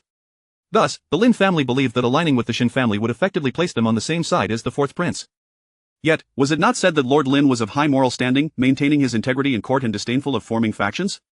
Historically, involvement in the power struggles of princes is a perilous gamble. The rewards of supporting a dragon are not easily won. The Lin family not concerned. Madame Shen shook her head, chuckling softly. Anyone can falter, but the fourth prince is not so easily toppled. Even for the sake of Consort Shu, the emperor would likely provide him with an avenue of retreat. Furthermore, Madame Shen paused, her expression serene as she added, in the eyes of officials, the emperor seems to have set his sights on betrothing you to the fourth prince, which indicates his favor. Shen An'an lowered her gaze, falling silent. Thus, in her previous life, her relationship with Xiao Yuan had not been without merit. He had indeed benefited from the Shen family's standing in court. In retrospect, that engagement had resembled more of a transaction. He had often stated that the position of the fourth prince's consort was open to anyone, as long as they were agreeable and obedient. Initially, he had bestowed upon her the honor and dignity of being the fourth prince's consort. Aside from his lack of affection, he had not neglected his duties. Had she not succumbed to madness later, they might have continued to respect each other and coexist without interference. However, she had failed to understand this at the time, yearning for him to love her as fiercely as she loved him, yet employing the most foolish means to achieve it. Regardless, this marriage has been settled. Matters of state are for the men to handle. A smile returned to Madame Shen's face as she began to calculate which day would be auspicious for the betrothal. Shen An'an observed her mother's demeanor, genuinely pleased for the Lin family girl, contemplating that if mother and son were of one mind, and her elder brother also cherished Lin Yurua, it would indeed be a joyous occasion for all. The intrigues of the court were too convoluted. She wished to remain uninvolved, desiring only to marry a good man, raise a family, and live a simple, unremarkable life, one she had never had. A sardonic smile curled her lips. Harmony and happiness had become her unfulfilled obsession. We must handle the first joyous occasion of the Shen family with utmost care, ensuring it is both grand and lively. I have heard from the other ladies that the oracle at Xiangjue Temple is quite effective. Perhaps we should visit and have the master determine an auspicious date. After all, it is a joyous event, and it should be decided by someone knowledgeable, as it concerns your elder brother's future happiness. Shen An'an withdrew her thoughts and smiled sweetly at Madame Shen. Whatever you decide, mother. Madame Shen promptly declared, then let it be tomorrow. You shall accompany me to Xiangjue Temple to establish the date for the betrothal. Very well. Shen An'an acquiesced, and after sitting in Madame Shen's chambers for a while longer, she returned to Haitang Garden. Upon entering her room, Ma Xiang glanced around cautiously before quietly closing the door. Shen An'an turned her head, amused, and asked, "What is the matter? Do you have some secret to share?" A letter was suddenly thrust before her eyes. Gazing at the small signature on it, Shen An'an's words faltered and were swallowed back down. Where did this come from? She took the letter but did not open it immediately. Young Master Zhang sent it with a silver bounty through a messenger. That old woman is honest and dared not make a fuss, so she quietly found me to deliver it. Hearing this, Shen An'an could not help but glance askance. Zhang Yang had actually employed silver to send her a letter? Was he not working at the tavern for food and shelter, where had he acquired the money? Pondering this, she opened the letter, the neat and beautiful characters catching her eye. She quickly scanned its contents before crumpling it up and handing it to Ma Xiang. Ma Xiang immediately took a charcoal basin, placing the letter over the candle flame to incinerate it, watching it consumed by the fire. He states that the court has issued an edict for him to depart within 3 days for his new post in Jiangnan. The letter contained no further information, merely informing her of his imminent departure. Zhang Yang had been quite discreet. Even if the letter fell into the hands of elders, it contained no impropriety, yet Shen An'an understood that he was awaiting her response. Why so soon? Wasn't there still over half a month remaining? This is rather abrupt. Shen An'an seated herself beside the soft couch, lost in thought. Ma Xiang, what do you think of young Master Zhang? Talented and of good character. Most importantly, his family background is simple, allowing him to distance himself from the capital, which can provide the freedom you desire, enabling you to return to the beloved Jiangnan. You are right. Shen An'an smiled gently. If all goes well, by next spring, I should be able to accompany grandmother and enjoy her company. She rose and approached the writing desk, and Ma Xiang promptly assisted her with the ink and paper. Shen An'an's writing mirrored the subtlety of Zhang Yang's letter, simply informing him that she would be visiting Xiangjue Temple the next day to secure an auspicious date for her elder brother. Ma Xiang carefully dried Shen An'an's ink and folded the letter, sealing it in an envelope. Do not worry, miss, I will ensure it is delivered to young Master Zhang first thing tomorrow. Shen An'an acknowledged, feeling fatigued as she instructed Ma Xiang to prepare water for her to wash up. Behind the screen, the steam rose gently as Shen An'an reclined in a comfortably warm bath, her slender arms draped over the edge of the tub, her eyes closing in contentment. Her delicate, fair face glowed softly in the mist, unadorned yet reminiscent of dawn's blush against the snow. The emotional knot she had carried since her rebirth seemed to show signs of loosening today. She felt grateful that the days she once found arduous would no longer plague her. She longed for a harmonious and fulfilling life, yet, she suddenly sensed that true perfection might never exist in this world. She thought that even if Zhang Yang were akin to Xiao Yuan from her previous life, she, with her substantial dowry, could still lead a good life on her own. Thus, the changes were not solely in others, but also within herself. The following day, as dawn broke, the Shen family carriage set off. Xiangjue Temple lay some distance from the capital, requiring an early departure to arrive before the morning divinations. It was said that the earlier one arrived, the more sincere one appeared, garnering the Buddha's blessings. Today, many more than just the Shen family were making the pilgrimage to offer incense, with a steady stream of carriages heading in the same direction. Shen An'an drowsily leaned against the carriage wall, her heavy eyelids threatening to close. Madame Shen, smiling with affection, gently supported her head against her shoulder. The old matriarch of the Shen family was usually quite leisurely, which had led to Shen An'an adopting a similarly languid demeanor. Ordinarily, at this hour, she would be sleeping soundly in her warm bed, finding a comfortable position. Shen An'an succumbed to slumber, and when she awoke, the carriage had already halted at the foot of the mountain. Outside, she could faintly hear Madame Shen engaged in polite conversation. Shen An'an straightened up, lightly massaging her sore neck as she lifted the carriage curtain to peer outside. The figure standing beside Madame Shen appeared to be the eldest princess. Her sleep-drenched eyes widened slightly, and she quickly began scanning the crowd. Surely, she could not be so unfortunate as to encounter that person while simply offering incense. After searching the throng, her gaze finally settled on the Ling siblings standing beside the carriage, seeing no one else, which alleviated her mood somewhat. The wet nurse accompanying Madame Shen swiftly approached the carriage, addressing Shen An'an. Miss, the madam wishes to accompany the eldest princess up the mountain. You can keep company with Princess Huasheng. Shen An'an glanced toward Princess Huasheng's direction, just in time to receive her amiable smile, and returned it. Very well. She lowered the carriage curtain, adjusted her attire, and with Ma Xiang's assistance, alighted from the carriage, moving toward the entourage of the Yongning Marquis's residence. Upon noticing her, Princess Huasheng approached with a beaming smile. Miss Shen. Your Highness. Shen An'an curtsied, casting a glance at the seemingly bemused Ling Chenyi standing nearby. Young Master Ling. Miss Shen, greetings. Ling Chenyi was somewhat taken aback, then began to ponder whether that person would regret having declined his invitation upon learning of her presence. As this thought crossed his mind, he smirked slightly. Shen An'an had already dismissed Ling Qinyi from her thoughts, engaging warmly with Princess Huasheng. The two followed the eldest princess and Madame Shen, ascending the mountain together. Ling Qinyi observed how Shen An'an seemed transformed in the presence of Princess Huasheng, in stark contrast to the prickly and acerbic demeanor she often displayed. It appeared she only adopted such a disposition around Xiao Yuan. Upon reflection, it seemed she held a strong aversion to anyone associated with him. That scrutinizing gaze followed Shen An'an until they reached Shangjuwei Temple. With elders present, she was disinclined to engage with Ling Qinyi, pretending not to notice him, listening sweetly and obediently to the conversation between the eldest princess and Madame Shen, before they separated to seek divine guidance. Princess Huasheng expressed a hint of reluctance. I will find you once I finish offering my incense. Shen An'an hesitated for a moment, not directly refusing, but politely suggesting, I may take a bit longer. Perhaps I can seek you out in the main hall once I am done. That works. Huasheng smiled, her small hand instinctively reaching for the pouch at her waist. I, too, wish to pray for peace. Shen An'an's gaze lingered on the forced smile painted across Huasheng's face, and she nodded gently. Then I shall pray for your wishes to be fulfilled. Thank you. Huasheng turned to follow the eldest princess into the main hall. Each month when she visited the temple, she always prayed for his safety. Shen An'an watched the figure of the young woman, her dark almond eyes shadowed with tenderness. Chapter 39 The Buddhist principle of cause and effect. Born into a prestigious family, unreciprocated affection is destined to wither away without fulfillment. An'an, let us depart. Lady Shen turned back to see her still in a daze and called out to her.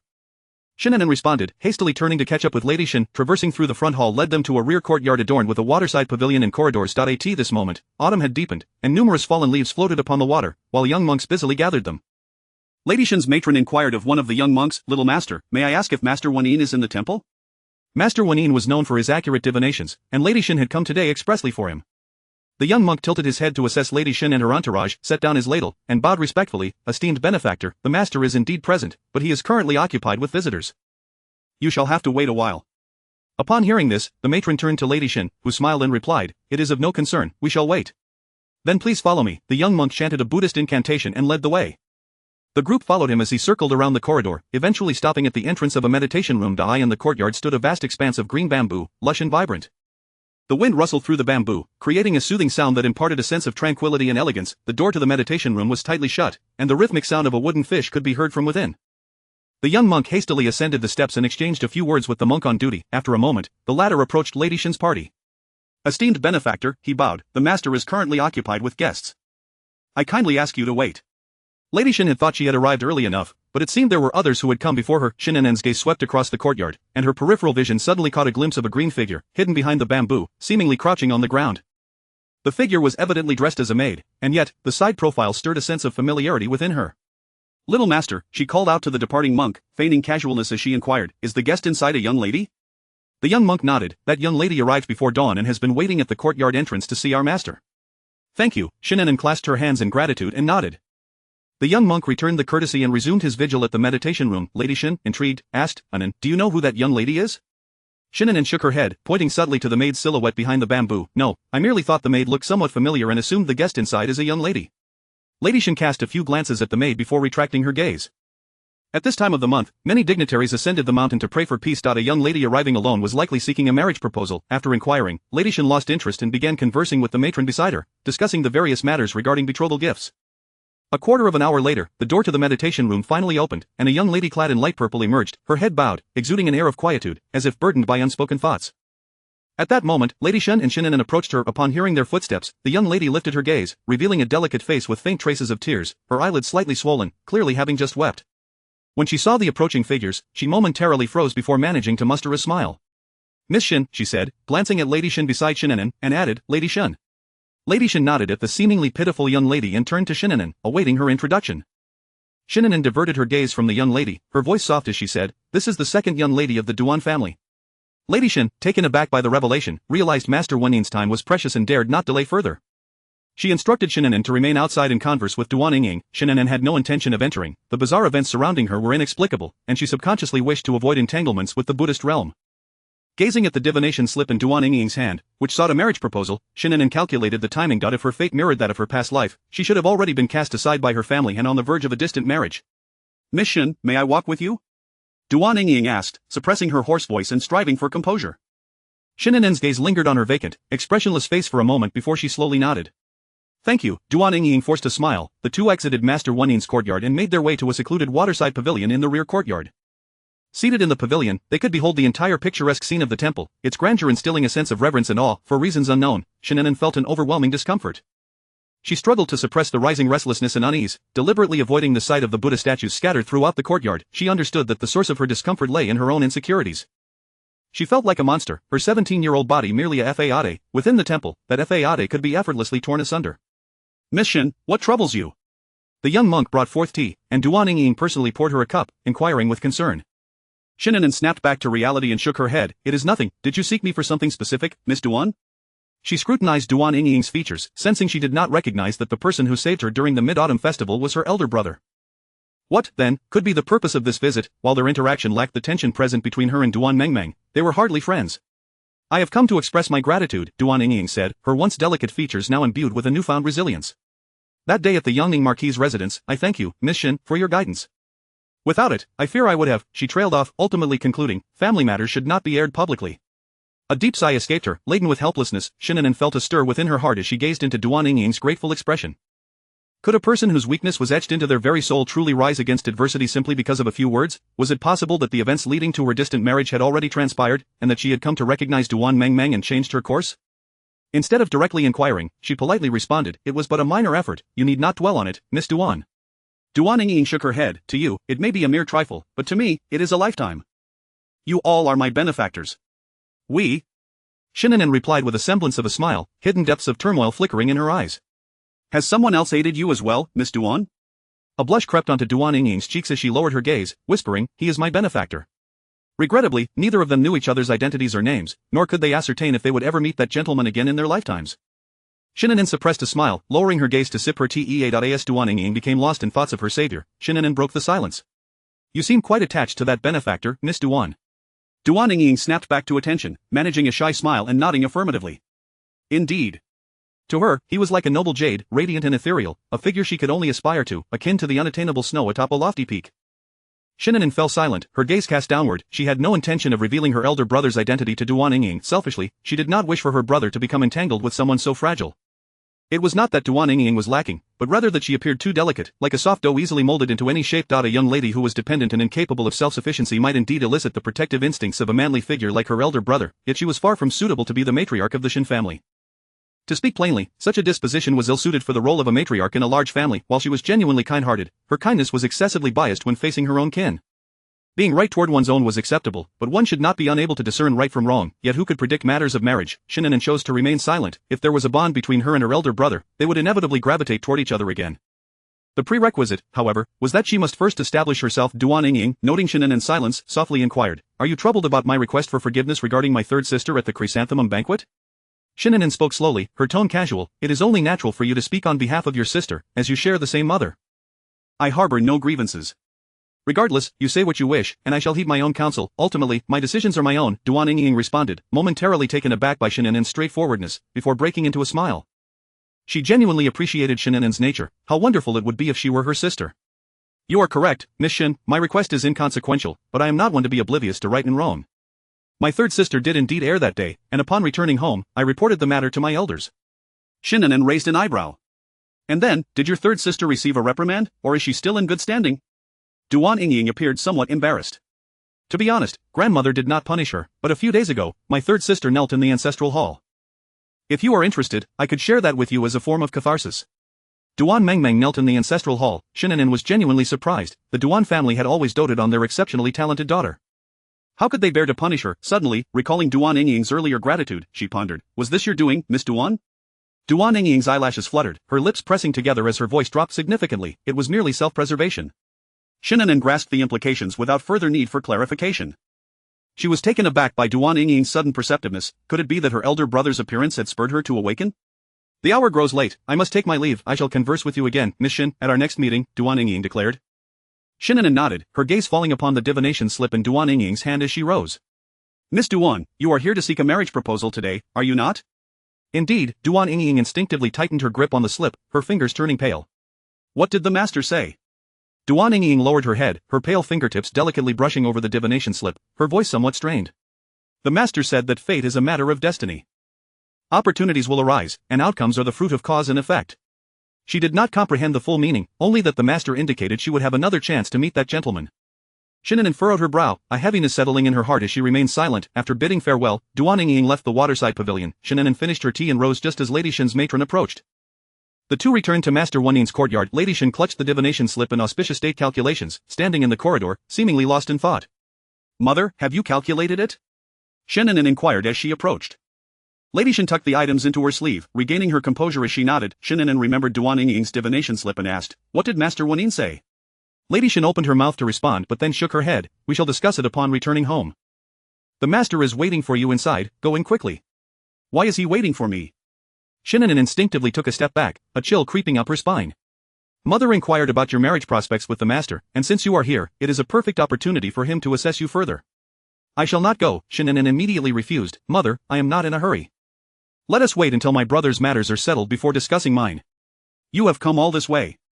Lady Shen grasped her arm, preventing her from retreating further. "Master Wanin does not often offer to meet anyone. How can we miss such a good opportunity?" "Mother." "An'an, listen to me, it is merely to observe your fortune. I shall wait for you outside." Lady Shen directly pushed Shen An'an inside and promptly closed the door behind her. The meditation room was simply yet elegantly furnished, with an incense table before a Buddha statue and a few meditation cushions. Behind the yellow curtain, a vague figure sat cross-legged on the ground, the sound of a wooden fish resonating. The mingling scents of sandalwood and incense wafted through the air, slightly pungent, making Shen An'an feel extremely uncomfortable. She stood there momentarily, unable to move.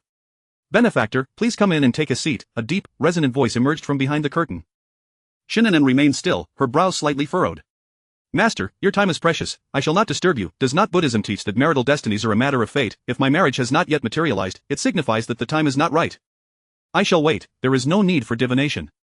With that, she turned to pull the door open. However, the sound of the wooden fish abruptly ceased, and the elderly monk spoke gravely. "Benefactor, please pause." Shen An'an halted, her body involuntarily stiffening. Marriage indeed is a matter of fate, yet it is also a consequence of karma, a product of cause and effect. Spouses are a matter of destiny. If there is no affinity, they shall not converge, for it is predestined in the previous life. Shen An'an's heart plummeted, a chill creeping up her spine like tendrils of ivy, nearly overwhelming her with panic. Could it be that the monk had discerned something? She turned to face the curtain, striving to maintain a calm tone. "I believe in the power of human effort." Had she not already altered numerous outcomes since her rebirth? Surely, if other aspects could change, so too could her marital fate. The elderly monk chuckled softly, his words plunging Shen An'an into an icy abyss. What appears to be different may merely be a superficial illusion. Sometimes, the process is irrelevant. As long as the end result aligns with the truth, it fulfills the cause and effect. The only change lies within one's mindset. "What do you mean?" Shen An'an gripped her sleeve, striving to maintain her composure as she inquired. The elderly monk, however, refused to elaborate further. "The hour is late, you must take your leave. I wish you to accumulate merits and virtues, safeguarding your peace throughout your life." Shen An'an pressed her lips together, leaving the meditation room without hesitation. For reasons unknown, she felt utterly uncomfortable within those walls. Even without encountering the master, she sensed that she had been laid bare, her every pretense stripped away. It felt as though all her disguises had vanished. "What did the master say?" Lady Shen approached hastily, grasping Shen An'an's hand, nodding at the monk on duty before exiting the small courtyard. Chapter 40. May you be safe. Shen An'an walked forward step by step, her steps somewhat unsteady, her almond eyes cast down, concealing a heavy burden of thoughts. The words of Master Wanin echoed in her ears like an incantation, sending a chill throughout her being. Madame Shen spoke to her several times, but she remained oblivious, her mind swirling like a disturbed surface of water, coalescing into a painful knot. None. By the waterside pavilion, Madame Shen furrowed her brows and grasped Shen An'an's arm, urging her to face her. "What troubles you? You seem lost in thought. Did the master say something to you?" Shen An'an blinked, suppressing her deep-seated unease, forcing a faint smile as her words carried a hint of indifference. "He didn't say much, just a few phrases about seeking a match." Madame Shen pressed further. "What exactly did he say?" "You are unaware of Master Wenyin's prowess since you are not in the capital. Every divination he has made has proven accurate." Looking into Madame Shen's earnest gaze, Shen An'an smiled faintly. "Is it really that exaggerated?" "Naturally, quickly tell me, what did he say about your marriage?" Shen An'an hesitated for a moment before responding, half-truthfully. "He said that marriage is the result of karma, and mine has yet to arrive, urging me to wait a while longer." "Oh." Madame Shen seemed somewhat disappointed, then recalled something and asked, "Did you inquire about when your match will arrive?" Shen An'an shook her head. Her legs felt weak. How could she possibly ask him such questions? Madame Shen pondered for a moment, muttering to herself, "The master means to say that a destined partner awaits you, just not yet in sight." Not yet in sight, which implies he is not from the royal family. After a brief thought, Madame Shen's worries dissipated entirely. "Come, the Grand Princess has invited us to dine together, we mustn't keep her waiting." "All right." Shen An'an lowered her lashes, following Madame Shen as they made their way toward the main hall. "Everything is in the hands of fate." She repeatedly reminded herself of this phrase, calming her tumultuous heart. Had she not already altered her circumstances? She had let go of Xiao Yuan, rejected the emperor's marriage proposal, and transformed from a loathsome, cruel creature into someone who had changed her path. Perhaps her suspicions were unfounded. She might not fully grasp the monk's meaning. After all, Buddhist teachings are profound, often revolving around the same terms, spoken to countless individuals. She was reluctant to accept, longing for clarity. Every step taken holds significance. The journey itself is the key to the outcome. By the way, what did he say regarding my elder brother's marriage? Shen An'an held onto a sliver of hope, thinking that Master Wen Yin's words might be the same for everyone. Upon mentioning this, Madame Shen's expression darkened, her brows knitting together slightly. The master said there might be an unforeseen event concerning your elder brother's marriage. The outcome depends on fate. If things go awry, marrying Miss Lin may still be suitable. Shen An'an's heart sank. Madame Shen, filled with concern, asked, An'an, I cannot fathom, could it be that your elder brother and Miss Lin's birth charts are incompatible? Shen An'an forced down her alarm. Mother, did you consult the master with my brother and Miss Lin's birth dates? No. Then that settles it. Shen An'an smiled to reassure her, marriage is the most uncertain of matters. The master would not speak with absolute certainty. Did he not also say that my brother and Miss Lin would be well matched? You need not overthink it. Madame Shen, soothed by Shen An'an's words, felt considerably better. What you say makes sense. The master has indeed declared them compatible, so it should be of little concern. Shen An'an nodded in agreement, falling into silence. Her mind lingered on the phrase unforeseen events and the divination concerning Duan Yingying. The two divinations bore striking similarities, both rich in meaning. It was evident that Master Wen Yin was no mere charlatan. Could it be that her brother might be entangled with Duan Yingying? The implication was that if missed, her brother could still find happiness with the Lin family girl. Lost in thought, they arrived at the main hall just as the Grand Princess emerged from the side chamber after offering incense. Madame Shen and Shen An'an approached and bowed respectfully. Please rise. While out in the world, there is no need for such formalities. The Grand Princess regarded Shen An'an kindly. Hua Shang is in the main hall. If you can sit still, you may go and accompany her for a while. Shen An'an had no desire to continue feigning docility in their presence. She immediately curtsied and left as Madame Shen conversed with the Grand Princess. After a few steps, she paused again, glancing back at the side chamber from which the Grand Princess had just exited. A monk was closing the door, locking it securely. Shen An'an withdrew her gaze, her brows slightly furrowed. By this time, the incense seekers had begun to ascend the mountain, and the day was still young, yet the monk had locked the door. Were there not statues of Buddha within that were to be worshipped? Was the side chamber reserved solely for the royal family's offerings? With her doubts lingering, Shen An'an stepped into the main hall. The statues of the Buddha sat majestically, their serene faces radiating compassion and solemnity, their towering figures resting upon a great stone, exuding an awe-inspiring presence. Hua Shang knelt on the mat, her frail form prostrating on the ground, sincerely bowing and praying. Shen An'an approached, kneeling halfway behind Hua Shang, observing her pray repeatedly, each bow filled with longing. She prayed for the peace and stability of Diliang, for an end to warfare, and for the frontier to remain tranquil, ensuring the safety of the soldiers. Shen An'an sighed softly. She understood that the person she yearned for could not return, not because of the flames of war, but due to the prevailing forces of circumstance and factional allegiances. After several more bows, Hua Shang slowly rose, turning to smile warmly at Shen An'an. I knew it was you. Shen An'an tugged at the corners of her lips, noticing Hua Shang's trembling legs, and stepped forward to support her, finding a spot to sit down. The kneeling time was quite long. My legs have gone numb.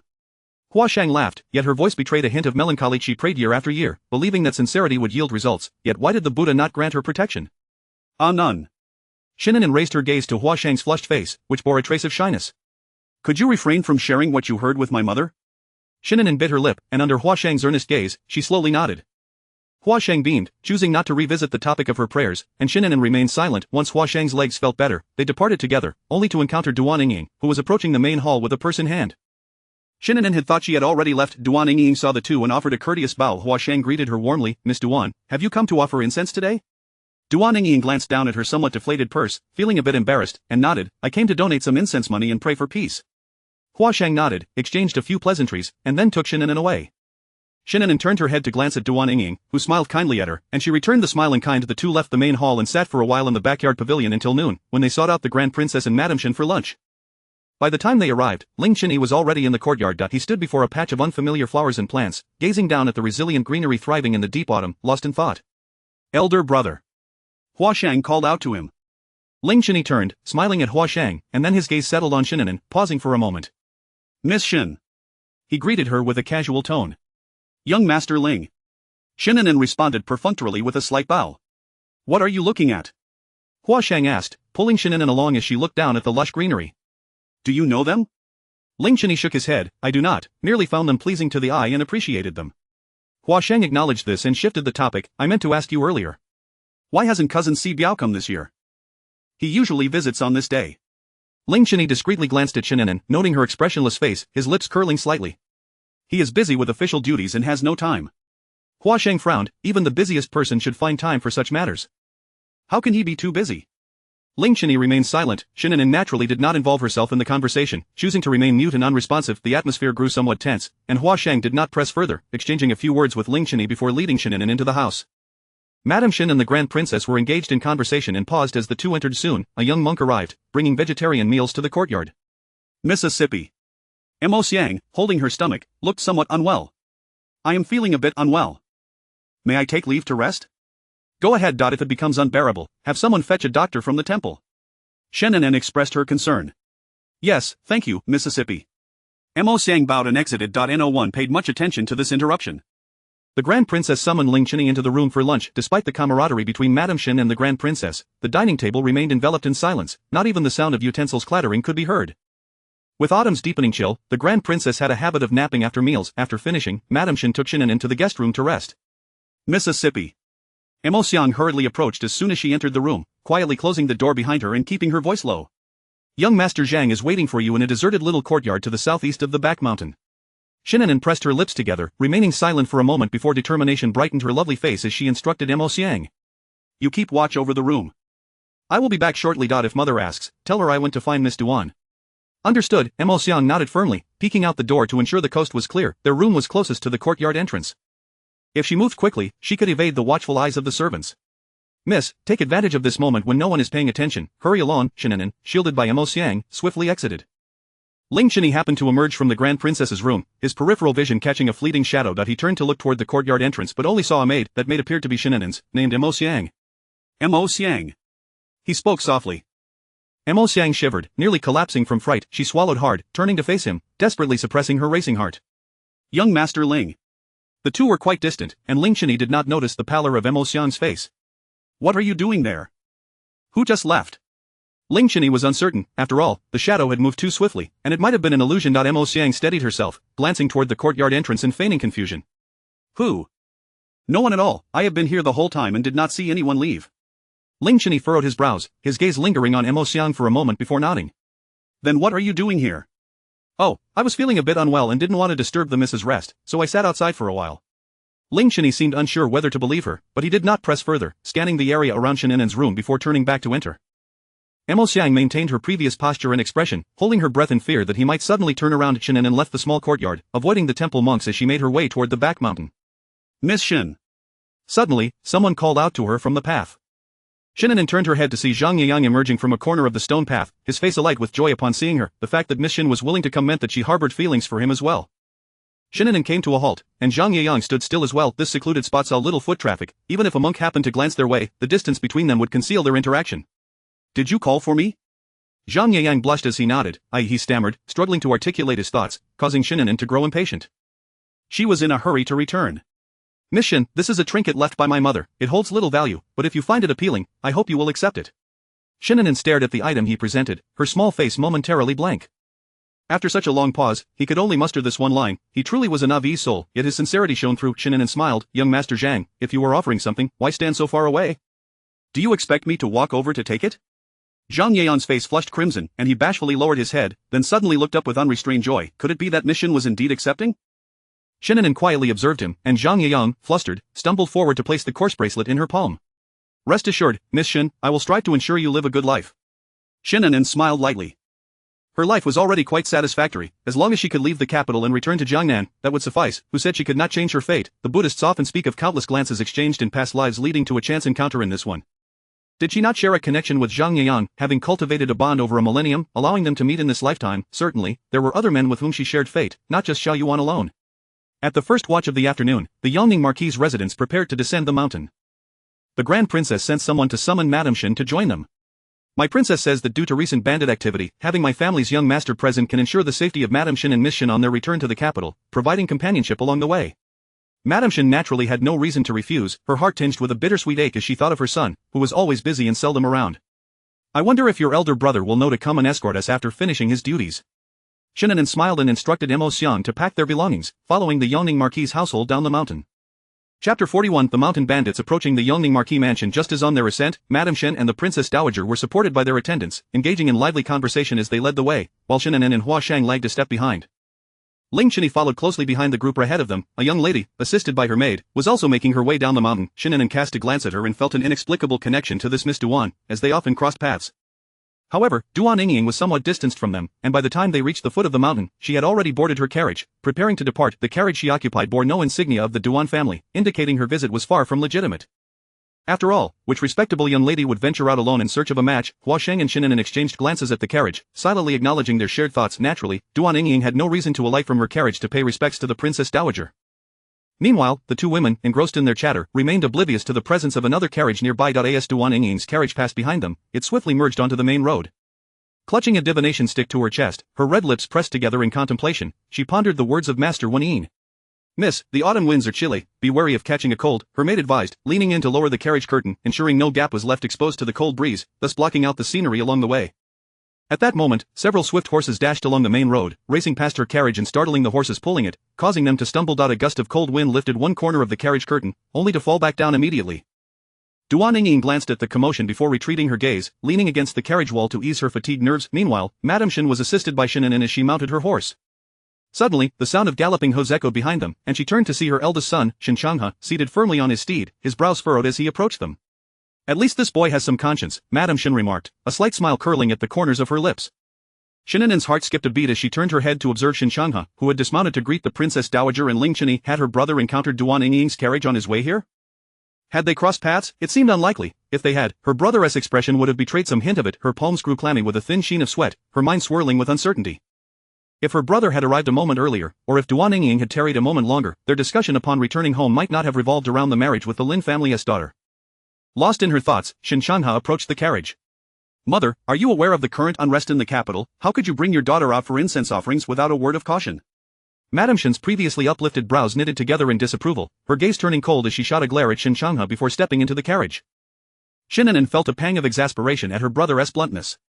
"Mother came for your marriage," Shen Changhe insisted, his brow furrowing. "That doesn't matter. If anything were to happen to you, what would father and I do?" Shen An'an fell silent, allowing her brother's words to sink in.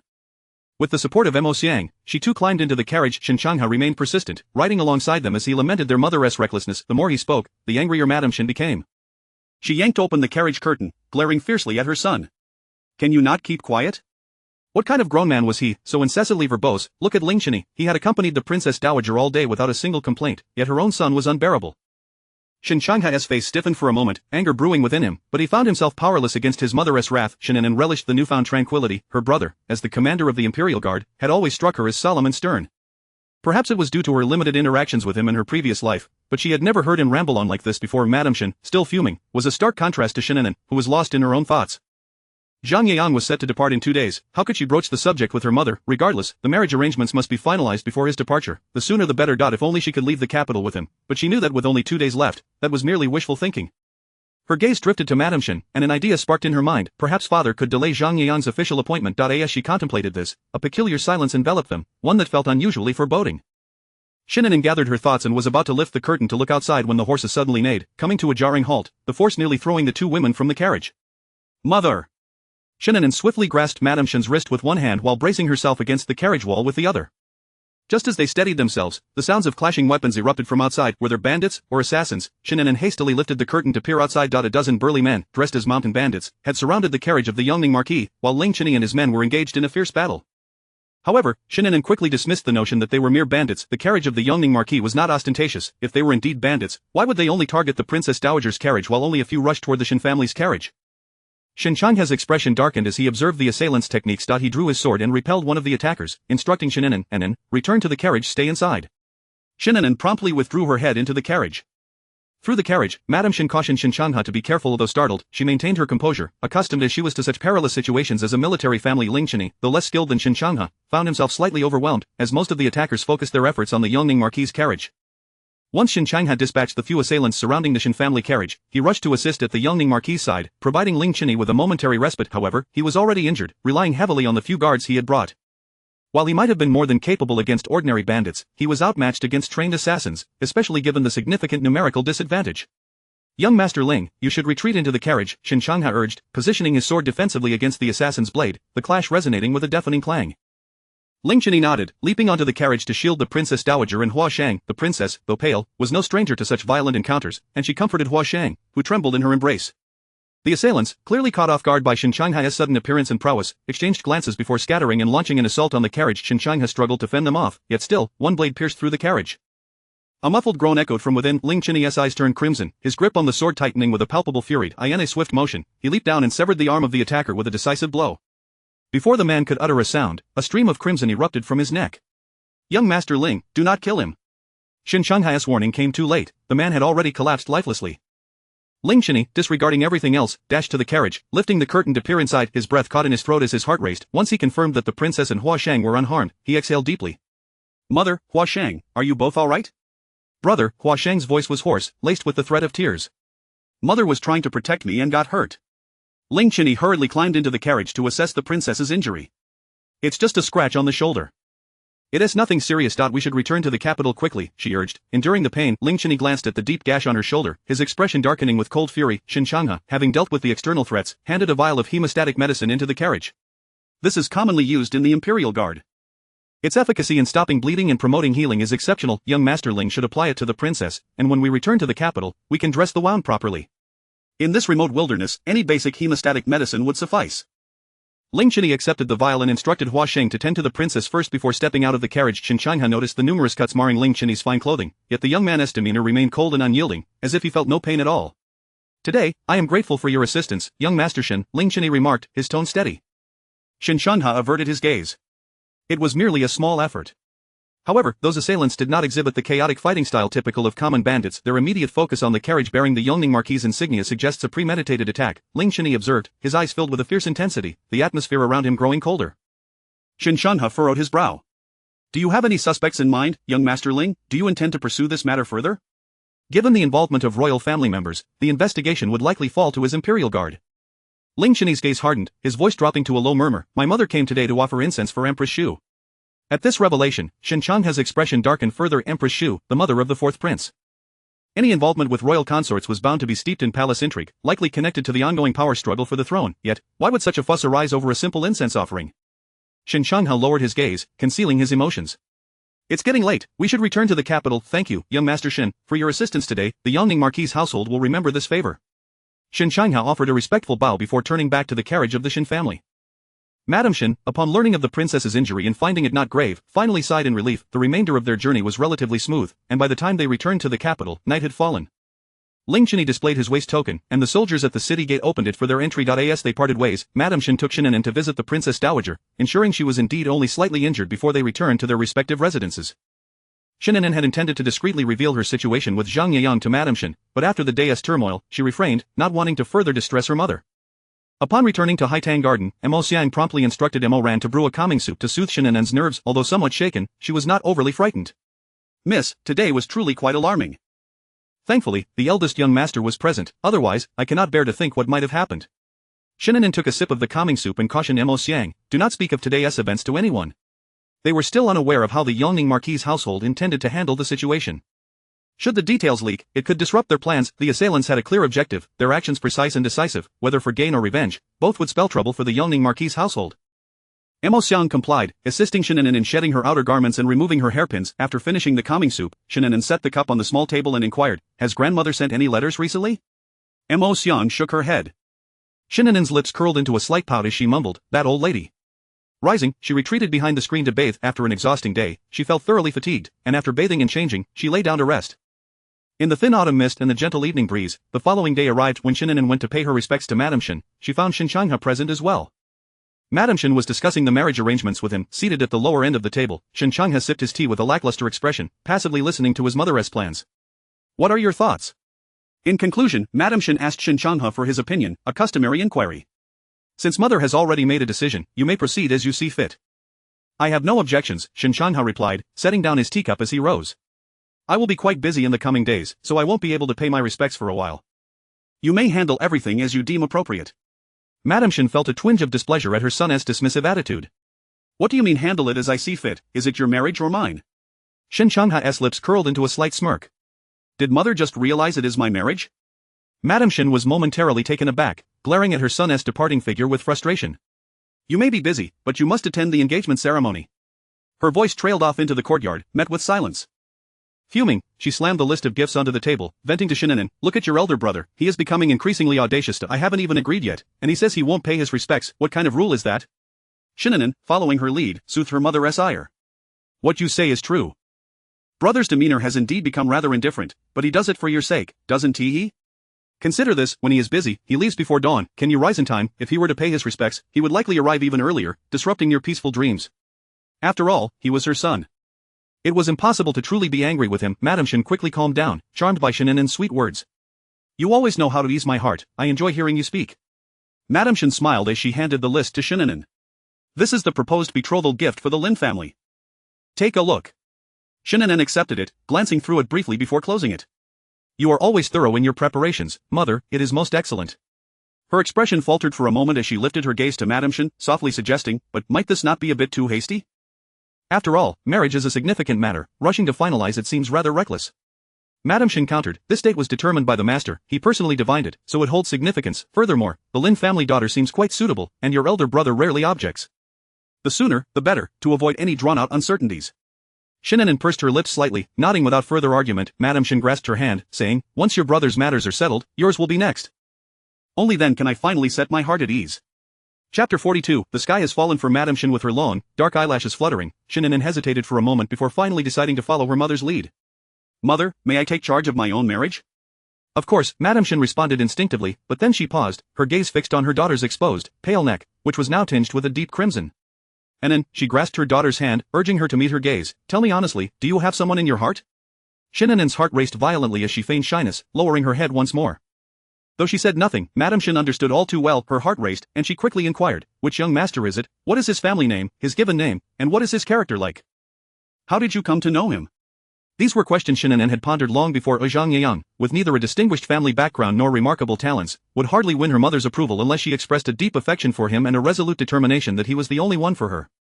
"He is this year's successful candidate in the imperial examination, possessing both talent and virtue. We became acquainted while in Jiangnan." Upon hearing this, Madame Shen's expression soured. "He is not from the capital?" She was already displeased at the thought of her daughter potentially leaving her again for a distant marriage. Madame Shen pressed her lips together, her well-maintained visage reflecting her discontent. "Mother," Shen An'an tugged at her sleeve, "although he hails from humble beginnings, he is truly an exceptional person. Please, grant your daughter's request." Shen An'an's words struck Madame Shen like a blow. She gazed at her delicate daughter, whose beauty was akin to blooming peach blossoms, and felt a pang in her heart. To think her daughter, after returning from Jiangnan, would fall for a penniless scholar. "An'an," she managed to call out, her voice choked as if obstructed by a lump of cotton. Shen An'an understood her mother needed time to accept this situation, so she merely clung to her sleeve, head bowed in silence. Having been raised in Jiangnan, Shen An'an had spent little time with her mother. If this were any other matter, her mother would have softened and acquiesced long ago. However, on this issue, Madame Shen found herself at a loss for words, unable to relent. Suddenly, she recalled the moment An'an had resolutely refused a marriage proposal at the palace banquet. Had she already harbored feelings for that scholar at that time, Madame Shen felt a twinge of regret for her oversight. "An'an, there are many fine young men in the capital. Let's take our time to consider, and not just me, but even your father would likely not agree." Shen An'an lifted her misty almond eyes to meet her mother's gaze. "Mother, father has always listened to you." Madame Shen gently caressed her daughter's cheek, yet even so, she dared not concede. "An'an, whether from noble families or the political arena, sincerity is often scarce. Most are driven by self-interest. How can you be certain that this scholar does not seek to advance himself through your status? If he were truly a man of integrity, he would not engage with An'an. After all, their backgrounds and upbringings were worlds apart." Shen An'an blinked, her long lashes dampened with tears, looking at her mother with a pitiful expression, her voice imbued with deep emotion. "Young Master Zhang is not that kind of person. Moreover, even if he were to seek advancement, I would accept it. As long as the Shen household remains standing, he must respect and cherish me for life." At these words, Madame Shen nearly fainted. What was she hearing? Had her daughter been brainwashed by that scholar? Thoughts of wedding arrangements, dowries, and banquet lists had all vanished from Madame Shen's mind. She felt as though the sky was collapsing around her. A mere scholar, at best, will become a county magistrate. Without support, he will remain stagnant for life. An'an, how could I bear to see you suffer? Furthermore, your upbringing is vastly different. If you truly come together, the myriad challenges that will arise will eventually erode your current passion, and you will surely come to regret it. Shen An'an sniffled, for a moment feeling an unsettling familiarity with her current self, reminiscent of her past life when she stubbornly insisted on marrying Xiao Yuan. "Mother, he is an orphan, free from any entanglements." Madame Shen was momentarily speechless. "You have said before that without support, one will remain a mere county magistrate. But if he has support, it would be different. He has been assigned to Jiangnan as a county magistrate, a region vast and prosperous where significant achievements can be easily realized. He could return within 3 years. As she listened to her daughter's lofty aspirations, Madame Shen's expression remained taut, refusing to soften. It was not that she sought to curry favor, but a mere county magistrate could hardly be deemed a suitable match for the Shen family, which had not fallen to such depths in 5 generations. Mother. Shen An'an opened her mouth to speak again, but Madame Shen had already pressed her forehead and closed her eyes. Beside her, the maid, astute as ever, stepped forward to massage Madame Shen's temples, saying, "Miss, the lady has been fatigued these past few days and is suffering from a headache. Perhaps it would be better if you came back later." Shen An'an glanced at her mother, whose eyes were half-closed and weary. She pursed her lips and stood up, saying, "Then please take care of yourself, mother. I shall return to Haitang Garden and come to see you later." Madame Shen's eyelids fluttered slightly as she nodded. She had no desire to see her daughter at the moment. Even the mention of that scholar made her head throb. Shen An'an bowed and turned to leave, while Madame Shen hesitated before softly speaking. "An'an, children from impoverished backgrounds who rise to their current positions are often remarkable. They typically prioritize their own interests and find it hard to be genuinely devoted to their wives. Many view marriage as merely a stepping stone to climb higher, and heartbreak is common among scholars, especially those who have struggled in difficult environments. I do not mean to imply that young Master Zhang is one of them, but human nature is such.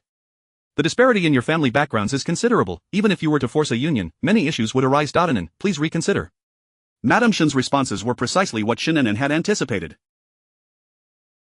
Zhang Yayan lacked a noble lineage and was of mediocre talent, making it impossible for Madame Shen to readily accept him. She had no intention of rushing this matter. With her gaze cast downward, her profile shrouded in melancholy, she spoke in a muted voice, "Mother, I have known him for quite some time, and my feelings are set. I have no desire to change." Madame Shen closed her eyes, half-slumping in her chair as the maid continued to massage her temples, her expression one of exhaustion. Upon returning to Haitang Garden, Shen An'an's sorrow dissipated, replaced by tranquility. As Ma Xiang closed the door, she hurried to the window, ensuring no one was around, and whispered, "Miss, it seems Madame will not agree." Shen An'an responded lightly, gazing out at the vast sky. Life in the capital was indeed splendid with her parents and elder brother by her side, but until her marriage was resolved, Shen Guifei would not relent. She could not and would not involve herself in that mess again. The skies of Jiangnan are broader than those of the capital. The following morning, Madame Shen was lost in thought, troubled to the point that she could barely eat. The maid attempted to coax her with various soups, gently persuading her. "Madam, please eat a little." As for the young lady, before she could finish, a young maid rushed in, her face pale with alarm. Madame Shen pushed away the spoon the maid had offered, looking weakly at the young maid. "What is it?" Replying to Madame, the maid in the young lady's courtyard says, the young maid's voice trembled. "The young lady has not eaten for 2 meals and appears lethargic. She fears the young lady may be unwell and wishes to inform Madame to send for a doctor." Madame Shen tightened her grip on her handkerchief, suddenly standing up, her heart racing. "This child, is she trying to drive me to my grave?" With that, she hurried out of the courtyard toward Haitang Garden, the maid following closely behind. Upon reaching the corridors of Haitang Garden, the maids and servants greeted her in unison. Madame Shen pushed open the door and found Shen An'an listless and pale on the couch. She rushed over, her eyes brimming with tears. "An'an, what are you doing? Do you wish to break your mother's heart?" Shen An'an half opened her eyelids and managed a weak smile, her dry lips barely forming words. "Mother, I have reflected on this matter and realize I have been willful. I am sorry." She clasped Madame Shen's hand, her face a portrait of sorrow. "But enough, do not say any more." Madame Shen gently patted her head. "I understand." Her daughter was in the bloom of youth, experiencing the stirrings of love for the first time. It was only natural. If anyone were to be blamed, it would be Madame Shen herself for not being there to guide her, resulting in such a predicament, unaware of her daughter's affections. "You must eat something. Without restoring your health, how can we discuss the matters ahead?" Madame Shen tucked the blankets around her daughter and finally relented. "I will go find your father and discuss this matter." "Thank you, mother." Shen An'an sat up, nestling herself against her mother's embrace, her demeanor soft and affectionate. Feeling a pang of guilt, she added, "In no more than 3 to 5 years, once he has accomplished something significant, he can return to the capital." After she had accompanied her grandmother and life in the capital had stabilized, she would consider returning to stay with Madame Shen. The words of Masterine lingered in her heart like an incantation, and she feared that unforeseen complications might arise, affecting her parents and elder brother. With these thoughts in mind, her desire to leave became all the more urgent. Madame Shen comforted her for a while before softly saying, "You must eat, I will go consult your father." Shen An'an nodded gently, lowering her head as she withdrew from her mother's embrace, her eyes inadvertently sparkling with joy. Madame Shen's heart sank. Her daughter seemed to have fallen into a quagmire, difficult to extricate. After instructing Ma Xiang to take good care of Shen An'an, Madame Shen hurriedly left Haitang Garden, making her way to Shen Wen's study. Ma Xiang served Shen An'an a cup of tea to soothe her throat. "Miss, do you think this will work?" Shen An'an remained silent, sipping the tea Ma Xiang offered, feeling some relief in her scratchy throat. With her head bowed, she felt a sense of regret and guilt. Father and mother will agree. They had always doted on her. As long as her resolve was firm, her parents would yield. Just like in her previous life, when she insisted on marrying Xiao Yuan, her mother's reaction had been even more intense, leading to a bout of illness from worry. Yet in the end, they could not resist her and agreed. As for her father, being a military general, the Shen household already wielded considerable power. Choosing a straightforward scholar as a son-in-law would only reassure the royal family she would not marry a prince, nor could she wed someone from a powerful family, lest that individual take offense.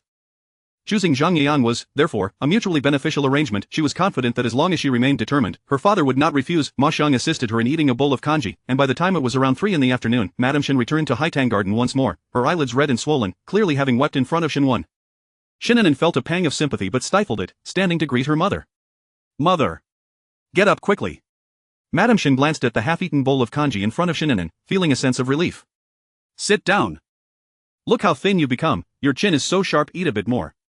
Shen An'an touched her cheek. She had only missed one meal. She obediently nodded, all right, and sat down, calmly spooning congee into her mouth. Madame Shen gazed at her daughter, unable to take her eyes off her, feeling a deeper reluctance in her heart. Once the bowl of congee was finished, Shen An'an instructed Ma Xiang to clear the dishes, and only then did Madame Shen softly speak. I heard from your father that the scholar is still quite decent. Madame Shen's words were tinged with reluctance. However, we shall see how it goes. Your father mentioned he would use his connections to keep him in the capital for a few more days, and if you truly wish for this, and the scholar proves to be of good character, then we shall consider this match. Joy surged within Shen An'an. Thank you, father and mother. She reached out to embrace Madame Shen's waist, nuzzling her head against her mother, a picture of happiness. Mother, do not worry. I have grown up and will no longer be willful. She would not repeat the mistakes of the past. Whoever she married, she would live sensibly and contentedly. Good, Madame Shen patted her back, feeling a mix of helplessness and affection. That evening, Shen Shangha returned home, sensing an unusually low atmosphere in the household. The maids and servants walked with their heads down, their steps light, as if fearful of disturbing something. Shen Shangha furrowed his brow. Normally, his mother would be bustling about, excitedly preparing his betrothal gifts. He turned to a nearby servant, who looked equally perplexed and shook his head. He had been by the young master's side and knew nothing. Shen Shangha replied, then go ask. The servant quickly caught on and went to inquire with one of his close companions.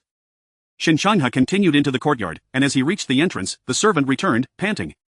Young master, it's bad. Shen Shangha halted, turning to look at him. The servant hesitated, glancing around before speaking in a strained tone. I asked Yuan Bao, and it seems it concerns the eldest young lady. Shen Shangha's brow furrowed deeply as he turned on his heel and headed toward Madame Shen's quarters.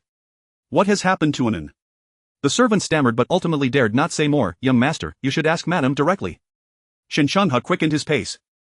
Upon arriving at Madame Shen's quarters, he had not even entered when he heard her sigh deeply. What are we to do? Eldest young master, the servants in the corridor greeted him in unison. Shen Shangha had disregarded them and stepped inside. At that moment, Madame Shen was no longer angry. Upon seeing her eldest son, her face contorted in a melancholy expression, filled with concern. Chapter 43. A trip to Jiangnan. Changha, you've returned. Shen Shangha took a seat beside Madame Shen, his brow slightly furrowed as he inquired directly, what has happened to An'an? At the mention of her name, Madame Shen's eyes reddened. The maidservant, perceptive to the atmosphere, discreetly ushered the household staff out of the room. Observing his mother wiping away tears, Shen Shangha felt a pang of anxiety in his heart. An'an, today she told me she has found someone she loves, Madame Shen revealed. Upon hearing this, Shen Shangha's brow knitted tightly, a foreboding suspicion creeping into his mind as a chilling sensation spread within his gaze, causing his heart to sink. Which family is he from? At this, Madame Shen choked on her words. She said he is a newly appointed scholar. Shen Shangha's eyes turned cold in an instant. Zhang Yiyang, from Jiangnan? Madame Shen paused, recalling that An'an had indeed mentioned this name earlier. How do you know? An'an introduced him to me before. He had sensed something peculiar in their interactions and had observed closely. An'an's gaze towards that man did not seem to reflect infatuation, yet, why had she suddenly brought him up to her mother? Madame Shen, somewhat irate, retorted, since you were aware, why didn't you say anything sooner? Had she known earlier, she would have surely intervened, and perhaps the situation would not have escalated to this point. Shen Shangha shook his head. I asked An'an, and she said they merely met by chance, maintaining an ordinary friendship. Madame Shen could hardly contain her frustration, wishing she could pry open Shen Shangha's mind to understand his thick-headedness. It was no wonder he had yet to bring home a bride at such an age. An'an is just a young lady, how could she confide such an important matter to you? Now look at the situation, your sister is threatening to starve herself unless she marries that scholar. Shen Shangha's eyes widened in disbelief. Starve herself? That was hardly in line with An'an's character. Madame Shen had already begun to weep. Suddenly, Shen Shangha recalled the days when An'an had visited his study, her words laden with inquiries about that scholar. He had suspected something then but had dismissed his concerns when he noticed the clarity in An'an's eyes, devoid of any softness when she mentioned him. To this day, he still felt that An'an's expression towards that man did not indicate romantic affection. Does father know about this? Madame Shen nodded through her tears. Taking a deep breath, Shen Shangha asked solemnly, what did father say? You know your father.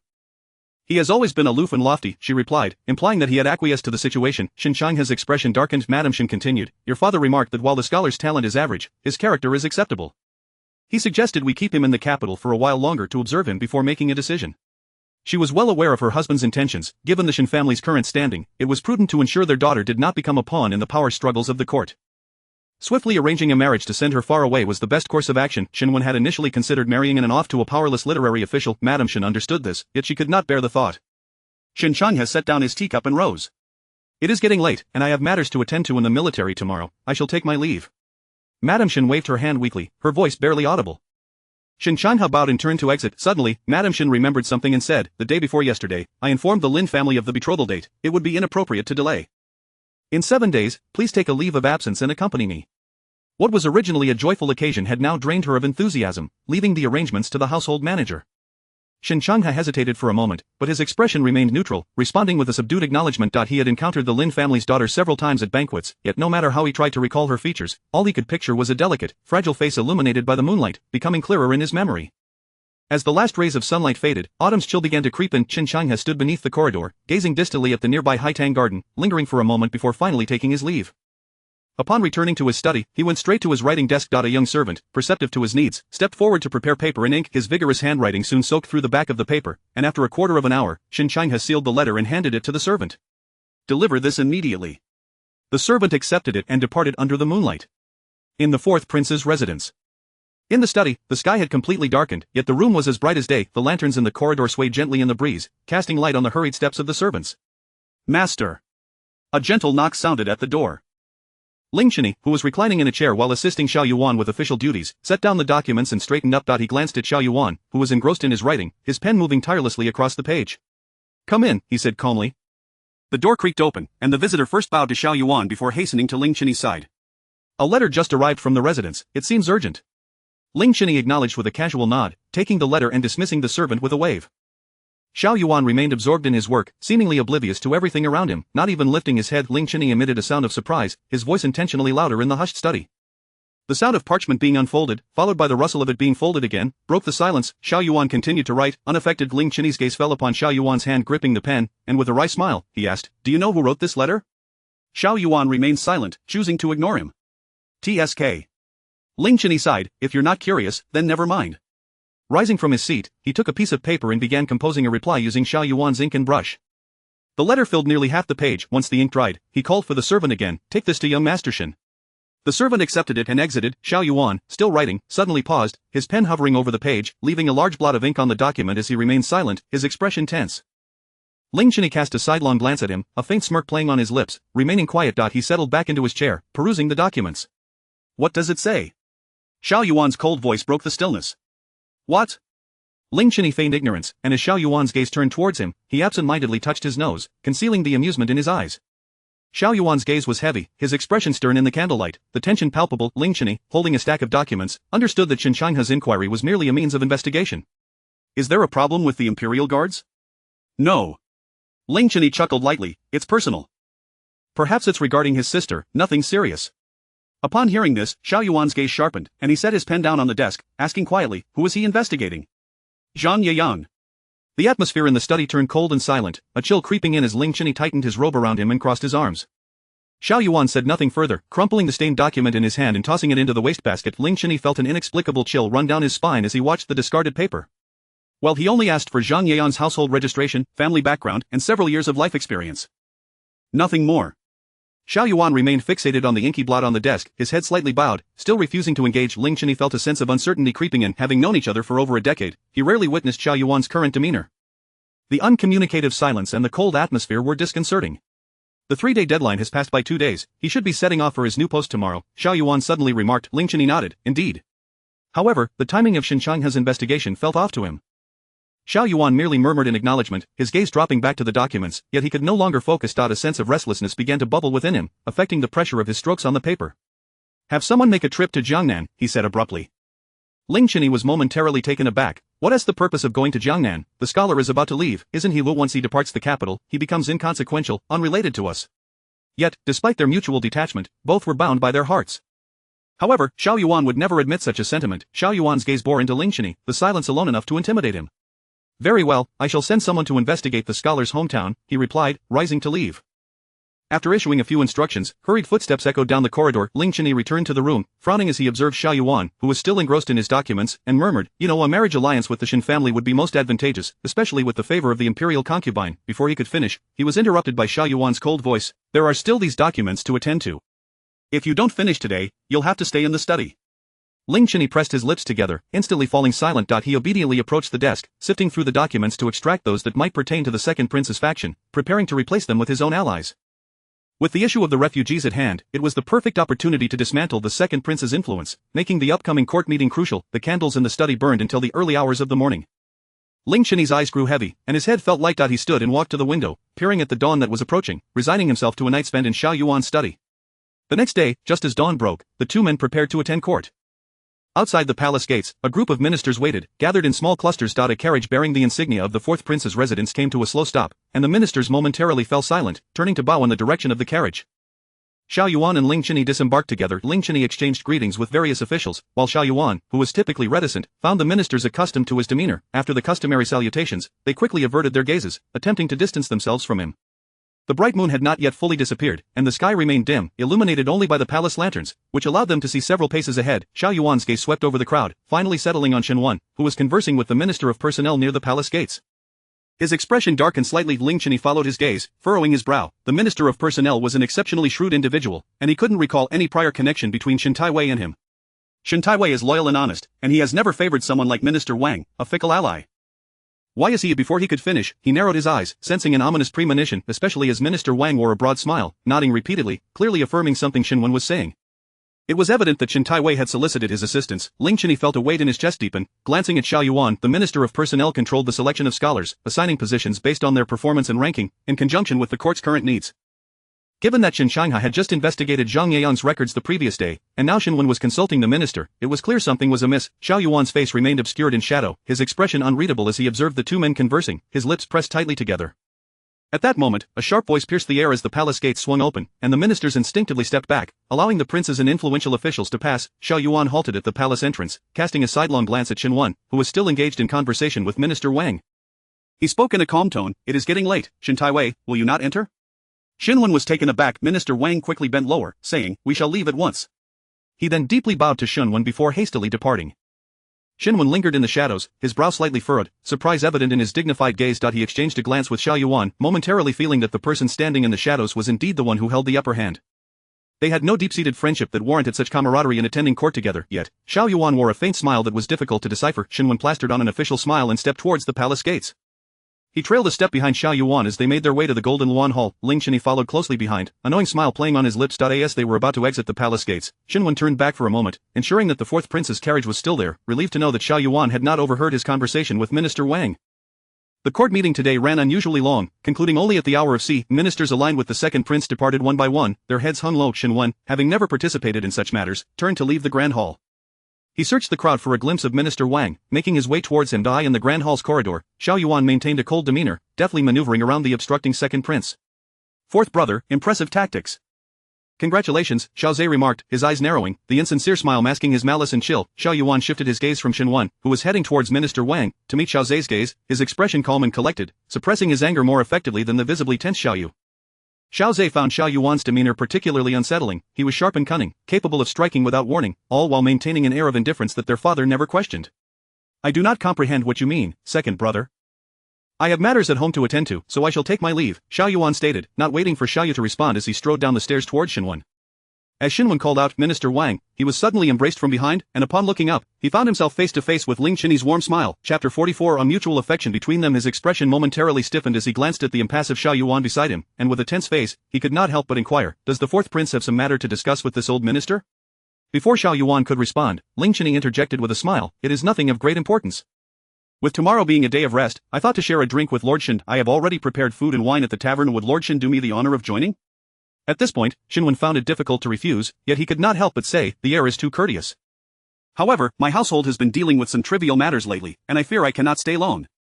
Not to worry, it won't take up much of Lord Shen's time, Ling Chenyi replied, his dark eyes narrowing slightly as they shifted to Xiao Yuan, feigning nonchalance as he asked, I heard that the eldest son of the Shen family has recently begun courting. Is Lord Shen in a rush to return for this matter? A look of joy flickered across Shen Wen's face as he nodded, but the smile quickly faded into silence. To have ascended to his current position in the bureaucratic realm and remain steadfast, even the most loyal among them cannot be considered simple-minded. They possess a keen insight. Ling Cheney, wary of provoking Shen Wen's suspicions, refrained from mentioning any matters concerning the Shen household. In the corridor of the Grand Hall, Xiao Yu observed the departing figures of the three, his gaze dark and forbidding, his elongated phoenix eyes narrowing sharply. Second Prince, it appears that the Shen family has truly allied with the fourth prince, a concerned minister remarked. Xiao Yu scoffed coldly. He wishes to marry a daughter of the Shen family, gain their support and military power, merely a dream. He cast a glance back at the gilded palace, emblematic of royal authority, a smirk tugging at the corner of his lips as he swept away his robe and departed. At the tavern, Shen Wen had thought he could leave after a brief stay, but Ling Cheney persistently urged him to drink, and soon his head began to spin. Ling Cheney remained relentless. I cannot, as I have matters to attend to at home. Perhaps we can drink together another day, Shen Wen insisted, attempting to leave. Ling Cheney grasped his hand, concealing a meaningful glimmer behind his gentle smile. It is rare for me to sit with you, how can you leave so soon? Shen Wen, feeling helpless, replied, I truly have urgent matters at home. Ling Cheney waved his hand dismissively. As for the affairs of the children, let Lady Shen take care of those. As he spoke, he poured more wine while discreetly observing Shen Taiwei's expression, noting that the latter remained unchanged and smiling, which sparked a hint of suspicion in Ling Cheney's mind. Could it be that he had misjudged? Xiao Yuan sat quietly to the side, occasionally taking sips of wine, mostly silent, which left Shen Wen feeling unsettled, uncertain of the hidden motives behind this gathering. Military officials have a fondness for wine, particularly fine wine. Shen Wen cherished the drink that Ling Cheney had specially brought from the Yongning Marquis' residence, yet he was aware of the need for moderation and refrained from excessive consumption. When Ling Cheney could no longer persuade him to drink, he set aside the wine pot and engaged Shen Wen in conversation, discussing various topics until Shen Wen could no longer bear to remain seated. Xiao Yuan spoke softly, since there are pressing matters at home for Lord Shen, you may leave Cheney, do not delay Lord Shen's important affairs. To his surprise, Ling Cheney was unexpectedly agreeable, releasing his hold on Shen Wen's shoulder and nodding, then I shall escort Lord Shen. Shen Wen, feeling dazed and confused, glanced around, his thoughts muddled. I appreciate the assistance of the fourth prince and young Master Ling. It is but a small effort, Ling Cheney replied with a gentle smile, as comforting as a spring breeze, concealing any hint of ulterior motives. As Shen Wen prepared to depart, he had just risen from his seat when a wave of dizziness suddenly washed over him, causing the world to spin and his body to sway uncontrollably. Ling Cheney quickly caught him, cheerfully saying, What seems to be the matter, Lord Shen? Could it be that you are drunk? Shen Wen shook his head, still feeling lightheaded. This was unusual, his tolerance for alcohol had never been so poor. Ling Cheney continued, Did they not say that Lord Shen has a commendable capacity for drinking? How could you be intoxicated after so little? He gently helped Shen Wen to sit back down. Shen Wen held his forehead, the dizziness lingering. Perhaps it is because I rose too hastily, I need a moment to recover. It was hardly a quantity that would normally affect him. Ling Cheney hastily ordered 2 bowls of sobriety soup to be brought. Xiao Yuan cast a sidelong glance at the wine jar, his heavy gaze shifting towards Ling Cheney, and asked in a calm voice, Where did this wine come from, young Master Ling? Ling Cheney raised an eyebrow. Was he attempting to distance himself from the situation now? Yet he played along, as Lord Shen would soon be his future father-in-law. It was a gift from the emperor to my mother, and my father took it from her. Shen Wen, regaining some composure, looked at the wine jar. It was indeed a royal bestowal. Xiao Yuan spoke in a slow, unhurried tone, with a touch of languor. Not long ago, the vassal states presented several jars of local spirits, smooth on the palate yet potent.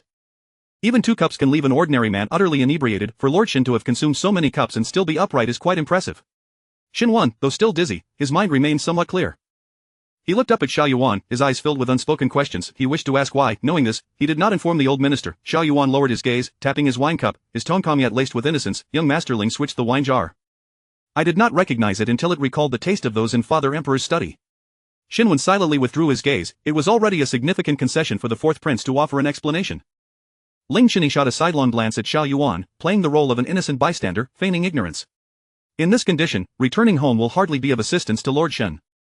Lady Shen will only worry. The tavern has private rooms, why not lie down and rest for a while? You can leave once you have sobered up. Shen Wen was tempted to refuse, yet he dreaded being escorted home by servants, as his wife would undoubtedly scold him. After all, their daughter's future was still unresolved, and he could not afford to be in such a drunken state. Rest assured, Lord Shen, it will not take much time. Although the wine is strong, it wears off quickly and does not induce headaches. Without further ado, he stood and assisted Shen Wen to his feet. As they departed, Shen Wen's bleary gaze flickered towards Xiao Yuan, the meaning behind it indecipherable. Ling Cheney settled Shen Wen in a private room on the 3rd floor and returned, where Qingfeng was reporting something to Xiao Yuan, his head bowed low, visibly anxious. Ling Cheney keenly sensed the unusual atmosphere in the room and raised his gaze to the cold, stern expression of Xiao Yuan, who was tightly gripping his wine cup. What is wrong? He approached, and Xiao Yuan radiated a chilling air, prompting Ling Cheney to glance back at Qingfeng. Qingfeng swallowed hard and whispered, The officials from the Ministry of Personnel have sent word that Zhang Yiyang's appointment has been postponed by half a month. Upon hearing this, Ling Cheney immediately turned to Xiao Yuan. Shen Wen's visit to Lord Wang today was indeed for this matter. What did this imply? Did it not mean that the scholar and the Shen girl had already developed feelings for one another? The Shen family would not act unless they had already accepted the match. They would support that scholar for now. It was merely a delay in his appointment. Soon, they would arrange for official positions to keep him in the capital. Ling Cheney dared not look at Xiao Yuan's darkening face, silently taking a seat. Suddenly, an image flitted through his mind, causing him to furrow his brow. Just after returning from Shangjiwei Temple, such a thing occurred. Could it be that they were? He lifted his gaze to Xiao Yuan, hesitating to speak, unsure whether to voice his thoughts. Xiao Yuan had already suppressed his emotions, restoring his outward calm, yet his thumb quietly cracked his knuckles, the joints turning a ghostly pale. He glanced at Ling Cheney, his voice cold and devoid of warmth. What do you wish to say? After much hesitation, Ling Cheney finally spoke. In retrospect, the girl who left the temple that day must have been Miss Shen. At the time, her maid was present, so I did not pay much attention.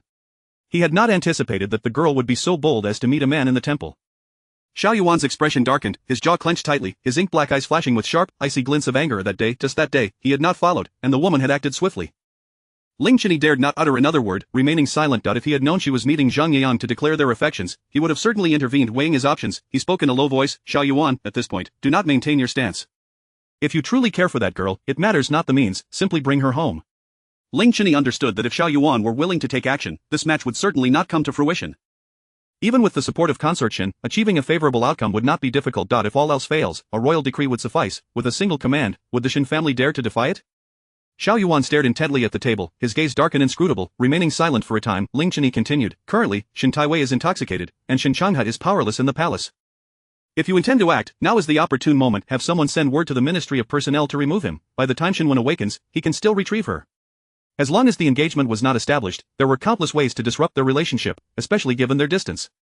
How deep could their affections possibly be to withstand such trials? He had deliberately intoxicated Shen Wen. Contemplating this very strategy, Xiao Yuan slowly raised his gaze, his eyes fixated on the wine jar as if peering beyond it, his ink-black eyes flickering with uncertainty.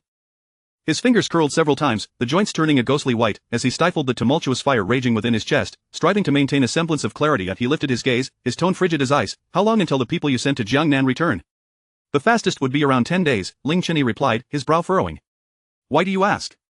Even if there are issues back home, by the time the news returns, it will already be too late. Xiao Yuan remained silent, moving towards the window, pushing it open to gaze at the bustling streets below. A gentle breeze wafted in as he stood for a while, allowing it to disperse the rising jealousy and the oppressive darkness within him. Xiao Yuan. Do not interfere. Xiao Yuan stood with his hands clasped behind his back, backlit by the sunlight, his voice calm yet distant. Ling Cheney nearly doubted his hearing. Was he truly refusing to relent at such a time? Xiao Yuan, this is a matter of a lifetime. Are you not afraid of regretting it later? Xiao Yuan's lips curled into a slight derision as he turned to Ling Cheney. I never do anything I would regret. If she wishes for him to remain, then let him stay. He scoffed softly. A person of high moral standing, a gentleman of integrity, one who does not follow the crowd. Truly, she was so naive, he would let her see precisely what kind of man that scholar really was. In this world, there are no perfect beings, only clever individuals adept at concealing their darkness, those who rise from humble beginnings. How could there be so much love? He lowered his head, slowly rotating his jade ring, a cold smile playing on his lips. Ling Cheney, standing behind him, felt a chill creep down his spine. The oppressive aura radiating from Xiao Yuan made it seem as though he had everything under control, instilling an uncontrollable fear. When Shen Wen awoke from his stupor at the tavern, the sun had already set halfway, leaving only a faint glow illuminating the sky. Ling Cheney and Xiao Yuan had long since departed. He hurriedly tidied himself and returned home. Shen An'an had already received news of Zhang Yiyang's postponed appointment. Feeling both joy and concern, she feared her parents might entertain the idea of having Zhang Yiyang remain in the capital. Mo Xiang, help me dress. We shall visit mother in her courtyard. 15 minutes later, Shen An'an appeared at the entrance of Madame Shen's courtyard. As she stepped inside, she overheard her mother's angry reprimands and Shen Wen's lowly explanations. I am at my wit's end. How can you still find time to drink outside? Shen Wen rubbed his still slightly dizzy forehead, awkwardly explaining, young Master Ling's hospitality was hard to refuse, and I had no idea that the wine was a royal gift so potent that just a few cups knocked me out. Madame Shen remained irate, choosing silence instead. Shen Wen gently wrapped his arms around her shoulder, offering comfort. Shen An'an stood outside for a moment before sending in a maid to deliver a message. Upon entering, Madame Shen immediately withdrew from Shen Wen's embrace. As Shen An'an entered, Shen Wen stood, preparing to leave. Father. Shen Wen nodded in acknowledgement, wishing to say something to his daughter, yet after a moment's thought, he refrained. These family matters were better left for his wife to address. After exchanging pleasantries, Shen Wen exited to his study. Madame Shen instructed the maid to serve tea and gestured for Shen An'an to sit beside her. Your father sought out Lord Wang, the Minister of Personnel, and has temporarily secured that scholar's position. Mother, his name is Zhang Yiyang. Madame Shen sighed in resignation. Very well, Zhang Yiyang. Shen An'an smiled brightly, playfully shaking her mother's arm. Thank you, mother. You are the most caring. Madame Shen patted her head. As long as he has good character, we can have your father promote him later. Securing a position for a capital official would allow her to keep an eye on him, ensuring that he would treat Shen An'an well. Should any issues arise, she would have someone to rely on. Hearing this, Shen An'an's eyes sparkled. Mother, his current position is already quite good, the area assigned to him by the ministry is prosperous, making it easy for him to achieve results. In 3 to 5 years, with a little help from father, he will return to the capital and rise through the ranks. Madame Shen's expression changed, her head turning to look at her daughter in disbelief. An'an, you do not intend to follow him to Jiangnan, do you? A small county, no matter how affluent, could only offer so much, and it was so far away. She had hoped to secure him in the capital, regardless of his actual power, and take things slowly from there, but her daughter's implication was clear, she had no such intentions. Madame Shen felt a fresh wave of disappointment wash over her. Chapter 45. Drawing the bow. Mother, he cannot rely solely on the Shen family, lest he be labeled as a man living off a woman's fortune.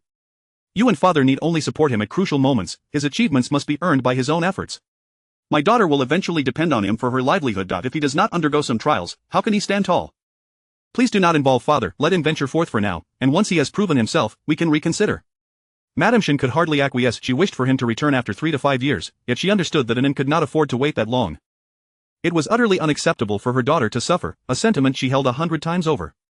An'an, the county town is remote, how can you endure it? Even in the capital, with the Shen family as backing, you will have to persevere. It cannot be worse than becoming a county magistrate in Jiangnan. Shen An'an blinked, but I admire his character, I believe he would not be content with that either. We are still young, it is better to explore the world and accumulate experience. Madame Shen furrowed her brow in silence, clearly unwilling to agree. Mother, do not forget that grandmother is in Jiangnan as well. I can bring her to stay with us, and with her watching over us, what do you have to worry about? She nestled into Madame Shen's embrace, acting coyly. Madame Shen rubbed her temples, her tone laced with helplessness. Let me discuss this with your father tonight. Shen An'an knew not to rush, and she readily agreed. Thereafter, she refrained from mentioning the distressing topic of marriage, instead accompanying her mother for meals and idle chatter, eventually managing to bring a smile back to Madame Shen's face. In Shen Wen's study, a servant presented a hangover remedy. Shen Wen furrowed his brow as he drank it down, massaging his temples as he lay back for a moment, still feeling dizzy and uncomfortable. He had never consumed such potent liquor before. Had it not been a royal gift, he might have doubted whether something had been added to it. After a considerable time, his mind cleared just enough for him to wave the servant away and begin sifting through the piled documents. After skimming through all the papers, he found nothing pertaining to the fourth prince or the political matters of the Yongning Marquisate, which left him somewhat puzzled. He could not fathom why young Master Ling and the fourth prince had suddenly sought him out for drinks. He gazed thoughtfully, his eyes half closed, pondering. The moonlight shone brightly, casting scattered beams into the study. After a while, he abruptly opened his eyes, and an intense, cold light flashed within them. Come in. The study door was pushed open immediately. Sir. Shen Wen frowned and inquired, has Lord Wang resolved the matter regarding the scholar's retention? It has been resolved, but the official positions in the capital are full, making it temporarily difficult to arrange. The individual has been retained. Shen Wen let out a sigh of relief. The servant, discerning, quietly withdrew, closing the door behind him. The alarming thoughts that had clouded his mind began to dissipate, and Shen Wen's brow relaxed considerably. If the fourth prince truly had intentions for his daughter, then it was likely that the scholar's fate was uncertain, let alone An'an remaining in the capital. He must have been overthinking. Perhaps it was merely a coincidence. After all, so many noble ladies in the capital had failed to capture the heart of the ethereal fourth prince, surely his daughter would not be so unfortunate. Still, Shen Wen harbored a lingering concern. The royal family was fraught with peril, and the path to succession was paved with bloodshed. It would be best for his daughter to keep her distance. He had initially thought it wise for Zhang Yang to gain experience in Jiangnan. He had researched the place, and as his daughter had said, it was relatively easy to achieve political accomplishments there. Once everything settled, they could bring him back, which was far better than remaining in the capital, where prolonged exposure could lead to trouble. A man should not rely solely on his wife's family for protection. Yet, Madame Shen was adamant, weeping like a flower in the rain, insisting that he keep the scholar in the capital. Shen Wen frowned, realizing he must persuade his wife. With the court on the brink of upheaval, staying in the capital was not a prudent choice. In Haitang Garden, after Shen An'an returned, she instructed Ma Xiang to prepare paper and ink to write a letter to grandmother Shen, who resided far away in Jiangnan. She recounted her impending marriage to Zhang Yang, mentioning that she would soon travel to Jiangnan to bring her grandmother to stay with her. At this moment, Ma Xiang finally detected a flicker of joy on the young lady's face. Even when Madame Shen and Sir Shen had agreed to the marriage, An'an's expression had remained subdued, her emotions hardly fluctuating. Ma Xiang understood that her mistress longed to return to Jiangnan but also believed that An'an should be elated about Zhang Yang. Miss, Ma Xiang said softly as she took the letter, her voice barely above a whisper, have you truly thought this through? Marriage is a lifelong commitment, not to be taken lightly. Shen An'an stood by the window, feeling the cold breeze. She turned to Ma Xiang. Did we not agree on this? Why the sudden inquiry? Ma Xiang straightened her lips, lowering her head. I merely feel that you do not seem particularly fond of young Master Zhang. Shen An'an paused for a moment, then broke into a smile. Young Master Zhang is commendable. He possesses good character and looks, and with a little assistance, his future will surely be bright. Fondness, it was not of utmost importance, as long as there was no aversion, it would suffice. A steady life, supporting each other, treating one another with respect, such an existence was truly wonderful. It was far better than living a fragmented life, constantly doubting oneself and bickering with each other over matters of love. You say young Master Zhang is perfect in every way, yet you have never expressed any affection for him, Mo Xiang remarked quietly, observing Shen An'an gazing out the window, before retreating with the letter in hand. As autumn waned into winter, the weather grew increasingly frigid, and Shen An'an, nestled under her covers, was reluctant to rise. Having followed her grandmother, she had developed a habit of sleeping in. Miss, Mo Xiang lifted the curtain, meeting Shen An'an's drowsy, half-open almond eyes. She brought over clothing, helping Shen An'an sit up, and softly said, young Master Zhang has sent word again, wishing to see you.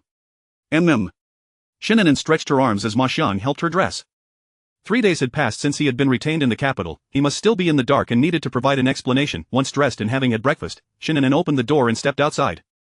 She made her way through the corridor to the archway adorned with hanging flowers, where her eyes were met with red silk and bustling servants. It occurred to her that only 2 days remained until her brother's engagement ceremony. Is my brother still very busy these days? She asked Mo Xiang, who walked beside her. Mo Xiang nodded. Aside from his initial visit to Haitang Garden to see you, the eldest master has hardly returned to the estate. When busy, he stays out overnight. Shen An'an furrowed her brow. Even if he were busy, surely he could find time to return home for rest. Was he truly occupied, or did he simply not wish to come back? Lost in thought, a stranger approached her and performed a respectful greeting. Shen An'an raised her eyes to the well-dressed woman, who was also scrutinizing her, an expression of discontent crossing her features. Who is this? The steward quickly introduced, Miss, this is a lady-in-waiting to the second prince's wife, here to deliver an invitation for you and your mother to attend the plum blossom feast. Shen An'an glanced at the bare branches and flowers ahead. It seemed a tad premature for a plum blossom viewing, yet, gatherings hosted by royal relatives were seldom driven by genuine interest, they were merely a fade to achieve ulterior motives. Then please take the lady to my mother's courtyard. It was of no concern to her. With that, she stepped away. The lady-in-waiting followed the steward, but as they turned the corner, she cast a glance back at the departing silhouette, her narrowed eyes betraying an inscrutable meaning. Shen An'an paid no heed, instructing Uncle Zhong to prepare a carriage to the western outskirts. There lay a vast expanse of grassland, typically frequented by noble youths for horseback riding and picnics, though the inclement weather would deter any visitors, rendering it peaceful and expansive. This location had been chosen by Zhang Yang. It was somewhat remote, likely to avoid encounters with acquaintances in the city that might tarnish her reputation. On the other side of the grassland stood several trees, planted by the gentry for summer shade, which also provided a friendly setting for couples wishing to exchange whispers during outings. However, now, stripped of branches, it served only half its purpose. Uncle Zhong halted the carriage in front of the small grove. Shen An'an disembarked. She was greeted by Zhang Yang's bashful, gentle smile, his eyes shimmering with warmth. Miss Shen. Young Master Zhang. Zhang Yang grew nervous again. This place is quite open, and the wind is strong. Are you cold? Shen An'an wrapped her cloak tighter around herself, shaking her head. It's bearable. It was fortunate she had prepared clothing in advance, but to claim it was not cold would be a falsehood. Zhang Yang felt a pang of guilt. Recently, many scholars have left the capital. I feared encountering someone familiar might affect your reputation, so, I understand your intentions, Shen An'an replied calmly, accepting Zhang Yang's words with a serene smile. Zhang Yang's heart raced uncontrollably. Why don't we walk a bit further in? I just took a stroll and found a spot where the trees are close together, which can block the wind. That sounds good. Shen An'an followed him deeper into the grove, not too far in, with Uncle Zhong and Mo Xiang trailing behind. Zhang Yang maintained a respectful distance, keeping 3 steps away from Shen An'an. Whenever Zhang Yang conversed with Shen An'an, his face flushed deeply. Shen An'an gently interjected, even if you hadn't sent the letter, I intended to meet you. Zhang Yang froze, a wave of joy washing over him. Upon returning from the temple that day, I informed my parents about our situation, and the delay in your appointment was also their suggestion. I apologize for not discussing it with you beforehand. Shen An'an offered a slight bow, and Zhang Yang hurriedly shook his head. Please do not say that. I am but a humble scholar. To receive your consideration is a blessing. Initially, he had intended to remain in the capital solely for her sake. Now, whether he stayed or left, as long as they could be together, it mattered little. His heart fluttered with apprehension. Lord Shen, my father agrees, Shen An'an replied, feigning shyness as she lowered her head when Zhang Yang looked at her with delight. There is no need for you to worry, Zhang Yang said, his lips pressed tightly. As long as Lord Shen does not resent my humble background, I will repay this kindness whenever the opportunity arises. He clasped his hands together, bowing deeply. Shen An'an smiled gently. We shall soon be family, there is no need for such formality. While Shen An'an maintained her composure, Zhang Yang's face flushed crimson. You are right. From now on, they would be family. Days passed, and he felt as though he were walking on air, as if in a dream. Such a noble and beautiful lady truly wished to accept him. Young Master Zhang, Shen An'an's smile softened, her almond eyes earnest. I must ask you again, do you have any marriage arrangements in your family? No, Zhang Yang replied without hesitation, his certainty palpable. I am not married. I have only a younger sister and an older sister, who is soon to be wed. Is that true? Indeed. Zhang Yang raised his hand in oath. I assure you, every word is true. There is no deception.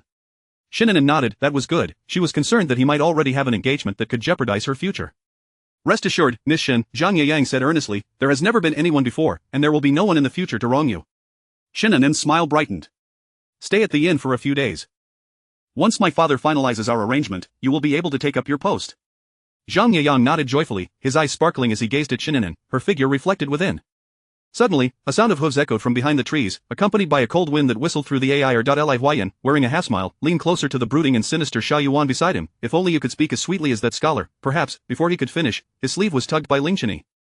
Upon meeting Xiao Yuan's chilling gaze, he awkwardly fell silent. Xiao Yuan's jaw tightened, his eyes fixed on the two figures standing not far away, their gaze as sharp as knives, causing the surrounding air to chill further. Li Huayan lowered his head, clutching a pair of dusty rabbit ears, his catches of the day, but before he could admire them, they were snatched away. Xiao Yuan, holding the rabbit, squinted and tossed it towards the direction of Zhang Yiyang. The rabbit flailed mid-air before landing on a patch of softer wet ground, startled and fleeing in a panic. In that instant, he drew his bow, the motion fluid and precise. With a slight tilt of his head, he aimed the arrow at the rabbit's fleeing form, then abruptly shifted his aim to the young man's back, a cold smirk curling his lips. Li Huayan and Ling Chenyi felt their breaths catch in their throats, staring at the arrow in his hand. The gentle, serene smile of the woman felt like kindling to the smoldering fire in Xiao Yuan's heart, causing his grip on the bow to tighten, knuckles pale and veins bulging. As the rabbit grew more distant, he gradually eased his grip. At the last moment, he half closed his eyes, lowering the arrow a few inches. Of the cold shaft, enveloped by the chill of the wind, gleamed as it struck the rabbit's leg. Li Huayan and Ling Chenyi simultaneously exhaled in relief. They had nearly thought he was going to kill the scholar. If that had happened, it would have been a most difficult situation. To shoot down the heartthrob of Miss Shen in her presence would surely provoke her wrath against Xiao Yuan. Slowly, Xiao Yuan lowered his bow, his fingers still trembling slightly, his thin lips pressed tightly together, his expression dark and forbidding. No one knew how much effort he had exerted to suppress the flames of his heart, nor did they realize that the true shackles binding him were not external but rather the cold, disdainful gaze of that woman, which flashed through his mind like a bucket of icy water, extinguishing the impulse within. Chapter 46, The Plum Appreciation Banquet. He found himself unable to discern whether his possessiveness towards Shen An'an stemmed from those vivid dreams that felt almost lived or from some other source. In any case, he yearned for those gentle eyes to gaze solely upon him. He had even entertained the impulse to confine her within the prince's residence, yet, he remained more lucid. If he desired her, there must not be an insurmountable chasm between them, that scholar could not perish at his hands. The inexplicable distance and animosity had already placed him at a disadvantage. The sudden turn of events startled the two engaged in conversation. Zhang Yiyang turned to see an arrow that had struck a gray rabbit, mere steps away from him, causing a cold sweat to break out on his back. He lifted his gaze to the front, where several swift steeds emerged from around the corner, approaching leisurely. Shen An'an squinted at the figure seated atop one of the horses, her delicate features chilling suddenly. Fourth Prince, young Master Ling, young Master Li. Zhang Yiyang hastily bowed, followed suit by Shen An'an. Xiao Yuan's gaze fixated on the gray rabbit on the ground, his eyes shrouded in inscrutable darkness. Li Huayan chuckled, waving his hand. Miss Shen, what a coincidence, we meet again. Shen An'an remained silent, her gaze locked onto the rabbit on the ground, motionless. The atmosphere was palpably tense. In the silence, Xiao Yuan suddenly drew his bow again, aiming at the very rabbit. A cold smirk curled at the corner of his lips, and his tone dripped with mockery. I intended to grant you a swift end, but since you refuse to heed reason and intrude upon territory that does not belong to you, you shall have no one to blame but yourself. His fingers slowly loosened, the arrow aimed directly at the rabbit's throat. Shen An'an furrowed her brow, turning her head away uncomfortably. Zhang Yiyang felt a chill run through him, his complexion paling slightly. Though it was merely the killing of a rabbit, Xiao Yuan's demeanor and frigid tone left him inexplicably uneasy, as if the arrow were aimed not at the rabbit, but at his own heart. The words carried a palpable threat, as if laden with deeper meaning. Li Huayan and Ling Chenyi naturally understood. Ling Chenyi furrowed his brow and spoke softly, cousin, perhaps it is best to let it go. A dead creature is no match for a living one. Xiao Yuan's last finger lingered on the string, his gaze shifting from the gray rabbit to Zhang Yiyang's panicked face, finally resting on Shen An'an's averted profile. Her porcelain-like face was taut, revealing a mix of reluctance and irritation. Xiao Yuan's eyes slightly lowered, a faint smile tugging at his lips, before he slowly lowered his bow. Very well. Li Huayan dismounted and picked up the ailing rabbit, waving it before Shen An'an. Miss Shen, would you care to try some roasted rabbit meat? The fourth prince's culinary skills are quite remarkable, rivaling those of a chef at a fine restaurant. To compare a grand prince to a mere cook was rare, yet Xiao Yuan displayed no signs of displeasure, his dark eyes devoid of emotion. No, fourth prince, you are of noble stature. I cannot afford such delicacies. She glanced past the twitching gray rabbit and turned to Zhang Yiyang, her tone softening slightly. Shall we take our leave? Indeed, Zhang Yiyang nodded, turning to bow to Xiao Yuan, intending to bid farewell. After a prolonged silence, Xiao Yuan suddenly spoke, his tone measured yet sending chills down one's spine. Officials dispatched to various regions have long since departed the capital. Why is Master Zhang still here? Zhang Yiyang's expression flickered with panic, unsure of how to respond. Shen An'an frowned, perplexed by Xiao Yuan's sudden outburst. She halted, glancing back at him atop his steed, her face adorned with an official smile. Fourth prince, with your myriad duties, when did you become so concerned about a scholar's whereabouts? Xiao Yuan regarded her coolly, his voice steady. As a prince of the Great Liang, it is my duty to care for all citizens. Moreover, Master Zhang holds a position of authority. If officials neglect their duties, it is the common people of Great Liang who suffer. Zhang Yayang's face drained of color, and he hurriedly bowed. Fourth prince, I assure you, I am not neglecting my duties. I merely, he struggled to find the words to explain. Shen An'an's cool, almond-shaped eyes met Xiao Yuan's cold, steady gaze. Master Zhang's continued presence in the capital is due to my father's appeal. We are to be betrothed shortly, which is why he has delayed his departure. If the fourth prince has any doubts, feel free to inquire with my father. What of entangling relationships and connections? Her father was the Grand Minister, surely the Emperor would grant him this measure of respect. Xiao Yuan's expression remained placid, but the hand gripping the reins tightened incrementally, his knuckles whitening. His eyes, akin to a bottomless abyss, ensnared Shen An'an within their depths. Ling Chenyu and Li Huayan dared not meet Xiao Yuan's grim countenance. The stifling atmosphere left Zhang Yayang gasping for breath, filled with trepidation. Shen An'an maintained a placid demeanor, unwavering in the face of Xiao Yuan's scrutiny. As tradition dictated, a man should marry, and a woman should wed. She was not breaking any laws, so what was there to fear? Ha! Xiao Yuan suddenly smirked, a sound laced with derision. Is that so? His gaze slowly swept over Zhang Yayang, the icy intensity rendering the latter incapable of meeting his eyes. Then allow me to extend my congratulations to Miss Shen for obtaining her heart's desire. Indeed, Shen An'an coldly averted her gaze, addressing Zhang Yayang. Let us go. Zhang Yayang nodded, bowing to Xiao Yuan and his companions before following Shen An'an's lead.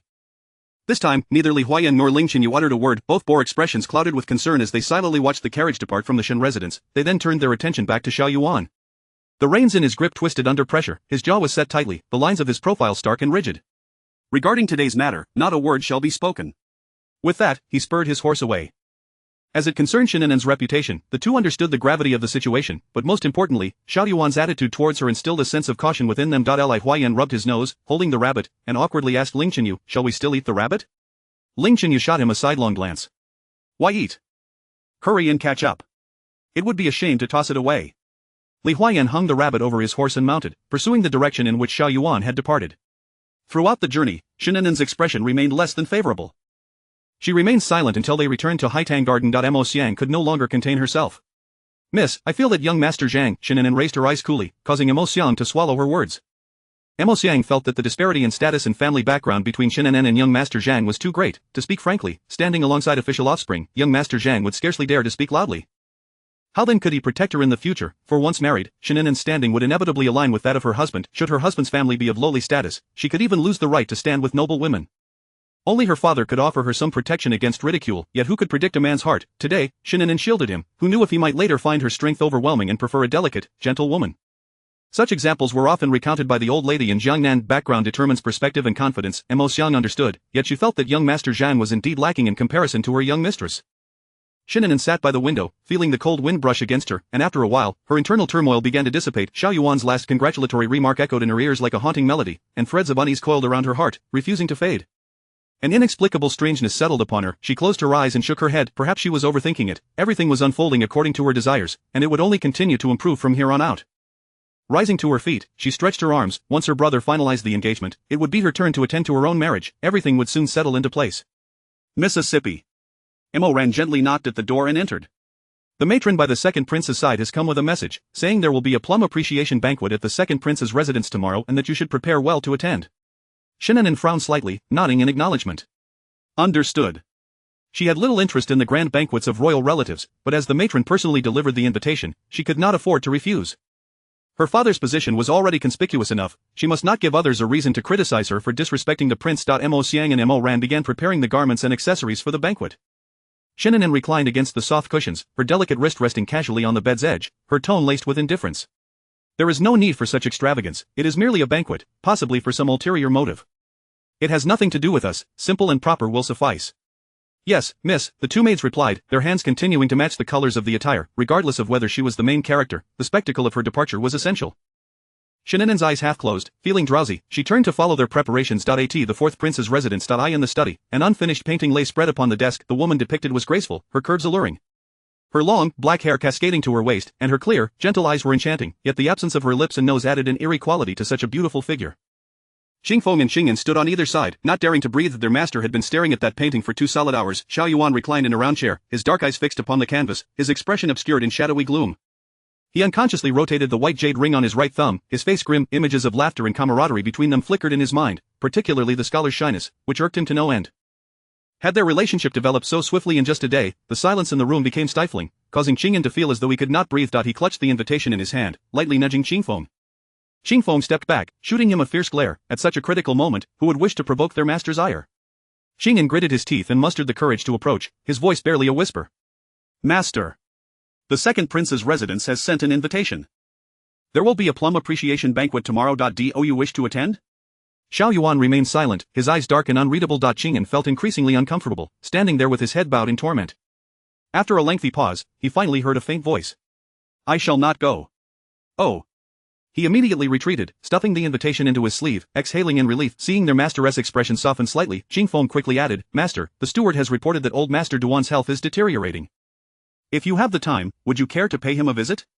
Xiao Yuan raised an eyebrow, frowning slightly. What did the physician say? The physician stated that old Master Duan's ailment is chronic. He can only be managed with care, as there is no cure. The Imperial Hospital is helpless against it. In essence, it meant there was no cure, he could only linger, waiting for death, extending his life for as long as possible. Xiao Yuan pinched the bridge of his nose, feeling fatigued. Have the steward prepare gifts, we shall visit the Duan residence tomorrow. Old Master Duan was of great importance to him, being one of the closest individuals apart from his father and mother.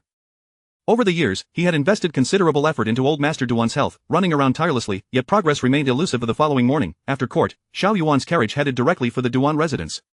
Fourth Prince. The young servant at the Duan residence rushed forward to take the reins, welcoming Xiao Yuan into the estate. As he entered, a matron scurried off to the back courtyard, looking around as she delivered a message. What did you say? The fourth prince is here. Duan Mengmeng, preparing for the banquet at the second prince's residence, stood up excitedly upon hearing the news.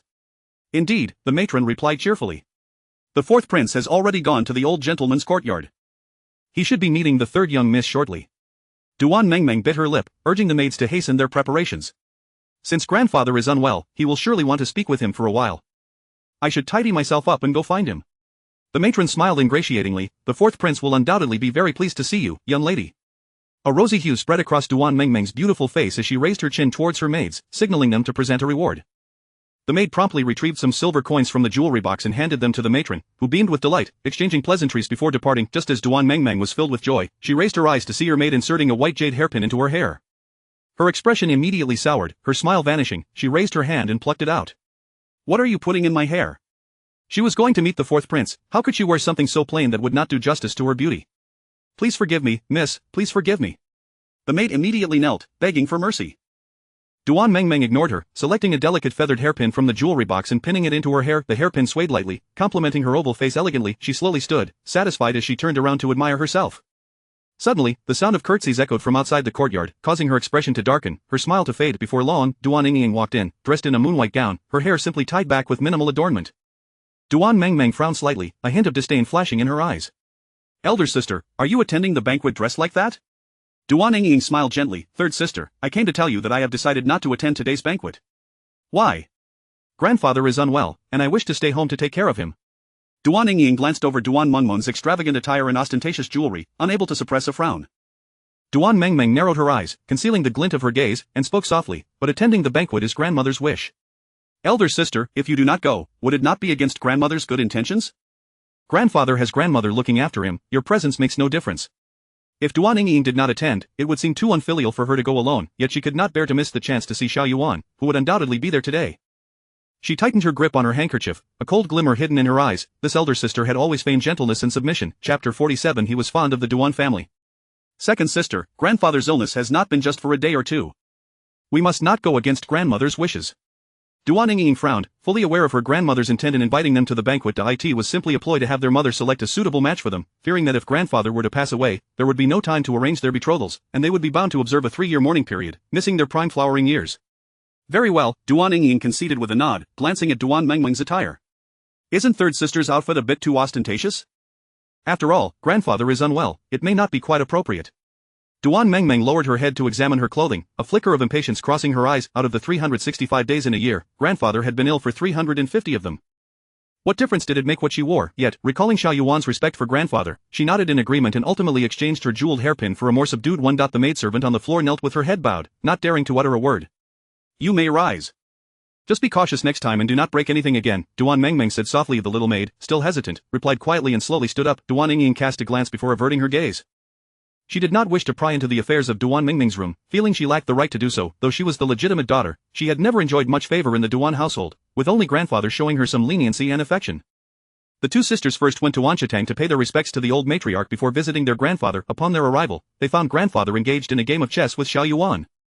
After both sisters performed their salutations, Duan Yingying stood silently to the side, while Duan Mengmeng stepped forward, scrutinizing the chessboard for a moment before offering her thoughts in a hushed voice.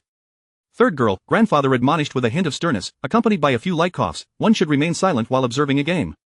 His tone was far from gentle, and Duan Mengmeng bit her lip, feeling a twinge of grievance as she lowered her head, her ears burning with embarrassment at having lost face in front of Xiao Yuan. She felt a flicker of irritation towards grandfather. However, those around could clearly see that throughout the game, Xiao Yuan had not spared her a glance, his entire focus on the chessboard. Grandfather reclined against the soft cushion, mustering what little energy he had left. "Only the fourth prince's presence brings me some vigor," he remarked. Xiao Yuan, holding a black piece, lifted his gaze, his stern expression softening with genuine concern. "If you are unable to continue, perhaps you should lie down and rest for a while." Grandfather shook his head. After all, it was a rare occasion for him to play a game of chess, and he would not squander it. The two continued their engrossed engagement with the chessboard. Duan Yingying, noticing that Duan Mengmeng remained planted in her spot with no intention of leaving, approached and gently tugged at her sleeve. "Third sister, it is getting late. We should head to the banquet." Duan Mengmeng furrowed her brow and subtly withdrew her sleeve, addressing Xiao Yuan. "I imagine the fourth prince will also attend the banquet shortly. Since we have encountered him, how can we leave first?" Duan Yingying glanced at the immobile Xiao Yuan, sensing his apparent disinterest in accompanying them. She was aware of her third sister's infatuation with the fourth prince but had not anticipated such candor. Immediately, her cheeks flushed with embarrassment. Grandfather, perceptive of his granddaughter's sentiments, was affectionate towards her but was not one to muddle right from wrong. The fourth prince had made his intentions clear, thus, he would not play matchmaker, recognizing that matters of marriage could not be forced. He set down his piece, directing his gaze toward the striking young man across from him. "If the fourth prince wishes to join the banquet, you should hurry along. I shall save this game for you, and we shall continue another day." Only then did Xiao Yuan lift his head, glancing at the two young ladies to the side. "What banquet?" he inquired. Duan Mengmeng replied, "The plum blossom banquet at the second prince's residence. Surely, you haven't forgotten, senior brother?" Xiao Yuan frowned slightly, withdrawing his gaze, his tone indifferent. "I shall not be attending the banquet. If you two wish to go, do not wait for me." Duan Mengmeng was taken aback. The second prince's banquet, and he would not attend? "Very well, since the fourth prince is not going, you should leave quickly," grandfather urged with a feeble tone. Duan Yingying acquiesced and firmly dragged Duan Mengmeng away. As soon as they exited the courtyard, Duan Mengmeng forcefully shook off her grip. "Why are you pulling me?" Duan Yingying maintained her composure, her demeanor gentle and accommodating as she replied softly, "Since the fourth prince is not attending, we ought to leave quickly, lest we disturb grandfather and the fourth prince's enjoyment." With her hopes dashed, the forced smile on Duan Mengmeng's face faded slowly. However, with the servants of the fourth prince's residence stationed at the entrance, she maintained her decorum and did not lose her composure as they exited the courtyard. She had envisioned attending the banquet with him, riding in the fourth prince's carriage, and asserting her claim before the other young ladies. With the pressure of public opinion, she could gradually turn her dreams into reality. She had never anticipated his absence. Had it not been for the need to leave the residence, she would have surely gone to her grandmother and mother to act a little spoiled, convincing her grandmother to speak to grandfather. Had it not been for grandfather's lack of support, she might already have been the fourth prince's consort, for the fourth prince held grandfather in high regard. Along the way, Shen An'an dozed in her mother's embrace until the carriage came to a halt before the second prince's residence. "There will be many ladies and young women at today's banquet. If you do not wish to engage, just stay close to me," Shen Furen advised softly before disembarking. Shen An'an rubbed her sleepy eyes and nodded in agreement. For some reason, the nightmare she had not experienced for a long time returned last night, leaving her restless throughout the night. At the entrance, the welcoming matron noticed Shen Furen and her daughter alighting from the carriage. Her old eyes brightened, and she quickly approached them. "Shen Furen, Miss Shen, you have finally arrived." "My lady, the princess consort, has been waiting for quite some time." Shen Furen responded politely, though a hint of confusion lingered in her heart. She could not recall any particular relationship with the princess consort, and even the interactions between the Shen family and the second prince's residence had been rather ordinary. However, being well-versed in the social circle, with Shen Wen holding a prominent position and Shen Furen being an adept socialite, she exchanged a few brief pleasantries with the matron before proceeding into the residence. The matron guided them directly to the banquet hall, where several noble ladies had already gathered. Shen Furen and Shen An'an approached the lady seated at the head of the table and performed a courtesy. The second prince's consort's gaze fell upon Shen An'an's strikingly beautiful face. Pausing momentarily before swiftly concealing her emotions, she smiled warmly and said, "Shen Furen, Miss Shen, you are too kind. Please, rise." Shen Furen smiled, assisting Shen An'an to her feet, and after exchanging a few words with the princess consort, they took a seat nearby. The princess consort's gaze shifted back from Shen An'an, delicately sipping her tea to mask her emotions. She turned her head slightly to glance at the matron behind her, who nodded discreetly before retreating. "Princess consort, the young ladies from the Duan family have arrived," a maid announced softly. The princess consort's voice faltered, and her expression dimmed slightly. Please let them in." Shortly thereafter, the two young ladies from the Duan family entered one after the other, kneeling to greet the princess consort. The princess consort's gaze fixated on Duan Mengmeng, her thin lips curling upward. Third Miss Duan is indeed a vision of beauty, it seems you have grown even more enchanting since we last met. While this comment appeared complimentary, a closer examination revealed a lack of respect. A vision of beauty often alluded to courtesans, and to suggest that a young lady from a noble family was enchanting carried a deeper implication. The astute individuals present were well aware of the underlying meaning but chose to remain silent, diverting their attention elsewhere. Shen An'an observed the scene, raising an eyebrow. Was there discord between the princess consort and Duan Mengmeng? This was indeed a delightful piece of gossip. Duan Mengmeng bit her lip, her complexion tinged with discomfort. Your Highness, you flatter me, my beauty pales in comparison to yours. She returned the slight with measured weight, causing the princess consort's expression to darken momentarily. The noble ladies in attendance stole glances at Duan Mengmeng. Shen An'an lowered her head and took a sip of tea, acknowledging that apart from being somewhat unscrupulous and scheming, Duan Mengmeng was indeed clever, especially with her silver tongue. The princess consort was on the verge of anger but refrained from losing her composure in front of so many people, recognizing that she had initiated the provocation. Third Miss Duan possesses quite an impressive tongue. Please, have a seat. Taking a sip of the tea offered by the matron, she masked her discomfort and deftly shifted the conversation. Duan Mengmeng, understanding the need to let the matter rest, complied, for she was on the princess consort's territory. Duan Ying frowned, her face flushed with embarrassment as she pulled Duan Mengmeng aside to take a seat. Shen An'an was about to retract her gaze when she caught Duan Ying's friendly smile and returned it. As she diverted her attention, she involuntarily began searching for the Lin family's young lady, speculating that they would attend the second prince's banquet. What are you looking at? Shen Furen whispered to her. I was just seeing if my future sister-in-law has arrived, Shen An'an replied with a faint smile. Shen Furen shot her a reproachful glance, scanning the crowd. I suspect she has not yet arrived. Indeed. Just as her words fell, a little maid led a lady and a young girl into the hall. It was Lin Furen and her daughter, Lin Yuru. The two first greeted the princess consort and, once standing, Lin Furen took her daughter directly to sit beside Shen Furen. After exchanging pleasantries, they began discussing marriage prospects. Lin Yuru blushed and nodded toward Shen An'an, who returned the gesture with a small bow. Tomorrow, this marriage proposal will be finalized, Shen Furen remarked, her eyes gleaming with joy as she regarded Lin Yuru. Lin Furen held her daughter's hand and smiled. This child has been spoiled by me since childhood. If she shows any shortcomings in the future, I hope Shen Furen will be forgiving and not take offense. Of course, Shen Furen responded warmly. Once she enters the family, Yuru will be like An'an, my own daughter. Regardless of the truth, Lin Furen was pleased by this sentiment. Shen An'an, fiddling with the jade pendant at her waist, listened to their idle chatter, reflecting on how swiftly the week had passed, with tomorrow marking the day her elder brother would propose. Yet, she had yet to see him. At that moment, a maid from the prince's residence entered the banquet hall quietly, whispering something into the princess consort's ear. The princess consort's smile faltered, her expression darkening visibly as she fixed her gaze on the maid with unspoken malice. However, the maid, undeterred, stood her ground. Your Highness, this is the second prince's directive. She gritted her teeth, her jaw clenched, and finally squeezed out a reluctant good. The maid then discreetly withdrew. How very good indeed, the princess consort muttered, her voice low and laced with barely concealed enmity as she grasped her teacup tightly. The matron beside her wore a similarly grim expression, bending slightly as she counseled, Your Highness, given the circumstances, whether one more or one less matters little, preserving your status is of utmost importance. The princess consort's lips curled into a slight smirk. How could she not understand? Otherwise, she would not have hosted this plum blossom banquet to please him. Yet she did not wish. What he seeks is not for grand ambitions, but rather, the last thought remained unvoiced. When she lifted her gaze again, her eyes were serene, for there were so many present. As the princess consort, she must maintain her composure. Your Highness, the little princess needs a brother, and you require an heir by your side. To bear a child, why not simply acquiesce to the second prince's wishes? The princess consort maintained her exterior smile, yet her fingers tightened around the handkerchief, turning pale as if she might shred it. Very well, if he is so fond of the Duan family, let him marry one. I shall see if, after a year or so, he will still be so infatuated. The matron exhaled in relief. Your Highness is astute, that is indeed the way. The princess consort let out a cold laugh, choosing to remain silent thereafter. When she was wed, he had been utterly enthralled. Now, 7 years into their marriage, she could only wonder how many women had kept him awake at night. It was truly laughable. The ladies present assumed it was merely an internal matter of the prince's residence, and the princess consort concealed it well, thus, they paid it no mind, continuing their idle chatter. The princess consort composed herself and nodded discreetly to the matron. The matron promptly stepped forward, smiling as she announced, half a year ago, the emperor gifted the second prince several pots of rare orchids from the western regions, and they have recently bloomed. I believe the young ladies would appreciate them. May I lead you all to see them? As they were all young women of prime age, they could hardly sit still. Upon hearing this, they promptly rose in agreement, eager to explore rather than remain cooped up indoors. Shen An'an was reluctant to move but noticed Lin Yuru's eagerness to go. Shen Furen winked at her, saying, An'an, accompany the Lin girl for a stroll, there is no need to stay cooped up with us. Shen An'an glanced at the composed and gentle Lin Yuru, nodding reluctantly before rising to join her. It was unclear where the pots of orchids mentioned by the matron were located. As they followed her through several corridors without reaching their destination, many young ladies had already dispersed, seeking entertainment elsewhere, leaving only a few behind. Perhaps we should not go.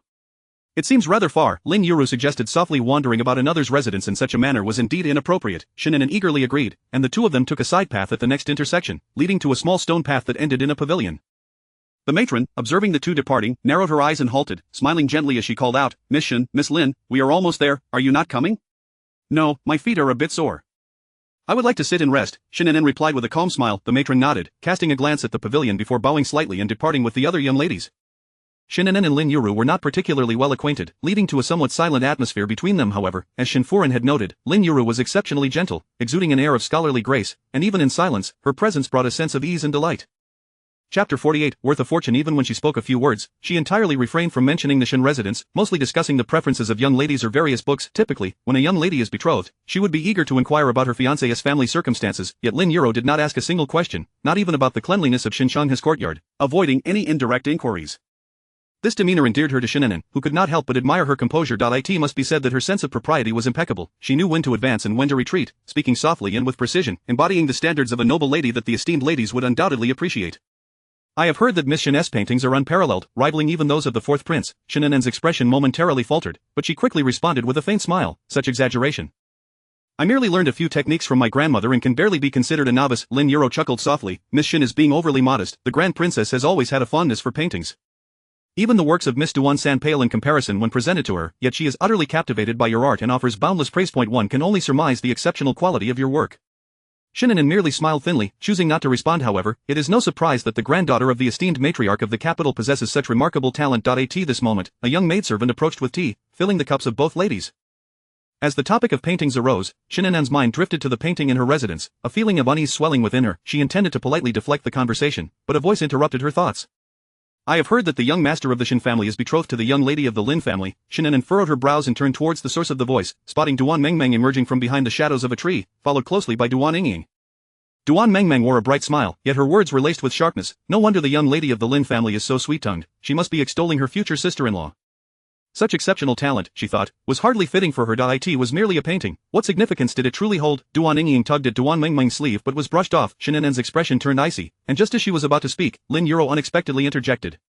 With a smile on her face, her voice light and casual, she seemed to engage in idle conversation. "I am merely stating the facts. What is Miss Duan implying? Was it not the case that at the banquet of the Yongning Marquis, Miss Shen triumphed? Am I mistaken in my information, or did Miss Duan actually claim the top prize?" Duan Mengmeng's expression stiffened slightly, feeling the discomfort of the moment. Before she could respond, Lin Yuru continued, "If that is not the case, then Miss Duan must have misused her words. To speak the truth cannot be deemed flattery. If I were to proclaim your painting as unparalleled, that would be flattery. Miss Duan, do refrain from misstatements, for it would be regrettable if someone were to overhear, tarnishing your reputation as a talented woman." For a moment, both Duan Mengmeng and Shen An'an were rendered speechless. Lin Yuru's soft yet piercing words struck true. Duan Mengmeng's face darkened, her expression as heavy as lead. Shen An'an regarded Lin Yuru with newfound respect. Initially, she perceived her merely as a delicate and gentle maiden, but now she recognized the cunning beneath her exterior, a clever fox in sheep's clothing, hiding her true capabilities. Indeed, one must not judge solely by appearances. Her demeanor was gentle and reserved, which explained why her mother praised her refined upbringing as that of a true noble lady, one who conceals her sharpness beneath a facade of softness. Miss Lin has yet to be formally engaged, yet she ardently defends herself. Lord Lin of the Hanlin Academy is a civil servant. One would expect him to uphold propriety. Are you not concerned about bringing shame to the Lin family? Lin Yuru's smile faded slightly, and her gaze towards Duan Mengmeng grew less cordial. Since Miss Duan is reputed as a talented woman, surely the Duan family has imparted the virtues of modesty to you. Is it not unbecoming for a young lady to speak so freely of others' marriages? Do you not feel a sense of shame? Duan Mengmeng's eyes widened in surprise. She was not the one who had chosen the engagement? Why should she feel any shame? To speak out of turn is also frowned upon in the teachings for women. Miss Duan, it would be wise for you to study these lessons anew.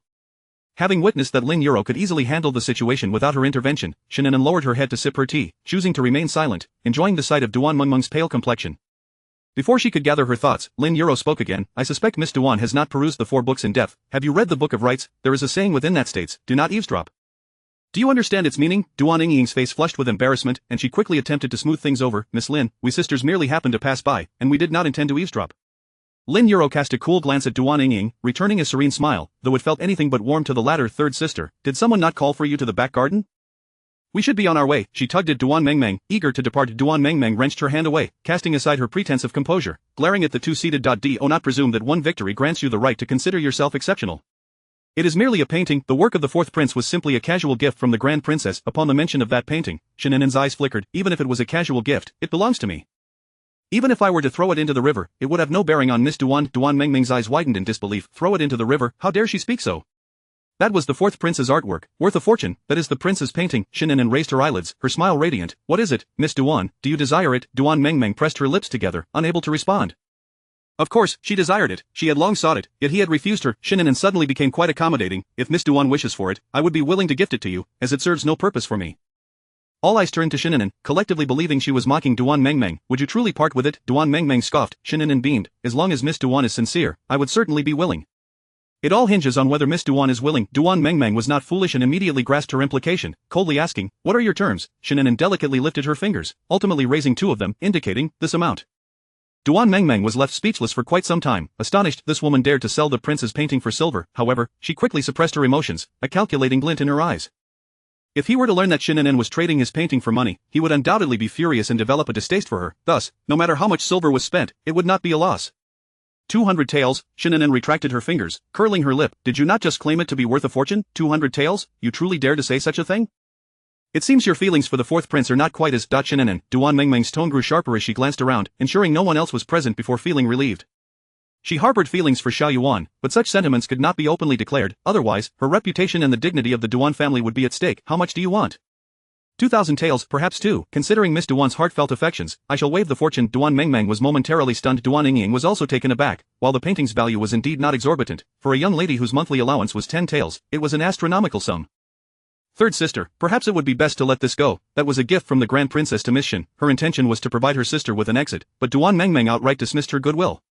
Since it has been given to Miss Shen, it belongs to her. The transaction is entirely her decision. Shen An'an glanced at Duan Mengmeng in surprise, realizing just how infatuated she was with Xiao Yuan, to be so concerned over a mere painting. She smiled lightly. If Miss Duan desires it, you may come with the silver to exchange for it. Of course, I shall sell it for silver, so do hurry, lest another young lady claims it first. Duan Mengmeng scoffed, calling for Duan Yingying to leave. Duan Yingying nodded at Shen An'an before following suit. Duan Yingying felt that spending 2,000 taels for a painting was a foolish endeavor. If the person did not harbor any feelings for you, what use was acquiring the painting? It would only lead to ridicule and scorn. Yet Duan Mengmeng had her own calculations. A woman with such insatiable greed would undoubtedly be unworthy of Xiao Yuan's affections. This painting would surely provoke his utmost disdain, thereby eliminating Shen An'an's chance of contention. No matter if it cost 2,000 taels or even 20,000, it would be worth it. The crux of the matter was that she did not possess that much silver. Casting a sidelong glance, she mused that while she had none, perhaps she could scrape together a sum. Second sister, Duan Yingying turned her head to glance at her. What is it? Duan Mengmeng's smile turned more earnest. Do you have any silver to lend me for a few days?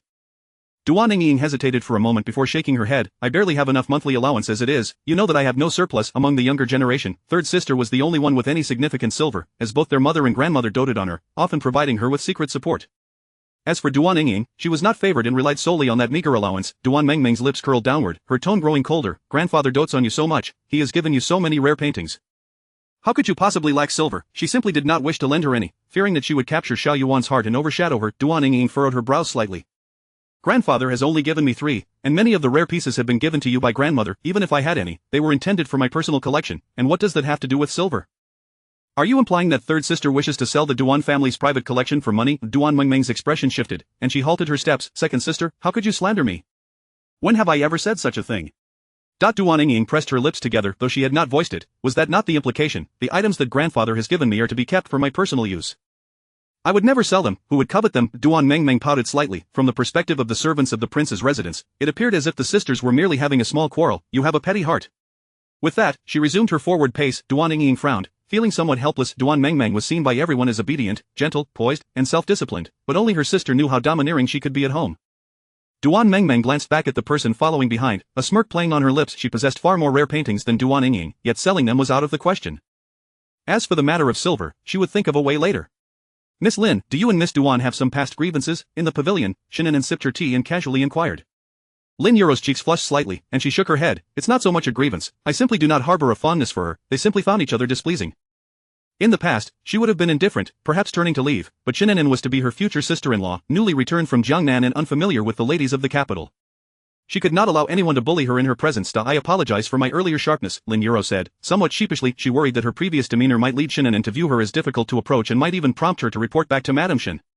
Shen An'an smiled, pouring tea for Lin Euro. No need to apologize. I too find Duan Mengmeng quite disagreeable. You were merely standing up for me. Lin Euro's half-lowered eyelids lifted, revealing a gentle smile. She found this future sister-in-law to be refreshingly sincere, and she believed that they would not find it difficult to get along. Having gained some understanding of each other's personalities, their conversation flowed much more smoothly, almost devoid of awkward silences.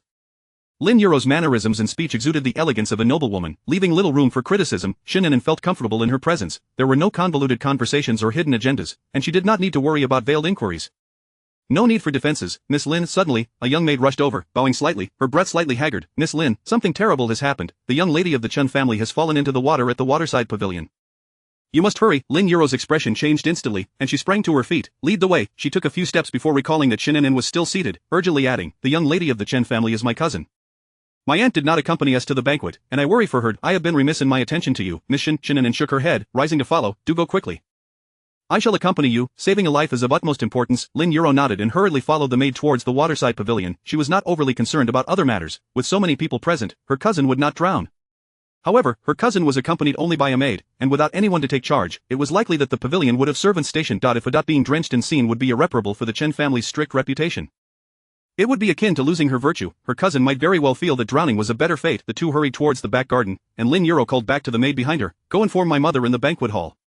She should come at once. Understood. The maid replied and turned towards the banquet hall. The maid leading the way merely cast a glance back, her expression impassive as she continued, I have already sent someone to inform the princess. Lin Euro nodded. The previously silent Shen An'an suddenly asked, did not the young ladies go to admire the orchids? How could they end up at the waterside pavilion and fall in? The young maid responded respectfully, her words flowing easily. After the matron took the young ladies to view the orchids, she allowed them to play freely. As it happened, the orchids were nurtured by the waterside pavilion, and the young lady of the Chen family went to the bridge to enjoy the scenery with the other young ladies. I am unsure how a dispute arose, but in the midst of a scuffle, the young lady of the Chen family fell in. Chapter 49. It turns out they came for her. Upon hearing these words, Lin Euro turned her head to exchange a glance with Shen An'an. After all, this was a banquet at the second prince's residence. Who would dare to resort to such underhanded tactics? Moreover, Chen's cousin was not a meddlesome person. How could she possibly engage in a quarrel indiscriminately? Lin Euro gently shook her head at Shen An'an, and when she looked back at the young maid, her gaze carried a hint of significance. As they traversed through the corridor, the maid took a shortcut along a nearby bluestone path, which was remarkably deserted, devoid of even a single maid or servant tidying up. The frowns of the two young ladies deepened with concern. Miss Shen, I can go check on things alone. If Madame Shen cannot find you, she will surely be anxious. Shen An'an paused, lifting her gaze to meet Lin Euro's. Regardless of their speculations, they were merely conjecturing at this point. Furthermore, apart from Duan Mengmeng, they did not believe anyone else would dare to act against them in the second prince's residence. After all, there were so many people present, and neither of them harbored any enemies. Lin Euro was still worried about her cousin from the Chen family, fearing that if the situation was indeed serious, she did not want to put Shen An'an in further danger. Having already become somewhat of a member of the Shen family, Shen An'an naturally could not allow Lin Euro to venture into peril alone. It's of no concern, I shall have my maid report it. She turned to give Mo Xiang a knowing glance. Mo Xiang nodded and promptly departed. How much farther? Lin Euro could not help but inquire. Just ahead, the young maid replied, perspiration dotting her forehead, her steps quickening, clearly reflecting her anxiety. As they turned off the bluestone path, the direction indicated by the maid led to the waterside pavilion, where several maids and servants were busy cleaning, yet there was a conspicuous absence of others. The two young ladies felt a heaviness in their hearts as they simultaneously cast their eyes towards the maid. Where is everyone? It seems that the second prince's consort has given orders to disperse the crowd. The young lady from the Chun family is of noble status, and it is likely that they fear some unseeing servant might inadvertently offend her, the maid explained, and her reasoning certainly held merit. Regardless of whether they were servants or maids, one could never be sure that there wouldn't be someone aspiring to ascend the ranks, and if a servant took the opportunity to approach Miss Chen or attempt a rescue, it would create trouble. Miss, please wait a moment. I shall inquire. The young maid bowed slightly and hastily made her way towards the waterside pavilion. Lin Euro felt a surge of anxiety, yet her mind remained clear. I can't shake this feeling of unease. Miss Shen, if anything seems amiss, you must leave at once to find Madame Shen and my mother. And you? Shen An'an asked. Lin Euro forced a smile. I may be slightly older than you and have grown up in the capital, familiar with the malicious tricks of these young ladies. I can handle myself. Both the Lin and Shen families held no grievances against the second prince's residence, and given their standings, especially Shen An'an's, it was unlikely the second prince would harbor any ill intentions towards them. Lin Euro suspected it was merely Duan Mengmeng harboring resentment, seeking revenge by luring them here. Shen An'an's gaze fell upon Lin Euro's composed and graceful visage. She vigilantly surveyed her surroundings, silently shielding Shen An'an behind her. Shen An'an's gaze lowered, her heart fluttering with warmth. Before long, the young maid returned breathlessly. Miss Lin, Miss Chen has been rescued by a woman familiar with the water. She is now in the back room. I will take you there. All right. Lin Euro followed the maid for a few steps, then suddenly turned to Shen An'an. Miss Shen, you need not accompany us. The banquet is about to commence, and we wouldn't want to cause Madame Shen any distress. Shen An'an hesitated. Lin Euro tilted her head and gave her a reassuring wink. Though she appeared gentle and compliant, she was far from being a defenseless pushover. Shen An'an watched her follow the maid further away, her brow furrowed tightly. The dampness and chaos on the bridge did not seem staged. It indicated that something had indeed transpired. Perhaps they were overthinking it, yet she could not shake her unease and resolved to return to the garden in search of a few other young ladies to accompany her for safety in numbers. Just as she turned, a young servant suddenly emerged from the shadows, blocking her path. "Miss Shen, my master the prince's consort requests your presence." Shen An'an's expression darkened instantly as she glanced toward the direction indicated by the servant. "Isn't the second prince's consort in the banquet hall? I shall go there now." Taking a few steps forward, the servant sidestepped, directly obstructing her way. "Miss Shen, you are of noble status, it would be best not to let my filthy hands tarnish your esteemed person." Shen An'an's fingers curled slowly, her gaze fixed on the servant's calm and indifferent face, her heart tightening, her expression turning as cold as a lotus flower. So, they were indeed coming for her, the second prince's consort. It was likely that the person inside was not the consort at all. The servant maintained his composure, his small eyes glinting like a venomous snake as he stared at Shen An'an. "Miss Shen, your maid Mo Xiang is also waiting for you inside." Shen An'an's fingers clenched into her palm, her small hand discreetly tugging at her sleeve, then she turned expressionlessly. "Lead the way." "Yes." The servant stepped forward, gesturing for her to proceed, while he trailed half a step behind, ensuring she could not escape. With a flourish of her long sleeves, Shen An'an let them fall again before stepping towards the waterside pavilion's side room. At that moment, all the maids and servants on the bridge had vanished. There was not a soul in sight, and the entire pavilion was eerily silent, almost unsettling. Ascending the steps, the servant stepped forward to push open the door. "It is right inside, miss, please enter." Shen An'an glanced into the dimly lit room and then turned back to the servant. The look in her eyes was chillingly oppressive. The servant frowned slightly, about to speak, when suddenly he received a heavy kick to the abdomen, causing him to tumble down the steps. Shen An'an had just begun to move when several dark figures emerged successively in the courtyard, their cold, menacing presence surrounding the side room. "Assassins." Shen An'an narrowed her eyes, discreetly withdrawing her foot. Standing on the steps, she looked down from her elevated position at the curled-up servant groaning in pain on the ground, her tone haughty. "I am the daughter of the Grand Commandant. How dare you, a mere lowly servant, speak to me with such disrespect? Do you believe I wouldn't be able to sever your filthy hands?" The servant, sweating profusely from pain, glared at Shen An'an with growing malice. Having spoken so harshly earlier, he had assumed her to be a soft target, but it seemed she had been biding her time. Meanwhile, the assassins quietly sheathed their drawn blades. The leader spoke softly. "Miss Shen, you have dealt with him, it is time to enter." Shen An'an said nothing further, giving a cold snort as she stepped into the side room. The servant scrambled to his feet, his eyes filled with fury as he glared at the room. Once he married into the second prince's residence, he would surely avenge this humiliation. "She is the master's person, mind your manners," the leader of the assassins warned coldly. The servant lowered his head slightly, saying nothing as he limped away. Upon entering the room, Shen An'an was greeted by an unusual fragrance that quickly made her throat feel constricted and uncomfortable. She approached the window, attempting to open it, but aside from a small window at the back, all others were nailed shut and could not be moved. Fearing the scent may hold some sinister intent, she stood by the small window, trying to ventilate the space as much as possible to minimize inhaling the fragrance. Propping her arms against the window, she surveyed the room's furnishings. There were not many items, but they all exuded opulence, with colors leaning towards cold and dark hues, clearly indicating it was not a space for a woman to reside long-term. Divided by curtains, half of the room was enclosed by a folding screen, suggesting that there was an inner and outer chamber. Shen An'an had observed the layout of the waterside pavilion before entering, and it was likely oriented north to south. This place, secluded and quiet, combined with the presence of the assassins and the room's furnishings, gave Shen An'an an inkling of the truth. However, at the banquet, with so many officials and their families present, she could not fathom what the second prince intended. With her father's considerable military power under his control, did he dare to plot against her so openly? Did he not fear the Shen family seeking retribution? As she pondered, a sudden noise from within the room caught her attention, heightening her vigilance as she turned toward the source. Behind the curtain, it appeared that someone was in the inner chamber. Was it the second prince? Her expression grew grim as she began to piece together the second prince's intentions, yet she also felt that a person who had survived to this day would not be so foolish as to brazenly offend the Shen family. After all, alliances through marriage were meant to garner support, not enmity. In her previous life, he had also been a formidable rival to Xiao Yuan, employing ruthless tactics to establish himself and contend with Xiao Yuan. Standing still, Shen An'an waited for some time as the noises continued, resembling feeble moans. She discerned that the sounds came from a woman. Was there another young lady from a prominent family present? Was the second prince perhaps attempting to coerce the families into rebellion? Considering this, Shen An'an covered her mouth and nose with her handkerchief, cautiously approaching. The woman's voice was fragmented and incoherent. The curtains hung to the floor, fluttering slightly, and through the gauzy fabric, she could faintly make out a figure curled up on the bed, slowly inching towards the edge. Shen An'an's breath caught, and she slowed her steps as she lifted the curtain. Once she discerned the scene within the room, her racing heart began to settle, though her brow furrowed tightly. On the bed, a woman lay with her eyes half open, her expression somewhat dazed, clearly under the influence of some drug, yet still retaining a shred of clarity, exerting every effort to move off the bed. Upon hearing the commotion, the woman lifted her gaze and froze momentarily, a flicker of panic crossing her features. "Shen An'an, how could it be you? Are you the one harming me? What do you intend to do?" Shen An'an's almond-shaped eyes regained their composure as she regarded Duan Mengmeng with an indifferent gaze, showing no inclination to assist her. After a moment, her attention shifted away from Duan Mengmeng, surveying the opulent room.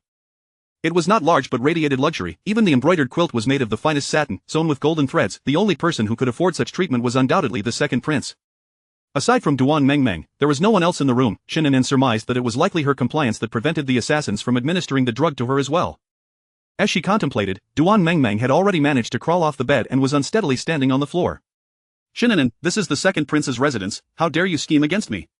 Shen An'an frowned, casting her a look of incredulity, almost doubting how she had ever lost to such a fool in her past life.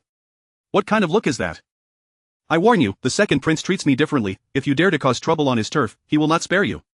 Duan Mengmeng had intended to intimidate Shen An'an, but was taken aback when Shen An'an suddenly lifted her gaze to meet hers, the expression in her eyes revealing an unexplainable eeriness. Instinctively, Duan Mengmeng stepped back. Shen An'an's eyes narrowed slightly. What do you mean the second prince treats you differently? What do you think? Duan Mengmeng adjusted her disheveled attire and hair ornaments, an air of arrogance floating on her face. After all, she was the most celebrated young woman in the capital. It was only natural for her to be pursued by men. Shen An'an lowered her gaze. Her suspicions were confirmed, and her expression turned icy cold. The second prince's scheme was indeed clever, as he seemed to envision a dual advantage, hoping to achieve both land and water. Noticing Shen An'an's silence, Duan Mengmeng sensed something was off. The initial anger and surprise she felt upon seeing Shen An'an gradually faded, giving way to a semblance of rationality. She leaned closer to Shen An'an, her delicate face slightly pale, swallowing hard. Shen An'an, what are we to do? Shen An'an shot her a glance, ignoring her. What of Miss Lin? Weren't you together? She is to be your future sister-in-law. Surely she wouldn't abandon you? Shen An'an's tone was lightly mocking. Isn't Miss Duan your own sister? Where is she? Why hasn't she come to rescue you? Duan Mengmeng stammered, taking a moment to respond. We had a bit of a disagreement. She left. At that moment, regret flooded her heart. Had she known she would encounter such a situation, she would never have sent Duan Yingying away. Shen An'an shot her another glance, not bothering to respond. It was evident that with Duan Yingying's temperament, she would not have willingly left unless provoked by harsh words. Shen An'an brushed aside Duan Mengmeng's attempt to grasp her sleeve and moved closer to the window. She shook it vigorously, yet it did not budge, firmly nailed shut. Turning to Duan Mengmeng, she coldly asked, what is your relationship with the second prince? What do you mean by that? Duan Mengmeng exploded, her eyes wide with indignation. I have no relationship with him whatsoever. He has feelings for me, but my heart belongs only to my senior brother. Do not attempt to tarnish my reputation with your slander. Shen An'an, already exasperated, felt even more irritated at the mention of Xiao Yuan. If there is no way out, then be quiet. Duan Mengmeng's tear-filled eyes momentarily faltered, and for once, she did not retort. Her petty schemes could only be considered trivial cleverness. When faced with real danger, she was utterly flustered. Duan Mengmeng glanced at the window, suddenly rushing over and shaking it forcefully. Is anyone there? I want to see the second prince. Her voice was loud, and she continued to make a ruckus for quite some time before a response finally came. It was the same young servant whom Shen An'an had kicked earlier. My master is not present. If the young lady does not wish to remain lying down, it would be best to behave. His tone was particularly cold, laced with mockery. Impudent! Duan Mengmeng retorted furiously, even the second prince has never spoken to me in such a manner. What are you, a mere servant? The second prince held her in high regard. Every meeting had been filled with gentle words. Chapter 50. The pushed servant. The servant, pushed aside, let out a cold sneer, his silhouette elongated by the sunlight's refraction, casting a shadow on the papered window. Tell him, if he does not see the second prince, you shall take your own life. Unbeknownst to her, Shen An'an had approached from behind and whispered, he captures me for the sake of the power in my father's hands, while he captures you because he is enamored with you. I cannot threaten him, but you can. Duan Mengmeng's expression stiffened momentarily, and she glanced back at Shen An'an, her eyes seeming to ask, why don't you end your life instead? Shen An'an's voice was barely a whisper. He seizes me for my father's authority, but he desires you. I hold no leverage over him, you do. Duan Mengmeng raised her chin slightly, a trace of pride flickering in her gaze, yet she complied with Shen An'an's instructions and relayed the message. Outside, the servant did not respond but remained unmoving. Duan Mengmeng turned again to Shen An'an, catching her eye and speaking once more, you must know your master is infatuated with me. If my safety is compromised due to your negligence, can you bear the responsibility? The atmosphere hung in a tense silence, moments passing before the shadow on the window finally stirred, followed by the sound of footsteps retreating from the pavilion. Both women understood he was off to inform the second prince. A flicker of joy crossed Duan Mengmeng's face. He has left, we must find a way to escape. She frantically circled the room, only to discover that all doors and windows were securely barred, rendering any attempt to flee impossible. Turning back, she found Shen An'an seated calmly in a chair, silent and motionless, seemingly lost in thought. What are you dawdling for? Hurry and think of something. Duan Mengmeng urged. Shen An'an lifted her gaze to regard her, clearly annoyed by her fussing, and replied coolly, there are hidden guards outside. Even if the door were open, we could not escape. Duan Mengmeng's face turned ashen. Then why did you insist I summon the second prince? Was it not your desire to see him? Duan Mengmeng's throat tightened, and her complexion turned a shade of green.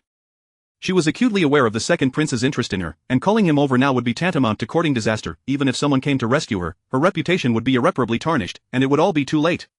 You did this on purpose, fearing I might vie for the fourth prince's affections, did you not? Shen An'an found the exchange tedious and remained silent, for outside on the bridge, footsteps were already echoing. Duan Mengmeng's body tensed, retreating to the least conspicuous corner of the room. She was to marry the fourth prince. She could not afford to lose her virtue, especially in front of Shen An'an. Ignoring her, Shen An'an raised her gaze, fixating on the doorway. The footsteps approached, and after a lengthy moment, the door swung open, flooding the dim room with blinding light. Shen An'an shielded her eyes with her arm, squinting to discern the tall figure stepping into the room. The man paused momentarily, his eyes scanning the interior before finally settling on Shen An'an, who stood against the light as he approached. Shen An'an adjusted to the brightness, lowering her arm and gazing up at the man before her. Miss Shen. Shen An'an's gaze flicked over his smiling countenance, her lips curving into a slight smirk. Second prince, it is quite unexpected to meet in such a manner. Xiao Zhe seemed oblivious to the sarcasm in her words. This prince is equally surprised. Miss Shen's reaction is truly remarkable. Shen An'an let out a cold laugh but chose not to respond. At that moment, Duan Mengmeng rushed forward, trembling as she curtsied. Second prince. Xiao Zhe regarded her with a smile that failed to reach his eyes. Miss Duan-san. Duan Mengmeng swallowed hard, her voice softening. Second prince, I am frightened here. Could you let me go? I will consult my grandfather regarding our matters upon my return. Duan Mengmeng endeavored to maintain her composure, hoping to placate Xiao Zhe. Oh, is that truly how you feel, Miss Duan-san? He suddenly leaned in, his imposing figure looming over her, exuding an undeniable pressure. The proximity sent Duan Mengmeng's heart racing. The intimacy of the moment unsettled her, and she stumbled back, only to find her waist caught in a firm grip, pulling her forward. Caught off guard, Duan Mengmeng crashed into Xiao Zhe's embrace, her face paling in terror. She attempted to withdraw, but his hold was unyielding. Before Shen An'an, Xiao Zhe leaned down slowly, his face mere inches from Duan Mengmeng's delicate neck, his tone laced with mockery.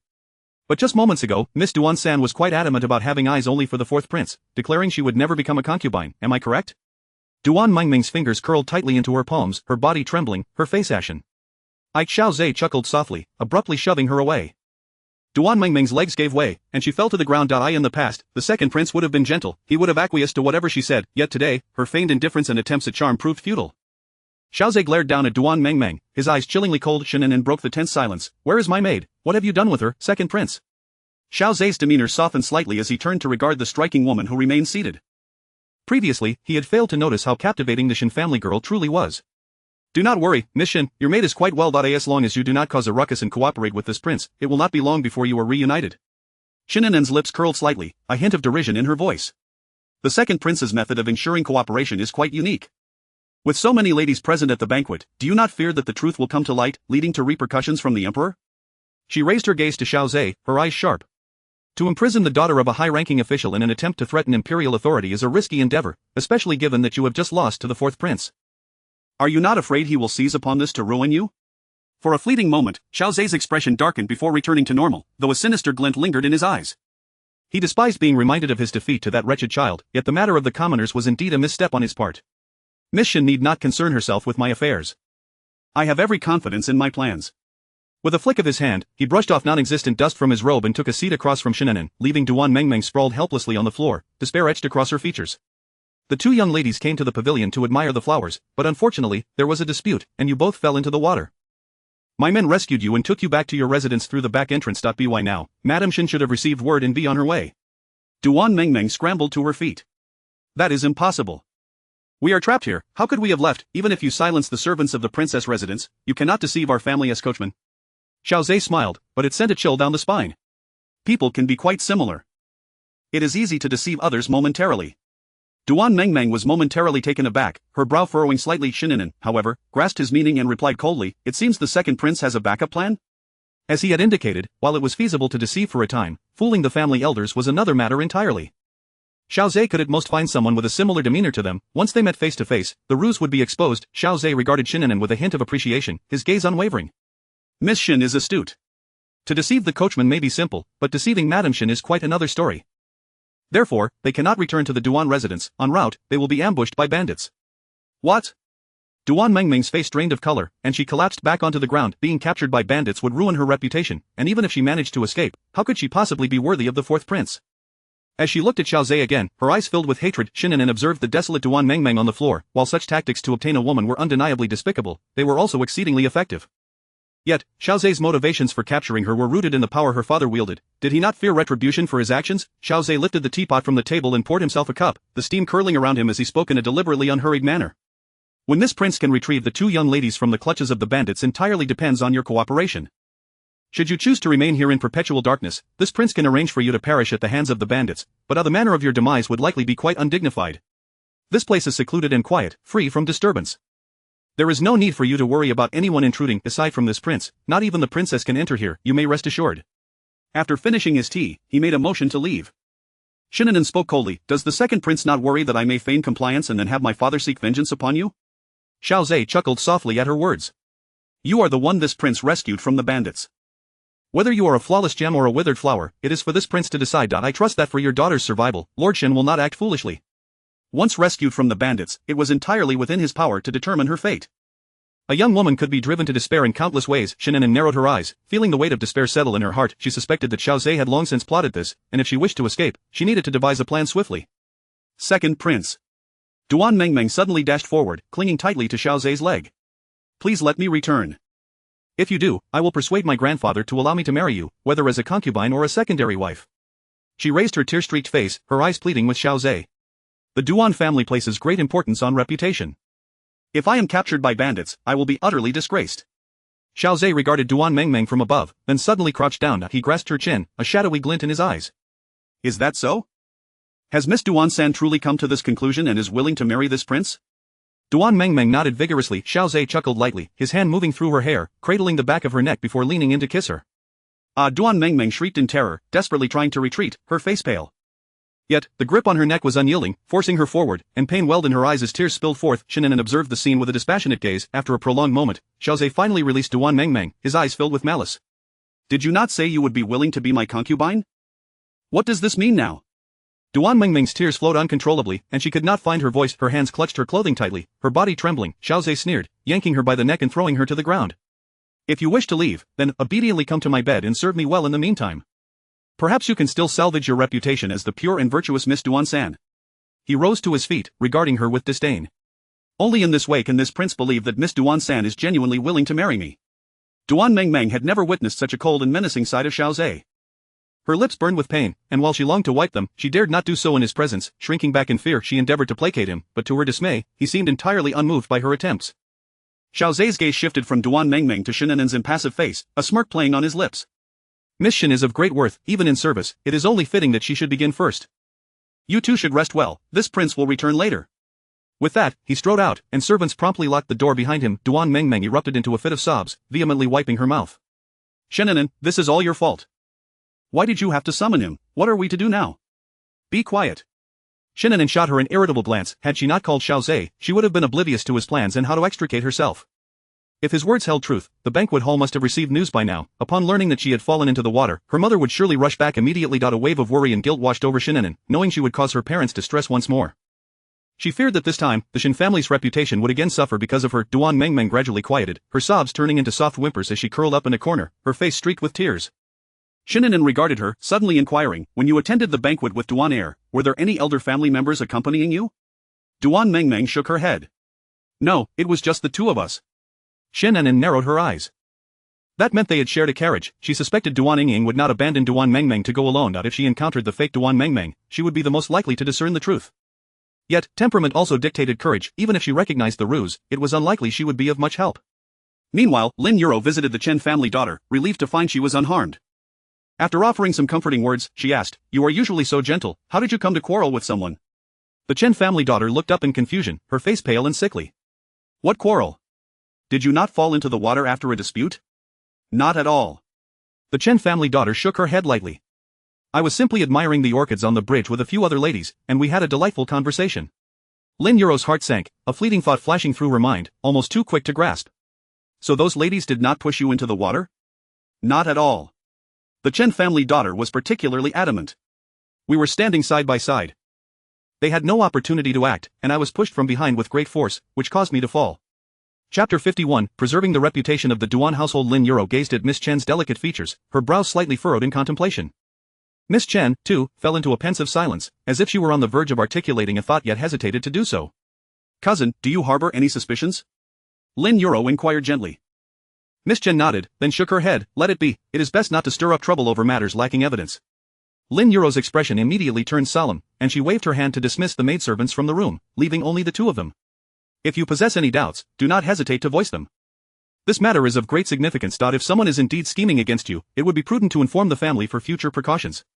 Miss Chen bit her lip, hesitating for a long moment, casting furtive glances out the window to ensure they were not overheard, before whispering, I merely speculate.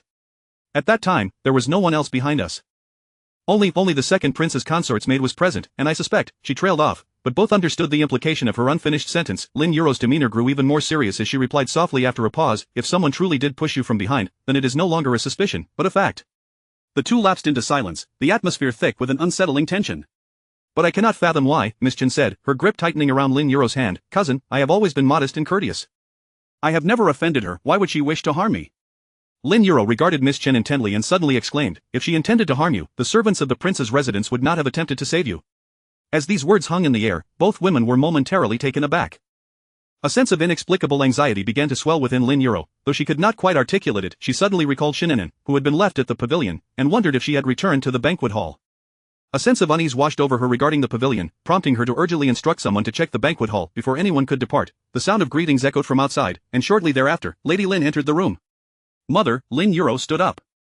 Lady Lin nodded, her gaze immediately falling upon the young woman reclining on the bed, and she sat down beside her with concern. Wanner, are you all right? Aunt, do not worry, Wanner is fine, Chen Wanner replied with a strained smile. Lady Lin assisted her in sitting up. That is good to hear. Let us return home quickly and find a doctor to examine you thoroughly, lest you be left with lingering ailments. The maidservants hurried over to help Chen Wanner adjust her attire and assist her in getting off the bed. Lady Lin sighed softly, whispering, this is truly bizarre, attending a banquet and yet two of them ended up in the water. It cannot be that the pavilion at the second prince's residence has poor feng shui. Lin Yuro seized upon the critical point, her voice rising with urgency. Mother, did you say others also fell into the water? Yes, Lady Lin replied, her expression tinged with worry. Miss Shen also fell in, as did someone from the Duan family. Oh, weren't you with Miss Shen? Why did you part ways? Had they not separated, the girl likely would not have fallen into the water. Lady Lin hoped Shen's mother would not blame Yuro for her negligence. Lin Yuro's heart raced, her fingers curling into her palm as a chill crept down her spine, her complexion paled. What did you just say? Miss Shen also fell into the water.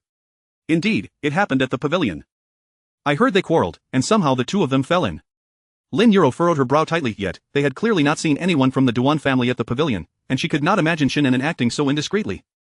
Although their interactions had been limited, she felt confident that Shen An'an would not conduct herself in such an undignified manner. Moreover, the Duan family, known for their emphasis on reputation and the title of the foremost talented woman, would never engage in such disgraceful behavior within the prince's residence. Her gaze gradually shifted to meet Chen Wanner's eyes, and both felt a weight settle in their hearts. The description from Chen Wanner struck Lin Yuro like a heavy blow. What if, like An'an, Miss Duan was also a victim of foul play? A sense of panic gripped her. An'an had followed her out of concern, and if anything were to happen, how could she face this impending marriage, face Shen Dapeng? The coincidences began to unravel in her mind, leaving Lin Yuro feeling utterly unmoored. Mother, please take my cousin back to the residence to rest. I have some matters to attend to and will return later. Without waiting for a response, she dashed outside. Lady Lin called after her, Yuro, where are you going? This is the second prince's residence. Do not collide with any dignitaries. Lin Yuro paused momentarily, glancing back at her mother, her thoughts swiftly shifting. I cannot remain here, I must go out to find someone. The incident occurred within the prince's residence, and if An'an was truly in danger, staying there would only alert the perpetrators and potentially endanger herself. She needed to ascertain whether An'an had returned safely. Hastening her pace, she maintained an outward semblance of calm, concealing her distress as she exited through a side door of the prince's residence. In her haste, she rounded a corner without stopping, colliding sharply with a woman, both of them staggering back a few steps before catching themselves against the wall. Lin Yuro rubbed her shoulder where she had been struck, her eyes slightly reddening, yet she first turned her attention to the woman before her. I apologize. I was in a bit of a rush and her words faltered as she recognized the woman's identity. Miss Duan Air. Miss Lin, Duan Ying nodded, casting a hurried glance behind her before taking a step to leave. Miss Duan Air, Lin Yuro interjected, stepping into her path, are you headed to the second prince's residence? Duan Ying frowned, her gaze momentarily flickering. I left something at the prince's residence and wished to retrieve it. Lin Yuro glanced behind her, her eyes narrowing slightly. What of Miss San? Are you not together? Oh, my third sister, she returned home early. Duan Ying kept her head down, her words somewhat hesitant, and Lin Yuro sensed something amiss. If she was not mistaken, the insignia of the Duan family's carriage was visible not far ahead.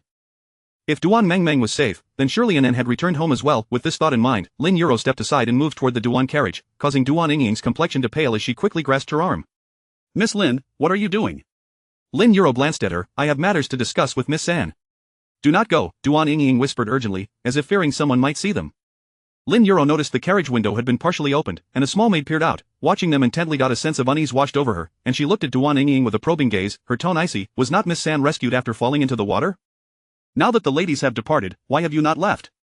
Duan Yingying opened her mouth, as if to speak, but ultimately fell silent. Miss Lin, do not inquire further, it is best you return home, she urged in a hushed voice, making a discreet gesture indicating danger from behind the carriage. Miss Shen also fell into the water. If we can ensure that Miss San is unharmed, then Miss Shen must have returned safely as well. Lin Yuro took another step toward the carriage. At that moment, two maidservants approached from an unknown direction, seemingly intent on confronting the two.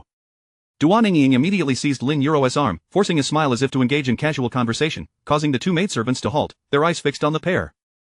From this scene, Lin Yuro could ascertain that something was gravely amiss with Duan Mengmeng. Narrowing her eyes, she fixed her gaze on Duan Yingying. What is truly happening?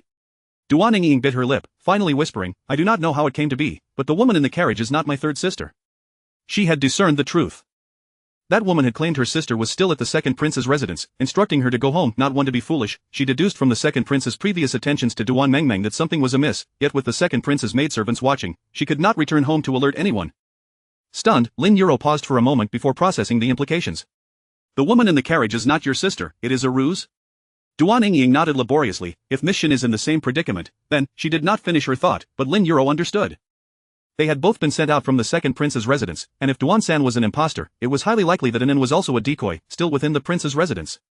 Duan Yingying glanced back, noting that the two maidservants were approaching, her face paling further. She told me to ride in the carriage back home with her, claiming that the second prince would soon send my sister back. But I truly feel uneasy, Miss Lin. Not if we have not returned home by nightfall, I would be grateful if you could inform the Duan family. Lin Yuro nodded gently. As Duan Yingying began to walk toward the residence, she added, could I trouble you to keep this matter confidential? It concerns the reputation of the Duan family and my sister. Lin Yuro regarded her silently, not replying. To go to the Duan residence under the watchful eyes of the second prince was perilous enough. If she were to keep it secret and proceed stealthily, she might be apprehended before even reaching the gates. In this critical moment, it was astonishing that she still prioritized reputation over all else. Life is far more important than reputation. Duan Yingying's complexion turned ghostly pale, but the reputation of the Duan family held immense significance, even surpassing their own well-being. Miss Duan, Lin Yuro's voice grew stern, you must be aware of the dangers at hand. Before you make such a request, have you considered the safety of the one you are asking for help? Duan Yingying stiffened, her fingers curling into her palm as her complexion drained of color, her eyes filled with remorse. I apologize, Miss Lin. The Duan family carriage had already departed, and the two maidservants approached Lin Yuro. Miss Lin, they called out. Lin Yuro cast a glance at them, her fingers already wrapped tightly around a hairpin, her tone sharp, what do you want? My mother is still inside the residence, could you check to see when she will be coming out? She feigned impatience. The maidservants exchanged skeptical glances, unsure if Duan Yingying had revealed anything to Lin Yuro. However, if Lady Lin was still within the residence, then Miss Lin would certainly be untouchable. Did not the ladies exit through the main gate? How could Miss Lin be leaving through the side door? One maidservant questioned. Lin Yuro, who had always been gentle in front of others, now narrowed her brow slightly, exuding a commanding presence. My cousin fell into the water. How could we leave through the main gate with so many people present, that would only provide fodder for gossip between the Lin and Shen families? What are you waiting for, hurry along? The younger maidservant urged. One of them nudged the other, let us go back and see. It was already unexpected that they had not managed to deal with Duan, but luckily the girl was of good character and would not raise a ruckus. Yet, if they became entangled with another, amidst so many prominent families, it would undoubtedly cause complications. As the maidservants contemplated reporting back to the second prince, they were certain he would have means to silence the Lin family. Moreover, once the carriage was seized by bandits, who could provide evidence that the individuals inside were not the daughters of the Shen and Duan families, the two maidservants bowed slightly, allowing Lin Yuro to pass. As they contemplated sending their hidden guards after her, Lin Yuro relaxed her clenched fingers, maintaining an outward calm as she stepped away. The maidservants exchanged glances, catching faint whispers of Lin Yuro's complaints about not finding the Lin family carriage. With that, they swiftly returned to the residence. Miss, they have departed, the young maidservant whispered to Lin Yuro. Lin Yuro remained unperturbed, her pace noticeably quickening. Miss, where shall we go? At the crossroads, both mistress and maid came to a halt. Lin Yuro bit her lip, resolutely turning towards the bustling street, deliberately avoiding the direction of the Shen residence. If the second prince has indeed taken An'an, he will likely have set up defenses around the Shen residence. Furthermore, those two maidservants were uncertain, however, once they report back, the second prince will undoubtedly take action. Thus, neither the Shen nor the Duan residences were safe to approach. Then where shall we go? The young maidservant asked, casting a fearful glance behind her, her peripheral vision catching a fleeting shadow that made her tremble. Yes, Lin Yuro replied absently. She halted before a vendor, casually picking up a small copper mirror to inspect her hair ornaments, only to set it down again as she continued walking. It was a bustling afternoon, with crowds filling the long street. Lin Yuro led her maidservant into the throngs of people. The two young women, petite and graceful, blended seamlessly into the crowd, making it difficult for anyone to notice them. Before long, the hidden guards had lost sight of them. The two hidden guards exchanged somber looks, silently deciding to split up in search of them. Once Lin Yuro saw them walk away, she cautiously peered out from behind a cluster of paper umbrellas. The vendor regarded her with some confusion. "Miss, which one has caught your eye?" Lin Yuro handed the vendor a silver ingot. "I will take them all, but I have no attendants to carry so much. Could you assist me in delivering them to my residence?" The vendor beamed with delight as he accepted the silver, his smile wide and toothy, eagerly agreeing to her request. Chapter 52. I am Shen An'an's fiancée. So much silver, it could surely buy a life. Dare I inquire, which family do you hail from, my lady? I shall deliver this at once. The fourth prince's residence. Lin Yuro recalled her elder brother mentioning that the fourth prince held an affection for a young lady from the Shen family, and she stated with utmost certainty, "Please inform the steward of the prince's residence that it is a message from the Lin family, and he must relay it to the fourth prince without delay." The vendor was momentarily taken aback. The prince's residence was not a place for someone of his standing to enter, and with his few tattered umbrellas, "Please be swift," Lin Yuro urged, reaching for a jade pendant at her waist and handing it to him. "Take this with you. The steward of the prince's residence will believe you. Upon successful delivery, let the steward of the fourth prince's residence reward you with 10 taels of silver." 10 taels, that was a sum he could not hope to earn in several years. The vendor's eyes lit up. With that, he could afford to marry the village belle. "Ah, yes, rest assured, my lady, I shall deliver it." Even if it meant going to the prince's residence, he would undertake the journey for the sake of silver. "My lady, they have returned," the maidservant urged anxiously. Lin Yuro looked up and indeed saw the two shadow guards pursuing them once more. She hastily instructed the vendor, "You must hurry." "Ah, understood." The vendor complied, while Lin Yuro nodded and took the small maidservant, fleeing in the opposite direction. There! The shadow guards spotted the pair and pursued them with fervor. At this moment, both were certain that Lin Yuro was aware of the events at the second prince's residence and feared she might divulge the matter before the bandits could intercept. "Xiao Jia, let us split up. You return to the Lin residence to find my father while I seek out young Master Shen." The more people they had, the greater their chances of success. Lin Yuro was the epitome of a cultured young lady, walking with grace, let alone running. The shadow guards closed in behind her, their distance growing smaller, and she feared that Xiao Jia was in a similar predicament. Currently, her only hope lay with that vendor. In days, she heard a soft, enchanting voice calling out, "Li Gongzi. Please, just accompany me for one evening. I do not desire silver, only your company." In her haste, Lin Yuro followed the voice and saw a somewhat familiar profile. She immediately changed her course, heading toward a man and woman standing in the corridor. Li Gongzi. Li Huayan was flirting with the woman in his arms when he looked up to see a flustered lady, flushed and breathless, gazing intently at him, her eyes sparkling with a hint of joy, as if she had captured her prey. The lady was elegantly dressed, yet appeared somewhat disheveled, her hairpin askew, and her beautiful face bore the marks of having survived a calamity. Li Huayan studied her face, feeling a sense of familiarity, though he could not place it. Just as he was about to inquire, he noticed the lady anxiously glance back. Following her gaze, he caught sight of a man in black, who, upon meeting his eyes, swiftly turned and blended into the crowd. Li Huayan narrowed his eyes, releasing the enchanting lady's hand, fixating on the retreating figure of the man in black. That was one of the second prince's shadow guards. Lin Yuro had encountered Li Huayan a few times and recalled that he always entered and exited in the company of the fourth prince. "Li Gongzi, I am Lin Yuro from the Lin family, the fiancée of Shen An'an." Lin Yuro spoke urgently, momentarily disregarding any shyness or modesty. Upon hearing this, Li Huayan's eyes flickered. Shen An'an's fiancée, and thus Shen An'an's future sister-in-law. He tilted his head toward the alluring lady beside him, gesturing for her to leave. "Please, return to the carriage." The lady shot a glance at Lin Yuro, reluctantly departing. As soon as she left, Lin Yuro quickly implored, "Might you take me to see young Master Shen? I have urgent matters to discuss." Li Huayan wasted no time, nodding in agreement and leading Lin Yuro to the carriage. Once inside, Li Huayan finally spoke, "The individuals pursuing you were from the second prince's shadow guards, correct?" Lin Yuro paused, taking a moment before slowly nodding. Li Huayan raised an eyebrow. "What business do the second prince's shadow guards have with you?" Lin Yurua's breath began to steady, and upon hearing his question, she pressed her lips together, momentarily at a loss for words. Realizing it was impolite to remain silent after he had assisted her, she finally replied, "An'an has encountered some trouble at the second prince's residence." Li Huayan's expression darkened, his brows knitting together tightly. What has transpired? Suddenly, he recalled the plum blossom banquet being held at the second prince's residence that very day. Earlier, he had found it peculiar, discussing with Ling Chani about the untimely nature of the event. Now, connecting Lin Yurua's few words, he began to piece together a troubling conjecture. "Let us first head to the fourth prince's residence. I will send someone to notify young Master Shen." Lin Yurua immediately responded, "I have already dispatched someone to the fourth prince's residence."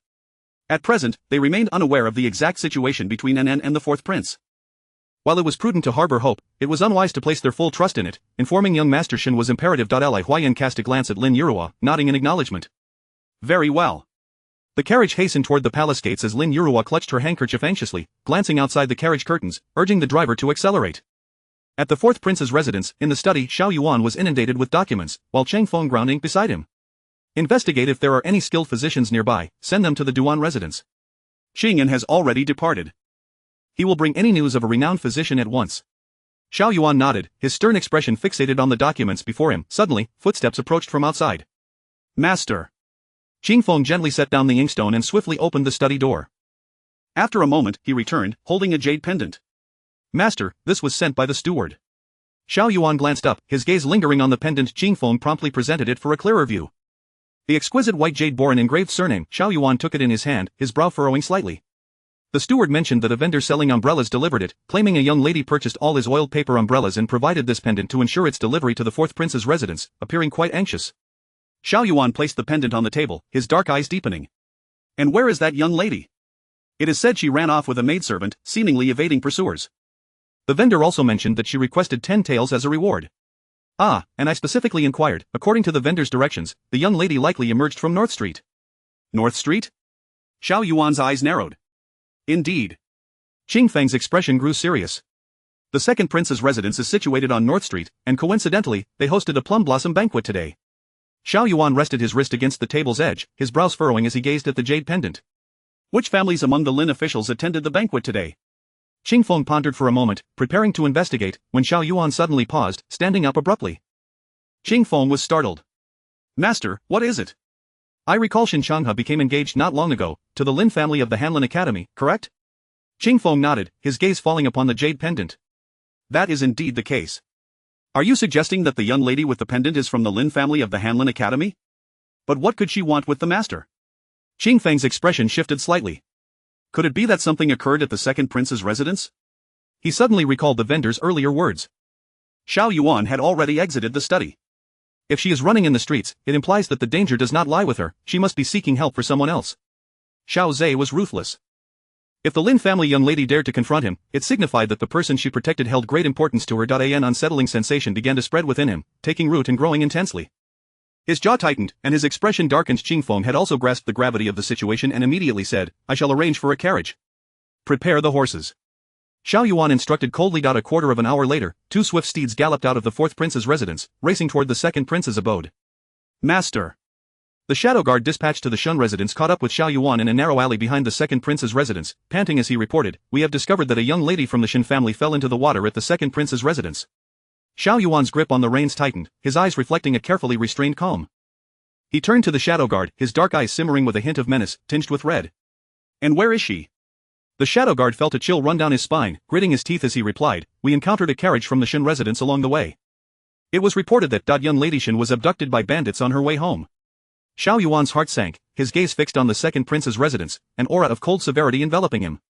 I have already dispatched others to pursue them, but that group is exceedingly fast and familiar with the capital. By the time we arrived, it was somewhat late. If we are to recover her, it may take some time. Capturing them would not be difficult, but whether young lady Shen could endure was the greater concern. Master. Qing Feng cautiously advised, the second prince just suffered a defeat at your hands. It would be wise to remain discreet, rather than confront him head-on. If the emperor were to learn of this, he might suspect you. The matter of the refugees had cost them dearly to resolve. They must not fall into trouble again while attempting to rescue someone. Master, please return to the residence. I shall personally lead a team to find young lady Shen. Xiao Yuan remained silent, the horse circling restlessly beneath him, his gaze fixed on the second prince's residence, his cold eyes devoid of warmth. If they intend to abduct someone, why go to such lengths to let her go? His voice was as frigid as frost. Qing Feng paused, his eyes widening slowly. Are you suggesting that the person in the carriage was not young lady Shen? Xiao Yuan did not respond, urging his horse directly toward the second prince's gates, startling Qing Feng. Master, do not. He leaped forward, blocking Xiao Yuan's path. Master, the second prince's motives remain unclear. You cannot take such risks. Even without traps, if the second prince were to bring this matter to the emperor, it would place the master at a disadvantage, particularly at this critical juncture. Stand aside. Xiao Yuan's voice was icy. Qing Feng resolutely held his ground, and just then, a carriage sped toward them, coming to a sudden stop before him. Li Huayan leaped down from the carriage, followed closely by a solemn Shen Changhe and an anxious Lin Yurua. Xiao Yuan's gaze swept over the two before settling on Lin Yurua. What transpired at the second prince's residence? Lin Yurua stepped forward, recounting the events she had previously shared in the carriage. Upon mentioning her fall into the water and being returned by the servants of the second prince's residence, Xiao Yuan's expression darkened, confirming his suspicions, and his countenance grew grim. Qingfeng also informed Shen An'an of young Lady An'an's abduction. What a coincidence! Li Huayan frowned as he spoke. I just received news that someone from the Duan family has also been abducted. With this, the truth became evident.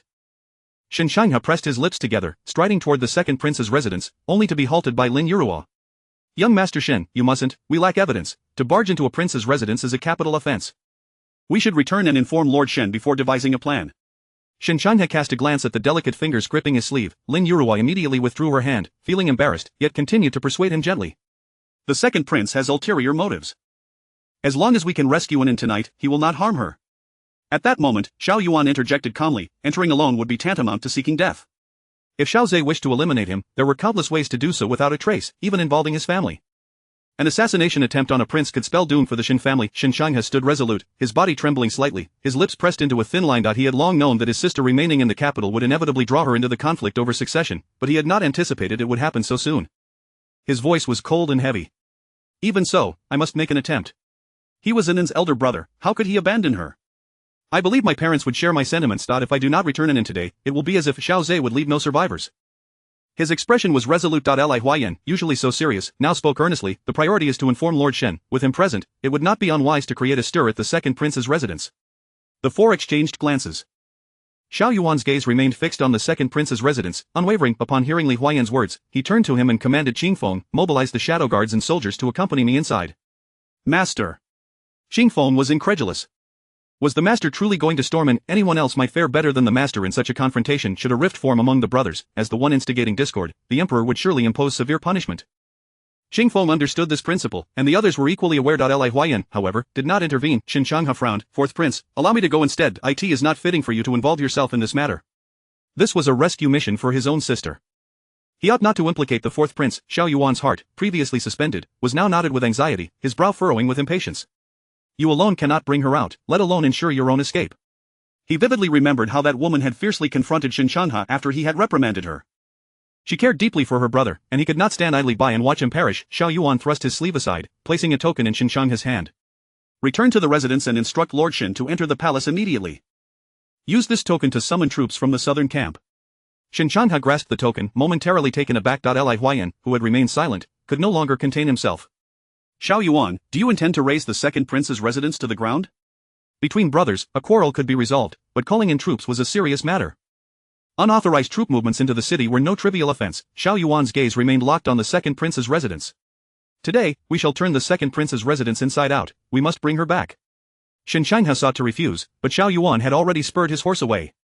Li Huayan shook his head. In the entire capital, only he can see someone from Xiao Zhe's grasp.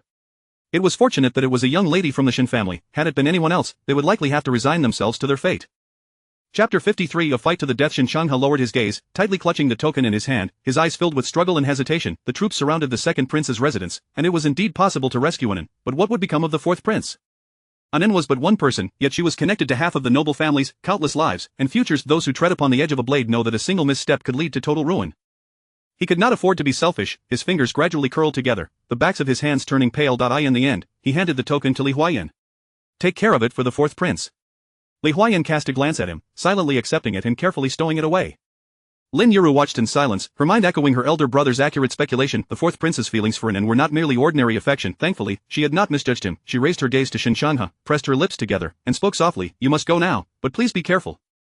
I will go to the Shen residence to inform Lord Shen and my father, as well as the clan elders, to have them enter the palace to meet with the emperor immediately. Breaking into the second prince's residence was not difficult. The challenge lay in how to conclude the affair and retreat unscathed. Shen An'an tilted his head, observing the exquisite woman before him, his betrothed as arranged by his mother. Until today, he had not even known what she looked like. Thank you, Miss Lin, he said, bowing sincerely. Lin Yuru smiled gently, her cheeks tinged with shyness. It is what I ought to do. From this moment forth, they were family, bound to support one another and face the world together. With the engagement to the Shen family established, she was now one of them, and thus she would offer her unconditional assistance. Rest assured, my father serves in the Hanlin Academy as a scholar and holds a respectable position. He has many students under him who can provide support. Although they may not be able to offer substantial help, they can certainly assist in the aftermath. Shen An'an's lips pressed tightly together as he gazed earnestly at the young woman before him. Apart from expressing his gratitude, he seemed at a loss for words. Lin Yuru nudged him gently. Hurry, I will await your safe return. Tomorrow was to be the day of their engagement. If all went well, it should not be delayed. Shen An'an hesitated for a moment before finally nodding, a faint smile tugging at his lips as he stepped toward the second prince's residence. Li Huayan let out a deep sigh. Very well, I must return to gather our people. With that, he mounted his horse and galloped toward the Yongning Marquis's residence. Lin Yuru, who typically adhered to the decorum expected of noble women, today acted contrary to her usual self. She removed the swaying hairpin from her head and tossed it to a maid, disregarding her image as she climbed into the carriage. Quickly, let us go to the Shen residence. The maid suddenly recalled something and quietly inquired, Miss, should we not inform the Duan residents? The two young ladies of the Duan family are also inside, and the elder Duan holds a significant status. Perhaps they could lend assistance? No need. Lin Yuru's expression turned serious, her eyes filled with urgency. The Duan family had raised a daughter as rigid as Miss Duan, indicating their deep-rooted obsession with reputation. The only one worth consulting, the elder Duan, lay bedridden at this moment. Not only could the women of the Duan family be of no help, but if they became a hindrance, it would be counterproductive. After all, one could not harbor any hopes from elders who instilled in their daughters that virtue was worth more than life. Xiao Yuan was followed closely by Cheng Feng as they pressed into the garden of the second prince's residence. Everywhere they passed, bodies lay strewn about, and the servants of the prince retreated in fear, gazing at the imposing figure of the nobleman whose visage resembled a demon. The attendants trembled in fright, none daring to approach. The guards, having been thoroughly intimidated, stared at the glinting sword in Xiao Yuan's hand, their spines chilled. Where is Xiao Zhe? Xiao Yuan spun his wrist, the blade's tip poised against a guard's throat. I do not know, the guard stammered, inching backward in fear. Xiao Yuan narrowed his eyes, mercilessly applying pressure, driving the blade into the man's throat. The remaining guards felt their hearts leap to their throats, horrified as they watched the bloodied blade, their pupils dilating, their legs turning to jelly. Xiao Yuan's expression remained impassive as he stepped forward, his arm directing towards another marked for death. Where is Xiao Zhe? The person indicated crumpled to his knees, trembling as he replied, Fourth prince, the second prince is in the study by the water pavilion. Lead the way. Yes. The man quivered as he rose, attempting to distance himself from Xiao Yuan, his steps faltering as he made his way toward the water pavilion in the back courtyard. The servants of the second prince's residence witnessed the fourth prince's brutal display and now huddled quietly to the side, none daring to approach. There it is. The servant halted some distance from the water pavilion, addressing Xiao Yuan. Perhaps out of fear, he stumbled on something beneath his feet, momentarily losing his balance before regaining composure. Ahead lay the lake, and Xiao Yuan's gaze remained fixed on the room within the pavilion, slowly sweeping across every corner. Master, there are many hidden guards, Cheng Feng warned, gripping his weapon tightly, standing protectively beside Xiao Yuan. He whispered, Master, perhaps we should wait. Qingyan and young Master Shen have already gone to summon help, it would be unwise to strike now. At present, they stood on the second prince's territory, significantly outnumbered. To act without understanding the enemy's strength would be tantamount to courting death. Should the master strike first, the second prince could retaliate, with Xiao Yuan's life hanging in the balance. Master. Qing Feng was anxious that Xiao Yuan might lose patience and urged him further. Previously, with the matter of the refugees, the second prince has harbored deep resentment toward you. At this moment, you absolutely cannot silence. Xiao Yuan snapped coldly, his gaze narrowing as he focused on a spot beneath the feet of the guards ahead. His expression darkened suddenly, the chill emanating from him sending shivers down spines. Qing Feng followed his line of sight, catching a glimpse of something glinting in the fading light, shimmering faintly and almost blinding. Xiao Yuan locked his gaze on it and abruptly strode forward. The guard swallowed hard, instinctively retreating, tumbling clumsily as he fell into the lake. Xiao Yuan made no attempt to seize him. Instead, he halted at the position the man had just vacated. He bent down and picked up the object that had been trodden into the dirt, carefully wiping away the mud with a handkerchief to reveal its true form. The golden hairpin was exquisitely crafted, particularly the end, which was sharpened to a deadly point. If thrust into a throat, it would surely be fatal. That he recognized this hairpin. It was the one she had used to cut her palm at their first meeting during the palace banquet, rejecting the marriage proposal.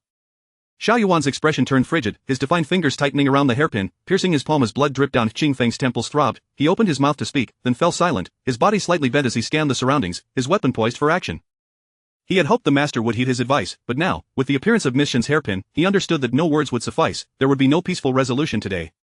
Unless the second prince's residence were turned upside down, the master would not relent, and a fight to the death was inevitable. Indeed, Xiao Yuan remained silent, saying nothing, slowly placing the hairpin against his chest, his fingers lightly tapping the spot before he raised his head to survey the area.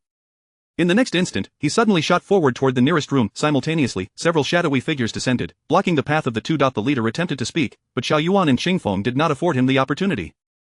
Their blades whirled rapidly, striking with lethal precision, aimed directly at vital points.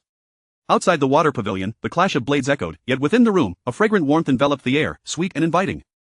A scent wafted through the space, teasing the throat and making it itch. Shen An'an cast a glance at Duan Ying huddled in the corner, her eyelids twitching, a sigh of frustration bubbling within her. If not for the constraints of the situation, she would truly like to pry open the girl's mind to understand how it had become so narrow-minded. Duan Mengmeng, humiliated, was far less reserved, unleashing a torrent of accusations upon Duan Yingying. Duan Yingying's expression soured, yet she offered no rebuttal, occasionally reiterating, "This is the Duan family's ancestral teaching, no one is exempt." In truth, she had not anticipated such an outcome, nor had she imagined the second prince would be so audacious. Shen An'an leaned against the window, remaining silent, her patience waning with the two sisters bickering. Ultimately, whether it was a lack of foresight or a deliberate grudge, who could say for certain? She was pondering how to deal with Xiao Zhe that evening when the sudden sounds of clashing weapons erupted from outside the courtyard. She sat upright, pressing her ear to the window, trying to discern any familiar voices, wondering if help had arrived. Yet, to storm the second prince's residence in such a violent manner seemed implausible for the Shen and Duan families. Naturally, the Duan family, having raised such a daughter, would not risk everything for their daughter's sake. Duan Mengmeng rushed over, peering through the crack in the door, her once dull eyes now sparkling with excitement. "It's the fourth prince has come to rescue me." Her panic gradually subsided, replaced by tears of joy.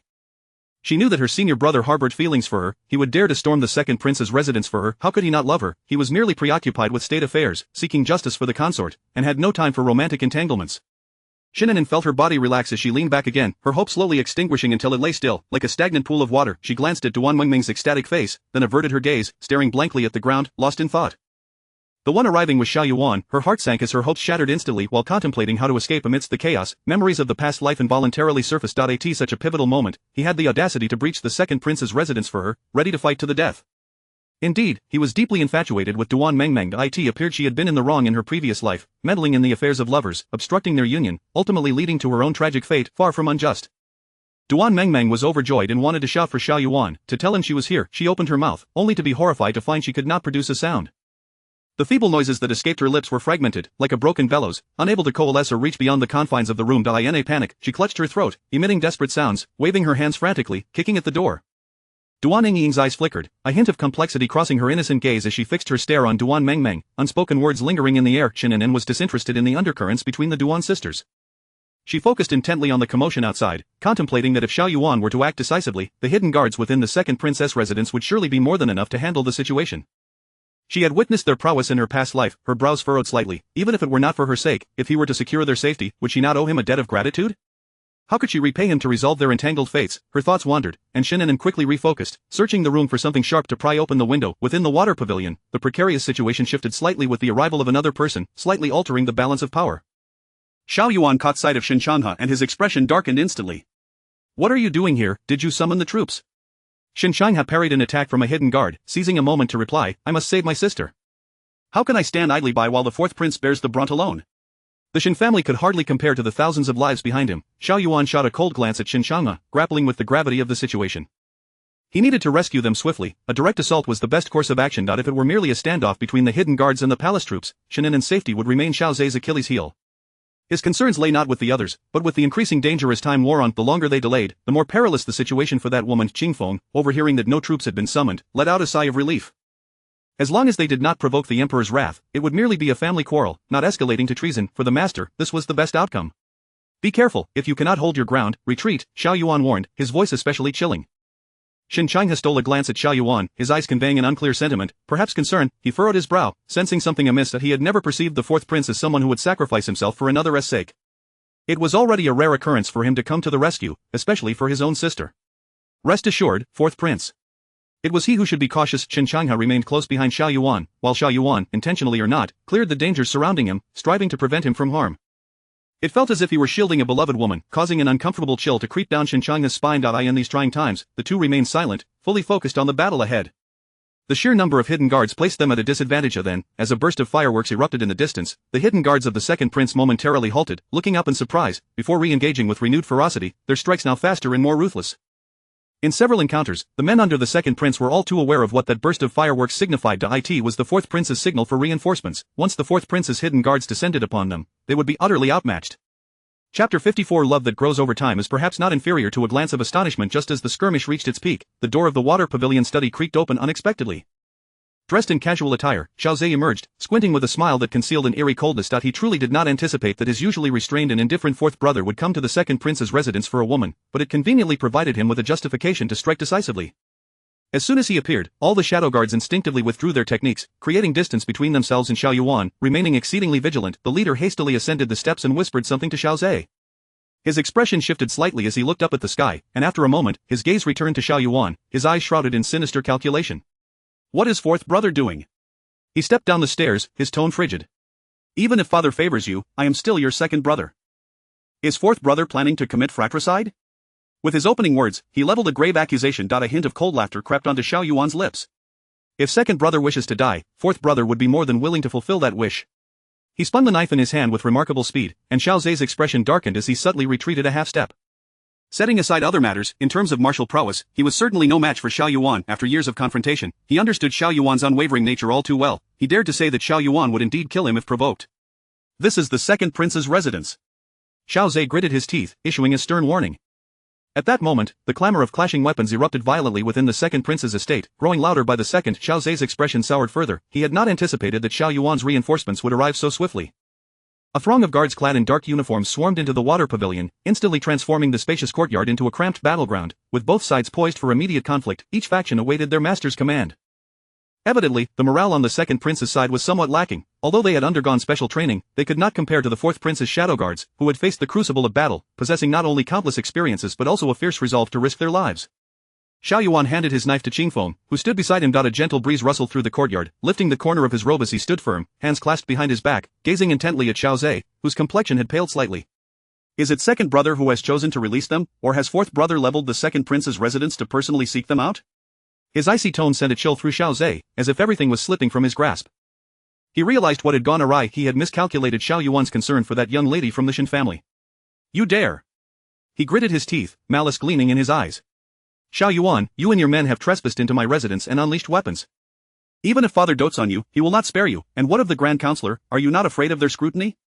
He could not believe that Xiao Yuan would risk everything for a woman. However, in the next moment, Xiao Yuan's actions proved just how far he was willing to go. The moment his finger fell, dozens of shadow guards surged forward, every strike aimed at the enemy's life, sparing even Xiao Zhe. In less than a tea's worth of time, the tide of battle had turned decidedly against the second prince's side. Xiao Zhe swung his sword to deflect an attack, but a sudden flash of cold light struck, leaving him no time even to raise his weapon. The face he loathed with every fiber of his being was etched with frost, his dark eyes resembling a venomous serpent in the abyss, as if staring at a corpse. I will ask you once. Where is she? Xiao Zhe swallowed hard, a sharp pain piercing his throat, paralyzing him with fear. The tempestuous madness in Xiao Yuan's gaze left no doubt that the knife in his hand would plunge mercilessly into his throat if he failed to provide the desired answer. The engaged shadow guards also ceased their movements, anxiously watching the two men pinned against the column. Shen Changhe furrowed his brow and strode forward, only to be stopped by Qingfeng, who shook his head slightly. He was not Shen's brother. At this moment, the master was on the brink of losing control, and even Shen's brother's words would have no effect. Shen Changhe halted, his dark eyes fixated on the two, especially on the furious Xiao Yuan. The seeds of suspicion took root in his heart, growing wildly. He was unaware that the fourth prince harbored feelings for An'an. Let go of me, or you shall never see that lady again. Malice filled Xiao Zhe's eyes as he sensed Xiao Yuan's vulnerability outside of the empress. Xiao Yuan's grip on the knife tightened, his face devoid of any expression. Xiao Zhe, having grown up alongside him, could naturally read the tumultuous waves concealed beneath his calm exterior. Does fourth brother wish for that lady to accompany me to the grave? If so, so be it. If I cannot have her, then neither shall you.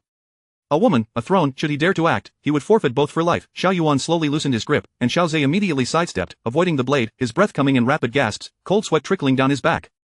He was utterly perplexed as to how Xiao Yuan had received the news and arrived so swiftly. If only he had delayed by a night, the arranged bandits could have escaped unscathed, and his carefully laid plans would have reached fruition. At this moment, to hand over the person would be tantamount to losing both the lady and his forces. Too many unforeseen events had cluttered Xiao Zhe's mind, leaving him unable to react. Which lady is fourth brother after? He straightened, a devilish smile resurfacing on his face. Xiao Yuan's dark gaze remained locked on Xiao Zhe, filled with a ferocity that seemed capable of devouring him whole. Let us strike a deal. Xiao Zhe took a deep breath, adjusted his robe, and ascended the steps, taking a seat. He extended several fingers, a half-smirk playing on his lips as he regarded Xiao Yuan. 10 records of southern officials in exchange for one lady. If fourth brother wishes to save someone, let us see which is more important in your heart. It was a matter of weighing the lives of the common people against the lady in question. In truth, Xiao Zhe himself was uncertain, for this was Xiao Yuan's best opportunity to bring him down, potentially stripping him of the chance and power to seize the throne, leaving him unable to rise for 3 to 5 years. After that time, when he regained his strength, he would have long lost the best opportunity for contention. If it were him, he would never forsake the chance to undermine an opponent for a woman, even if the second prince's consort and child were held hostage. Thus, he was unsure whether Xiao Yuan would acquiesce, but with the arrow knocked, he could not afford to be beaten and walk away empty-handed. That would be a fruitless endeavor, far too humiliating. Xiao Zhe's fingers curled tightly together, inexplicably anxious. Fourth brother should not harbor any illusions of a hard assault. After all, the lives of those two ladies rest in my hands. Whether they live or die is merely a matter of my whim. No matter how swift fourth brother may be, you cannot outrun the blade at your throat. Xiao Yuan's gaze swept over the various chambers before finally landing on the tense expression on Xiao Zhe's face. He understood that the more anxious Xiao Zhe appeared, the less confident he was, the more chaotic he became, yet he still dared not gamble. The mere thought of that person lying motionless in a pool of blood, a suffocating pain gripped his chest, fearing that those clear apricot eyes would no longer gaze at him with resentment. Did he like her? Ling Chani had once asked him this question directly, yet he could not articulate it himself, uncertain whether it was affection or merely the memory of those gentle, smiling eyes. He only knew that deep within, he yearned to reclaim those eyes. If he could not, he could accept the resentment. As long as there was no indifference between them, no separation of spring and autumn, no entanglement of emotions. Qingfeng, return to the residence for them. Master. Qingfeng was incredulous, yet it was also within expectations. Their master and Ling Shizi had toiled for countless days and nights to finally find an opportunity to overthrow the second prince. It had taken years of their master's patience to arrive at this moment. Xiao Yuan's indifferent gaze swept over, and Qingfeng immediately lowered his head, gritting his teeth in acceptance. Xiao Zhe was momentarily stunned, but then elation surged within him. Forcing the Shen family to assist him was a desperate move. After all, water can carry a boat but can also capsize it. Whether they were an ally or a fierce tiger remained uncertain. Compared to the records in Xiao Yuan's hands, this was far lighter and less costly. In comparison to the Shen family, those officials were his lifeline, the crux of his survival. In this scheme, there was no room for error. Xiao Zhe sat on the steps, his hands tightly clasped together, anxiously awaiting the outcome. Fourth prince. Shen An'an, as the commander of the Imperial Guard and the eldest son nurtured by the Shen family, understood all too well what surrendering the records meant for Xiao Yuan. A lump formed in his throat, rendering him speechless. After all, the one they sought to save was his younger sister. I shall never forget the favor you have shown today. Xiao Yuan remained silent, gazing at the chambers behind Xiao Zhe. Just as Shen An'an believed he would not speak, Xiao Yuan suddenly asked, when does your father intend to arrange her betrothal? Shen An'an momentarily failed to respond, only realizing when he met Xiao Yuan's penetrating gaze. He shook his head, his expression complex. I do not know, things have been busy lately, and I have not inquired. I presume it will be after my own engagement is settled. And when will you become engaged? Shen An'an's expression faltered as images of a beautiful, blushing face filled his mind. The words danced on his tongue, and finally, he murmured, the family has arranged for tomorrow. She was a kind-hearted and bold young lady, with matters set in stone. He accepted it and resolved to treat her well. Moreover, the lady had voluntarily revealed to others that she was his fiancée in order to save an, and for that alone, he felt obliged. Shen An'an acknowledged the marriage, neither unwilling nor particularly joyful. His mother had always said that feelings could be cultivated over time, love could blossom from prolonged acquaintance, and countless days and nights need not pale in comparison to a single glance of astonishment.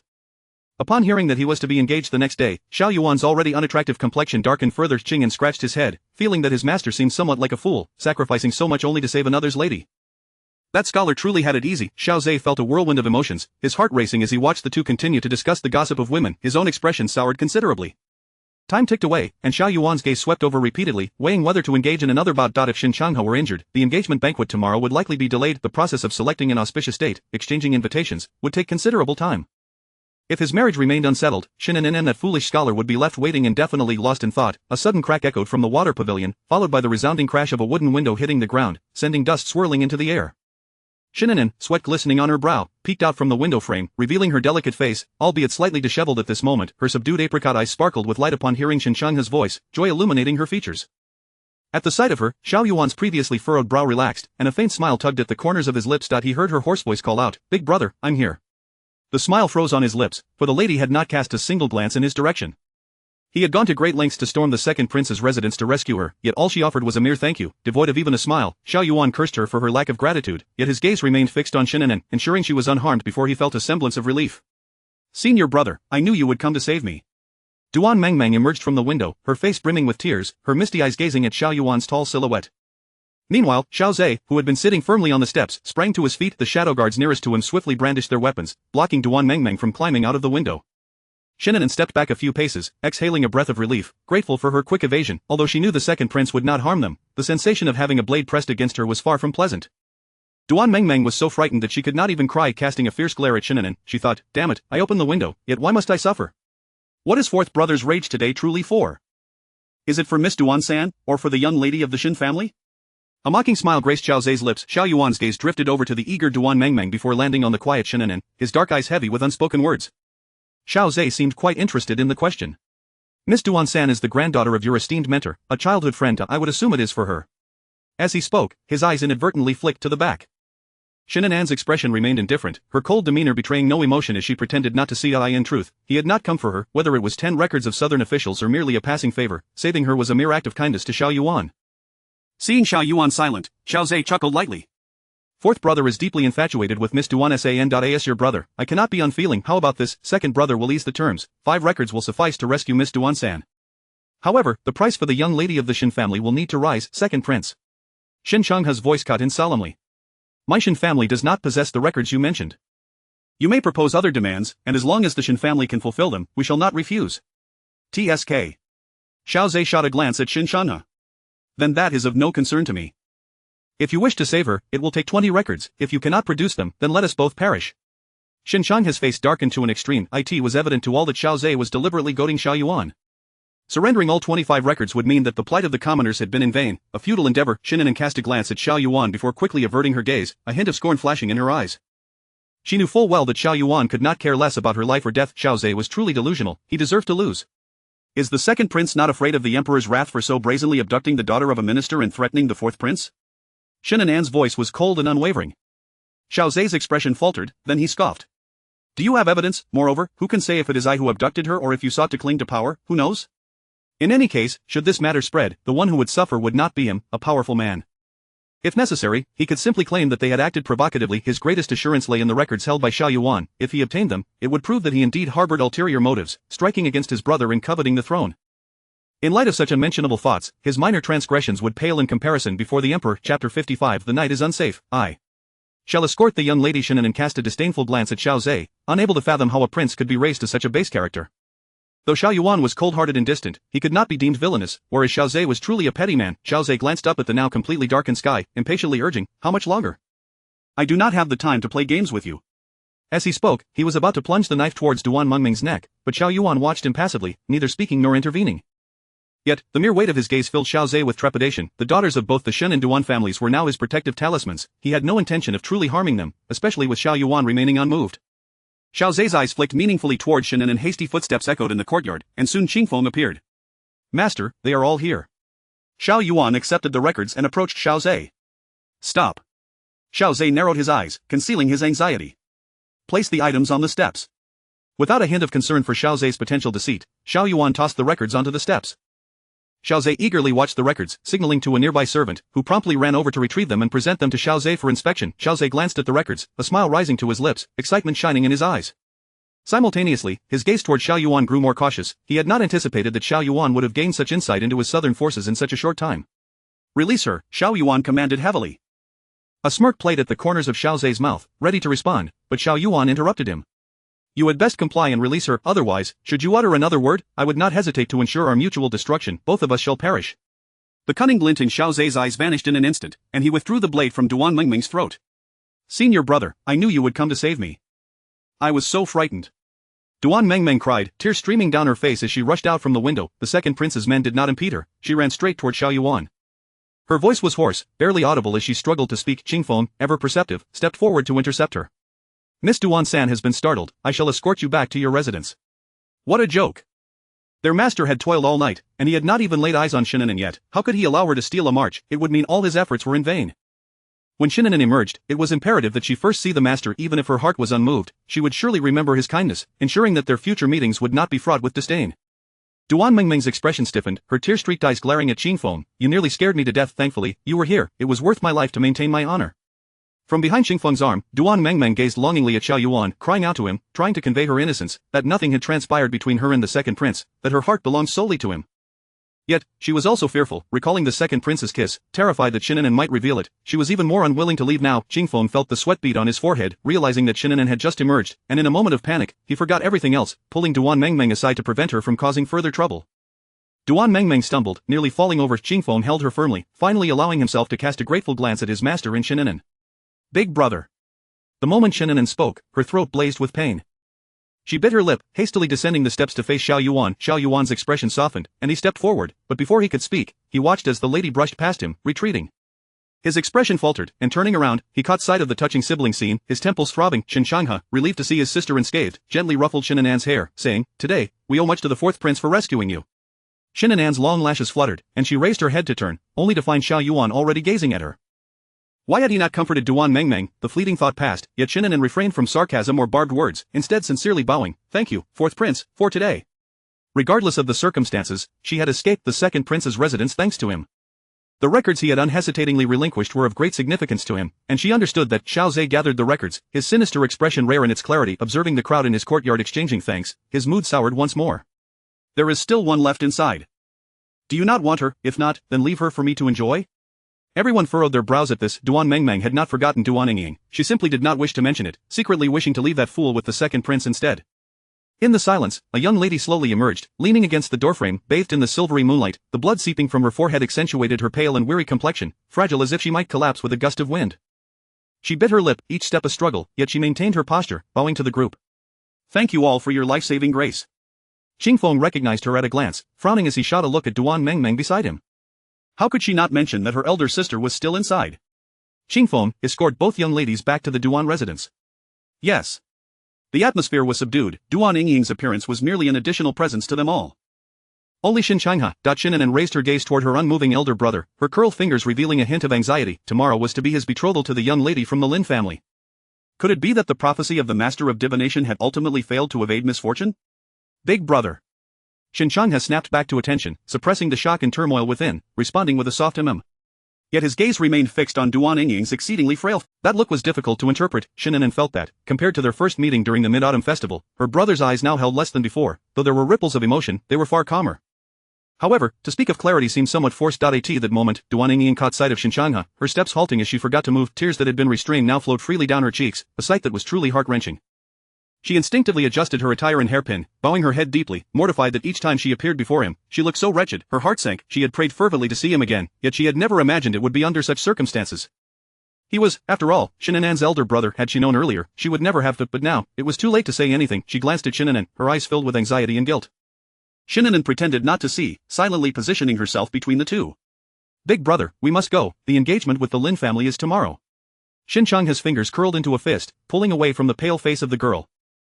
He murmured, Xiao Yuan watched the siblings depart, casting a glance at the heartbroken Duan Yingying, a cryptic smile forming at the corners of his mouth. The group exited the second prince's residence unscathed. Just as they stepped outside, a figure emerged from the shadows, rushing toward them. An'an, are you unharmed? Beneath the glow of the lanterns, Shen An'an recognized the figure. Miss Lin, why are you still here? Lin Yuru shook her head, offering no self-congratulatory remarks, only expressing concern. This is a long story. You must be quite frightened. Let's return home and discuss it. She then anxiously scrutinized Shen Changhe, relieved to see he was unscathed, finally releasing a breath of relief. The September air was already quite chilly, but thankfully, she had instructed her maid to prepare a cloak for Shen An'an, shielding her from the cold wind. Thank you, Miss Lin. Shen An'an adjusted the cloak, revealing her fatigued face. There's no need for such formalities with me. Lin Yuru half-supported Shen An'an, awaiting Shen Changhe, who was still engaged in conversation with Xiao Yuan. I fear today's matters will not easily settle. There will still be inquiries from the palace regarding this, and the fourth prince. It is of no concern, Xiao Yuan replied, his gaze drifting from Shen An'an back to Lin Yuru. Father will not pursue it too harshly. In the end, it will likely be ambiguous, a muddled resolution. When two sons fought, their father could only mete out equal punishment. Shen Changhe thought of this, yet, tomorrow, the Grand Counselor's memorial to you will likely be numerous. Xiao Yuan smirked lightly. The Dragon's Court has never lacked for such things. When has it ever been short? Shen Changhe sensed that Xiao Yuan seemed to harbor even more resentment now than when they were at the second prince's estate. He could not discern what had gone awry. Qingfeng had already brought the horses. Xiao Yuan mounted swiftly, casting one last glance at the ungrateful woman nearby. He had come to rescue her, yet all he received was a simple thank you, devoid of even a smile. He compared her to the Duan family. Why could she not learn from them? The thought flitted through his mind before he quickly suppressed it. He composed himself and addressed Shen Changhe. The Lin family is of noble standing. Your mother has arranged a fine match for you. On the day of your wedding, do remember to send an invitation and prepare a cup of fine wine. Shen Changhe paused, involuntarily glancing at the girl beside Shen An'an, his lips pressed tightly together.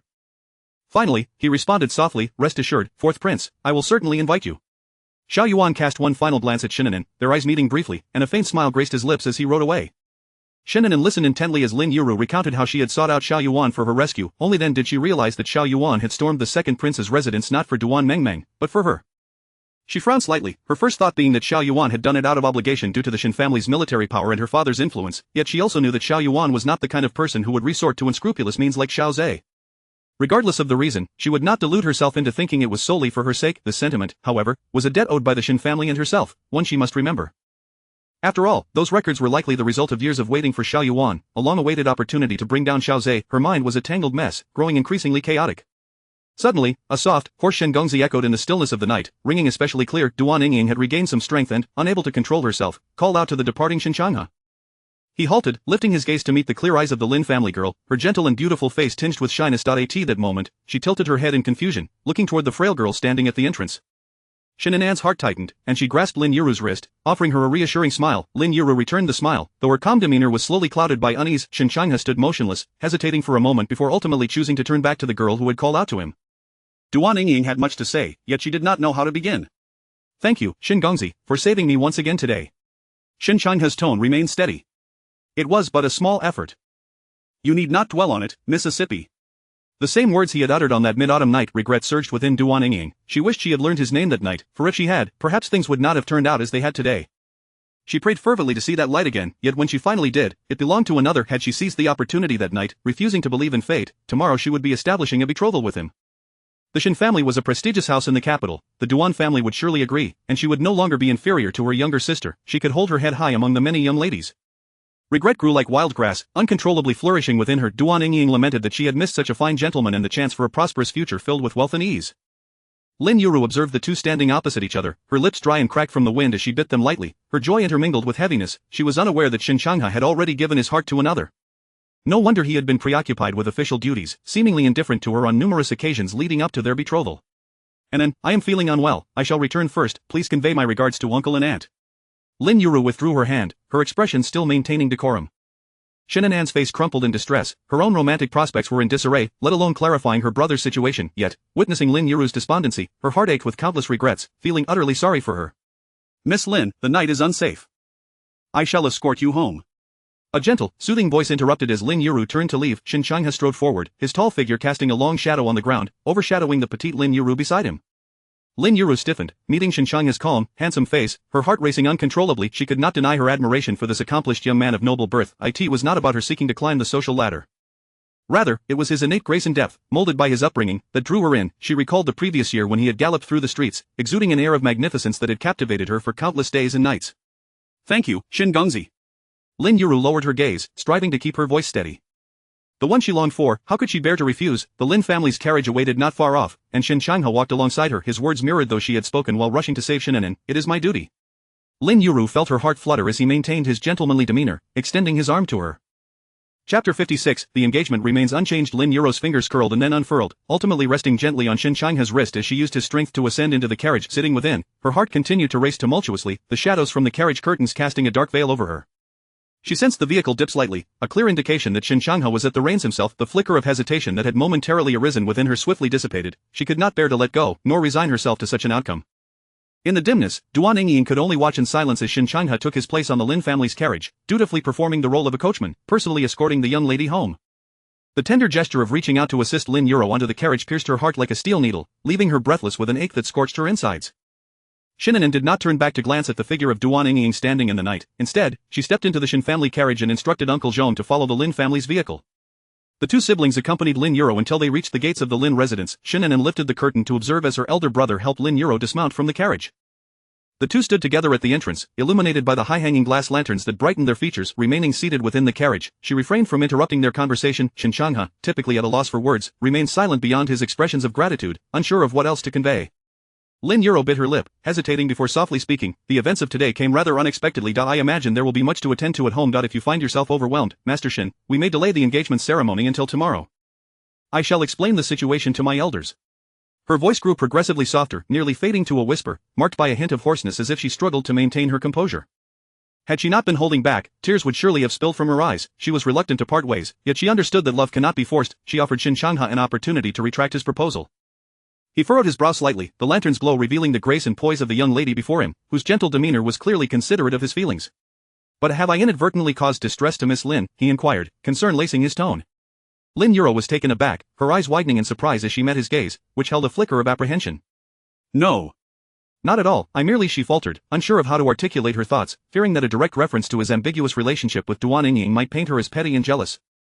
A flush of urgency crept onto her cheeks as she bit her lip and twisted the handkerchief in her grasp. Observing her struggle to express herself, Shenchangha sensed her unspoken burdens and sought to alleviate the tension. The preparations for the engagement have already been arranged by my family and will not be delayed. If Miss Lin has any concerns, none. Lin Euro interjected, eager to clarify, I have no objections, nor am I unwilling. As she spoke, she became acutely aware of her own impatience, her cheeks burning crimson with embarrassment, regretting her lack of decorum, though her eyes betrayed an uncontainable joy. Shen An'an nodded, it is getting late, and there will be much to attend to tomorrow. Miss Lin, you should return home and rest. With a shy nod, Lin Euro lowered her head in respect, hastening inside with her maid. In that fleeting moment as she descended the steps, she glanced back to see the jade-like silhouette of Duan Yingying still standing there, seemingly watching her leave first. The shadows that had clouded her heart evaporated instantly, and a smile blossomed across Lin Euro's lips as she pressed her hand against her racing heart and walked away. Only when the gates of the Lin residence closed behind her did Shen An'an turn to board his own carriage. Uncle Zhong cracked the whip and turned back toward the Shen estate. Shen An'an remained silent, her gaze fixed upon Shen An'an's countenance, as if attempting to decipher his thoughts. She was certain her brother had once felt a spark of affection for Duan Yingying, yet his tenderness towards Lin Euro today left her puzzled about his true feelings. Shen An'an maintained his silence for a while, his refined features betraying no emotion. What did Miss Lin say? Shen An'an eventually asked, with a subtle flutter of his eyelashes. Shen An'an responded quietly, she mentioned that if the household is busy, the engagement could be postponed. Shen An'an was taken aback, quickly realizing that Lin Euro was indeed a wise woman, making such a suggestion was entirely reasonable. If her brother was reluctant, it would preserve face for both families. The young lady, a paragon of grace and propriety, possessed a quiet dignity coupled with an underlying strength. What is your response, brother? Shen An'an pressed. Shen An'an paused, pursing his lips before stating simply, the engagement will proceed as planned. At that moment, Shen An'an was genuinely stunned. She knew better than anyone of her brother's reluctance concerning this marriage, especially after he had encountered the woman who occupied his heart today. She had expected him to relent, to acquiesce to the situation, yet her concern did not dissipate, as she quietly asked, is it because of Miss Lin's efforts to rescue me today? Is that why you have consented to this engagement? Shen An'an remained silent, but Shen An'an felt a heaviness in her heart. Brother, Lin Euro is an admirable young woman, deserving of a sincere partner. If her brother was merely acting out of momentary compassion, while still yearning for another, she believed it unnecessary. Shen An'an's fingers clenched tightly, his expression taut as his wrist rested heavily on his knee. I understand. It was precisely because he understood that he had agreed to the engagement, openly acknowledging it before the fourth prince and Li Huayan. And what of Duan Yingying? Shen An'an spoke candidly, piercing through the facade of tranquility Shen An'an had attempted to maintain. What do you intend to do, brother? To cherish one while simultaneously pledging your lifetime to another? Are you so reluctant to refuse this favor, yet unaware of whether Lin Euro herself would accept it? If she were willing, she would not have suggested a delay. Lin Euro had extended her kindness to her, and for that reason, Shen An'an wished for her brother to repay her with genuine sentiment, rather than with a sense of obligation. It was not gratitude, it was revenge, a torment she understood all too well. Having endured countless nights of longing unfulfilled, Shen An'an appeared slightly pale, as though struck by a revelation. He raised his hand and lightly tapped Shen An'an on the back of her head, his brow furrowing deeply. Do you truly believe your brother is such a fickle and irresponsible man? Shen An'an pouted. While her brother was impeccable as a son and sibling, matters of the heart were not so easily deciphered. Shen An'an's expression shifted, his dark eyes gazing out the carriage window with an unsettling calm. Once I have acknowledged this, there will be no turning back. He had always believed that what binds a person is not merely affection, but also upbringing and integrity. Having accepted Lin Euro as his betrothed, he would fulfill every duty expected of a husband, including loyalty and propriety. A gentleman speaks of actions, not of intentions. Countless nights may gradually ignite the heart, and such a bright and kind young lady was certainly not someone he would grow to dislike. As long as he held no aversion, all would be well. Shen An'an studied Shen An'an for a long moment, noting the resolute calmness in his demeanor, which revealed no signs of wavering, and finally felt a measure of reassurance. A fleeting glimpse of beauty is indeed captivating, yet compared to the comfort of mutual support, it ultimately feels ephemeral. With her and their mother present, she would ensure that the young lady would not suffer any grievances. Master, miss, we have arrived. Uncle Zhong announced softly. The siblings disembarked from the carriage to find Madame Shen waiting at the gate, her eyes swollen from tears. Mother. Shen An'an rushed forward. Madame Shen quickly grasped her, scanning her from head to toe, her eyes filled with tears of relief. As long as you're unharmed, that's all that matters. Had it not been for her husband's repeated assurances, she might have rushed to the second prince's residence to demand answers. The three of them sat for a while in Madame Shen's courtyard, before she urged Shen An'an to return to Haitang Garden to rest, leaving Shen An'an behind. Once the servants had exited, only the two remained, and Madame Shen's expression darkened significantly.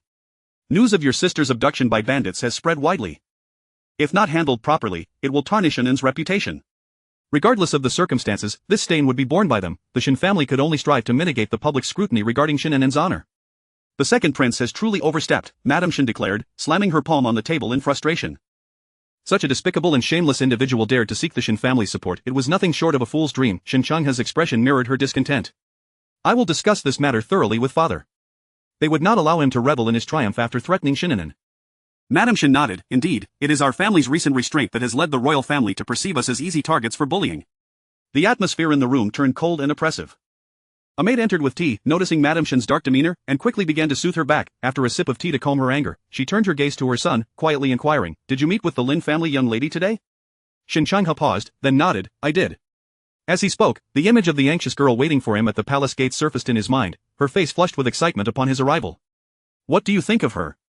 Shen An'an pressed his lips together, offering an honest assessment. "She is a very fine young woman. It was thanks to her that An'an was able to escape peril today." Madame Shen's expression softened, her eyes gleaming with genuine happiness. "I heard that she risked her life to evade the second prince's guards in order to save An'an.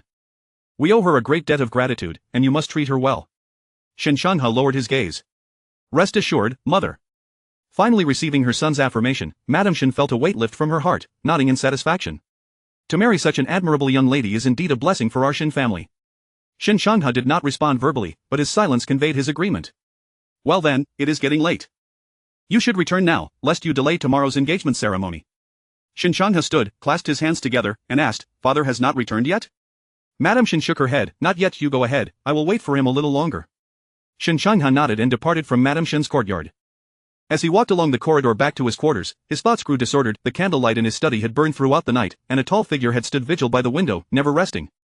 He contemplated Shen An'an's words, weighing his feelings for the two young women. The girl he had rescued from the water on the night of the Mid-Autumn Festival had been weak and pitiable.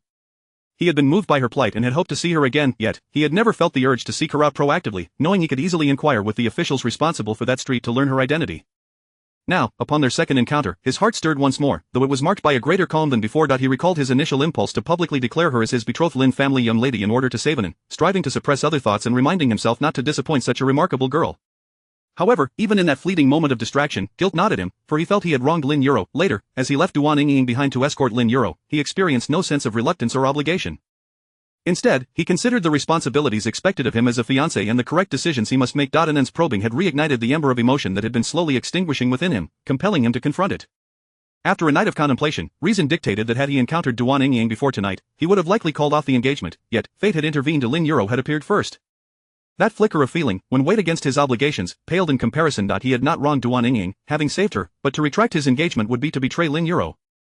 Despite the sense of obligation, Shen An'an felt no resentment in his heart. Daylight arrived swiftly, and it was not only Shen An'an who had lost sleep, but also Shen An'an, who had tossed and turned, pondering her brother's engagement to Lin Yuro. Ultimately, she concluded that her brother was a kind-hearted and principled gentleman. Even if he did not love her, he would not mistreat Lin Yuro, and Lin Yuro, being fully aware of the situation, would not be overly concerned. As long as she could walk through life together with him, why should she be fixated on love or its absence? Her thoughts, however, drifted to the events of that night within the second prince's residence, reflecting on Xiao Yuan's unusual behavior and his unhesitating surrender of the documents, which left her feeling particularly uneasy. It seemed that something was gradually slipping from her grasp, beyond her control. When Xiao Yuan returned to the prince's residence, Ling Chani was already waiting for him in the study. "Has the hero returned from rescuing the maiden?" Ling Chani remarked, sipping tea in a subdued tone. Xiao Yuan shot him a glance but said nothing, shedding his outer robe and handing it to Qingfeng before taking a seat at the desk. Ling Chani scrutinized him, a slight smirk playing on his lips. "After all that effort over the past half-month, you ended up with nothing." Leaning forward, he fixed his gaze on Xiao Yuan, his tone laced with reproach. "You sacrificed so much, and yet, did the Shen family young lady not even offer you a token of appreciation?" Xiao Yuan's hand, holding the teacup, stilled momentarily as he frowned, lifting his eyes to cast a sharp glare at Ling Chani, who immediately sat up straighter, his expression tinged with frustration. Having successfully toppled the second prince, they had been poised to bring him back soon, yet now it all seemed in vain. More importantly, Xiao Yuan's demeanor did not suggest any progress with the young lady, which only deepened Ling Chani's frustration. Rising to leave, he muttered, "Your memorial to the emperor will likely be numerous tomorrow. You should rest early to prepare for a battle of wits with the scholars." "Wait." Xiao Yuan called after him. "Don't sleep just yet. Before dawn, we still need to capture those bandits working with Xiao Zhe." Ling Chani furrowed his brow. "Haven't your men already gone? Their efficiency pales in comparison to yours. We need you to handle this before dawn." Ling Chani was at a loss for words. Capturing those people has little bearing on tomorrow's morning court assembly.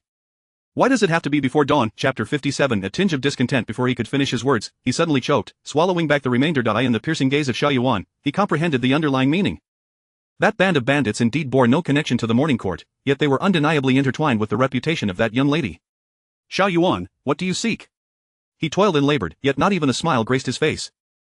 How had he never recognized that he was such a selfless benefactor? With his head bowed, Xiao Yuan began annotating the pile of documents on the desk, paying no heed to Ling Chani. Alas! Ling Chenyi sighed heavily, resigned to the fact that tonight would undoubtedly be a sleepless one.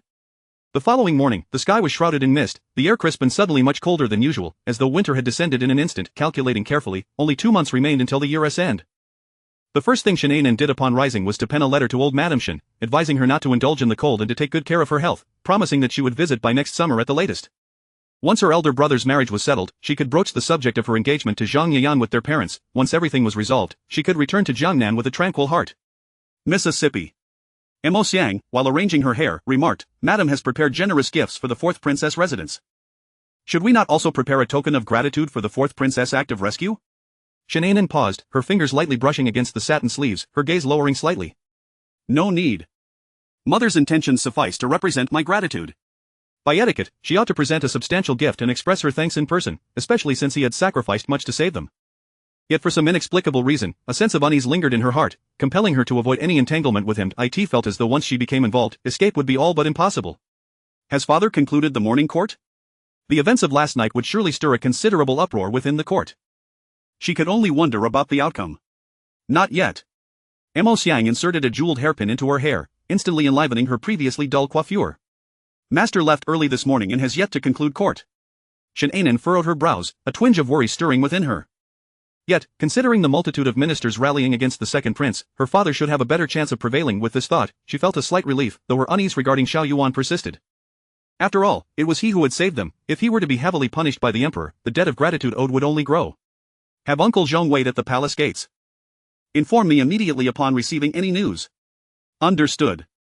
Mo Xiang promptly exited to instruct Mo Ran to make the necessary arrangements. Shen An'an rose and stepped outside, standing in the Haitang garden, where the sounds of bustling activity from within the estate still reached her ears.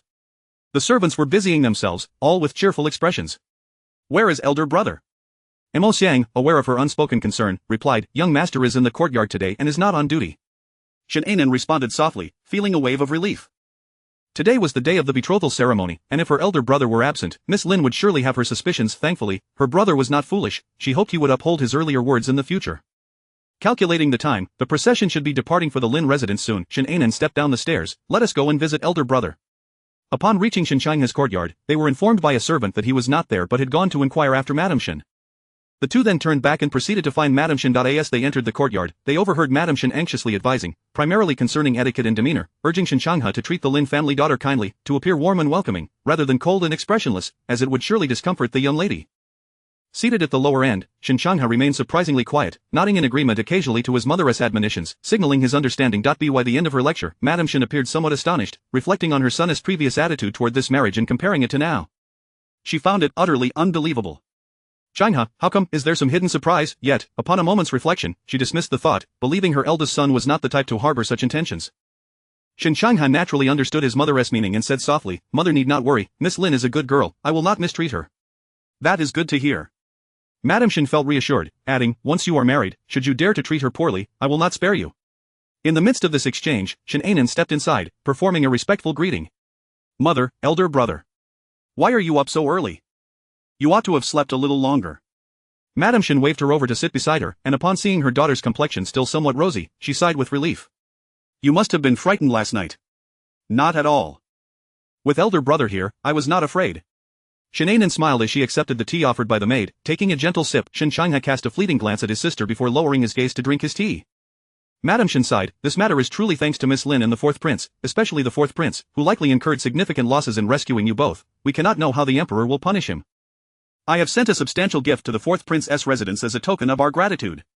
In comparison to the fourth prince's deeds, their gratitude felt pitifully inadequate. Shen An'an lowered her gaze, concealing the emotions that flickered in her eyes, responding softly. In her previous life, she had failed to recognize his benevolence, had she. The thought was fleeting, quickly suppressed by Shen An'an. She had merely benefited from Duan Mengming's favor, pondering why she should think further about it. She would remember this kindness and would repay it when the time came. Shenchangha, appearing to drink tea, subtly kept his gaze on Shen An'an's radiant face. Noticing her slight tremor of eyelashes and furrowed brow when she mentioned Xiao Yuan, he averted his gaze with indifference. Setting down his teacup, he said, "Mother, I shall go check on the preparations for the betrothal gifts. I have a few words to speak with An'an." Madame Shen glanced between her children, not pressing for further details, and readily agreed, leaving with a cheerful demeanor. Only the siblings remained in the room. Shen An'an, seizing the moment, stood up. "Shall we take a walk outside?" Shenchangha nodded, and the two siblings departed the courtyard, seeking refuge from the noise in the relatively quieter back garden's rockery. Beside the rockery lay an artificial lake, flanked by bare trees, and standing by the water's edge, the cold wind bit sharply. What did elder brother wish to discuss? Shen An'an stepped closer to shield her from the chill. I wanted to inquire, An'an, what precisely is your grievance with the fourth prince? Shen An'an was taken aback, looking up at Shen An'an, puzzled by his sudden inquiry. Shen An'an continued, you seem to harbor an inexplicable animosity toward the fourth prince. Is it due to your aunt's wish for you to marry him, while your heart belongs elsewhere? Unsure how to respond, Shen An'an hesitantly nodded, Shen An'an's deep gaze was fixed upon her, yet, elder brother believes that your feelings for that scholar are not particularly strong. At most, it seemed to be mere admiration rather than genuine affection. Feeling exposed, Shen An'an averted her gaze from Shen An'an's penetrating eyes. An'an, did you choose Zhang Yang because you were unwilling to marry the fourth prince and wished to leave the capital? Though framed as a question, Shen An'an's tone was grave, as if he held certainty. No, Shen An'an immediately denied, I like him. Suppressing her unease, she met Shen An'an's gaze directly, I genuinely like Zhang Yang. My feelings for him are unrelated to anyone or anything else. Is that so? Indeed. Shen An'an nodded without hesitation. She could not afford to admit otherwise. Given her brother's temperament, he would never consent to her marrying Zhang Yang again. With each passing day in the capital, her anxiety intensified, especially after each encounter with Xiao Yuan. The feeling grew more acute, as if something was gradually slipping from her grasp. Had it not been for this unforeseen incident, Xiao Yuan would undoubtedly rise to power in the court, solidifying his position as the future emperor of the realm. With the imperial consort's backing, she could not remain, nor could she afford to leave any potential threats for herself or the Shen family. Shen An'an's gaze shifted from Shen An'an's unwavering eyes to the lake's center, where he remained silent for a long while before softly recounting the events that transpired at the second princess residence last night. Shen An'an felt a chill wash over her, as if something had exploded in her mind, leaving her standing frozen for a moment. How could this be, she murmured, shaking her head. How could Xiao Yuan possibly act to save her? The scenes her brother described were beyond her belief. The cold-hearted, indifferent man would lose control for her. Perhaps it was for Duan Mengmeng. Shen An'an bit her lip tightly, replaying the events of her past life in her mind, and her heart settled slightly. It was possible he acted so boldly because he knew Duan Mengmeng was inside, risking everything to gather troops from the south camp. Yet, her brother spoke with such certainty. Shen An'an felt a swirl of confusion within. Though I have not experienced it myself, as a man, I can see clearly. He turned to face Shen An'an. An'an, the fourth prince is incredibly shrewd. If he truly has feelings for you, escaping from under his watchful eye will not be easy. Yet if you genuinely care for that scholar, after today, I shall speak with father to expedite your marriage and send you away. As for everything else, with the Shen family's support, he would repay the favor himself. Shen An'an nodded absently, her heart a tumult of emotions. Xiao Yuan's feelings for her were something she had never imagined, and she deemed it impossible. Could it be that she had altered the course of her past life, thus changing the intricacies of their relationship? Suddenly, the words of Master Wanyin echoed in her mind, and cold sweat surged down her back. Could it be that they would once again become entangled in a different manner? No, it must not happen. The siblings fell into a contemplative silence. Shen An'an steadied her emotions and spoke again. There is something I wish to ask you to investigate, the sooner the better. Speak. Shen An'an furrowed her brow. I want to investigate Zhang Yang's family background. He mentioned having an older sister and a younger sister, and I wish to know the specifics. Despite Zhang Yang's repeated assurances of no engagement, she trusted his character, yet felt it prudent to verify. After all that had transpired, she understood the importance of knowing a person's true nature. He has an older sister? Shen An'an expressed surprise. According to the records he had reviewed, Zhang Yang had only a younger brother and sister, with no mention of an older sister. Yes, he mentioned recently that he has an older sister who is soon to be married. Shen An'an nodded. Very well, I will dispatch someone to investigate immediately. Shen An'an nodded in agreement. A servant approached, reporting that the hour was late and the betrothal procession was ready to depart. As Shen An'an turned to leave, Shen An'an hesitated for a long moment before calling out to him. There is one more thing I feel is necessary to tell you, elder brother. Shen An'an turned to look at her, clearly waiting for her to speak. Shen An'an lightly pressed her lips together, her voice soft and slow. It concerns Miss Duan. I was aware from the beginning that the person you rescued was her. Shen An'an's eyes darkened, and he remained silent. The reason I did not mention it is that I do not believe she is suitable for you. Of course, this is merely my personal opinion, and I have no intention of obstructing your relationship with her. She had always held a laissez-faire attitude, yet the events of yesterday led her to believe that the young lady was far from the pitiable and fragile persona she presented. Initially, the second prince's captives did not include her. She voluntarily approached the second prince's residence upon realizing that the person in the carriage was not Duan-san. She stated that the Duan family's rules and etiquette were strict, and she could not spread the word about Duan-san's capture, hence she did not seek help. But she must have known the second princess' intentions toward Duan Mengmeng and what fate awaited her if she remained in the second princess' residence. Thus, whether it was truly a matter of adhering to the rules or a long-suppressed desire for revenge, Shen An'an believed her brother would have his own considerations. Certainly, there was nothing wrong with confronting someone who had long bullied her, yet the masked behavior and pretensions of grandeur were far from admirable, starkly contrasting with the gentle and demure girl her brother envisioned. Shen An'an understood the implied warning in his sister's words, standing there in silence for a while before finally resuming his steps, responding with a faint as he turned to leave. In truth, it did not matter to him what kind of person that young lady was, she would no longer have any bearing on his life moving forward, even if he had once been moved, he would not descend into the madness of those tragic tales of love. Love and affection were merely optional, responsibility and duty were what a man ought to bear throughout his life. Madame Shen had already prepared everything, the lengthy line of betrothal gifts formed a magnificent spectacle at the Shen residence's entrance. As Shen An'an approached the corridor, a servant suddenly whispered, "Young master, isn't your attire somewhat unsuitable?" Shen An'an glanced down at his moon-white brocade robe, frowning slightly before turning back into the courtyard to change into a dark red outfit before finally stepping outside. The Lin residence was similarly bustling, with young ladies in the elegantly adorned boudoirs eagerly awaiting their suitors. She checked her reflection in the bronze mirror, feeling somewhat reassured each time she heard her maids and matrons offering compliments. "Has young Master Shen arrived?" "Not yet." The matron smiled brightly. "Do not fret, my dear. The auspicious hour has yet to arrive, and your future husband is likely timing his arrival as well." Lin Yuru's face flushed crimson, and she nodded slightly, her heart a mix of joy and anxiety. Yet, she thought to herself that since he had promised to come, he would surely do so. Countless days and nights ahead, she would accompany him, and eventually, she would help him forget the person who occupied his heart. Miss. The procession from the Shen residence has set off, the betrothal gifts stretch for an entire street. How grand. A young maid rushed in, brimming with excitement. "Do not speak nonsense." Lin Yuru shot a playful glare at the maid, her bashfulness causing her to lower her gaze, her cheeks flushed a deep shade. Chapter 58 Missed Opportunity. Shen An'an rode majestically atop a tall steed, leading the procession in a flowing dark red brocade robe, his countenance both stern and ethereal. Behind him, the clamor of drums and gongs filled the air, rivaling the festive atmosphere of a wedding. A lengthy procession drew the attention of many townsfolk, who paused to whisper about the fortunate young woman soon to become the bride of the Shen family. At a corner, a carriage bearing the Duan family insignia came to a halt, its curtains drawn back high. A young woman peered out, her misty eyes fixated on the imposing figure seated on horseback. Emotion surged within her, a tumultuous sea of complex feelings, as tears streamed uncontrollably down her cheeks, bitter and sorrowful. Had she been a touch braver that day, the fortunate bride of the Shen family might well have been her. That formidable man would have, like that faithful knight, sheltered her for a lifetime, and no one from the Duan family would ever dare to belittle or humiliate her again. Shen An'an, sharp-eyed, sensed a gaze upon him and furrowed his brow slightly, turning abruptly to look. His eyes met a face, delicate and tear-streaked, reminiscent of a pear blossom drenched in rain. She leaned against the carriage window, her expression one of anguish, and upon meeting his gaze, she froze, sitting up straight as if uncertain of how to proceed. Yet, she could not help but steal another glance at him, her eyes pleading, tears cascading down her cheeks. Shen An'an's pupils contracted, and instinctively, his grip on the reins tightened, only to relax slowly moments later. With a slight frown, he averted his gaze, his tall figure and the lengthy procession disappearing around the bend.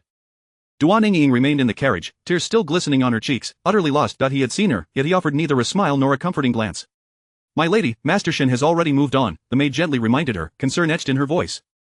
Duan Ying hung her head, tears dripping down like raindrops, her handkerchief nearly twisted to shreds. "Let us go to the Shen residence." Shen An'an frequently sent someone to the front courtyard to inquire about news, eagerly awaiting Shen Wen's return to learn of the happenings in the palace. The book in her hands lay untouched, her mind restless, stirred by Shen An'an's words. "My lady," Mo Xiang announced as she entered, "the second young lady of the Duan family has arrived, wishing to see you."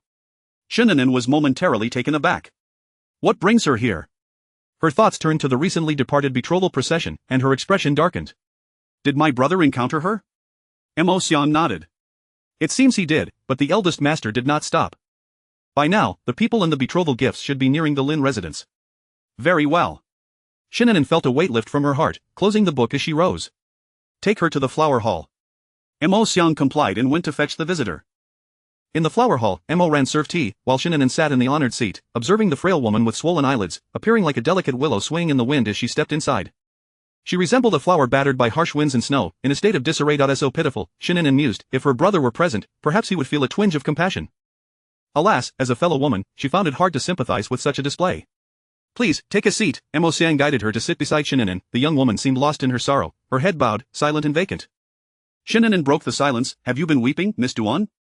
Duan Ying pressed her lips together, remaining mute. Shen An'an smiled faintly. With such a countenance gracing my Shen residence, one might think something dire has transpired. Her brother had made no promises. Why then did she arrive on her betrothal day looking so distraught, as though he had been the heartless one? Duan Ying hastily wiped away her tears. No, it's not intentional. I merely suddenly recalled last night and felt a bit anxious. Shen An'an raised her hand. Miss Duan, please have some tea. Duan Ying nodded, dazed, and lifted the teacup from the table, taking a sip. The atmosphere grew heavy with silence as she steadied her emotions before speaking softly. I came today at the behest of my third sister, to retrieve a painting. Her maid promptly produced a stack of silver notes and handed them to Mo Xiang. These are the 2,000 taels that Miss Shen requested during the banquet. Shen An'an regarded the silver notes, her lips pursed, momentarily at a loss for words. How to articulate the bewilderment she felt at this moment. After last night's events, Duan Mengmeng showed no signs of despair, recovering swiftly, which truly left one astonished. Mo Xiang, fetch the painting. Mo Xiang hesitated, casting a glance at Shen An'an, knowing the fourth prince had just rescued the young lady. Was it wise to comply? Yet Shen An'an was reminded of Shen Qianghe's caution. If Xiao Yuan truly harbored intentions, it was better to sever ties early. She could always reimburse him the 2,000 taels. Very well. Mo Xiang understood her resolve and departed for Haitang Garden to retrieve the painting. Duan Yingying remained silent, and Shen An'an too chose not to speak. The day felt interminably long, and she found her last remnants of goodwill towards Duan Yingying slowly dissipating. It was no wonder Duan Mengmeng held her in disdain. Any young lady would likely resent someone who perpetually wore a victim's countenance, as though the world owed her a debt of sympathy. Before long, Mo Xiang returned with the painting and handed it to Duan Yingying's maid. Then I shall not trouble you any further, Miss Yingying. Shen An'an nodded. Travel safely. I shall not see you off. As Duan Yingying rose to leave the flower hall, she suddenly halted, biting her lip as she turned back, her voice barely above a whisper. I have one question for you, Miss Shen. Speak. Tears glimmered in Duan Yingying's eyes. When did your elder brother begin discussing a betrothal? Shen An'an raised an eyebrow, meeting her steady gaze without concealment. A month ago. That was after the Mid-Autumn Festival. Duan Yingying's heart plummeted, her fingers curling into a tight fist. Miss Shen, you have known all along that I was the one from that night, have you not? Shen An'an's expression remained indifferent. I have. Duan Yingying's tears cascaded down, and she hastily wiped them away, turning on her heel to leave without another word. Once she boarded her carriage and departed from the Shen residence, she could no longer suppress her sobs. My lady, her maid said softly, wiping her tears, Miss Shen must have known that your heart belonged to Master Shen, yet she chose to remain silent. Otherwise, perhaps you and Master Shen would not have missed this chance. Duan Yingying lowered her head, her tears soaking her dress. Memories of their fateful encounter at Shangjuwei Temple flooded her mind, when she had held the fortune slip for love, chatting joyfully with her. How she must have mocked and scorned her naivety and foolish wishful thinking. In her heart she had said nothing, watched her with hope, then witnessed her disappointment and pain, even playing matchmaker for Master Shen and Lin Yuruo. What had she done to offend her so deeply? Duan Yingying's fingers gradually clenched into a fist, her lower lip bitten until it bled, yet she remained oblivious. Shen An'an only withdrew her gaze after watching Duan Yingying's figure disappear from sight, returning to Haitang Garden. My lady, do you think Miss Duan will come to resent you? Shen An'an reclined casually on the soft couch, responding with a mere without elaborating further. To her, the feelings of someone inconsequential mattered little. Shen Qianghe was her most respected elder brother, and she would never allow a woman like Duan Yingying to wed him. While the Lin family daughter was composed and reserved, concealing her brilliance, she and her brother supported each other, their schemes transparent and aboveboard. In stark contrast, Duan Yingying was adept at disguise, resembling a venomous serpent lurking in the shadows, her innocent facade belying a treacherous heart. To speak bluntly, her demeanor did not reflect that of a noble daughter, but rather that of a cunning concubine, appearing pure and benevolent before her father while plotting against others behind their backs. After a brief moment, Mo Ran entered, holding a letter. My lady, a message from the kitchen maid.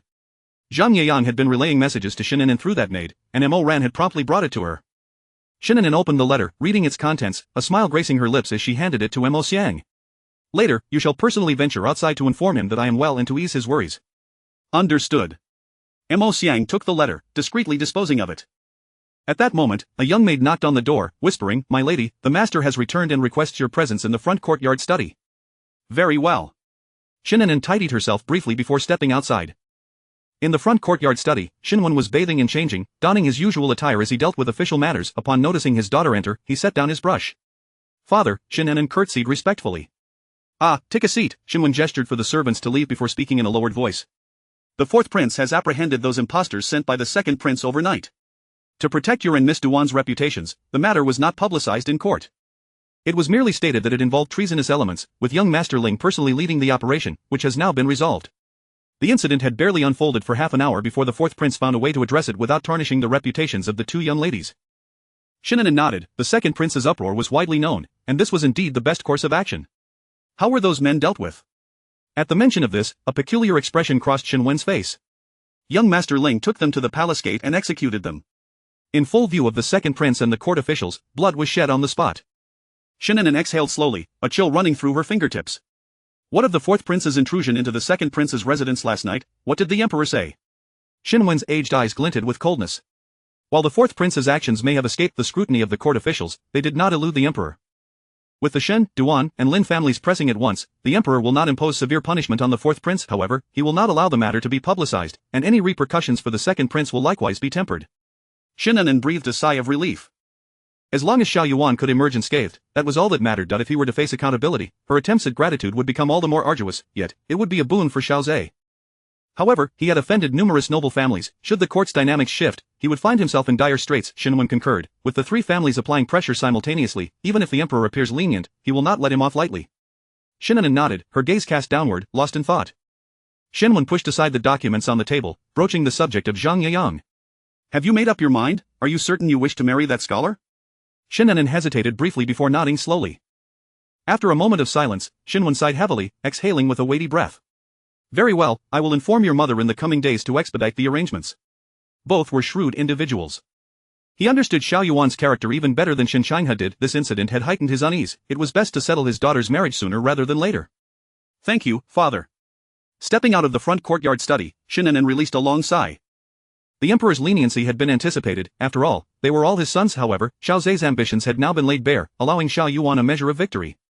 My lady, Uncle Zhong has returned. Shen An'an hurried back to Haitang Garden. Uncle Zhong waited in the flower hall. My lady. Shen An'an waved her hand. What news? Is the fourth prince safe and sound? Uncle Zhong shook his head. The emperor kept the second and fourth princes together in the imperial study for a good half hour before they emerged. Both received their share of punishment, but it seems the fourth prince's injuries are less severe. The fourth prince left the palace on his own, while the second prince was carried out. Upon hearing this, Shen An'an understood that the officials in charge of the punishment were skilled. They could inflict severe wounds without causing lasting harm, or vice versa, depending on the emperor's intentions. That scoundrel has escaped unscathed, she muttered. Uncle Zhong lowered his head, pretending not to hear the lady's disdain for the second prince. As Xiao Yuan exited the palace, Ling Qianyin awaited him in the carriage, quickly hopping down to assist him. Are you all right? Xiao Yuan's lips appeared pale, and he shook his head slightly. Ling Qianyin helped him into the carriage, his concern gradually shifting to jest. You risked life and limb for a damsel in distress, yet that girl from the Shen family doesn't even bother to visit you. How heartless of her. Xiao Yuan's pallor deepened, casting a cold glare at Ling Qianyin. Visit him, as long as she did not confront him with animosity, he would consider the ordeal worthwhile. Simultaneously, the second prince, Xiao Zhe, emerged from the palace, albeit being carried out by palace attendants. His expression was far worse than Xiao Yuan's. The sedan chair and carriage passed each other, their curtains half-drawn. Xiao Zhe's resentful and venomous gaze fixated on Xiao Yuan, his fists clenched tightly, beads of cold sweat dotting his forehead. Xiao Yuan merely glanced at him before averting his gaze once more. 30 strokes of punishment would not be sufficient to settle their grievances. It was impossible to simply let it go. As the coachman cracked the whip, they gradually departed from the palace path. What a missed opportunity to take down Xiao Zhe. What are your plans now? Ling Qianyin inquired. Xiao Yuan's expression remained unchanged. I shall seek another chance. That sounds easy enough, Ling Qianyin lamented heavily, still regretting the lost opportunity to topple Xiao Zhe. Senior brother. A clear voice suddenly rang out. Ling Qianyin lifted the carriage curtain to peek outside, a smile gracing his lips. Your little junior sister has come to visit you. How rare it is to find someone with a heart. Xiao Yuan cast a glance, his brow furrowing slightly. Those who ought to come did not, while those who should not only served to vex him. Duan Mengmeng, oblivious to the impatience in Xiao Yuan's eyes, hastily disembarked from her carriage and rushed over. Xiao Yuan intended to instruct the coachman to continue driving, but his attention was drawn to the scroll of paintings clutched in Duan Mengmeng's arms, causing his pupils to contract sharply. Chapter 59. The Tea Party Master. Duan Yingyan glanced at the palace attendants stationed around, quickly altering her words, her eyes glistening with unshed tears as she inquired, Fourth Prince, I have heard that you have been punished. Is your injury of any concern? Xiao Yuan remained silent, his dark eyes broodingly fixed on the object cradled in Duan Mengmeng's arms. Ling Qianyin followed his gaze, his brow twitching in agitation. Was that not the auspicious gift his mother had presented to the young lady of the Shen family? How could it possibly be in Duan Mengmeng's possession? Fourth Prince, Duan Mengmeng, intimidated by Xiao Yuan's frosty demeanor, instinctively took a step back. Ling Qianyin quickly interjected, Is that a painting you hold, Miss Duan? At the mention of the painting, a flicker of apprehensive delight appeared on Duan Mengmeng's face, and she nodded earnestly. Indeed. Before Ling Qianyin could pose another question, she eagerly continued, The other day at the second prince's banquet, the young lady of the Shen family expressed her disdain for this painting and offered to sell it for 2,000 taels of silver, so I decided to purchase it. With that, a hint of regret crossed her features. Fourth Prince, I hope you won't take offense. This painting will be cherished just the same in my possession. I have spent all my savings on it, but acquiring this piece is truly worthwhile. Her eyes sparkled with affection as she gazed at Xiao Yuan, though her smile gradually faded under the chill of his icy gaze. Fourth Prince, Xiao Yuan's expression darkened further, his fist clenched tightly within his sleeve, the physical pain he endured overshadowed by the fury swelling within his heart. How could that woman harbor such disdain for him? With a violent swish, the carriage curtain was drawn shut, and Xiao Yuan's cold voice commanded the driver, return to the manor. Fourth Prince, Master, Duan Mengmeng stood dazedly watching the carriage pull away, stumbling forward a couple of steps. Once the carriage had vanished completely, her previously innocent expression morphed into a sly smirk, a hint of mockery dancing in her eyes. The atmosphere within the carriage was thick with tension. Even Ling Qianyin sat quietly in a corner, fearing that a misplaced word might provoke the wrath of the man beside him. After a prolonged silence, Xiao Yuan suddenly inquired in a chilling tone, "Did Shen Changhe go to propose today?" "Yes," Ling Qianyin replied, striving to keep his responses to a minimum. As anticipated, Xiao Yuan's countenance darkened further. "Have the people sent to Jiangnan returned?" Ling Qianyin replied, "They returned a few days ago, but I did not deliver the news, seeing that you were occupied." At this moment, the driver called out, "Fourth Prince, young Master Ling, we've arrived." Xiao Yuan stepped down from the carriage, with Ling Qianyin trailing behind him as they made their way to the front courtyard study. Inside the study, Qing'an presented tea and then stepped aside to await further instructions. Xiao Yuan seated himself behind the desk, perusing the letters sent from Jiangnan, his wrist resting against the table's edge, his eyes narrowing slightly. "When did he acquire an elder sister?" Ling Qianyin furrowed his brow. "I distinctly remember him mentioning only a younger sister during the Mid-Autumn Festival at the tavern. Yet the letter states that his sister is 6 years his senior. It is plausible that she was adopted by the family. There should be no issue there," Xiao Yuan remarked, placing the letter on the desk and gazing intently at its contents. "So, your assumption of no issue is merely speculation?" Ling Qianyin's expression stiffened momentarily. "An elder sister aged 6 years, surely there can be no hidden motives involving Zhang Yeyang?" Xiao Yuan's steady gaze met his expression betraying no emotion, yet Ling Qianyin immediately responded, "I will dispatch someone to investigate his hometown at once." Only then did Xiao Yuan nonchalantly avert his gaze, prompting Qing'an to step forward and collect the letter for destruction. "However, it is unlikely that we will uncover much, considering his sister is on the verge of marriage," Xiao Yuan stated. "Let us speak only with evidence," Ling Qianyin replied, pursing his lips and nodding in agreement. "Oh, by the way, Li Huayan has been monitoring that scholar and discovered that he sent a letter to the young lady of the Shen family through a cook today." "And then?" "Then, the young lady's maid, Ma Xiang, personally left the residence to meet him at the tavern. What transpired during their conversation remains unknown." Xiao Yuan picked up an official document and began annotating it, his expression as tranquil as still water. Ling Qianyin was somewhat taken aback by his composure at that moment. "If there are no further matters, I shall take my leave." Xiao Yuan buried himself in the paperwork, muttering, "Within 3 days, ensure that the situation in Jiangnan is thoroughly investigated." 3 days, that barely accommodates the time for messages to be exchanged. Xiao Yuan raised his gaze, and before he could speak, Ling Qianyin swiftly replied, "All right, I understand, I will expedite the process." Only then did Xiao Yuan lower his gaze once more to continue his annotations. Ling Qianyin sighed heavily as he exited the fourth prince's residence. The engagement ceremony between the Shen and Lin families proceeded smoothly. The two families exchanged invitations and awaited the auspicious date to finalize the marriage. Madame Shen was elated and began planning a visit to the temple the following day to establish the wedding date, hoping to welcome the bride into their home sooner, thereby easing her own burdens. "Marriage is not urgent. We should prioritize settling your sister's marriage first," Shen Changhe remarked softly. At the mention of this, Madame Shen's smile faltered. Marrying a new daughter-in-law was a vastly different sentiment than marrying off a daughter. The joy she had felt moments ago was now replaced with distress. Moreover, she was not particularly fond of that scholar, yet for reasons unknown, both her son and husband seemed to approve and were urging her to finalize the arrangement quickly, leaving her puzzled as to their haste. "An'an, what do you think?" Madame Shen turned to her daughter, Shen An'an. "I shall follow whatever mother decides," Shen An'an replied, feigning shyness. Madame Shen sighed again, realizing that, despite her daughter's claims of obedience, she truly wished to expedite matters. "Indeed, a daughter must not be kept too long." "Very well, if you all agree, let us proceed with the arrangements," she declared. Shen An'an breathed a sigh of relief, her gaze inadvertently meeting her elder brother's deep-set eyes, causing her to lower her head shyly. "Once your engagement is settled, mother will return to the temple to have Master Wenyin calculate 2 auspicious dates for your marriage. At that point, mother's responsibilities will be fulfilled." To this, the siblings had no objections. Madame Shen furrowed her brow. The news of An'an's prior acquaintance with that scholar must not reach the outside world. "If we hastily finalize the engagement, others will inevitably grow suspicious. How about this? I shall discuss with your father about inviting those esteemed scholars known for their talents, and host a banquet under the pretext of selecting a suitor for An'an. We can arrange for that scholar to make a notable appearance, thus preventing any gossip from circulating." Shen Changhe nodded in agreement. "That seems acceptable, but if we invite them, we cannot neglect the noble families. It would be quite scandalous for the prestigious Shen family to be seen courting a low-born suitor." "Then let us invite them all," Madame Shen decisively stated. "You shall oversee the male guests. I trust there will be no missteps." After all, with their daughter of a certain age, hosting a banquet to select a husband was a common practice among noble families. Shen Changhe nodded in acquiescence. Seeing that all three were in agreement, Madame Shen promptly instructed her attendant to inform the steward to make the necessary arrangements and send out invitations. Once everything was settled, Madame Shen finally inquired, "Here, how did your interaction with the young lady from the Lin family go yesterday?" "Everything was fine," Shen Changhe replied.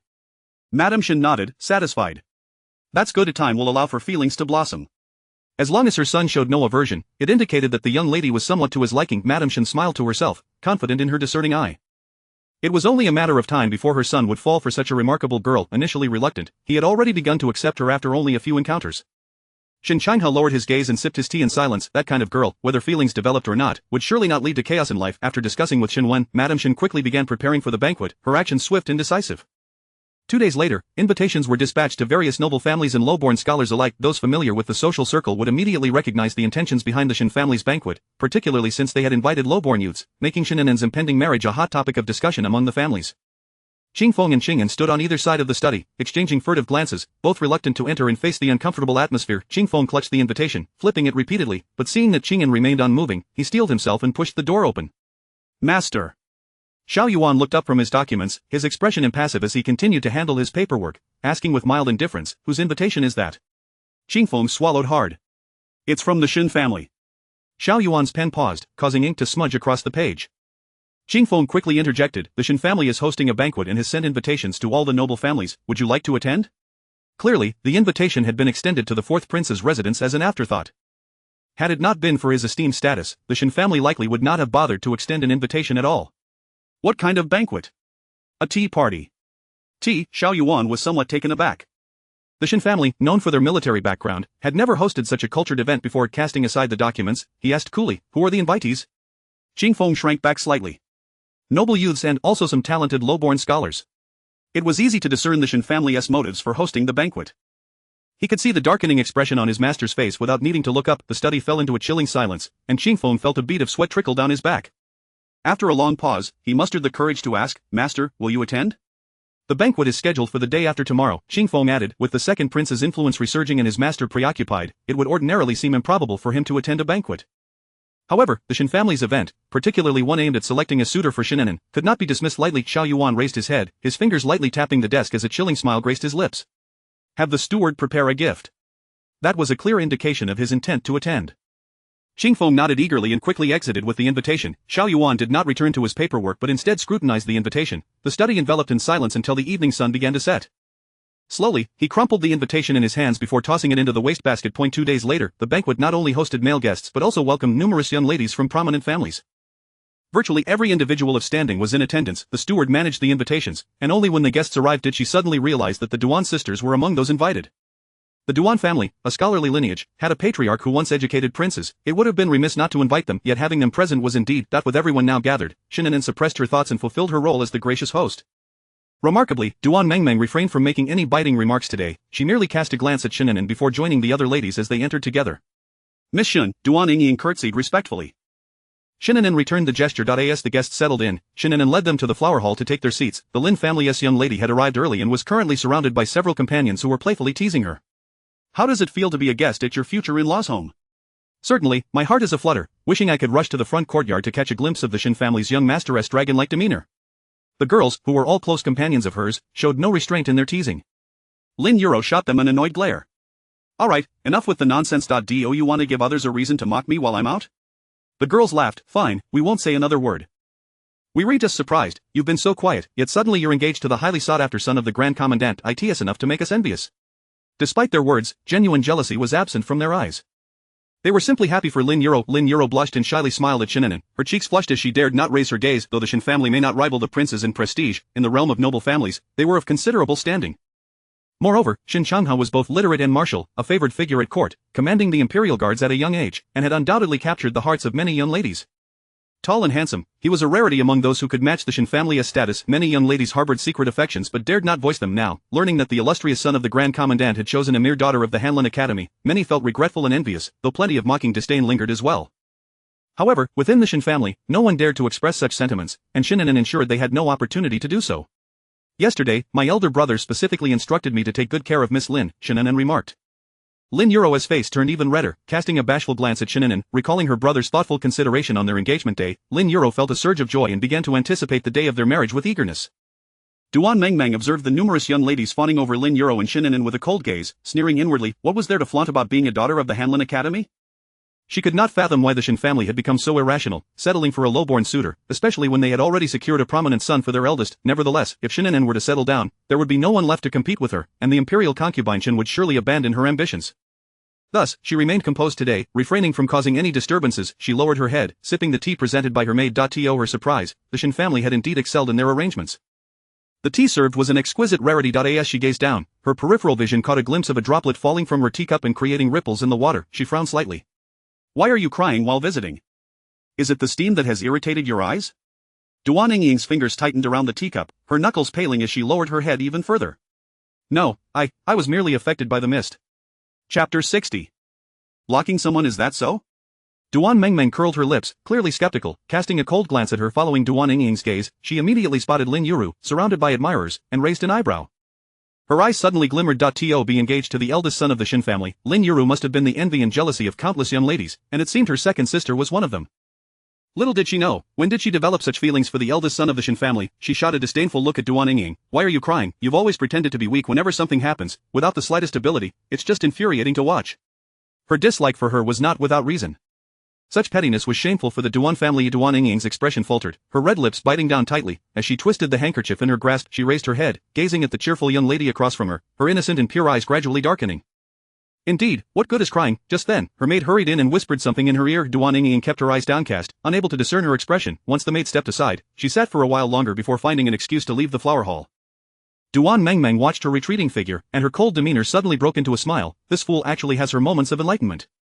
She lifted her gaze to the oblivious Shen An'an and the conversing Lin Yuru not far away, sneering softly before gracefully lowering her head to sip her tea. After all, she was her biological sister. It wouldn't hurt to lend her a hand later. Duan Yingying had walked quite a distance away from the flower hall when her maid spoke up. I've gathered all the information. Young Master Shen is responsible for hosting the male guests today and will pass by the lakeside pavilion shortly. If you wait there, you might have a chance. Duan Yingying bit her red lip tightly, her face filled with struggle. After a moment, she suddenly turned around and said softly, let us forget it. After all, this is the Shen residence. Blocking him on the way would not be good, and young Master Shen is a man of integrity. If he finds out, he might not be pleased. She began to walk away, but the maid grasped her wrist. Oh, my dear young lady, how can you still worry about those rules and etiquette at such a time? Have you forgotten what the third young lady just said? And Lin Yuru, having secured a marriage with the Shen family, is basking in the limelight, envied by many young ladies. This is your only chance to turn your fortunes around. Besides, you and young Master Shen are already acquainted, and there is a life-saving bond between you. Are you truly willing to give up just like that? Tears welled up in Duan Yingying's eyes once more. She was naturally unwilling to let go, especially since she had clearly sensed young Master Shen's feelings for her during the Mid-Autumn Festival. However, at that time, she had been concerned about her reputation, fearing that revealing their names would entangle her with Shen Changhe due to the life-saving debt, hence her hesitation. Had she known his identity back then, she would have seized this opportunity without hesitation. My lady, you must think this through. If you miss today, you may never have another chance. Duan Yingying's fingers slowly curled into a fist as she turned to look at the stone path leading to the lakeside pavilion. A lifetime of happiness must be fought for. If young Master Shen still harbored feelings for her, perhaps his engagement to Lin Yuru was merely a matter of parental arrangement. Let us go. She resolutely stepped onto the stone path. Meanwhile, the young ladies surrounding Lin Yuru had finally dispersed. Shen An'an was busy attending to the various young ladies and could not continuously accompany her. Duan Mengmeng finished her cup of tea and leisurely rose to approach Lin Yuru. Although Lin Yuru had never been on good terms with her, she made an effort to restrain her dislike since they were in the Shen residence. Third young lady Duan, do you have something to discuss? Duan Mengmeng sat down beside her, beaming. Oh, it's nothing much, just quite surprised. Miss Lin, you've always been so proud and lofty, how could you possibly be engaged to the son of the Shen family? She tilted her head slightly. I thought Miss Lin was above such matters, not one to cling to power and wealth. What do you mean by that? Lin Yuru's expression tightened, her eyes turning icy. I mean nothing. Duan Mengmeng chuckled lightly. I'm merely curious how you can accept a man who has feelings for someone else as your husband. Watching Lin Yuru's complexion gradually pale, Duan Mengmeng felt an immense satisfaction within. What is wrong? Could it be that all your past airs of superiority were merely an act? Lin Yuru's fingers clenched tightly, digging into her palm, coldness creeping up her spine as her body trembled slightly. The sensitivity buried deep within her was easily provoked, leaving her engulfed in panic and embarrassment. She raised her gaze to the area where the Duan sisters were seated, and indeed, the second young lady Duan was absent. Her expression darkened instantly, becoming even paler. Regardless, I am bound by my parents' will and the matchmaker's words. I have received formal engagement gifts, which is far better than you, third young lady Duan, who has longed for someone for so many years but remains completely unrelated. You Duan Mengmeng despised Lin Yuru's tongue, which never failed to strike back, delivering sharp blows to her core. Even more infuriating was her innocent and benign appearance. Everyone praised her for being gentle and obedient, and even when she delivered barbs, she remained unfazed, her smile unwavering. When young Master Shen calls off the engagement, Miss Lin, do remember not to hide under the covers and weep. With a flick of her sleeve, she returned to her seat, having achieved her purpose and feeling no need to continue the verbal spar. Lin Yuru let out a cold snort, yet, no matter how strong her facade, she could not suppress the anxiety gnawing at her heart. She paid no mind to the envy of other young ladies. It was solely the second young lady Duan who unsettled her and filled her with dread. Did Duan Mengmeng know the history between young Master Shen and the second young lady? Or were the two genuinely in love with each other? Was she merely an obstacle? The more she thought, the more restless she became, and Lin Yuru struggled to maintain her calm as she also rose to leave the flower hall. Duan Mengmeng's lips curled slightly as she took a delicate sip of tea. Her good sister would surely thank her for her assistance this time. When Shen An'an finished conversing with several young ladies and turned around, she noticed Lin Yuru had left the flower hall at some point. She tilted her head to question a nearby maid. The maid frowned and said, "Miss Lin mentioned feeling a bit stifled and wanted to take a stroll. She and the second young lady Duan left not long ago." Upon hearing this, Shen An'an realized that Duan Yingying was also missing, and her brows knitted together in concern. "Go outside and look for them. Report back immediately if you find anything." "Yes." The maid promptly exited. Shen An'an pondered for a moment before summoning another maid. "Go to the front courtyard and check if my brother is there. No need to make a fuss, just report back to me." "Yes."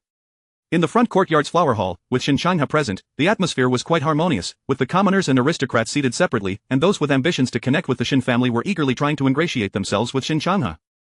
The atmosphere was much quieter on the commoner side, as they had rarely attended such gatherings, and the daughters of the Shen family were not within their reach to eye in their minds. They were merely there to make up the numbers. Zhang Yang sat at a distance from Shen Changhe, who occasionally engaged him in conversation, discussing poetry and governance, seemingly enjoying a rapport. There was a hint of admiration and elevation in Shen Changhe's demeanor. Both commoners and aristocrats began to view Zhang Yang in a different light. Some echoed their sentiments while others scoffed, unable to comprehend why Shen Changhe would treat an unremarkable scholar with such distinction. However, this was Zhang Yang's first official appearance in front of the aristocracy, leaving an impression. Everything was progressing smoothly until a certain individual arrived, shattering the convivial atmosphere. With the announcement of the fourth prince has arrived, silence fell over the flower hall, and everyone turned in astonishment towards the entrance. As the tall figure stepped inside, they all immediately rose to pay their respects. Fourth prince. Xiao Yuan, clad in a dark narrow-sleeved brocade robe adorned with golden cloud embroidery at the cuffs, cinched with a white jade belt, exuded an air of nobility. His cold and indifferent visage resembled the pristine snow atop a mountain, both desirable and unattainable, instilling a sense of fear that deterred direct gazes. His gaze swept through the room, emanating a palpable pressure. Zhang Yang felt that familiar dread and trepidation rising from deep within, robbing him of the courage to stand tall. "Please, take your seats." Upon his command, everyone exhaled in relief, sitting down in small clusters, though the atmosphere remained uncomfortably tense. The commoners bowed their heads, fearful of making mistakes, for given their status, they had never encountered anyone of higher rank than a fifth-grade official. In contrast, the aristocrats had entirely different considerations. The fourth prince rarely attended gatherings unless necessary, especially one like this, which was evidently intended to select a suitor for the Shen daughter. His presence inevitably left the attendees pondering. Shen Changhe furrowed his brows, a thread of worry creeping into his heart, yet he quickly stood to offer Xiao Yuan a seat. Xiao Yuan accepted without hesitation, taking the spot Shen Changhe had just vacated. "No need for formality, please continue where you left off." The crowd nodded in agreement, yet none dared to speak. Shen Changhe's gaze fixated on Xiao Yuan's attire today, his thin lips pressed into a straight line. Apart from royal banquets, he had never seen him dress so formally. The patterns of gold-threaded clouds were exclusive to royalty. Just his presence exuded an air of authority and unparalleled nobility that instilled fear, making it difficult to look directly at him. Such a grand affair for a mere banquet. Shen Changhe's unease deepened, his fingers gripping the teacup turning pale. He began to contemplate whether he should summon his father to take charge. Facing Xiao Yuan, he felt an absence of confidence. Sensing the atmosphere growing tense, an aristocratic youth took the initiative to ease the situation. Earlier, young Master Shen was just saying he would like to take a stroll to the lakeside pavilion to compose a poem, inviting all talented individuals here to compete and see who can achieve the best. A poetry contest? Xiao Yuan raised an eyebrow, a hint of a cold smile flickering in his eyes. "Is that so? That sounds delightful. I happen to want to join in on the fun." With that, he turned his attention to Shen Changhe. "I wonder if there are other talents to be displayed besides poetry contests?" Shen Changhe narrowed his gaze and replied softly, "Yes, the lakeside pavilion has tables and chairs set up for painting and debates, among other activities." "Oh, that sounds interesting." Xiao Yuan's lips curled slightly. "Young Master Shen is a martial general. How come all we hear are the delights of scholars? This seems rather out of place for the martial families of the Shen residents." His gaze intentionally swept towards Zhang Yang, laced with sarcasm. Shen Changhe naturally caught the implied meaning behind his words and had already deduced Xiao Yuan's intentions for being here today. A flicker of complexity crossed his expression as he replied coolly, "Precisely because our family consists of martial generals, we value the civil servants." Xiao Yuan nodded noncommittally, slowly rising. "Then why wait? Let us go and allow this prince to broaden my horizons and witness the remarkable talents of everyone present." His tone was casual, devoid of any emotional fluctuations, yet an unsettling chill enveloped the hall, creeping into the very bones of those present. His words felt like a warning, or perhaps a threat. Xiao Yuan took the lead and exited the flower hall, prompting everyone to follow suit. Shen Changhe cast a concerned glance in Zhang Yang's direction. If Xiao Yuan decided to act, even if he assisted Zhang Yang, victory was not guaranteed. However, the fourth prince was exceptionally talented, renowned throughout the capital. Losing to him would not be shameful. After all, even if he personally intervened, he would only manage to lose with a bit of dignity. The male guests strode towards the lakeside pavilion in grand procession. Shen An'an quickly called over a servant and instructed, "Send someone to guard the area around the lakeside pavilion to prevent the young ladies from accidentally wandering in." The servant complied and hurried off to make arrangements. "My lady, it seems young Master Shen has arrived." After waiting for a while, Duan Yingying stood behind a flowering tree, her eyes lighting up at the maid's words. At that moment, several maids and servants approached, beginning to disperse the attendants around the lakeside pavilion to prevent anyone from getting too close. Duan Yingying nervously clutched her handkerchief. Once the male guests arrived, she would surely be asked to leave by the servants of the Shen residence, losing her chance to see young Master Shen. She had waited so long, already preparing the words she wished to say. How could she bear to leave just like that, her gaze fixed on the entrance of the lakeside pavilion behind a rockery, and without a second thought, she dashed over and hid just as her maid arrived. The little maid, delighted to see her young lady enter, was soon discovered and could only retreat outside to wait. Just then, Lin Yuru happened upon her. From the maid, she learned that young Master Shen would soon arrive at the lakeside pavilion. She raised her eyes to stare at the pavilion, her face pale, her nails digging into her palm. "My lady, it might just be a misunderstanding. Look, the servants of the Shen residence have already begun to disperse people. How could young Master Shen possibly meet with the second young lady Duan in private?" The term private meeting pierced Lin Yuru's ears sharply. She frowned and reprimanded, "Don't speak carelessly. How could such words be thrown around?" Even if the two were in love, she did not wish to tarnish anyone's reputation with such sordid implications. "It was my foolish words." The little maid quickly apologized, yet both the mistress and maid understood that whether it was the earlier words or the hopes in their hearts, they were merely self-deceptions. Lin Yuru's gaze remained fixed on Duan Yingying's maid, who squatted behind the flowering tree, occasionally peering towards the lakeside pavilion. The maid's demeanor clearly indicated that the second young lady Duan was indeed inside. Chapter 61. If you have no face, just tear it off. Miss Lin, a maid curtsied respectfully. The lake pavilion will soon host male guests, and the young master has ordered that no ladies are to approach. Lin Yuro collected her thoughts and nodded lightly. "I have a few words to exchange with Master Shen. I assure you it will not disturb the gentleman. I shall leave shortly." The young maid did not doubt her and quickly acknowledged her request. After all, the other party was the future mistress of the household, a position beyond the authority of a mere maid. "Xiao Jia, wait outside for me. I will return shortly," Lin Yuro instructed, her gaze fixed on the lake pavilion, her eyes gradually imbued with determination. Regardless of the circumstances, she must confront this matter. She understood well that when it comes to marriage, one cannot afford to be muddled or careless. "Miss, perhaps I should accompany you?" The maid expressed her concern, fearing Lin Yuro's kind-heartedness might lead her to misfortune. Lin Yuro gently shook her head. "No need." She steadied her emotions and stepped inside. Just a few paces in, a cacophony erupted at the entrance of the lake pavilion, signaling the arrival of the male guests. Lin Yuro's heart tightened, and she quickly sought refuge in a nearby hiding spot. Out of the corner of her eye, she caught sight of a corner behind the artificial hill, where the colors and patterns matched those worn by the second young lady of the Duan family today. Lin Yuro bit her lip, her gaze unwavering. "When is Shen's marriage set? Have you decided on a date?" The fourth prince and Shen An'an were conversing in hushed tones as they walked ahead. "The marriage date will depend on the family's arrangements. It shouldn't be too far off. I shall not forget this cup of celebratory wine, Your Highness," Shen An'an replied. Xiao Yuan's lips curled slightly, but suddenly, his gaze sharpened, and he halted in his tracks, looking in a particular direction. Simultaneously, Shen An'an also turned his head warily toward the artificial hill, and upon catching sight of a corner of a garment peeking out, his brow furrowed deeply. "Please escort the esteemed guests to the flower hall behind the lake pavilion for tea," he instructed a nearby servant, who promptly called for the guests to leave the area. Xiao Yuan, however, lingered, his dark and inscrutable gaze fixated on the person hiding behind the artificial hill. Shen An'an's expression was particularly grim. Despite having instructed the servants to disperse the area, a lady still dared to hide here. Her intentions were all too clear. Yet he did not expect such boldness from a lady to confront someone in the Shen residence. The guests invited today were all distinguished young ladies. How could one of them harbor such impure intentions, disregarding the dignity and decorum of her family? His first thought was that this lady must be targeting Xiao Yuan. "The male guests have departed. You may come out now, Mississippi." His voice was low and cold. The person behind the artificial hill shivered slightly and hurriedly adjusted her dress to conceal herself better. Hearing Shen An'an's voice, Duan Yingying felt a mix of joy and anxiety, carefully weighing her words to appear more delicate. "Are you waiting for me to invite you out?" As he spoke, his tone noticeably chilled, laced with displeasure. Gathering her courage, Duan Yingying stepped out from behind the hill, her clear and cautious eyes now brimming with tears. She gracefully bowed. "Master Shen." Upon raising her gaze, she was startled to see Xiao Yuan present, causing her heart to race, and she quickly bowed again. "Your Highness."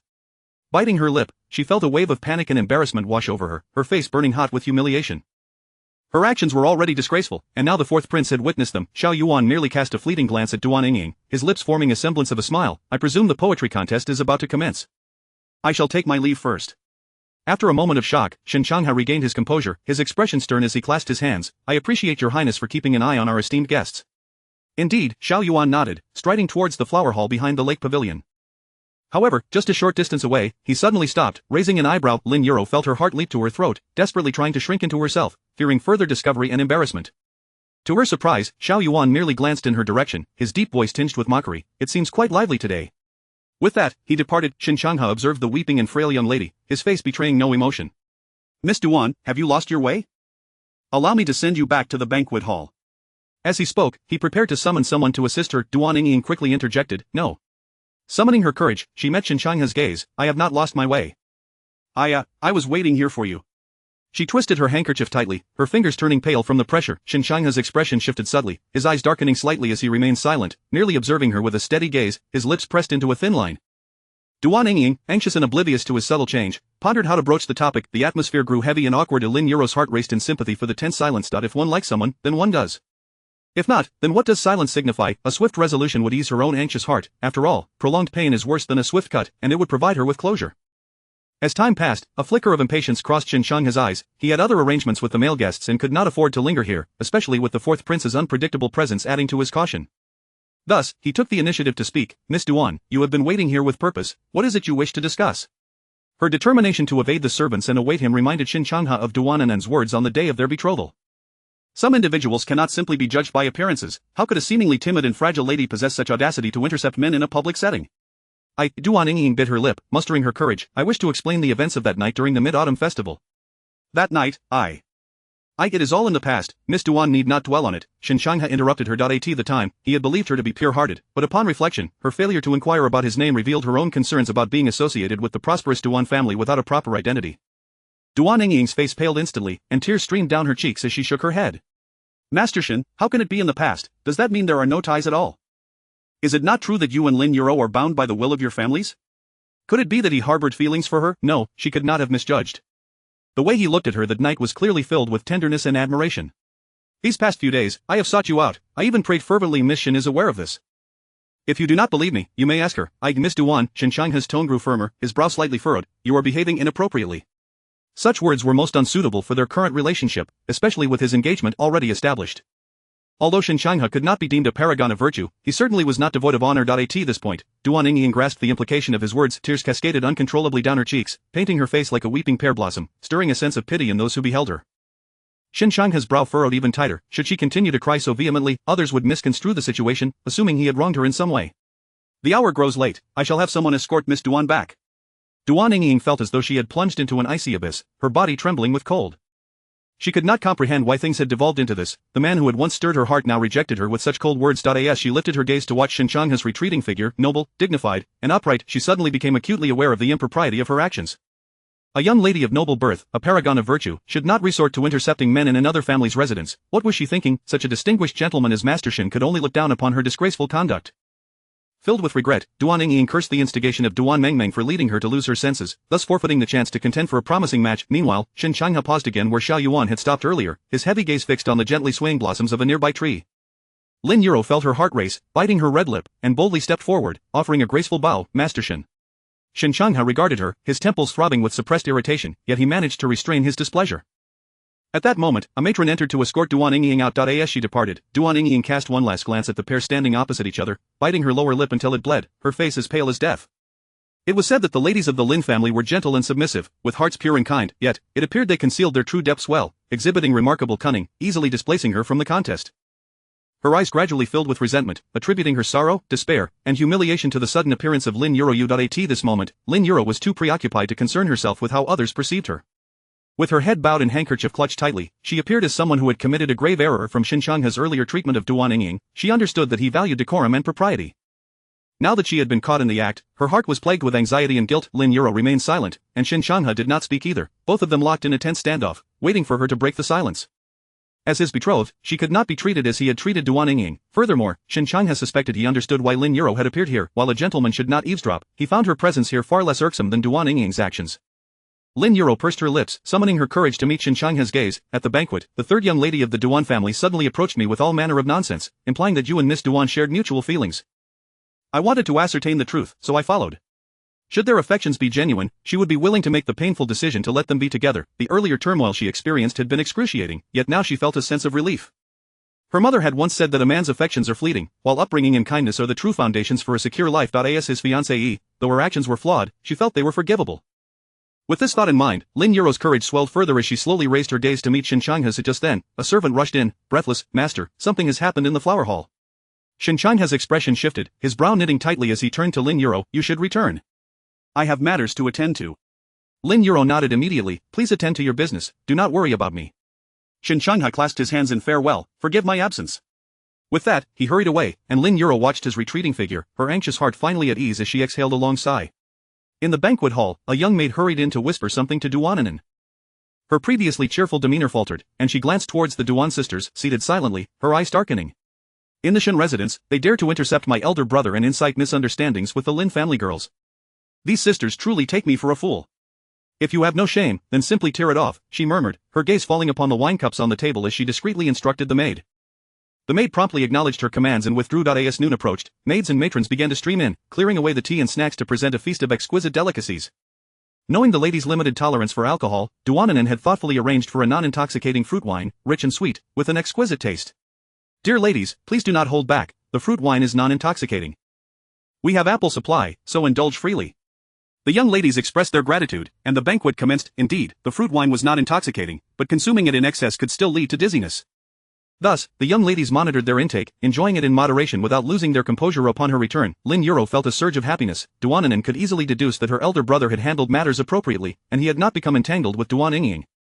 This realization brightened her spirits. With everything proceeding smoothly, the weight that had burdened her for months finally began to lift. After today, all would be settled, and she engaged in light-hearted conversation with the other young ladies, the atmosphere warm and harmonious.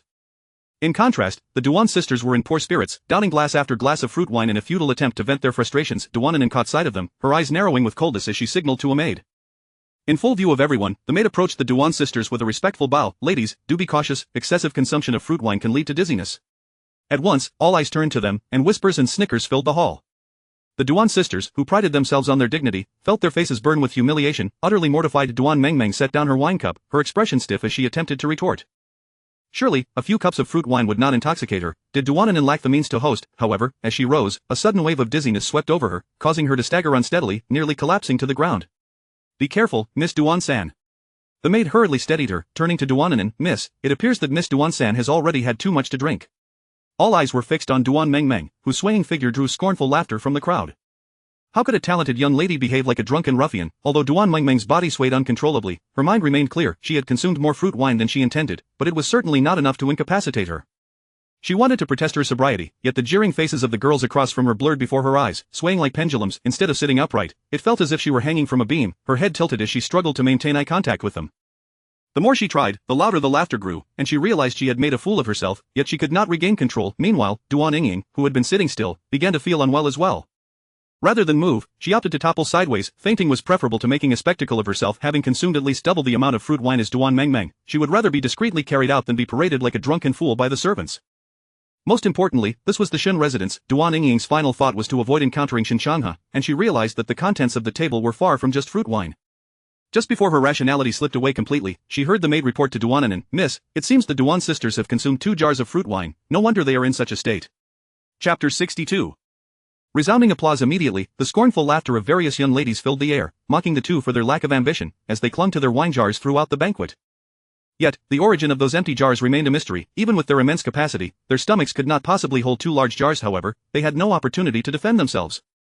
Shen An'an cast a glance at the wine jars being dragged out by the maidservants from behind, then looked at her inebriated sisters, furrowing her brows as she commanded, "Since the 2 young ladies are intoxicated, please summon a few matrons from outside to carry them back to their carriage."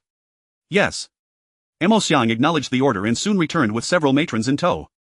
The matrons, swift in their movements, lacked finesse in their work, lifting the 2 as if they were sacks, one holding the head, the other the feet, their bodies dangling limply as they were carried out. The onlooking young ladies felt their eyelids twitch at this scene, and upon glancing at the fruit wine on the table, not a single drop dared to be touched, fearing they might end up being thrown out in such a manner. Moreover, the mere thought of being paraded around the Shen residence in such a state, potentially encountering the male guests in the front courtyard, filled them with despair and a sense of hopelessness. While Duan Yingying was in a state of stupor, Duan Mengmeng, when being dragged out, flailed and struggled fiercely, shouting incoherently. Mo Xiang stepped forward to restrain her flailing arms, allowing the matrons to successfully drag her out. Compared to Duan Yingying, Duan Mengmeng's disgrace was far more pronounced, yet there was no need to delve into who was more embarrassing. After all, they were sisters. Once the 2 were taken away, the flower hall fell into a prolonged silence. The young ladies exchanged no words, yet their hearts brimmed with delight. For years, Duan Mengmeng had been notorious for her arrogance, often looking down on them. Now, she had finally lost face, a humiliation that would haunt her for the rest of her life. Gradually, someone began to chuckle softly, initiating a hushed conversation. After today, how could the Duan sisters dare to show their faces at future banquets? The very image of them being carried out provoked uncontrollable laughter among the ladies. If they were to encounter the male guests in the front courtyard, how could the Duan sisters ever hope to marry? I fear not many would dare to take them, one remarked. Do not be so quick to judge, the third Miss Duan is quite renowned, and there are indeed many dashing young men captivated by her charm. The line of suitors likely stretches from the Duan residence all the way to the city gates, another countered. The other young ladies scoffed at this, their lips curling in disdain. While they were guests and could not openly speak ill of anyone, they concealed their jealousy and resentment deep within. Miss Shen is truly magnanimous. The Shen residents graciously invited us to this tea gathering, a display of elegance, yet the Duan sisters behaved so disgracefully at the banquet that they have turned the gathering into a farce, one remarked. Indeed, Miss Shen even sent people to escort them back home. Such a humiliating affair ought to prompt you to demand an explanation from the Duan residents, another added. Shen An'an, who had remained silent, cast a glance at the two speakers, her lips curling slightly in amusement. Did they truly believe they could incite her to spread tales of the Duan sisters' disgrace? These two young ladies were evidently underestimating her intelligence. A trifling matter, ladies, you exaggerate. Now, let us continue our meal without further ado, she replied. The other young ladies raised their fruit wine glasses, this time merely taking symbolic sips. Seeing that Shen An'an did not engage with their provocations, the two soon fell silent. The banquet was lively, with all engrossed in conversation with familiar faces, leaving no one to notice Lin Yuro quietly approaching Shen An'an. Miss Lin, Shen An'an greeted her with an exceptionally sincere smile. What brings you here? Lin Yuro pressed her lips together, taking a seat beside her, her tone soft yet hesitant. An'an, thank you. For what? Shen An'an inquired, puzzled. Lin Yuro managed to smile. I saw everything. Those two empty jars were arranged by you through Emo Xiang, weren't they?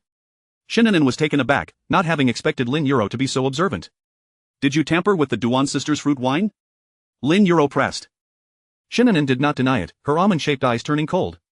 Since they have thrown caution to the wind, why should I spare their dignity? A smile graced Lin Yuro's face. She admired Shen An'an's forthrightness, her ability to act and own her actions directly. Shen An'an noticed the appreciation and delight in Lin Yuro's eyes and raised an eyebrow. At this moment, their sisterly bond deepened inexplicably. Thank you for having my back, Lin Yuro said, aware that Shen An'an's actions against the Duan sisters stemmed from the incident at the lake pavilion. Shen An'an smirked. In my Shen residence, anyone daring to covet my elder brother and meddle in your marriage is courting death. Did they truly believe they could deceive her and her mother? Even if her brother were momentarily bewitched, would their mother accept a woman so lacking in decorum and virtue into the Shen family? Duan Yingying was indeed regressing, learning nothing good from Duan Mengmeng. Remembering Duan Yingying's forlorn appearance upon her return, Shen An'an felt a flicker of curiosity and turned to Lin Yuro. What was my brother's reaction to Duan Yingying? Lin Yuro paused, suddenly recalling the unpleasant expression on Shen Chanha's face at the lake pavilion. He had been cold and unyielding towards Duan Yingying. However, as someone else present at the scene, he had not directed his disdain towards her. Thinking of this, Lin Yuro's expression fell, her red lips lightly biting down. Shen An'an noticed her demeanor and furrowed her brows. What is it? Is it possible that my brother is blind to her flaws? An'an, Lin Yuro pouted, you must help me. I was led over by Duan Mengmeng, and your brother seems rather displeased. Is that all? Shen An'an breathed a sigh of relief. My brother is not so petty. Lin Yuro shook her head. No, you did not see his expression when he saw Duan Yingying, it was truly dreadful. The male guests at the lake pavilion were all around, and he instructed his servants to surround the area, forbidding the female guests from approaching. He must think I am just like Duan Yingying, indecorous and lacking in self-respect. She felt an overwhelming sense of regret, even lamenting her decision to foolishly step out from behind the flowering tree. Had she turned and fled, he, being the gentleman he was, likely wouldn't have wasted time pursuing her. Shen An'an could not claim to understand her brother fully, but Duan Yingying's petty schemes would undoubtedly be exposed before him. His displeasure was not simply due to her intrusion, it was her blatant disregard for decorum and shame, especially towards someone already bound by a promise. For her brother, this was a matter of principle. Fear not, my brother will not be angry with you. He is simply not one to smile easily. That may be true. Upon reflection, aside from his gentle side, she realized she had seldom witnessed him smile. Earlier, someone had mentioned that an incident occurred at the lake pavilion, prompting his hasty departure. While he had indeed spoken harshly, it could not be said that he had been cold even towards Duan Yingying. Shen An'an chuckled. Her brother, being engaged to Lin Yuro, would naturally not speak or act inappropriately. Moreover, given Lin Yuro's presence there, he likely understood the situation. Lin Yuro relaxed entirely, suddenly aware that she might have overstepped. Was it inappropriate to discuss such matters in front of her future sister-in-law? Yet, she felt that Shen An'an, with her nature, would not look down upon her. I wonder what happened at the lake pavilion. Has it been resolved? She murmured. What? Shen An'an turned to her, intrigued. What incident occurred at the lake pavilion? Lin Yuro shook her head. I do not know. I was speaking with your brother when a young servant rushed over, saying there was trouble at the lake pavilion, and your brother hurriedly left. Upon hearing this, Shen An'an's brows furrowed deeply. According to her mother's plan, there were several talent showcases at the lake pavilion, and her brother would have coordinated with Zhang Yiyang in advance. Barring any unforeseen circumstances, he was expected to emerge victorious. Could there have been an accident? After all, many male guests were present today, including heirs from distinguished families, all of whom were exceptionally talented. Mo Xiang, go find out what transpired. Yes, Mo Xiang quietly slipped away. The talent competition was nearing its conclusion, and the young ladies had set down their bowls and chopsticks, engaging in conversation with familiar faces, bringing the event to a close. As long as everything went smoothly on Shen An'an's end, the banquet would conclude perfectly, yet, a growing sense of unease settled within Shen An'an, causing her to be somewhat distracted from the pleasantries exchanged among the young ladies. Lin Yuro did her best to steer the conversation, helping to maintain the atmosphere. An'an, are you alright? Lin Yuro inquired with concern. I'm fine, Shen An'an replied with a smile. With Lin Yuro by her side, she hardly needed to worry about the conversations with the other ladies. While those present were not as unscrupulous as the Duan sisters, they were certainly not naive. Their words were laced with hidden agendas and veiled insinuations. Fortunately, Lin Yuro was adept at navigating such social intricacies, responding gracefully and ensuring no one could find fault with her.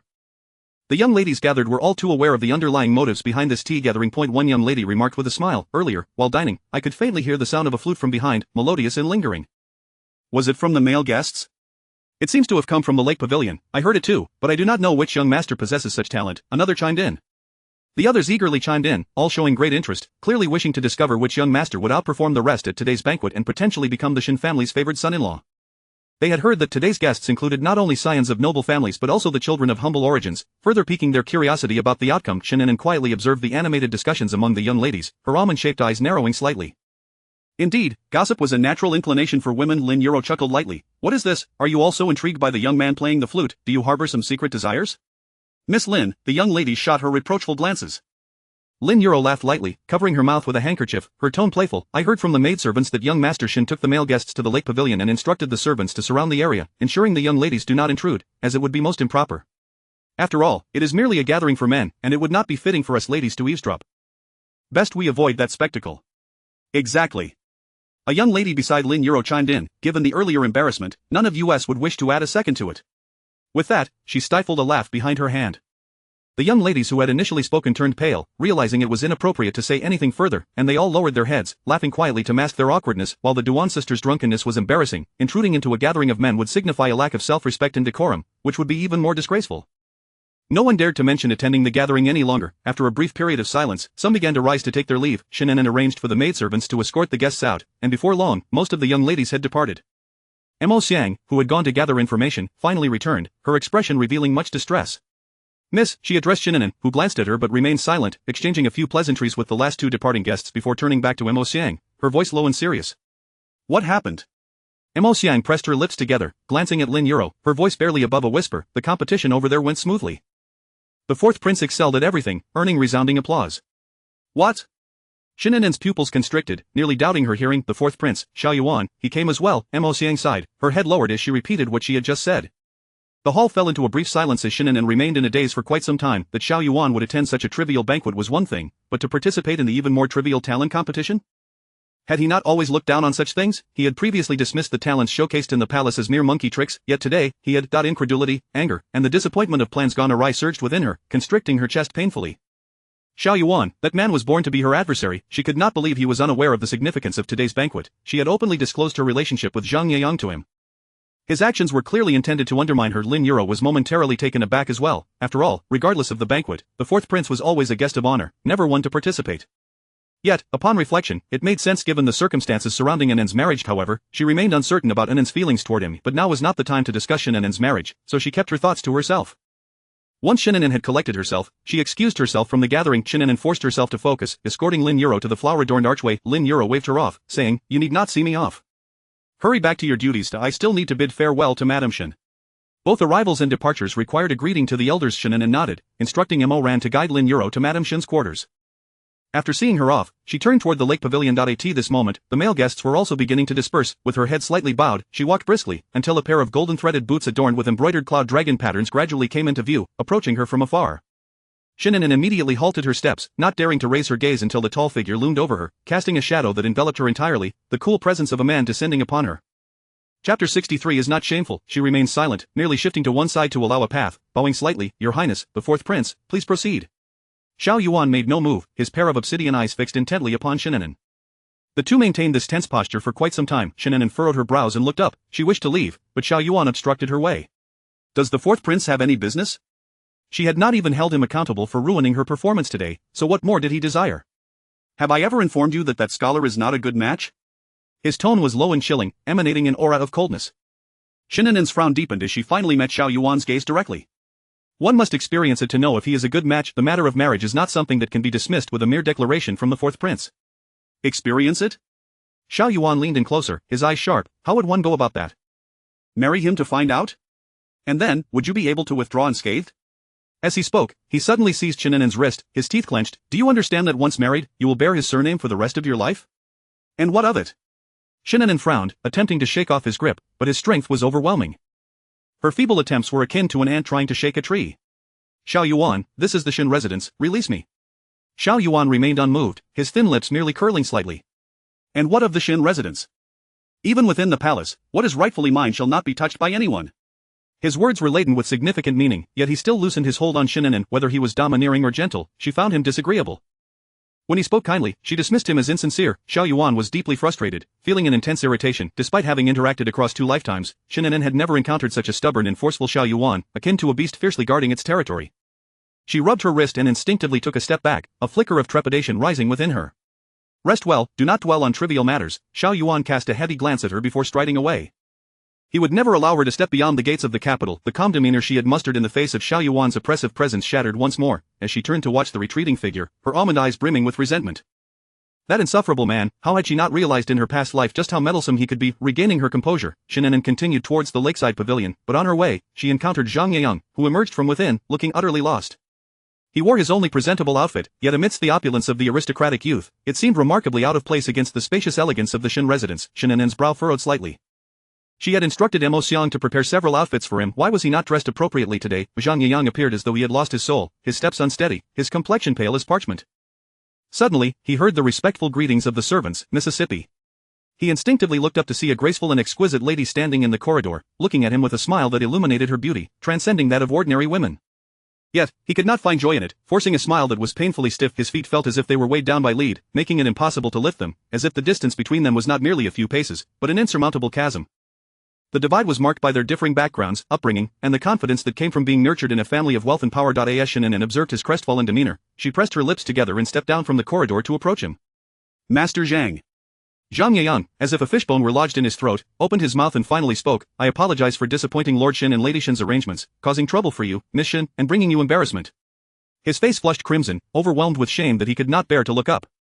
Shen An'an fell into a brief silence, contemplating whether pulling him into this mire had been a mistake.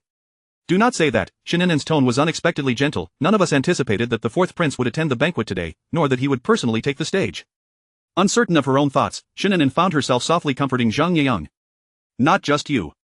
Even if all the princes and talented young men in the capital gathered, few could rival him. Losing to him is not shameful. Zhang Yeyang's lips parted several times, yet he could not bring himself to utter the humiliating words. While it was true that talent could not match the fourth prince, Shen An'an had already informed him of the competition's content in advance, giving him ample time to prepare. So, despite Shen family assisting him, he still failed to win. How could he not feel ashamed? Shen An'an smiled gently. Do not worry, I will have my parents think of another way. You should rest well, and await my news. Zhang Yeyang offered a bitter smile. As a tall young man, the matter of marriage should not weigh on your shoulders alone, Mississippi. Do not say that. Once married, we will be family, and there will be no distinction between us. Zhang Yeyang gazed at Shen An'an's radiant face, truly feeling that it was a boon from heaven that he had captured her heart, utterly unaware of his own worthiness. Mo Ran, please escort Master Zhang. Yes. Mo Ran stepped forward, gesturing for Zhang Yeyang to follow. This way, please, Master Zhang. Having suffered a blow today, Zhang Yeyang bid farewell to Shen An'an and quickly left. She continued towards the lakeside pavilion, encountering few people along the way. Mo Xiang, who had been silent, finally spoke up. Miss, I clearly instructed Master Zhang to receive the clothing. Why did he? Shen An'an gazed into the distance, offering a faint smile. Though he hails from a humble family, he possesses his own pride. It was her oversight.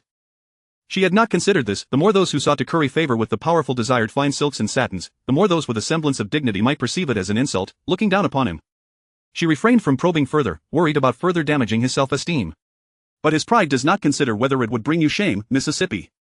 They belong to entirely different social strata. Did he think that by not dressing well, the world would not speculate that he was seeking to elevate himself through you?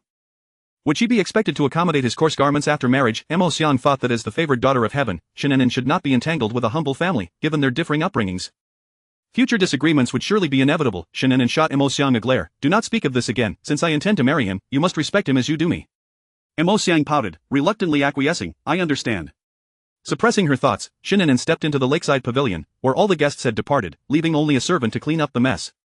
She scanned the area and soon spotted Shen Changha's figure in the pavilion. A guard stood by his side, presumably reporting something. As Shen Changha frowned, his gaze lowered to the letter presented to him by the guard. Shen An'an turned her steps towards the pavilion.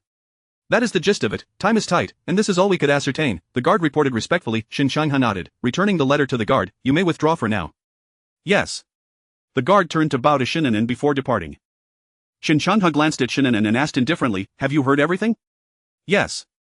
The siblings stood in the pavilion, watching the koi swim back and forth in the lake, momentarily silent. Finally, Shen Changha spoke, Mother's plans have fallen through. I imagine she will be quite furious. Shen An'an remained silent.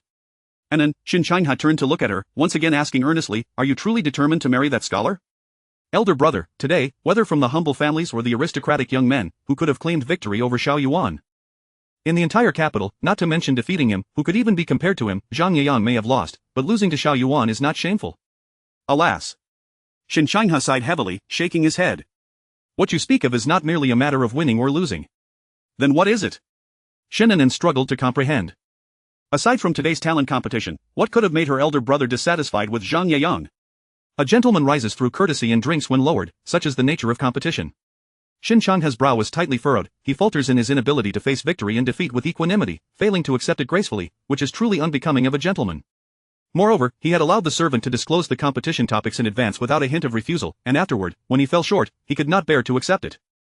After their close interaction, Shen Changha found great dissatisfaction with this person. His temperament lacked resilience and openness. Even if he was kind-hearted, after being immersed in the murky waters of the officialdom for long, it would be difficult to maintain one's original ideals. Upon hearing this, Shen An'an fell silent once more. The earlier scene in the corridor, where he appeared lost and unsteady, was indeed not indicative of a gentleman. He comes from humble beginnings.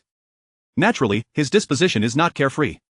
He could not be compared to those of noble lineage. Those with connections possess the confidence to face any unforeseen event, and the trivialities of winning or losing are easily brushed aside. Due to their differing upbringings, how could Zhang Yeyang possibly compare? Elder brother, how many who have risen from humble origins are truly gentlemen? If they were all upright gentlemen, how could they navigate the treacherous waters of the court and establish themselves? Shen Changha furrowed his brow, glancing at the stubborn Shen An'an with a resigned sigh. What concerned him was not merely these things but rather Zhang Yeyang's lack of grace, which, to put it bluntly, rendered him a person of little consequence among the powerful. The humble families also had their share of influential figures in the court, yet which of them lacked the composure and capability to manage affairs? Very well, since you have made your decision, I shall not press further. Regarding the matter you asked me to investigate a few days ago, I have some information. Shen An'an immediately inquired, what is it? Does his family have any issues? Time was too short. Those dispatched could only ascertain that he indeed has an elder sister and a younger sister.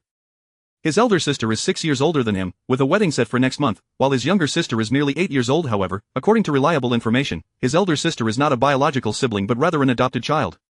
Upon hearing this, Shen An'an furrowed her brows. Not biological?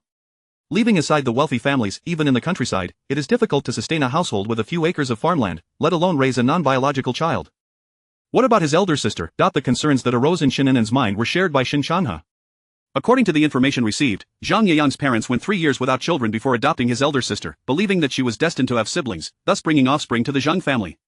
In rural households, such beliefs were common, especially when they found themselves at a loss. They would try any superstitions. Hearing this, Shen An'an's doubts began to ease. His elder sister is 6 years older, there should be no issues, and she is already engaged to a man who works at the docks. Their relationship seems stable. Shen An'an finally felt relieved. Since there were no family issues, the next step would be to discuss the marriage arrangements. However, given today's events, she feared that her mother would have much to say, and she would have to put in considerable effort to soothe her. As Shen Changha received news, the letter sent out by Ling Chenyu also received a response. In the fourth prince's study, Ling Chenyu raised an eyebrow at the contents of the letter, remaining in a daze for quite some time. He looked up at Xiao Yuan, who was still lost in thought behind the desk, and asked, what does waiting for the bride mean? Xiao Yuan coldly lifted his gaze, his attention fixed on the letter in Ling Chenyu's hand. It was sent back from Jiangnan. Do you wish to take a look? He had thought Xiao Yuan would remain sulking. Hand it over. Xiao Yuan's tone was icy. Ling Chenyu stood and handed it over. You were right, his elder sister is indeed not biological. There are some issues. According to local residents, Zhang Yeyang's parents adopted that girl to serve as a waiting bride for him. Our people could not decipher the meaning, but no matter how they inquired, those folks would not divulge further. The term waiting bride alone sounded rather sordid. The relationship between this elder sister and Zhang Yeyang was undoubtedly problematic. Coincidentally, Ling Chenyu leaned on the desk, his gaze fixed on the letter. A few days ago, news circulated that Zhang Yeyang had passed the imperial examination and would soon return to Jiangnan to assume the position of county magistrate. Shortly after, his elder sister's fiancé accidentally fell into the river and was lost without a trace. Xiao Yuan narrowed his obsidian eyes, lowering the letter as he exchanged glances with Ling Chenyu. In the palace, where every step was treacherous and calculated, they never believed in coincidences. The fiancé had died. A sinister smile crept upon Xiao Yuan's lips. Have people investigate how he died. 3 days is not enough time. Ling Chenyu sat down opposite him. Zhang Yiyang's hometown is in a remote village in Jiangnan, where news is scarce and transportation limited. To gather information, one must rely on inquiries with the villagers, and they are quite tight-lipped. If they do not wish to divulge anything, not a word will be revealed. They were just common folk, and they could not threaten them with violence, so the information gathered would be quite limited.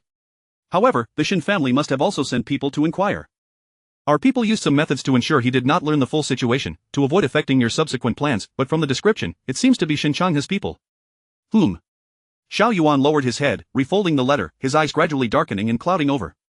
Moreover, it is speculated that waiting for the bride appears to be a custom in their village, which is not sanctioned by the authorities, hence their tight-lipped nature.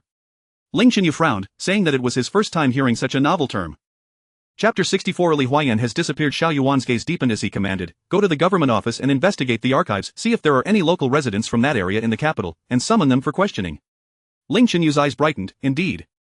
Look at me, so engrossed in the spectacle that I overlooked this important detail. With that, he turned and approached the study door, whispering a few instructions, and immediately someone went to attend to the matter. After several days of effort, it seems we have achieved nothing but an empty endeavor.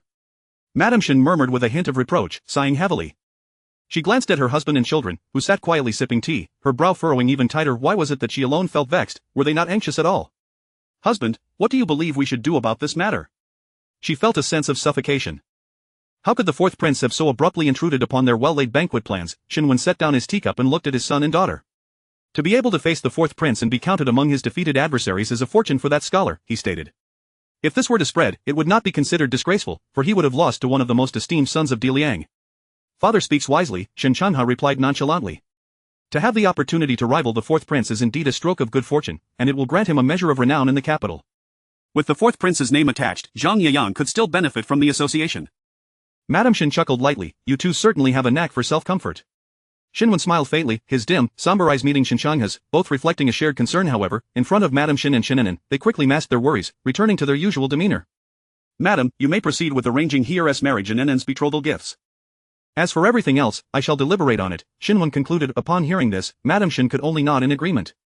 Very well, then I shall visit Xiangjue Temple again tomorrow to finalize the dates. Once they have an early arrangement, I shall feel at ease. Shen Wen nodded, adding, please try to secure an earlier date for An'an's engagement. Madame Shen frowned, our daughter is still young, why the urgency? Are you afraid she will be snatched away?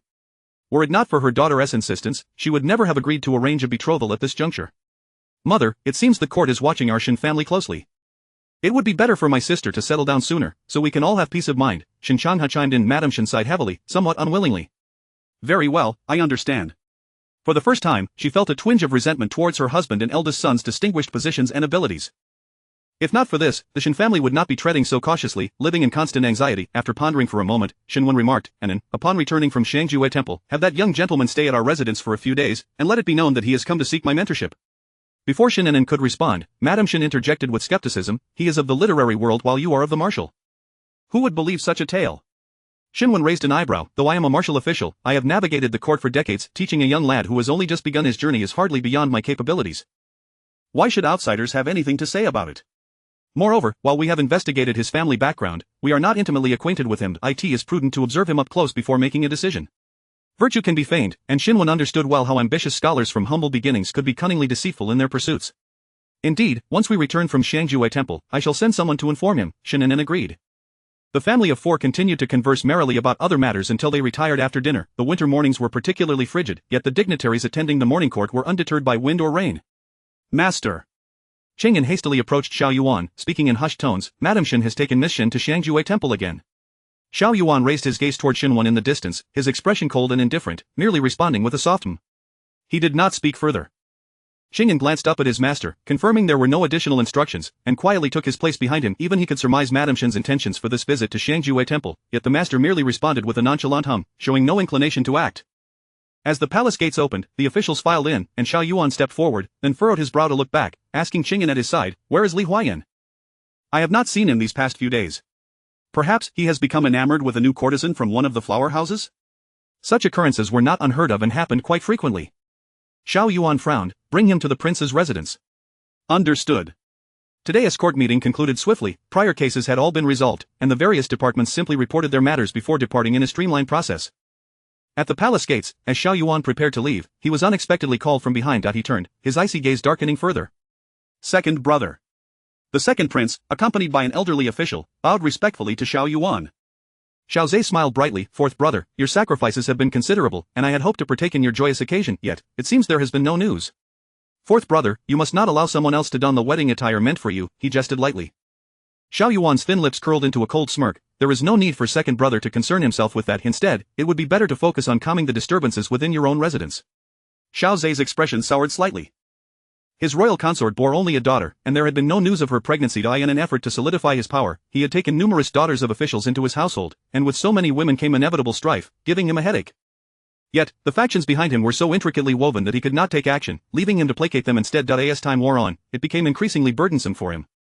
Xiao Yuan's gaze drifted away, casting a sidelong glance at the elderly official beside him. It seems that Duke Li has been closely following second brother's lead. Is it possible he harbors intentions of marrying his daughter into your household? Absolutely not, absolutely not. Duke Li's head hung low, cold sweat trickling down his brow. He had always been a fence-sitter, preferring to stay out of conflicts, and he certainly did not wish to involve himself in this particular power play. Fourth prince, you jest. My daughter is but a simpleton. She lacks the fortune to align herself with such an esteemed family. Even if she were to enter, she would merely be a concubine, not a true consort. What significance would that hold? Xiao Yuan's lips twitched slightly. Duke Li shows remarkable self-awareness. If only you were more discerning in your judgment, perhaps the Duke's residence would not have fallen into such disarray. Duke Li forced a smile. What fourth prince says is entirely correct. Xiao Zhe's eyelids twitched violently, casting a cold glare at Duke Li while remaining servile to Xiao Yuan. Though Duke Li struggled to navigate the political landscape, he possessed a keen sense of perception. Upon catching Xiao Zhe's warning glance, he straightened his back, yet cold sweat continued to pour down his forehead. Xiao Yuan grew weary of their banter and took his leave. Stepping directly out of the palace gates, Duke Li's back bent once more. Second prince, I have not seen your son around fourth brother recently. Where is he? Xiao Zhe inquired nonchalantly. Oh, that ungrateful wretch has truly lost his sense of propriety. I have locked him in the house. Rest assured, second prince, he will not meddle in these affairs again, Duke Li replied. Xiao Zhe turned his head to glare at him, smiling without a word. Li Huayan had been closely associated with Xiao Yuan for quite some time. If Duke Li could truly exert authority, he would have reprimanded his son long before now. It was likely that if Xiao Yuan were to simply call for him and say a few words, Duke Li would immediately turn against him. At the front of the carriage, Xiao Zhe halted, speaking meaningfully. Duke, do not forget how that individual met his end. Should my fourth brother ascend to power in the future, I fear the Duke's residence will not even be able to maintain its current standing. Duke Li trembled, nearly retracting his head into his collar. His complexion is pale as paper. I would never dare to forget, second prince, rest assured. Xiao Zhe patted his shoulder, satisfied with a smile before turning to board the carriage. Once the carriage departed, Duke Li slowly straightened his back, staring at the palace gates for a long while without moving. Your Grace, it is time to return now. If we tarry too long, the Duchess may become displeased, a young servant reminded softly from the side. Duke Li's back seemed to bend even further as he responded with a low acknowledgement and hurried to board the carriage. Upon returning to the fourth prince's residence, Xiao Yuan went straight to the study, inquiring, have you found Li Huayan? Xiao Yan shook his head, his brow furrowed tightly. We have searched the flower houses and taverns, but have not located him. Master, could it be such occurrences were not unprecedented? The Duke Li's residence was dominated by the Duke's wife, Lady Zhang. Although Li Huayan was the son of the Duke, he was merely an unacknowledged child of a concubine, and prior to his association with the master, life had been far from easy for him. If they could not find him, it was highly probable that Lady Zhang had confined him at home. However, you had already warned Duke Li and Lady Zhang, these past years have been relatively peaceful. Why would they suddenly act so? Xiao Yuan's brow tightened as he fell silent. He recalled Duke Li's obsequious demeanor earlier today before Xiao Zhe. Lady Zhang's family still held considerable influence, hence Duke Li had never truly been in charge. The Duke's residence owed its continued existence to Lady Zhang's family, and they had managed to remain detached from the fray. Investigate what has transpired recently within Duke Li's residence and what connection Xiao Zhe may have with it. It was highly likely that Duke Li had been ensnared by Xiao Zhe with some compromising information. Otherwise, he would not dare to act against Li Huayan. No need, a cold, stern voice suddenly interjected from outside the study. Shortly after, Ling Chenyu entered, his usually warm and handsome features now etched with frost. Young Master Ling, Xiao Yan greeted with a bow. Ling Chenyu nodded and took a seat opposite Xiao Yuan, handing over a stack of documents. Xiao Yuan furrowed his brow and glanced through them, his gaze turning sharply fierce. Ling Chenyu spoke evenly. I also learned just yesterday that among those involved in the assassination attempt on my mother at Shangzhou Temple, there were also hands from the Zhang family. The death of the noble consort was inextricably linked to the second prince and his mother. They had suspected collusion among certain officials, yet had not anticipated the Zhang family's involvement. To assassinate the reigning princess is a capital offense. Had they not been cornered, fearing we would pursue the matter of the noble consort's death, they would never have taken such a reckless risk. This indicated that the Zhang family was indeed panicking. The Zhang family had long since allied themselves with the second prince, Xiao, while the Dukeley's residence had become a pawn under their control, both rising and falling together. The study fell into a brief silence as Xiao Yuan slammed his fist onto the desk, his handsome face darkening considerably. This matter has finally begun to take shape. You must keep your composure and not act rashly in anger, Ling Qianyu advised softly. After a lengthy pause, Xiao Yuan finally calmed himself, responding quietly. His right hand had turned red from the impact, yet he felt no pain, only a profound numbness in his heart. The Dukeley's residence is in your hands, regardless of the circumstances. You must ensure Li Huaiyan is brought out, he instructed. Rest assured, Ling Qianyu assured solemnly. The three had known each other for years, supporting one another through thick and thin. The Zhang family and Xiao Zhe would find it a futile dream to try and use Li Huaiyan to restrain them at a critical moment. Ling Qianyu's gaze flickered, a cold smile escaping his lips. There is indeed a prime opportunity at hand. Xiao Yuan looked up at him, and Ling Qianyu explained softly, the second prince took the daughter of the Minister of Personnel as a concubine 2 months ago, and it is rumored she is now with child. The scarcity of heirs had always been a concern for Xiao Zhe. Trading that woman for Li Huaiyan would be most advantageous. Minister of Personnel? Xiao Yuan's brow furrowed. Is she the daughter of Wang Qianji? Precisely, Ling Qianyu replied, somewhat surprised. Do you know her? Xiao Yuan shook his head. I do not, but you may handle it as you see fit. Just be cautious, Wang Qianji is not a good-natured individual. Rest assured. After addressing the pressing matter, Ling Qianyu leaned back in his chair, his gaze fixed on Xiao Yuan. I imagine that upon returning from today's visit to Xiangjue Temple, the marriage arrangements for Miss Shen will be settled. Have you formulated any plans? Xiao Yuan's expression momentarily shifted, though his face showed no change. A storm brewed beneath his calm exterior. I will attend to it after these next few days. Ling Qianyu raised an eyebrow. Everything else can wait, but this cannot. He leaned forward slightly over the desk, half in jest. Are you not afraid that by the time you are finished and everything has settled, it will be too late to turn back? Xiao Yuan's fingers slowly curled, and for a time, he remained silent. Ling Qianyu chuckled lightly. I see your busyness is not out of a lack of time, but rather a hesitance on how to proceed. You fear that Miss Shen's temperament may lead to conflict with you, is that not so? Xiao Yuan remained silent. How about this? Allow me to assist you. While I cannot eradicate the roots of the problem, I can certainly buy you some time. After a while, Xiao Yuan subtly nodded, but not without imparting a final caution. Be mindful of the limits. Rest assured. As Ling Qianyu departed, Xiao Yuan finally raised his gaze, staring blankly at a specific spot in the study. After a moment, he summoned Chengfeng, asking, how long does it take to travel from Jiangnan to the capital? By horseback, considering a woman traveling, Xiao Yuan interjected, how long would it take? Chengfeng appeared momentarily taken aback but soon responded earnestly, if traveling on foot, it would take at least a month, but if by carriage, perhaps around half a month. Half a month. Xiao Yuan's dark eyes narrowed slightly. Half a month felt excessive, as he feared he could not wait that long. He gestured for Chengfeng to come closer, who, with a flicker of apprehension, approached. Xiao Yuan whispered a few instructions, and Chengfeng's eyes widened in shock before gradually returning to normal, promptly agreeing, Master, rest assured, I will ensure the Zhang sisters arrive in the capital within 10 days. After Chengfeng exited, Xiao Yuan opened a letter resting on the desk. It was a correspondence from Jiangnan, indicating that after her husband's passing, Zhang Yeyang's sister had independently brought her sister to the capital. This came as a significant boon amidst his busy schedule, and Xiao Yuan's lips curled into a smile as the letter crumbled to ashes in his hand. Chapter 65 The disappearance of a person. The divination at Xiangjue Temple proceeded rather smoothly this time, devoid of any notable encounters, and Master Wanyin did not once again express a desire to meet Shen An'an. Having procured an auspicious date, as soon as noon passed, Madame Shen took Shen An'an down the mountain and back to their residence. An'an, why didn't you enter Master Wanyin's courtyard? Did he say something to you last time? Madame Shen inquired, somewhat perplexed. Were it not for her wish for her daughter's company, An'an would likely have waited at the mountain gate, never setting foot within the temple itself. I didn't, I simply do not believe in such things, Shen An'an replied with a smile. Madame Shen poked her gently on the forehead. Oh, you are still quite young, some matters are better believed than dismissed, even if it's merely for good fortune, it can bring joy. Shen An'an gazed at the scenery along the way, slowly turning her head to look at Madame Shen, her expression complex. Mother, do you believe in deities and Buddhas? Madame Shen pressed her lips together, refraining from answering directly. Do not speak foolishly beneath the feet of the gods. If you are weary, lean against me and rest for a moment. Shen An'an nodded, feeling somewhat fatigued as she leaned against the carriage wall. The words of Master Wanyin from her previous visit to Xiangjue Temple lingered in her ears like a haunting incantation, refusing to dissipate. Each recollection sent shivers down her spine. Just as she thought Madame Shen would remain silent, the carriage hit the main road, and the gentle voice beside her suddenly spoke. If it were for me, I would not believe. But for you and your father and brother, I would find it hard not to believe in the myriad deities and Buddhas. Shen An'an felt a warmth in her heart and turned to look at the dignified and gentle Madame Shen, lowering her eyelashes as she leaned against her shoulder. An'an has always known that mother loves us most. Madame Shen paused for a moment, then smiled as she affectionately stroked her head. An hour later, Uncle Zhong called from outside, "Miss, Madam, we have arrived at the gate. Mother, be careful." Shen An'an assisted Madame Shen down from the carriage. As soon as the mother and daughter entered the residence, Madame Shen instructed a young maid, "Go to the eldest young master's courtyard and inform him that he is to dine with me tonight." "Yes." The maid curtsied and departed. Shen An'an accompanied Madame Shen back to her courtyard. The maid presented tea, and Madame Shen held onto her hand without letting go, as if guiding a child.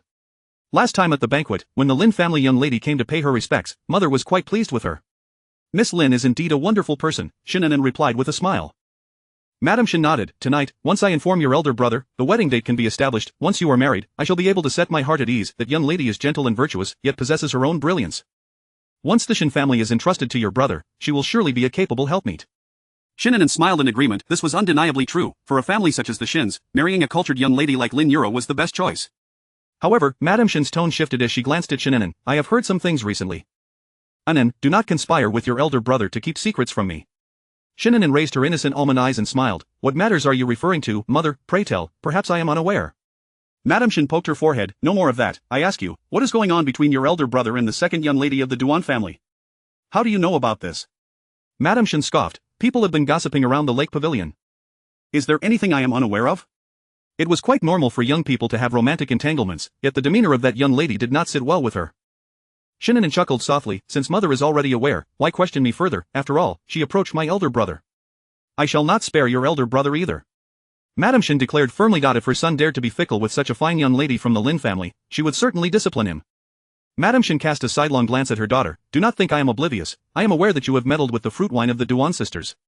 Shen An'an admitted with complete composure, "Mother has managed the Shen household for many years, and nothing escapes your discerning eye. I did indeed swap the fruit wine, but that was merely a response to the Duan sisters' provocations. I simply returned the favor." Madame Shen smiled, showing no trace of reproach. "You handled it well. When faced with provocation from others, one ought to retaliate fiercely." However, a serious expression crossed Madame Shen's face. "An'an, your targeting of the third young lady of the Duan family, is it solely because the second young lady has interfered with your elder brother and Miss Lin?" "Of course, what else could it be, mother?" Madame Shen remained silent, scrutinizing Shen An'an's calm demeanor. Seeing her unwavering resolve, she slowly withdrew her gaze. "It is nothing, I was merely asking."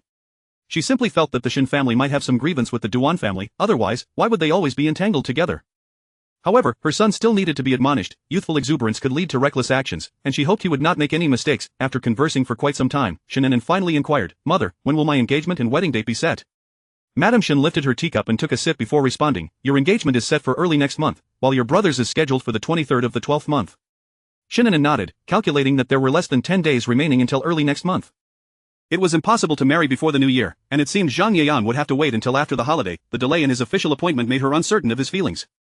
Moreover, since the banquet, she had yet to find time to visit and comfort him.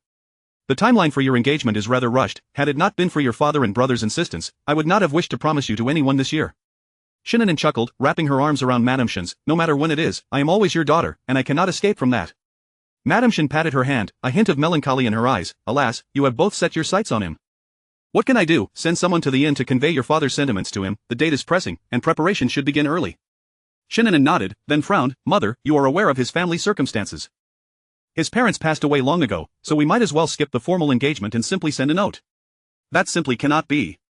Madame Shen objected. "You need not concern yourself with this. We, the Shen family, will provide the betrothal gifts. I will not allow you to be slighted." This was Madame Shen's final stance, and Shen An'an dared not argue further, merely nodding in agreement. Dinner was to be taken in Madame Shen's courtyard, so Shen An'an did not return to Haitang Garden but instead rested in the guest room for a while. She instructed Ma Xiang to go to the inn to find Zhang Yayan, informing him of the engagement date and that Shen Wen was to stay at the Shen residence for a short while. After Ma Xiang left, Shen An'an reclined on the soft couch and fell asleep for a while, only to be awakened by a young maid when the last rays of sunlight faded, and night fully descended. "Miss, the eldest young master has returned, and Madame requests your presence." Shen An'an blinked her drowsy eyes and lazily replied, then, with Ma Xiang's assistance, sat up and tidied herself before heading to the main hall. Inside, Madame Shen was reprimanding Shen Changhe. "You are not yet married, yet you are engaging in such chaotic affairs. Once you are wed, how do you plan to treat the young lady?" Shen Changhe kept his head down in silence, casting a helpless glance at Shen An'an as she entered. Madame Shen continued her tirade. "Listen here, Shen Changhe, our family is upright and clean. We have never tolerated the chaos of concubines. If you dare to break this precedent, just see how I will deal with you." And that second young lady of the Duan family, do not engage in flirtations with her. Should this happen again, I will surely have your father discipline you. Shen An'an looked wronged. He prided himself on being restrained and upright, never having flirted or become entangled with any woman. Yet he knew Madame Shen's temperament. If he spoke up, this matter would never end. He remained silent, drinking 3 cups of tea in succession while the maid stood by, ready with the teapot. Mother, Shen An'an approached with a smile, gently rubbing Madame Shen's back. Please do not be angry. Elder brother is not someone who lacks discretion, otherwise, why would he still be unmarried? I know, Madame Shen replied. I merely wished to give him a timely warning, a gentle reminder. Shen An'an glanced at her brother, pursing her lips in resignation.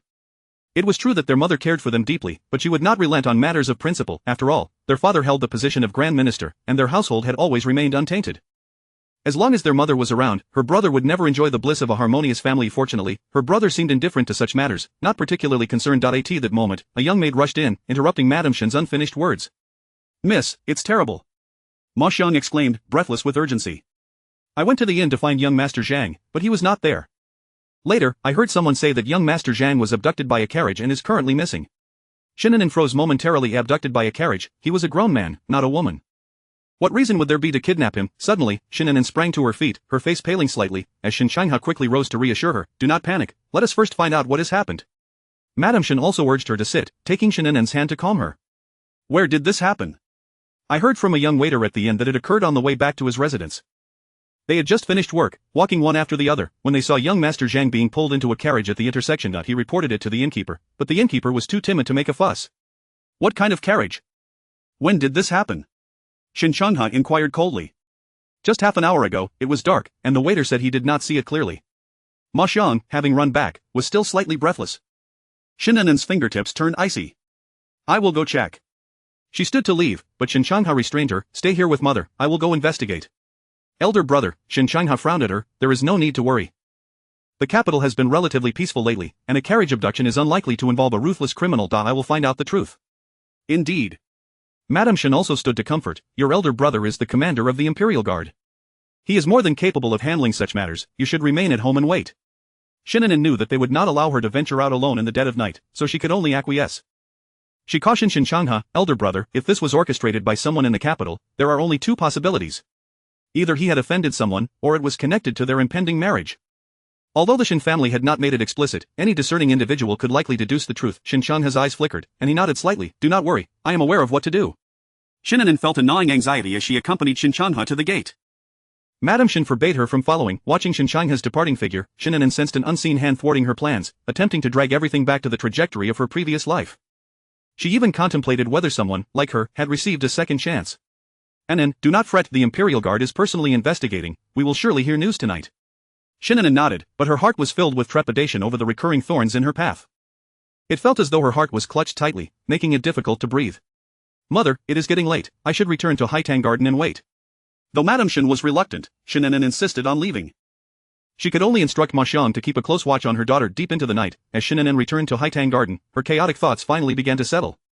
She started contemplating the possibilities surrounding this incident. Zhang Yang, an outsider with no power, connections, or money, was not the type to provoke trouble, but if not for having offended someone, it must be related to some vested interest. Ma Xiang draped a cloak over her shoulders. Miss, the night air is quite chilly, be careful not to catch a cold. Yes. Shen An'an tightened the cloak around her, half reclining against the soft pillow. Unable to suppress her thoughts, Ma Xiang remarked, how coincidental that just as your engagement with young Master Zhang was about to be finalized, such an incident occurs. Shen An'an's almond eyes widened, looking up at Ma Xiang, who was busy fussing about. If that were the case, who would want to see her engaged to Zhang Yang? Her heart was heavy with guilt. If her actions had led Zhang Yang into the web of power struggles, she would feel deeply remorseful if anything happened to him.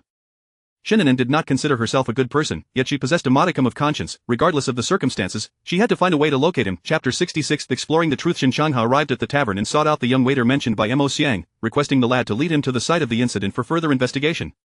This is the spot, the young waiter said, still bearing traces of trepidation on his face. At that time, I was a bit far off and only glimpsed young Master Zhang being restrained and taken into a carriage. I couldn't see much else clearly. The image was but a hazy silhouette, and he only recognized Zhang Yang because the two were leaving work together. Shen An'an surveyed the area with a furrowed brow. Are you certain it was a carriage? The waiter nodded earnestly. I assure you, I would not mistake it. The carriage glimmered under the moonlight. It was no ordinary vehicle. I've seen enough of the world in this tavern to know that such a carriage could only belong to someone of at least a mid-level official status. As he spoke, his throat visibly tightened, and he averted his gaze awkwardly. Sir, please do not mention that it was I who told you. I'm merely a lowly servant and cannot afford to offend those of high standing. Shen An'an cast a glance at the young waiter. Rest assured, this matter will not implicate you. The waiter then breathed a sigh of relief. Had it not been for Shen An'an's exceptional attire and commanding presence, he would never have dared to speak so freely. My lord, I've said all that I can, Shen An'an signaled to his attendant behind him, who promptly stepped forward, offering a silver ingot to the waiter. Your involvement ends here. You may leave. Ah, thank you. The waiter quickly tucked the silver into his sleeve, grinning as he departed. A few words had earned him half a year's wages, and he was elated. Suddenly recalling something, he turned back. Oh, right, this afternoon, I overheard in the tavern that a certain noble lady went out to buy jewelry today and has also gone missing. I'm not sure if it's connected, but it might be worth investigating, my lord. With that, he happily made his way home. Shen An'an's brow knitted tightly. Another disappearance. Could it be that this was a premeditated act? Kidnapping a noble lady made sense, but what purpose would there be in abducting a poor scholar? Considering the waiter's account, Shen An'an surmised that these individuals were not mere bandits seeking wealth. If they weren't after riches, they must have offended someone powerful. Do you know what kind of satin glimmers under the moonlight from a carriage? He inquired. The attendant shook his head. I have not heard of such a thing. Shen An'an's eyes narrowed. Inquire at the most renowned silk shops in the capital, find out what materials can emit light at night, and then sift through them one by one. Only a handful of establishments could afford such luxurious items. Once the general lead was established, further investigation would not prove difficult. The attendant complied and set off with several others to visit the city's top silk merchants. Shen An'an followed the tracks of the carriage on the ground, taking a few steps forward, his brow furrowing further. The carriage had not left the city, suggesting that the individuals involved were still within its confines. If someone else had also gone missing at the same time, it was likely that both the magistrate's office and the court of judicial review would have received word.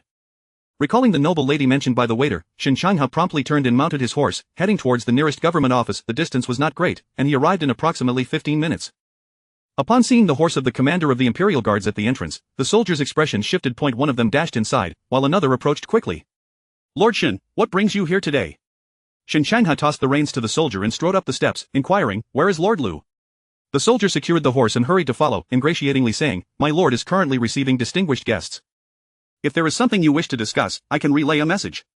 Shen An'an paused, his cold gaze turning to the soldier. The man broke into a cold sweat, his face contorting in distress. He could not fathom how so many esteemed figures had suddenly descended upon them today. Lead the way, Shen An'an commanded tersely, his tone frigid. Lord Shen, the soldier stammered, visibly trembling, it is not a matter of my negligence, but there are indeed guests in my lord's chamber. Shen An'an scrutinized the soldier, seeing no signs of deceit, and resolutely advanced towards the front hall. The soldier's face drained of color as he exclaimed, Lord Shen, you truly cannot enter at this moment. Shen An'an paid him no mind, having already crossed the corridor and arrived at the front hall. The dim moonlight barely illuminated his path. Suddenly, a familiar voice sliced through the stillness of the night, laden with suppressed rage. Shen An'an paused, lifting his gaze towards the source of the commotion in the hall. You claim ignorance? My beloved consort has gone missing in plain sight, and you dare tell me you know nothing? My lord, I have already dispatched people to investigate. Please, your highness, do not be enraged, Lord Lu's trembling voice stammered. The soldier's complexion turned ashen. The disappearance of the second prince's consort would bring shame to both him and the royal family. Should word get out, he might bear the brunt of the blame, and 10 deaths would not suffice for his punishment. He glanced at Shen An'an, who showed no intention of departing, his tone bordering on desperation. Lord Shen, I implore you, please withdraw for the time being. Shen An'an furrowed his brow, realizing that the noble lady mentioned by the waiter was, in fact, the second prince's favored concubine. His thoughts spiraled, as if he had overlooked something critical. Which of the second prince's concubines is missing? He inquired of the soldier beside him. The confrontation in the hall continued, and the soldier's scalp prickled with anxiety. It seems to be the daughter of Lord Wang from the Ministry of Personnel. I have heard she is already with child. Otherwise, the second prince would not be so quick to anger. Shen An'an's eyes flickered as he stood in the courtyard for a moment before abruptly turning to leave the government office. The soldier felt as though a weight had been lifted as he hurriedly followed. Lord Shen, do you have urgent business? I will inform our lord shortly. Shen An'an said nothing, striding out of the office and mounting his horse. Just then, a swift steed galloped up beside him, halting abruptly. Young master, I have news. According to the proprietor of the silk shop, the fabric that glimmers is not sold in the market. It is a rare item known as flowing light brocade, woven in the western regions through special techniques. However, flowing light brocade is exceedingly rare. Numerous noble women have inquired about it, yet our Liang dynasty lacks the means to replicate it. Flowing light brocade. Shen An'an's brow tightened. If memory served him correctly, his aunt had once gifted his mother a piece of brocade from the western regions, known as flowing light brocade. The carriage that employed such a precious fabric was exceedingly rare in the capital, and the second prince could be ruled out as a suspect. Do you think it could possibly belong to the empress? The attendant murmured. Shen An'an remained silent for a moment, slowly shaking his head. His aunt possessed the capability, but extending her influence beyond the palace would not be an easy task. Moreover, the second princess concubine had no offspring and had maintained a distance from the second prince. There was no reason for her to act in such a manner. Discounting these individuals and considering those who had grievances with Zhang Yiyang, the list narrowed down to Chapter 67. In General Qi returns to court. Proceed to the Yongning Marquis' residence. Just as he was about to set off, he suddenly reined in the reins, his eyes clouded with shadows. Young master. First, let us go to the fourth prince's residence. Shen An'an turned the horse's head, directing it towards the abode of the fourth prince, as several swift steeds galloped down the desolate streets at breakneck speed. Young master Shen. The servant at the entrance of the prince's residence was taken aback upon seeing Shen An'an. At this hour, what brings you here? Where is the fourth prince? Shen An'an did not respond but strode up the steps. Observing Shen An'an's demeanor, the servant's brow furrowed tightly. My prince is in the study, I shall lead you there. Shen An'an nodded, casually inquiring, whose carriage is that at the entrance? Oh, that belongs to young Master Ling. He is having tea with the fourth prince in the study. Upon hearing this, Shen An'an narrowed his eyes slightly, pressing his lips together, a hint of coldness flickering across his features. Inside the study, Ling Qian'an reclined nonchalantly in a round chair, the tea on the small table beside him wafting with steam. Do you not intend to meet him? Xiao Yuan, seated behind the writing desk, was engrossed in drafting documents, without lifting his head. Ling Qian'an raised an eyebrow, leaning forward slightly. Xiao Yuan, are you not the slightest bit curious about what extraordinary qualities that scholar possesses to deserve the full affection of the Shen family's daughter? Xiao Yuan finally lifted his gaze, his tone frigid. She has always been stubborn and blind. It would be no surprise if she were to take a liking to a butcher. After all, he was the object of her affections. Must you be so scathing? Very well, I too find that girl's judgment somewhat questionable. Among the scions of noble families, there are countless with talent yet devoid of power. Why has she chosen him? If his lineage were pristine and his character impeccable, it would be one thing. But Zhang Yiyang, he simply had not yet faced the brutality of reality, nor had he been afforded the opportunity. Xiao Yuan let out a cold snort. It is never easy to be a good person, especially to remain steadfast in one's convictions amidst the opulence of power. And that scholar's goodness was merely superficial, having yet to encounter true prosperity. Master. A knock echoed on the study door. Young Master Shen has arrived. He claims to have urgent matters to discuss. Xiao Yuan set down his brush, glancing at Ling Qian'an, who remained poised in his chair. How quickly he has come. Truly commendable for the commander of the Imperial Guards, his years of service have not been in vain. Ling Qian'an wore a smile, yet his eyes darkened slightly. In the dead of night, Shen An'an had rushed to see that scholar, revealing how much the Shen family valued him. He did not fear that the truth would be revealed, rather. Ling Qian'an's worried gaze turned to Xiao Yuan, realizing that now that springtime feelings had finally blossomed, the path to marrying Shen An'an was fraught with thorns. Xiao Yuan's thin lips pressed into a straight line, cold and sinister. Allow him to enter. The study door swung open, and Shen An'an, escorted by Qing'an, stepped inside. Fourth Prince, young Master Ling. Ling Qian'an rose and returned the greeting, young Master Shen. After the formalities, he smiled, attempting to lighten the atmosphere. What brings you here at such a late hour? Surely, nothing has happened in the palace, or do you bring news? Shen An'an remained silent, his eyes, laden with unspoken depths, flickering towards Ling Qian'an before shifting to Xiao Yuan. Ling Qian'an was aligned with the fourth prince, his actions were undoubtedly sanctioned to some extent. Xiao Yuan's expression was frigid as he instructed Qing'an to prepare tea for Shen An'an before dismissing him. Ling Qian'an observed the immobile Shen An'an, his eyelids twitching slightly. Brother An'an, please, speak of your matters at your leisure. Shen An'an pressed his lips together and finally took a seat across from Xiao Yuan, an overwhelming sense of pressure sending chills through him, confirming his suspicions. Xiao Yuan remained silent, his gaze fixed on Shen An'an. After a prolonged silence in the study, Shen An'an finally spoke in a subdued tone. I have inquired several times with my sister about her feelings for young Master Zhang. Xiao Yuan's fingers tightened abruptly, his heart constricting as if gripped by an unseen force. When Shen An'an revealed that Shen An'an's affections were solely for that scholar, the turmoil in his eyes became almost unbearable. Fourth Prince, love between men and women cannot be coerced, nor can it be forced. Shen An'an looked directly at Xiao Yuan, the air thickening with tension.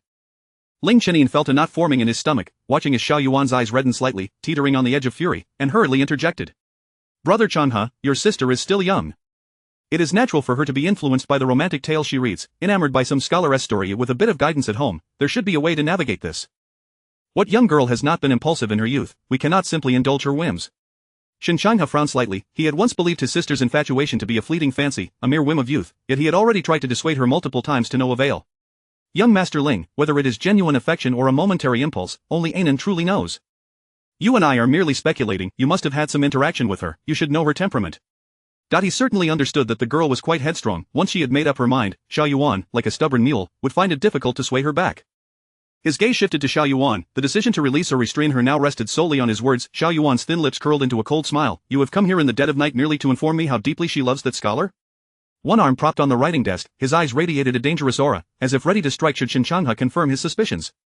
I simply wish to spare An'an from heartache, and to prevent you from engaging in futile entanglements that would harm both her and yourselves. Xiao Yuan, upon hearing this, seemed to find it amusing, his eyes brimming with scorn. And how can you be certain that such entanglements are indeed futile? To avoid entanglements, how could it not be self-harming? Shen An'an abruptly stood from his chair, causing Ling Qiannin's face to pale slightly as he quickly stepped forward to grasp his shoulder. This is absurd. Xiao Yuan was not someone to be trifled with. Shen An'an had followed him for a year or two and should be well aware of that. His presence here tonight, facing Xiao Yuan, was only possible due to his status as Shen An'an's brother. Rest assured, the fourth prince is not without discretion. You may return and wait peacefully. Ling Qiannin's words carried a deeper meaning, yet Shen An'an did not budge since Xiao Yuan had chosen to act. He surely had his own motives. Even if Zhang Yang remained unharmed, once he was safely released, there was likely to be complications regarding Anan's marriage. I have promised Anan that I would bring him back. Xiao Yuan's gaze turned progressively colder, devoid of any warmth. Ling Qiannin's heart began to tremble, and he quickly retreated a few steps, still holding onto Shen An'an, whispering, Li Huaiyan has been detained by the Duke of Li and the Zhang family. Shen An'an was taken aback, struggling to keep up with the rapid shift in topics. As Ling Qiannin continued, this matter cannot be separated from the second prince. To secure Huaiyan's release, I must target the person most dear to the second prince. That scholar has seen things he should not have. He must remain hidden for the time being to avoid any unforeseen complications.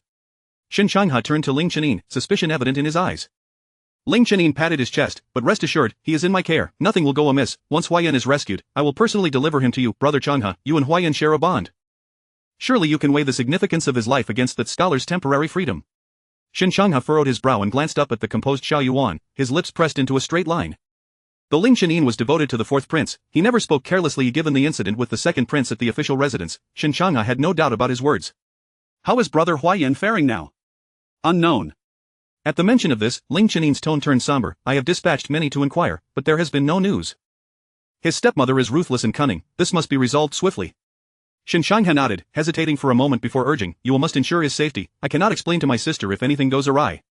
Rest assured, you may inform Miss Shen that within 10 days, he will undoubtedly be returned to her. Ling Qiannin's gaze shifted to Xiao Yuan, silently praying that he would remain composed and unruffled. The truth would be revealed in 10 days. Shen An'an pondered the auspicious date his mother had sought for Anan, which also seemed to fall within the 10-day timeframe. If all went well, it should not cause any delays. Moreover, prior to this, the fourth prince was unaware of the auspicious date set by the family, making it improbable that he would seek to delay the engagement. Very well, if there is anything I can assist with regarding brother Huaiyan, do not hesitate to inform me. Naturally. Ling Qiannin patted Shen An'an's shoulder, exchanged farewells with Xiao Yuan, and then escorted him out. Upon returning, he found the study littered with shattered teacups. After calling Qing in to clean up, he took a seat across from him. He understood that his concern was not with Shen An'an's actions tonight, but rather with the implications of his words regarding Shen An'an's insistence on Zhang Yang. If I had known this would be the case, we should have coerced him during the Mid-Autumn Festival to marry into the Yongning Marquis' residence. He said half-jokingly. Xiao Yuan's lips were pressed tightly together, his gaze darkening. He remained silent, yet the atmosphere in the room plummeted to an icy silence. Images of her differing treatment of him and Zhang Yang flashed through his mind. Had she truly taken such a liking to him? Ling Qiannin felt a heavy weight pressing down on his chest and, summoning his courage, spoke, Xiao Yuan, have you never considered tying the fourth prince's residence and the Shen family together? By rendering the Shen family utterly dependent on Xiao Yuan, Shen An'an would have no choice but to marry into the fourth prince's residence. Xiao Yuan's eyelashes fluttered downwards, and he remained silent for a long while. He had indeed considered it, but once interests became entangled, purity was lost. Moreover, without absolute certainty, he was reluctant to drag the Shen family into the mire.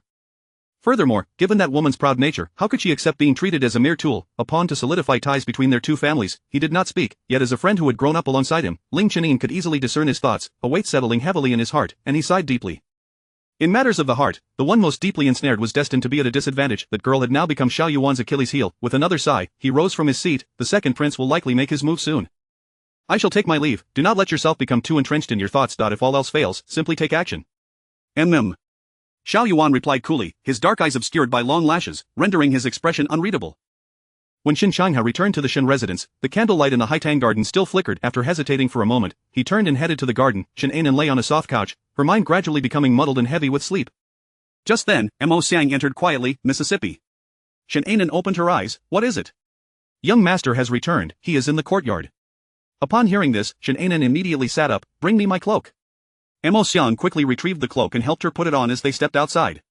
It is cold outside. Quickly, invite your brother in. Upon entering, Shen An'an first assessed her condition. It was nearly the hour of the pig, yet she appeared weary, with faint dark circles under her eyes, not resembling someone who had been sleeping. She must have been waiting for news from him. Contemplating this, Shen An'an felt a weight in his heart. Annan truly cared for that scholar, yet the fourth prince was persistently involved.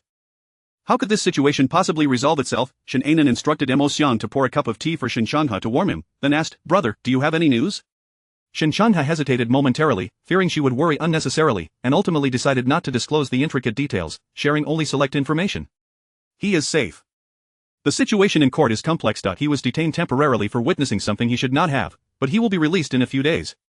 Shen An'an was taken aback, wanting to ask what he had seen and who had detained him, but upon seeing her brother's somber expression, she held her tongue.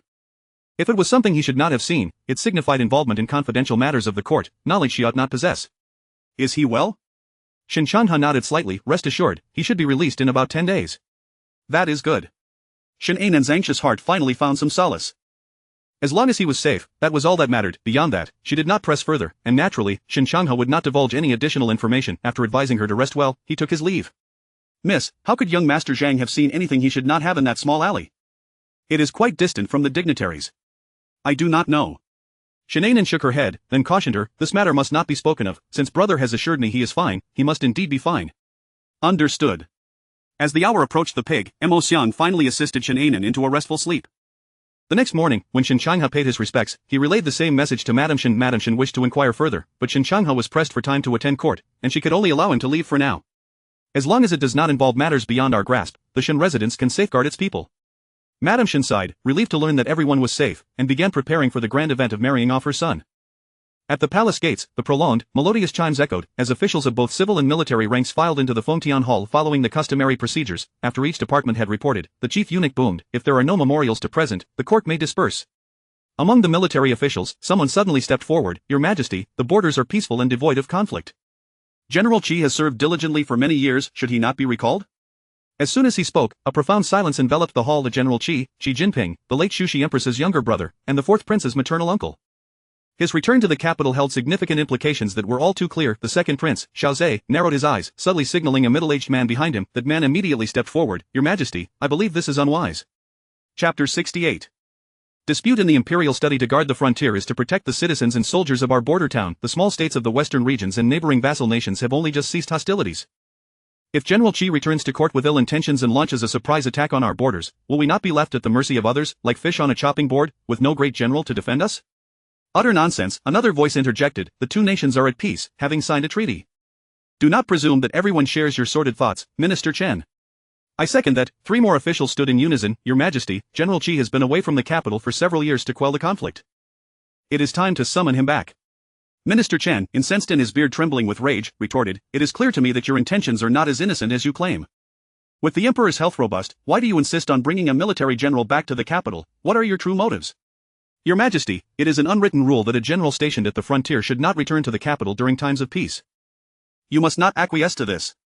Since Minister Chen claims it is an unwritten rule, why all the debate? General Qi has been away for years, and the ancestral hall of the general's residence holds hundreds of memorial tablets. Should he not return to pay his respects and visit his old home? Absurd! Minister Chen scoffed coldly, but before he could continue, the emperor's icy voice silenced him. Enough, every time this matter arises, you engage in endless bickering. Since you cannot reach an agreement, let us postpone this discussion. Your Majesty, some protested, but the emperor's expression darkened. I have spoken, this matter will be discussed at a later time. The return of the general stationed at the frontier could only signify a shift in court dynamics or the commencement of a power struggle. The emperor cast a furtive glance at Xiao Yuan, who stood quietly at the lower end of the hall, his grip on the dragon throne tightening slightly. His two sons were indeed exemplary. Even in his lifetime, they quarreled incessantly in the court, vying for supremacy. Yet he let out a cold laugh and swept out of the Fengtian Hall. Ling Chenyi approached Xiao Yuan as they exited the palace, whispering, It seems the emperor remains steadfast in his stance. The only way to bring him back is a fourth brother. A gloomy voice suddenly rang out from behind. Xiao Yuan and Ling Chenyi halted in their tracks, turning to see Xiao Zhe approaching with a dark expression. He let out a derisive laugh. Fourth brother, save your efforts. Father will not permit that man to return. Not if you are too eager. You may inadvertently reveal your ambitions, which would be unwise. Outsiders claimed the emperor favored the fourth prince, Xiao Yuan, but in Xiao Zhe's eyes, it was a mere facade. If the emperor truly cherished him, he would have summoned that man to assist him in becoming the crown prince, rather than repeatedly undermining him in front of the courtiers. Xiao Yuan's lips curled slightly. I thought second brother would skip morning court today. You seem rather unwell. Did you not sleep well last night? Xiao Zhe was momentarily taken aback, his gaze turning icy as he met Xiao Yuan's eyes. Is it you? Xiao Yuan chuckled coldly. Fourth brother cannot comprehend what second brother is saying. It is getting late. I must take my leave. As he descended the steps, the head eunuch hurried towards him. Fourth prince, the emperor requests your presence in the imperial study. Xiao Yuan furrowed his brow but nodded in acquiescence. Ling Chenyi, concerned, cautioned, be cautious in all matters. Rest assured, Xiao Yuan replied, turning to head towards the imperial study. Each time he met with his father alone, the atmosphere was inevitably fraught with tension, and Ling Chenyi could not help but worry, remaining steadfast at the palace gate. Xiao Zhe, meanwhile, smirked to himself. During the court meeting, it was evident that the officials had been influenced by Xiao Yuan's intentions. Xi Jinping was someone the emperor feared greatly. How could he not be enraged? With a wry smile, he descended the imperial steps swiftly. He still had not heard from his favored concubine and needed to inquire at the Dali Temple and the government office for clarity. As soon as the people outside the imperial study spotted Xiao Yuan approaching, they retreated to a safe distance. Fourth Prince, the emperor is waiting for you inside. Xiao Yuan responded tersely, stepping inside. The palace maids and eunuchs kept their distance, unaware of the conversation taking place between father and son. However, after a quarter of an hour, the sound of the emperor's fury, smashing porcelain, echoed through the halls. This scene had become a familiar occurrence whenever the fourth prince arrived. They had long ceased to be surprised. Unfilial son, I am not dead yet, and you are scheming to bring him back, longing to usurp the throne? Such words were indeed severe, yet Xiao Yuan remained unfazed. Father should understand that my intentions do not lie in this. Hoof. The emperor scoffed, taking his seat on the dragon throne once more, his demeanor grim. Father, Xiao Yuan pressed forward without an ounce of retreat. If you are not feeling guilty, permit my uncle to return. I assure you, I have no designs on your throne. I merely seek a resolution. Your mother is no longer here. What more do you desire? The emperor trembled with rage. Do you intend to disrupt the court until it is in disarray? I wish to know the true cause of my mother's death. What business is it of the previous court? Xiao Yuan's gaze was icy. Or is it that you refuse to bring him back because you are concealing something? Did my mother truly die of illness? He fixed his gaze on the emperor, an unmistakable pressure emanating from him. The emperor's hand resting on the table tightened, his expression strained. The cause of your mother's death was long established by the imperial physician. You are merely being paranoid, clinging to your baseless suspicions. Your uncle's return to the capital concerns the nation's stability. You cannot simply act as you wish because you claim to seek no throne. I will not hold you accountable for today's events, but should there be a next time, you will be dispatched to the frontier and never return. Ha! Xiao Yuan lowered his gaze, a cold laugh escaping him. If one is innocent, why fear the truth being revealed to the world? If father refuses to speak, I shall uncover the truth myself. Just wait. Neither his mother nor the Qi family could die in vain. Unworthy son! The emperor roared with fury, but Xiao Yuan had already turned to leave the imperial study. After years of quarrels over this matter, with no resolution in sight, he saw no need to waste further breath. Fourth Prince, the Grand Eunuch rushed to greet him, bowing before entering the imperial study to calm the emperor. He is rebelling against heaven. The emperor gasped, his chest heaving, while the Grand Eunuch remained silent, not daring to utter a word. Having accompanied the emperor for years, he was perhaps the one most familiar with his temperament, yet he still could not decipher the emperor's feelings towards the fourth prince. The late concubine Shu had been the emperor's most favored consort, and the fourth prince had benefited from this favoritism. However, everything had changed since her passing. If one were to say the emperor did not favor the fourth prince, it would be hard to deny that he was the only one in the Great Liang who had quarreled with the emperor and emerged unscathed from the palace. Yet, if one claimed he favored him, it was evident that he had consistently suppressed the fourth prince's influence. Concubine Shu is the fourth prince's emotional burden. The emperor should not hold it against him. Ha ha. A sarcastic smile crept across the emperor's face, his voice low. His mother is his burden, but is it not also mine? As he spoke, he was suddenly seized by a violent coughing fit, his complexion turning crimson, struggling for breath. The Grand Eunuch rushed to summon the imperial physician in a flurry. That day, news of the emperor's ferocious argument with the fourth prince in the imperial study, which left him gravely ill, spread throughout the court and palace. Such occurrences were not unprecedented. The civil and military officials had grown accustomed to them. However, regarding the matter of General Qi's return to the capital, the emperor's attitude led each household to weigh their own positions carefully. Chapter 69 of the Hu family bank. In the study of the fourth prince, Ling Chenyu furrowed his brows as he regarded the brooding and coldly piercing gaze of Xiao Yuan seated behind the writing desk. Now that the court officials are all aware that the emperor opposes Jinping's return, it will be difficult for you to exert pressure in the future. What are your plans? Xiao Yuan remained silent, his frosty eyes gradually morphing into a sinister and somber expression. After a prolonged silence, he finally spoke softly. You should first gather all correspondence over the years from Wang Qian, the deputy minister of personnel. Since we have captured someone, let us provide them with an unexpected surprise. Ling Chenyu blinked in surprise. Are you suggesting? Xiao Yuan leaned back in his chair, his brows and eyes as cold as ice. Regardless of the execution method, it is inconsequential if the crime warrants death. The only thing that matters is that justice is served. You are correct. Determination began to seep into Ling Chenyu's gaze. Killing and arson were merely two sides of the same coin. After all, both would lead to death. Very well, I shall make the arrangements at once. Xiao Yuan called out to him lightly. Also, do share some news with the second prince. Ling Chenyu nodded and departed from the prince's residence. Xiao Yuan remained seated at the writing desk for a long while, finally rising only as the sun began to set. He walked to the window, pushing it open. A biting cold wind rushed into the room, yet he felt no chill whatsoever. He had once believed that the palace was devoid of emotion, and that at least his father held some feelings for his mother, but now it seemed that all was merely an illusion. Standing there, he upsetly twirled the jade ring on his thumb, his eyes as frigid as ice. What was it that his father feared by not allowing Xi Jinping to return? 2 days passed in succession, with Shen An'an's leads. Ling Qianyu erased all traces, but the second prince struggled in vain, becoming increasingly sullen and irritable. If it were merely an ordinary concubine, her death would be inconsequential. However, Wang's wife was with child, and the imperial physician had confirmed it was a male fetus. How could he not feel anxious and flustered? On this particular day, he first reprimanded the second prince's consort, blaming her for failing to fulfill her duties, and then summoned Wang Qian to the residence.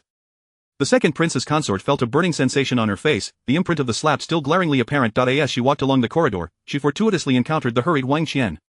Second prince's consort, Wang Qian's aged eyes swept over the red mark on her face before quickly averting his gaze and bowing. To be struck for the sake of a concubine, and to have that concubine's maternal family witness it, left the second prince's consort feeling utterly humiliated. She did not respond and hastened away from the corridor. Once she was far off, Wang Qian cast a shadowy glance back, a slight smirk curling at the corners of his mouth. It seemed the second prince truly cared for his daughter. Servants guided him to the waterside pavilion, and as Wang Qian adjusted his attire, tears suddenly fell from his face upon entering. Second prince. Xiao Zhe was feeling quite vexed at that moment. Seeing Wang Qian only added to his frustration, yet, considering that his daughter had been lost after marrying him, he could only suppress his irritation. You must have heard about Roar. Wang Qian nodded. I have heard, but how could such a well-behaved girl suddenly be taken? Second prince, could there be someone behind this? Xiao Zhe raised his gaze to him, but Wang Qian abruptly halted his words, awkwardly lowering his head as if he wished to speak yet hesitated. Speak. Xiao Zhe's tone was ice-cold. Wang Qian gritted his teeth and said, Second prince, since Roar married into the second prince's residence, she has always been obedient and has never caused trouble. Everything was fine until she was suddenly abducted, especially just after it was discovered that she was pregnant. Xiao Zhe's eyes darkened dangerously, his hand gripping the armrest of his chair until the veins bulged. Are you implying that there is someone in this prince's harem who is envious and deliberately scheming against her? I would not dare. Wang Qian hastily knelt, carefully choosing his words, but Roar rarely goes out and has never formed any enmities.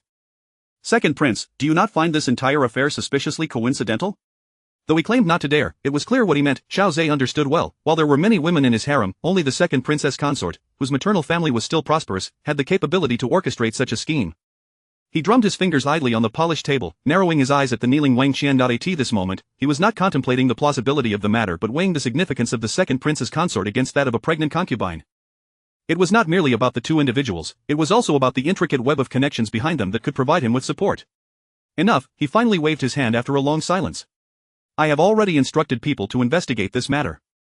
Results should be forthcoming soon. Although the second prince's consort is indulged, she is not of the ruthless sort, and I have already reprimanded her. Yes. Wang Qian lowered his head, concealing his dissatisfaction. He had not anticipated that the second prince would so dismissively regard the consort, yet would still protect her family's reputation. Ultimately, it was his lowly position that prevented him from securing a satisfactory explanation for his daughter. I summoned you today to inquire about Ro's character at home. Is there anyone she admires? The second prince's eyes were fixed keenly on Wang Qian, suspicion evident in his gaze. Roar had been forced into the second prince's residence by Wang Qian. Aside from being abducted, there was also the possibility that she had left of her own volition. After all, 2 days had passed without any news from either the local government or the court, leading the second prince to suspect that if a criminal had infiltrated the capital, there would be no way they could do so without leaving traces. No, absolutely not. Wang Qian, terrified, knelt once more. Second prince, my daughter has only ever admired you, no one else. Xiao Zhe studied him for a moment before gesturing for him to rise. Very well, I was merely asking. You need not be so anxious. Wang Qian was drenched in cold sweat, wiping his forehead. Second prince, my daughter must have been abducted by someone. You must rescue her. Am I not already devising a plan? Xiao Zhe was increasingly exasperated. It was utterly ridiculous that a mere concubine of a prince had gone missing in the capital. As he spoke, he returned to the matter at hand. In today's court, Xiao Yuan once again brought up the issue of bringing Xi Jinping back. What are your thoughts on this? I believe it is impossible for Xi Jinping to return. Wang Qian furrowed his brows. The emperor has deliberately spread the news of his illness, signaling his stance to the court officials. After this incident, everyone will think twice before mentioning it again. Xiao Zhe nodded, a faint smile appearing on his face. The heart of a ruler is difficult to gauge. Tell me, who does my dear father truly favor? I find it increasingly inscrutable. Wang Qian chuckled softly. The emperor's greatest love is undoubtedly for the prince who can ultimately ascend to the throne, one who possesses capability. All that occurs now is merely a form of honing, as long as one does not provoke the dragon's scales. Xiao Zhe smiled and nodded. Regardless of anything else, he found Wang Qian to be an exceedingly agreeable person, adept at knowing how to converse and what to say. Compared to the second prince's consort, who could only scold him, he was far superior. You must quickly secure the position of Minister of Personnel. You should be aware that the honor of the Wang family rests on this. I understand. Wang Qian bowed, acknowledging the command. To gain loyalty, one must offer a semblance of reward. Xiao Zhe was quite skilled in the art of persuasion. Rest assured, once you assume the position of Minister of Personnel and wholeheartedly assist me, when the time comes to govern the 9 provinces, your rewards shall be plentiful. After all, the second prince's consort has no sons, and the position of empress is still within the Wang family's reach. Indeed. Wang Qian knelt joyfully in response. As he exited the waterside pavilion, his cheerful demeanor gradually faded. To contend for the position of empress, both Roer and her unborn child must be safe, otherwise, what could he use to fight for it? He certainly could not take the position himself. Wang Qian hurriedly left the second prince's residence, glancing around to ensure no one was watching. He swiftly hopped onto a carriage, instructing the driver to head towards Huan Street. In the fourth prince's residence, Ling Chenyu quietly reported to Xiao Yuan, "Our people have seen him enter the Hu family bank." Xiao Yuan paused momentarily in his writing, lifting his gaze to Ling Chenyu. "This is the bank we previously investigated, which is linked to the royal family of the western regions. Initially, we intended to set a trap, but to our surprise, that old man truly has connections with the western regions of this time. Our efforts may yield fruitful results." Xiao Yuan set down his brush, "Send someone to keep a close watch on the Hu family bank. If our assumptions are correct, he should be negotiating some sort of deal with the western regions to assist in finding someone. What we need is evidence of his dealings with them, and simultaneously, we shall eradicate any spies from the western regions lurking in the capital." Ling Chenyu nodded but hesitated. The western regions have been operating here for many years. Would they truly risk everything for such a trivial benefit? I find it hard to believe. A cold smile crept across Xiao Yuan's lips. "You are right, it would indeed be unwise to risk everything for a mere trifle from Wang Qian. However, Wang Qian holds a position in the Ministry of Personnel, and there are many things within that ministry that the western regions covet." Ling Chenyu's eyes widened in shock. "That would be treason. He wouldn't dare." Xiao Yuan tested the warmth of the cup on the table, taking a sip. "He likely lacks the courage, but his daughter represents the Wang family's century-long legacy. The allure of wealth and power is enough to blind anyone." Ling Chenyu sighed softly. "If there truly are such parasites in the court, they are not worth lamenting." Whether in the struggle for succession or factional disputes, internal strife was one thing. But if treason were afoot, the implications would be entirely different. "Has Huaiyan sent any news?" Xiao Yuan inquired. Ling Chenyu shook his head. "Not yet, I fear he must endure a bit longer." Xiao Yuan nodded. To completely sever his control, the Zheng family must fall, allowing him to take charge of the Li Guogong residence. "If all goes smoothly, the Zheng family will be eliminated as well." Ling Chenyu concurred. "We promised Changhe that we would act within 10 days, it is time to hasten our progress." At the mention of this, Xiao Yuan's expression darkened. "Has he come to seek you out again?" Chapter 70. The time to close the net? Not exactly, but one can surmise that someone must be growing anxious. Ling Chenyu did not explicitly state it, yet how could Xiao Yuan fail to comprehend that the individual he referred to was none other? He let out a cold scoff, his fingers gripping the cup, turning pale with the chill of his fury. Let that woman dwell on her thoughts for a few days. He could hardly believe that when the Zheng sisters arrived in the capital, she would remain so steadfastly devoted to that scholar. Suddenly, a voice echoed in his mind. What if she is so resolute that even knowing the truth would not deter her from marrying that scholar? A surge of anger ignited within him, akin to a fire meeting dry kindling, and in a fit of rage, Xiao Yuan smashed the teacup to the ground. Ling Chenyu gazed in bewilderment at the shattered cup, then raised his eyes to the muttering Xiao Yuan. "What troubles you?" Xiao Yuan barely regained his composure, muttering, "Nothing." Ling Chenyu, having overheard his earlier words, urged him urgently, "Do not act rashly. There are better paths to tread than resorting to extremes." It was entirely possible that Shen An'an might indeed seek vengeance, yet that would only be a catastrophic misplay of a well-dealt hand. Xiao Yuan cast a sidelong glance at him, his tone icy. "I am well aware." The voice he had heard was his deepest-seated fear, one he was unwilling to acknowledge.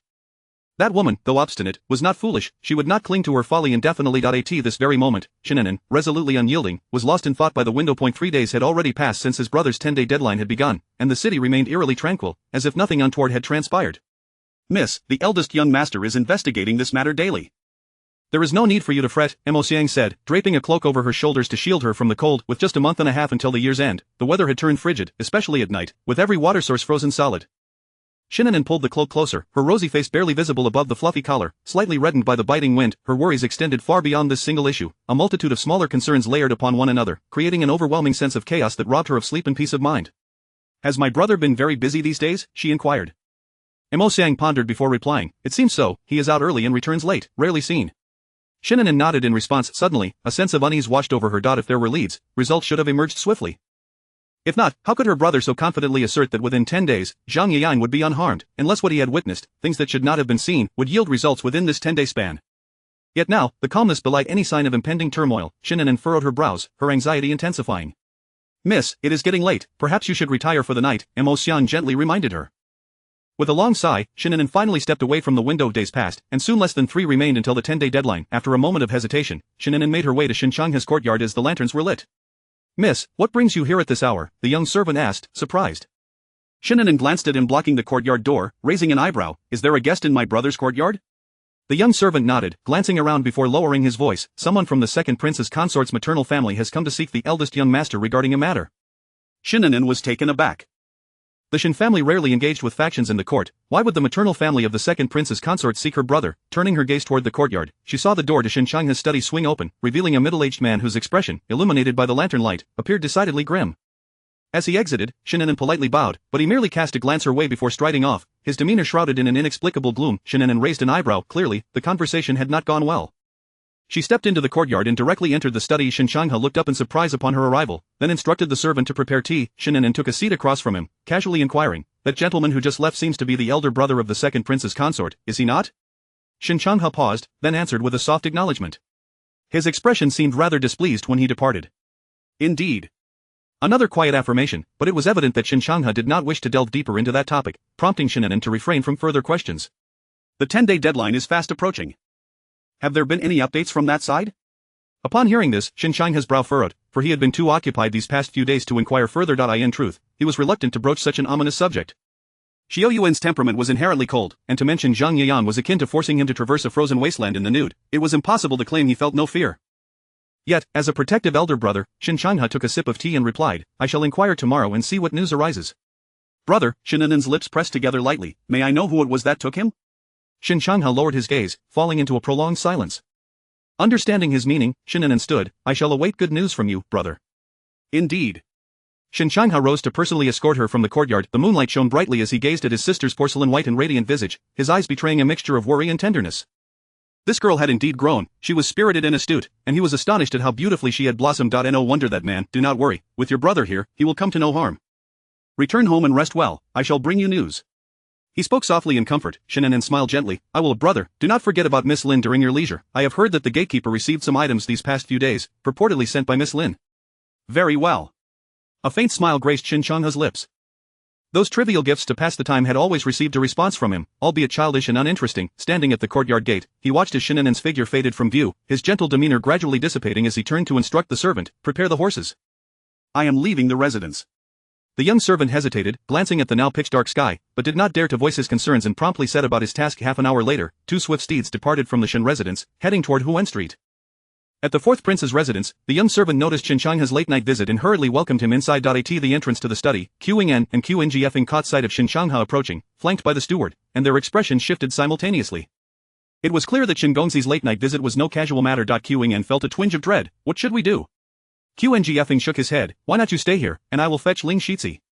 As it happened, Ling Shizi was in the residence today. With him present, they could avert a disaster, and the atmosphere would likely not be too frosty. Qing stiffly nodded. "Hurry, I cannot hold out much longer. Your master will only be confronting Shen Gongxi. He won't harm you, what are you afraid of?" Qing rolled his eyes. Qing shot him a glare, coldly scoffing, "Then you stay here, I will go summon help." What a joke. Shen Gongxi was Shen Gongxi's elder brother, and Shen Gongxi was exceedingly protective. The master would surely not act against her future brother-in-law, and in the end, it would be he who bore the brunt. Qing wasted no time, swiftly descending the steps toward the flower hall, where Ling Cheney was dining. Qing, face-taut, approached Shen Changha. "Shen Gongxi, you have arrived, my master is currently occupied, would you mind waiting a moment?" Once Ling Shizi arrived, they could explain that Shen Gongxi was merely anxious to see his sister, and it had nothing to do with him. Shen Changha glanced toward the window, where the flickering candlelight cast a long shadow of Xiao Yuan, who appeared to be engrossed in reviewing documents. He remained silent, but Xiao Yuan must have heard the commotion, for a cold voice drifted from within, "Let him in." Qing's mouth twitched.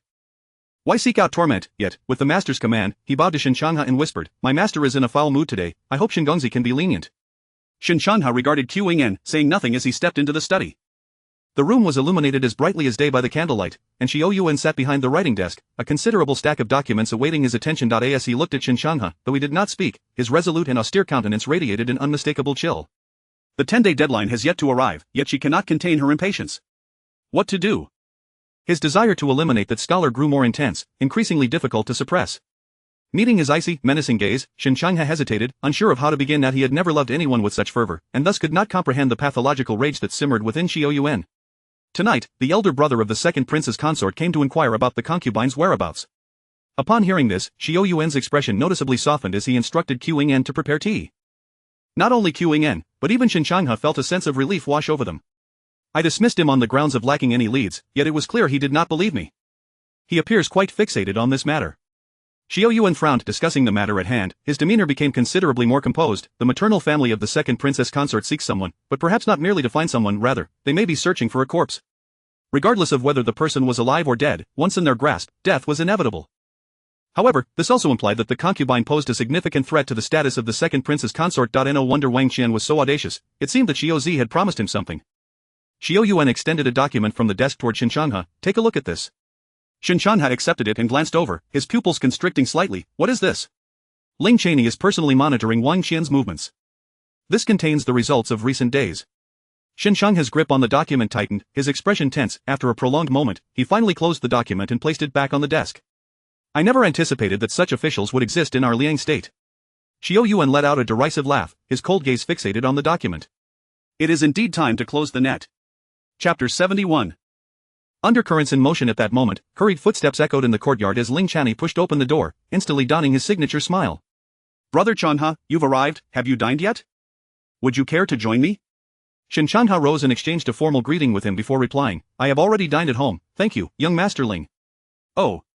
Ling Channy smiled as he approached, his gaze flitting over Xiao Yuan's face. Noticing the man's calm demeanor, devoid of any signs of anger, he let out a small sigh of relief. Jingfeng had indeed played him again. Xiao Yuan, fully aware of the implications behind Ling Channy's look, shot him a sideways glance and commanded, go to the second prince's residence and bring back Li Huayan. Now. Ling Channy expressed surprise. After all the efforts he had put in these past few days, he would just let the second prince off the hook. Xiao Yuan's deep and inscrutable gaze met his. Naturally, but the person is not in your hands. What you can exchange for is merely the whereabouts of the Wang family. Do you understand?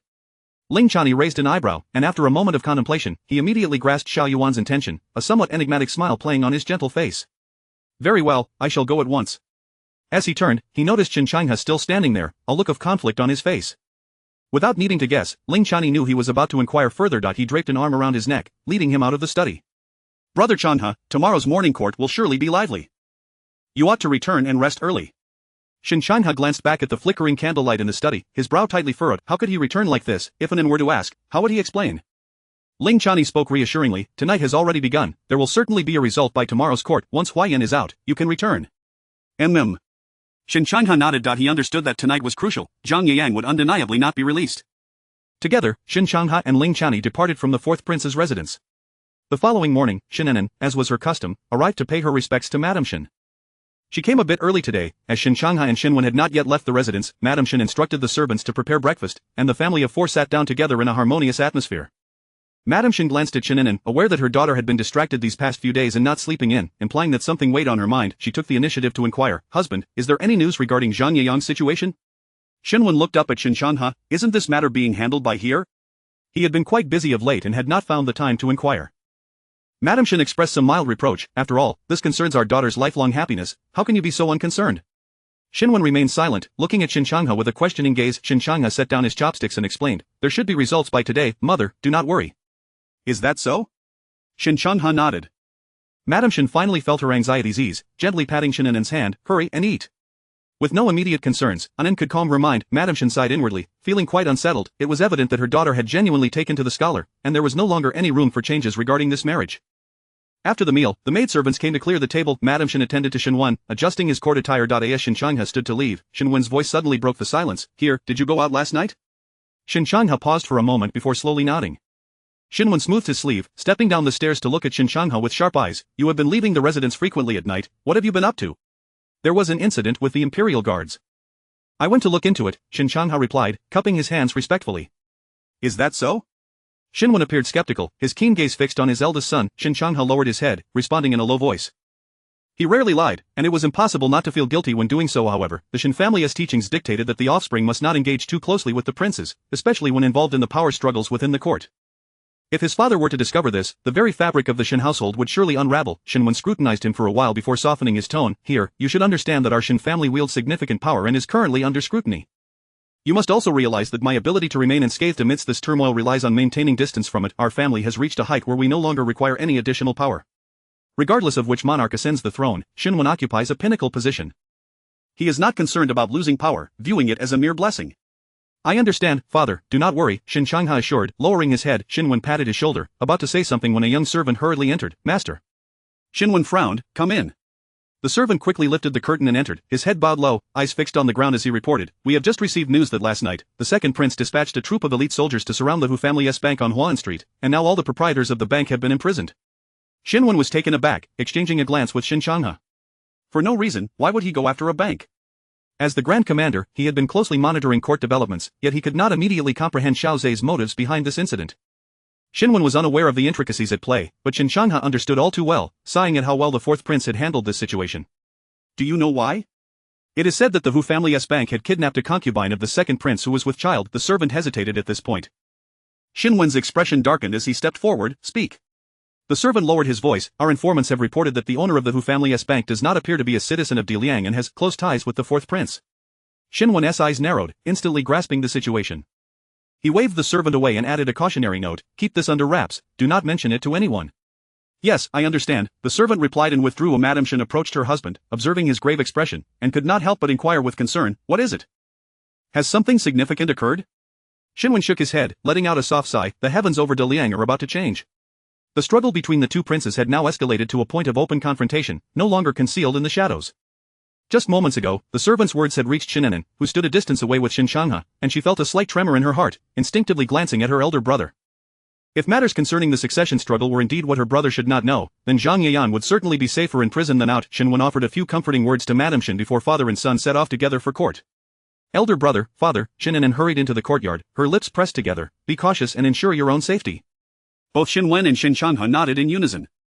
Shen An'an flashed a reassuring smile, "Do not worry, father and I know what we are doing."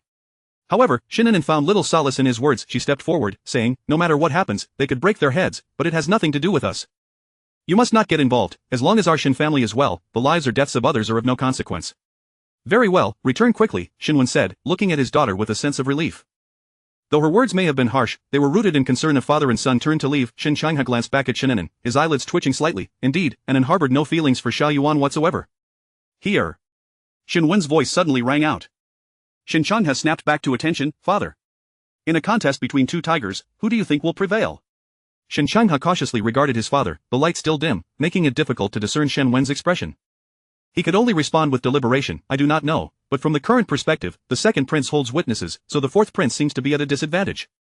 "Is that so?" Shen Wen chuckled lightly, neither confirming nor denying.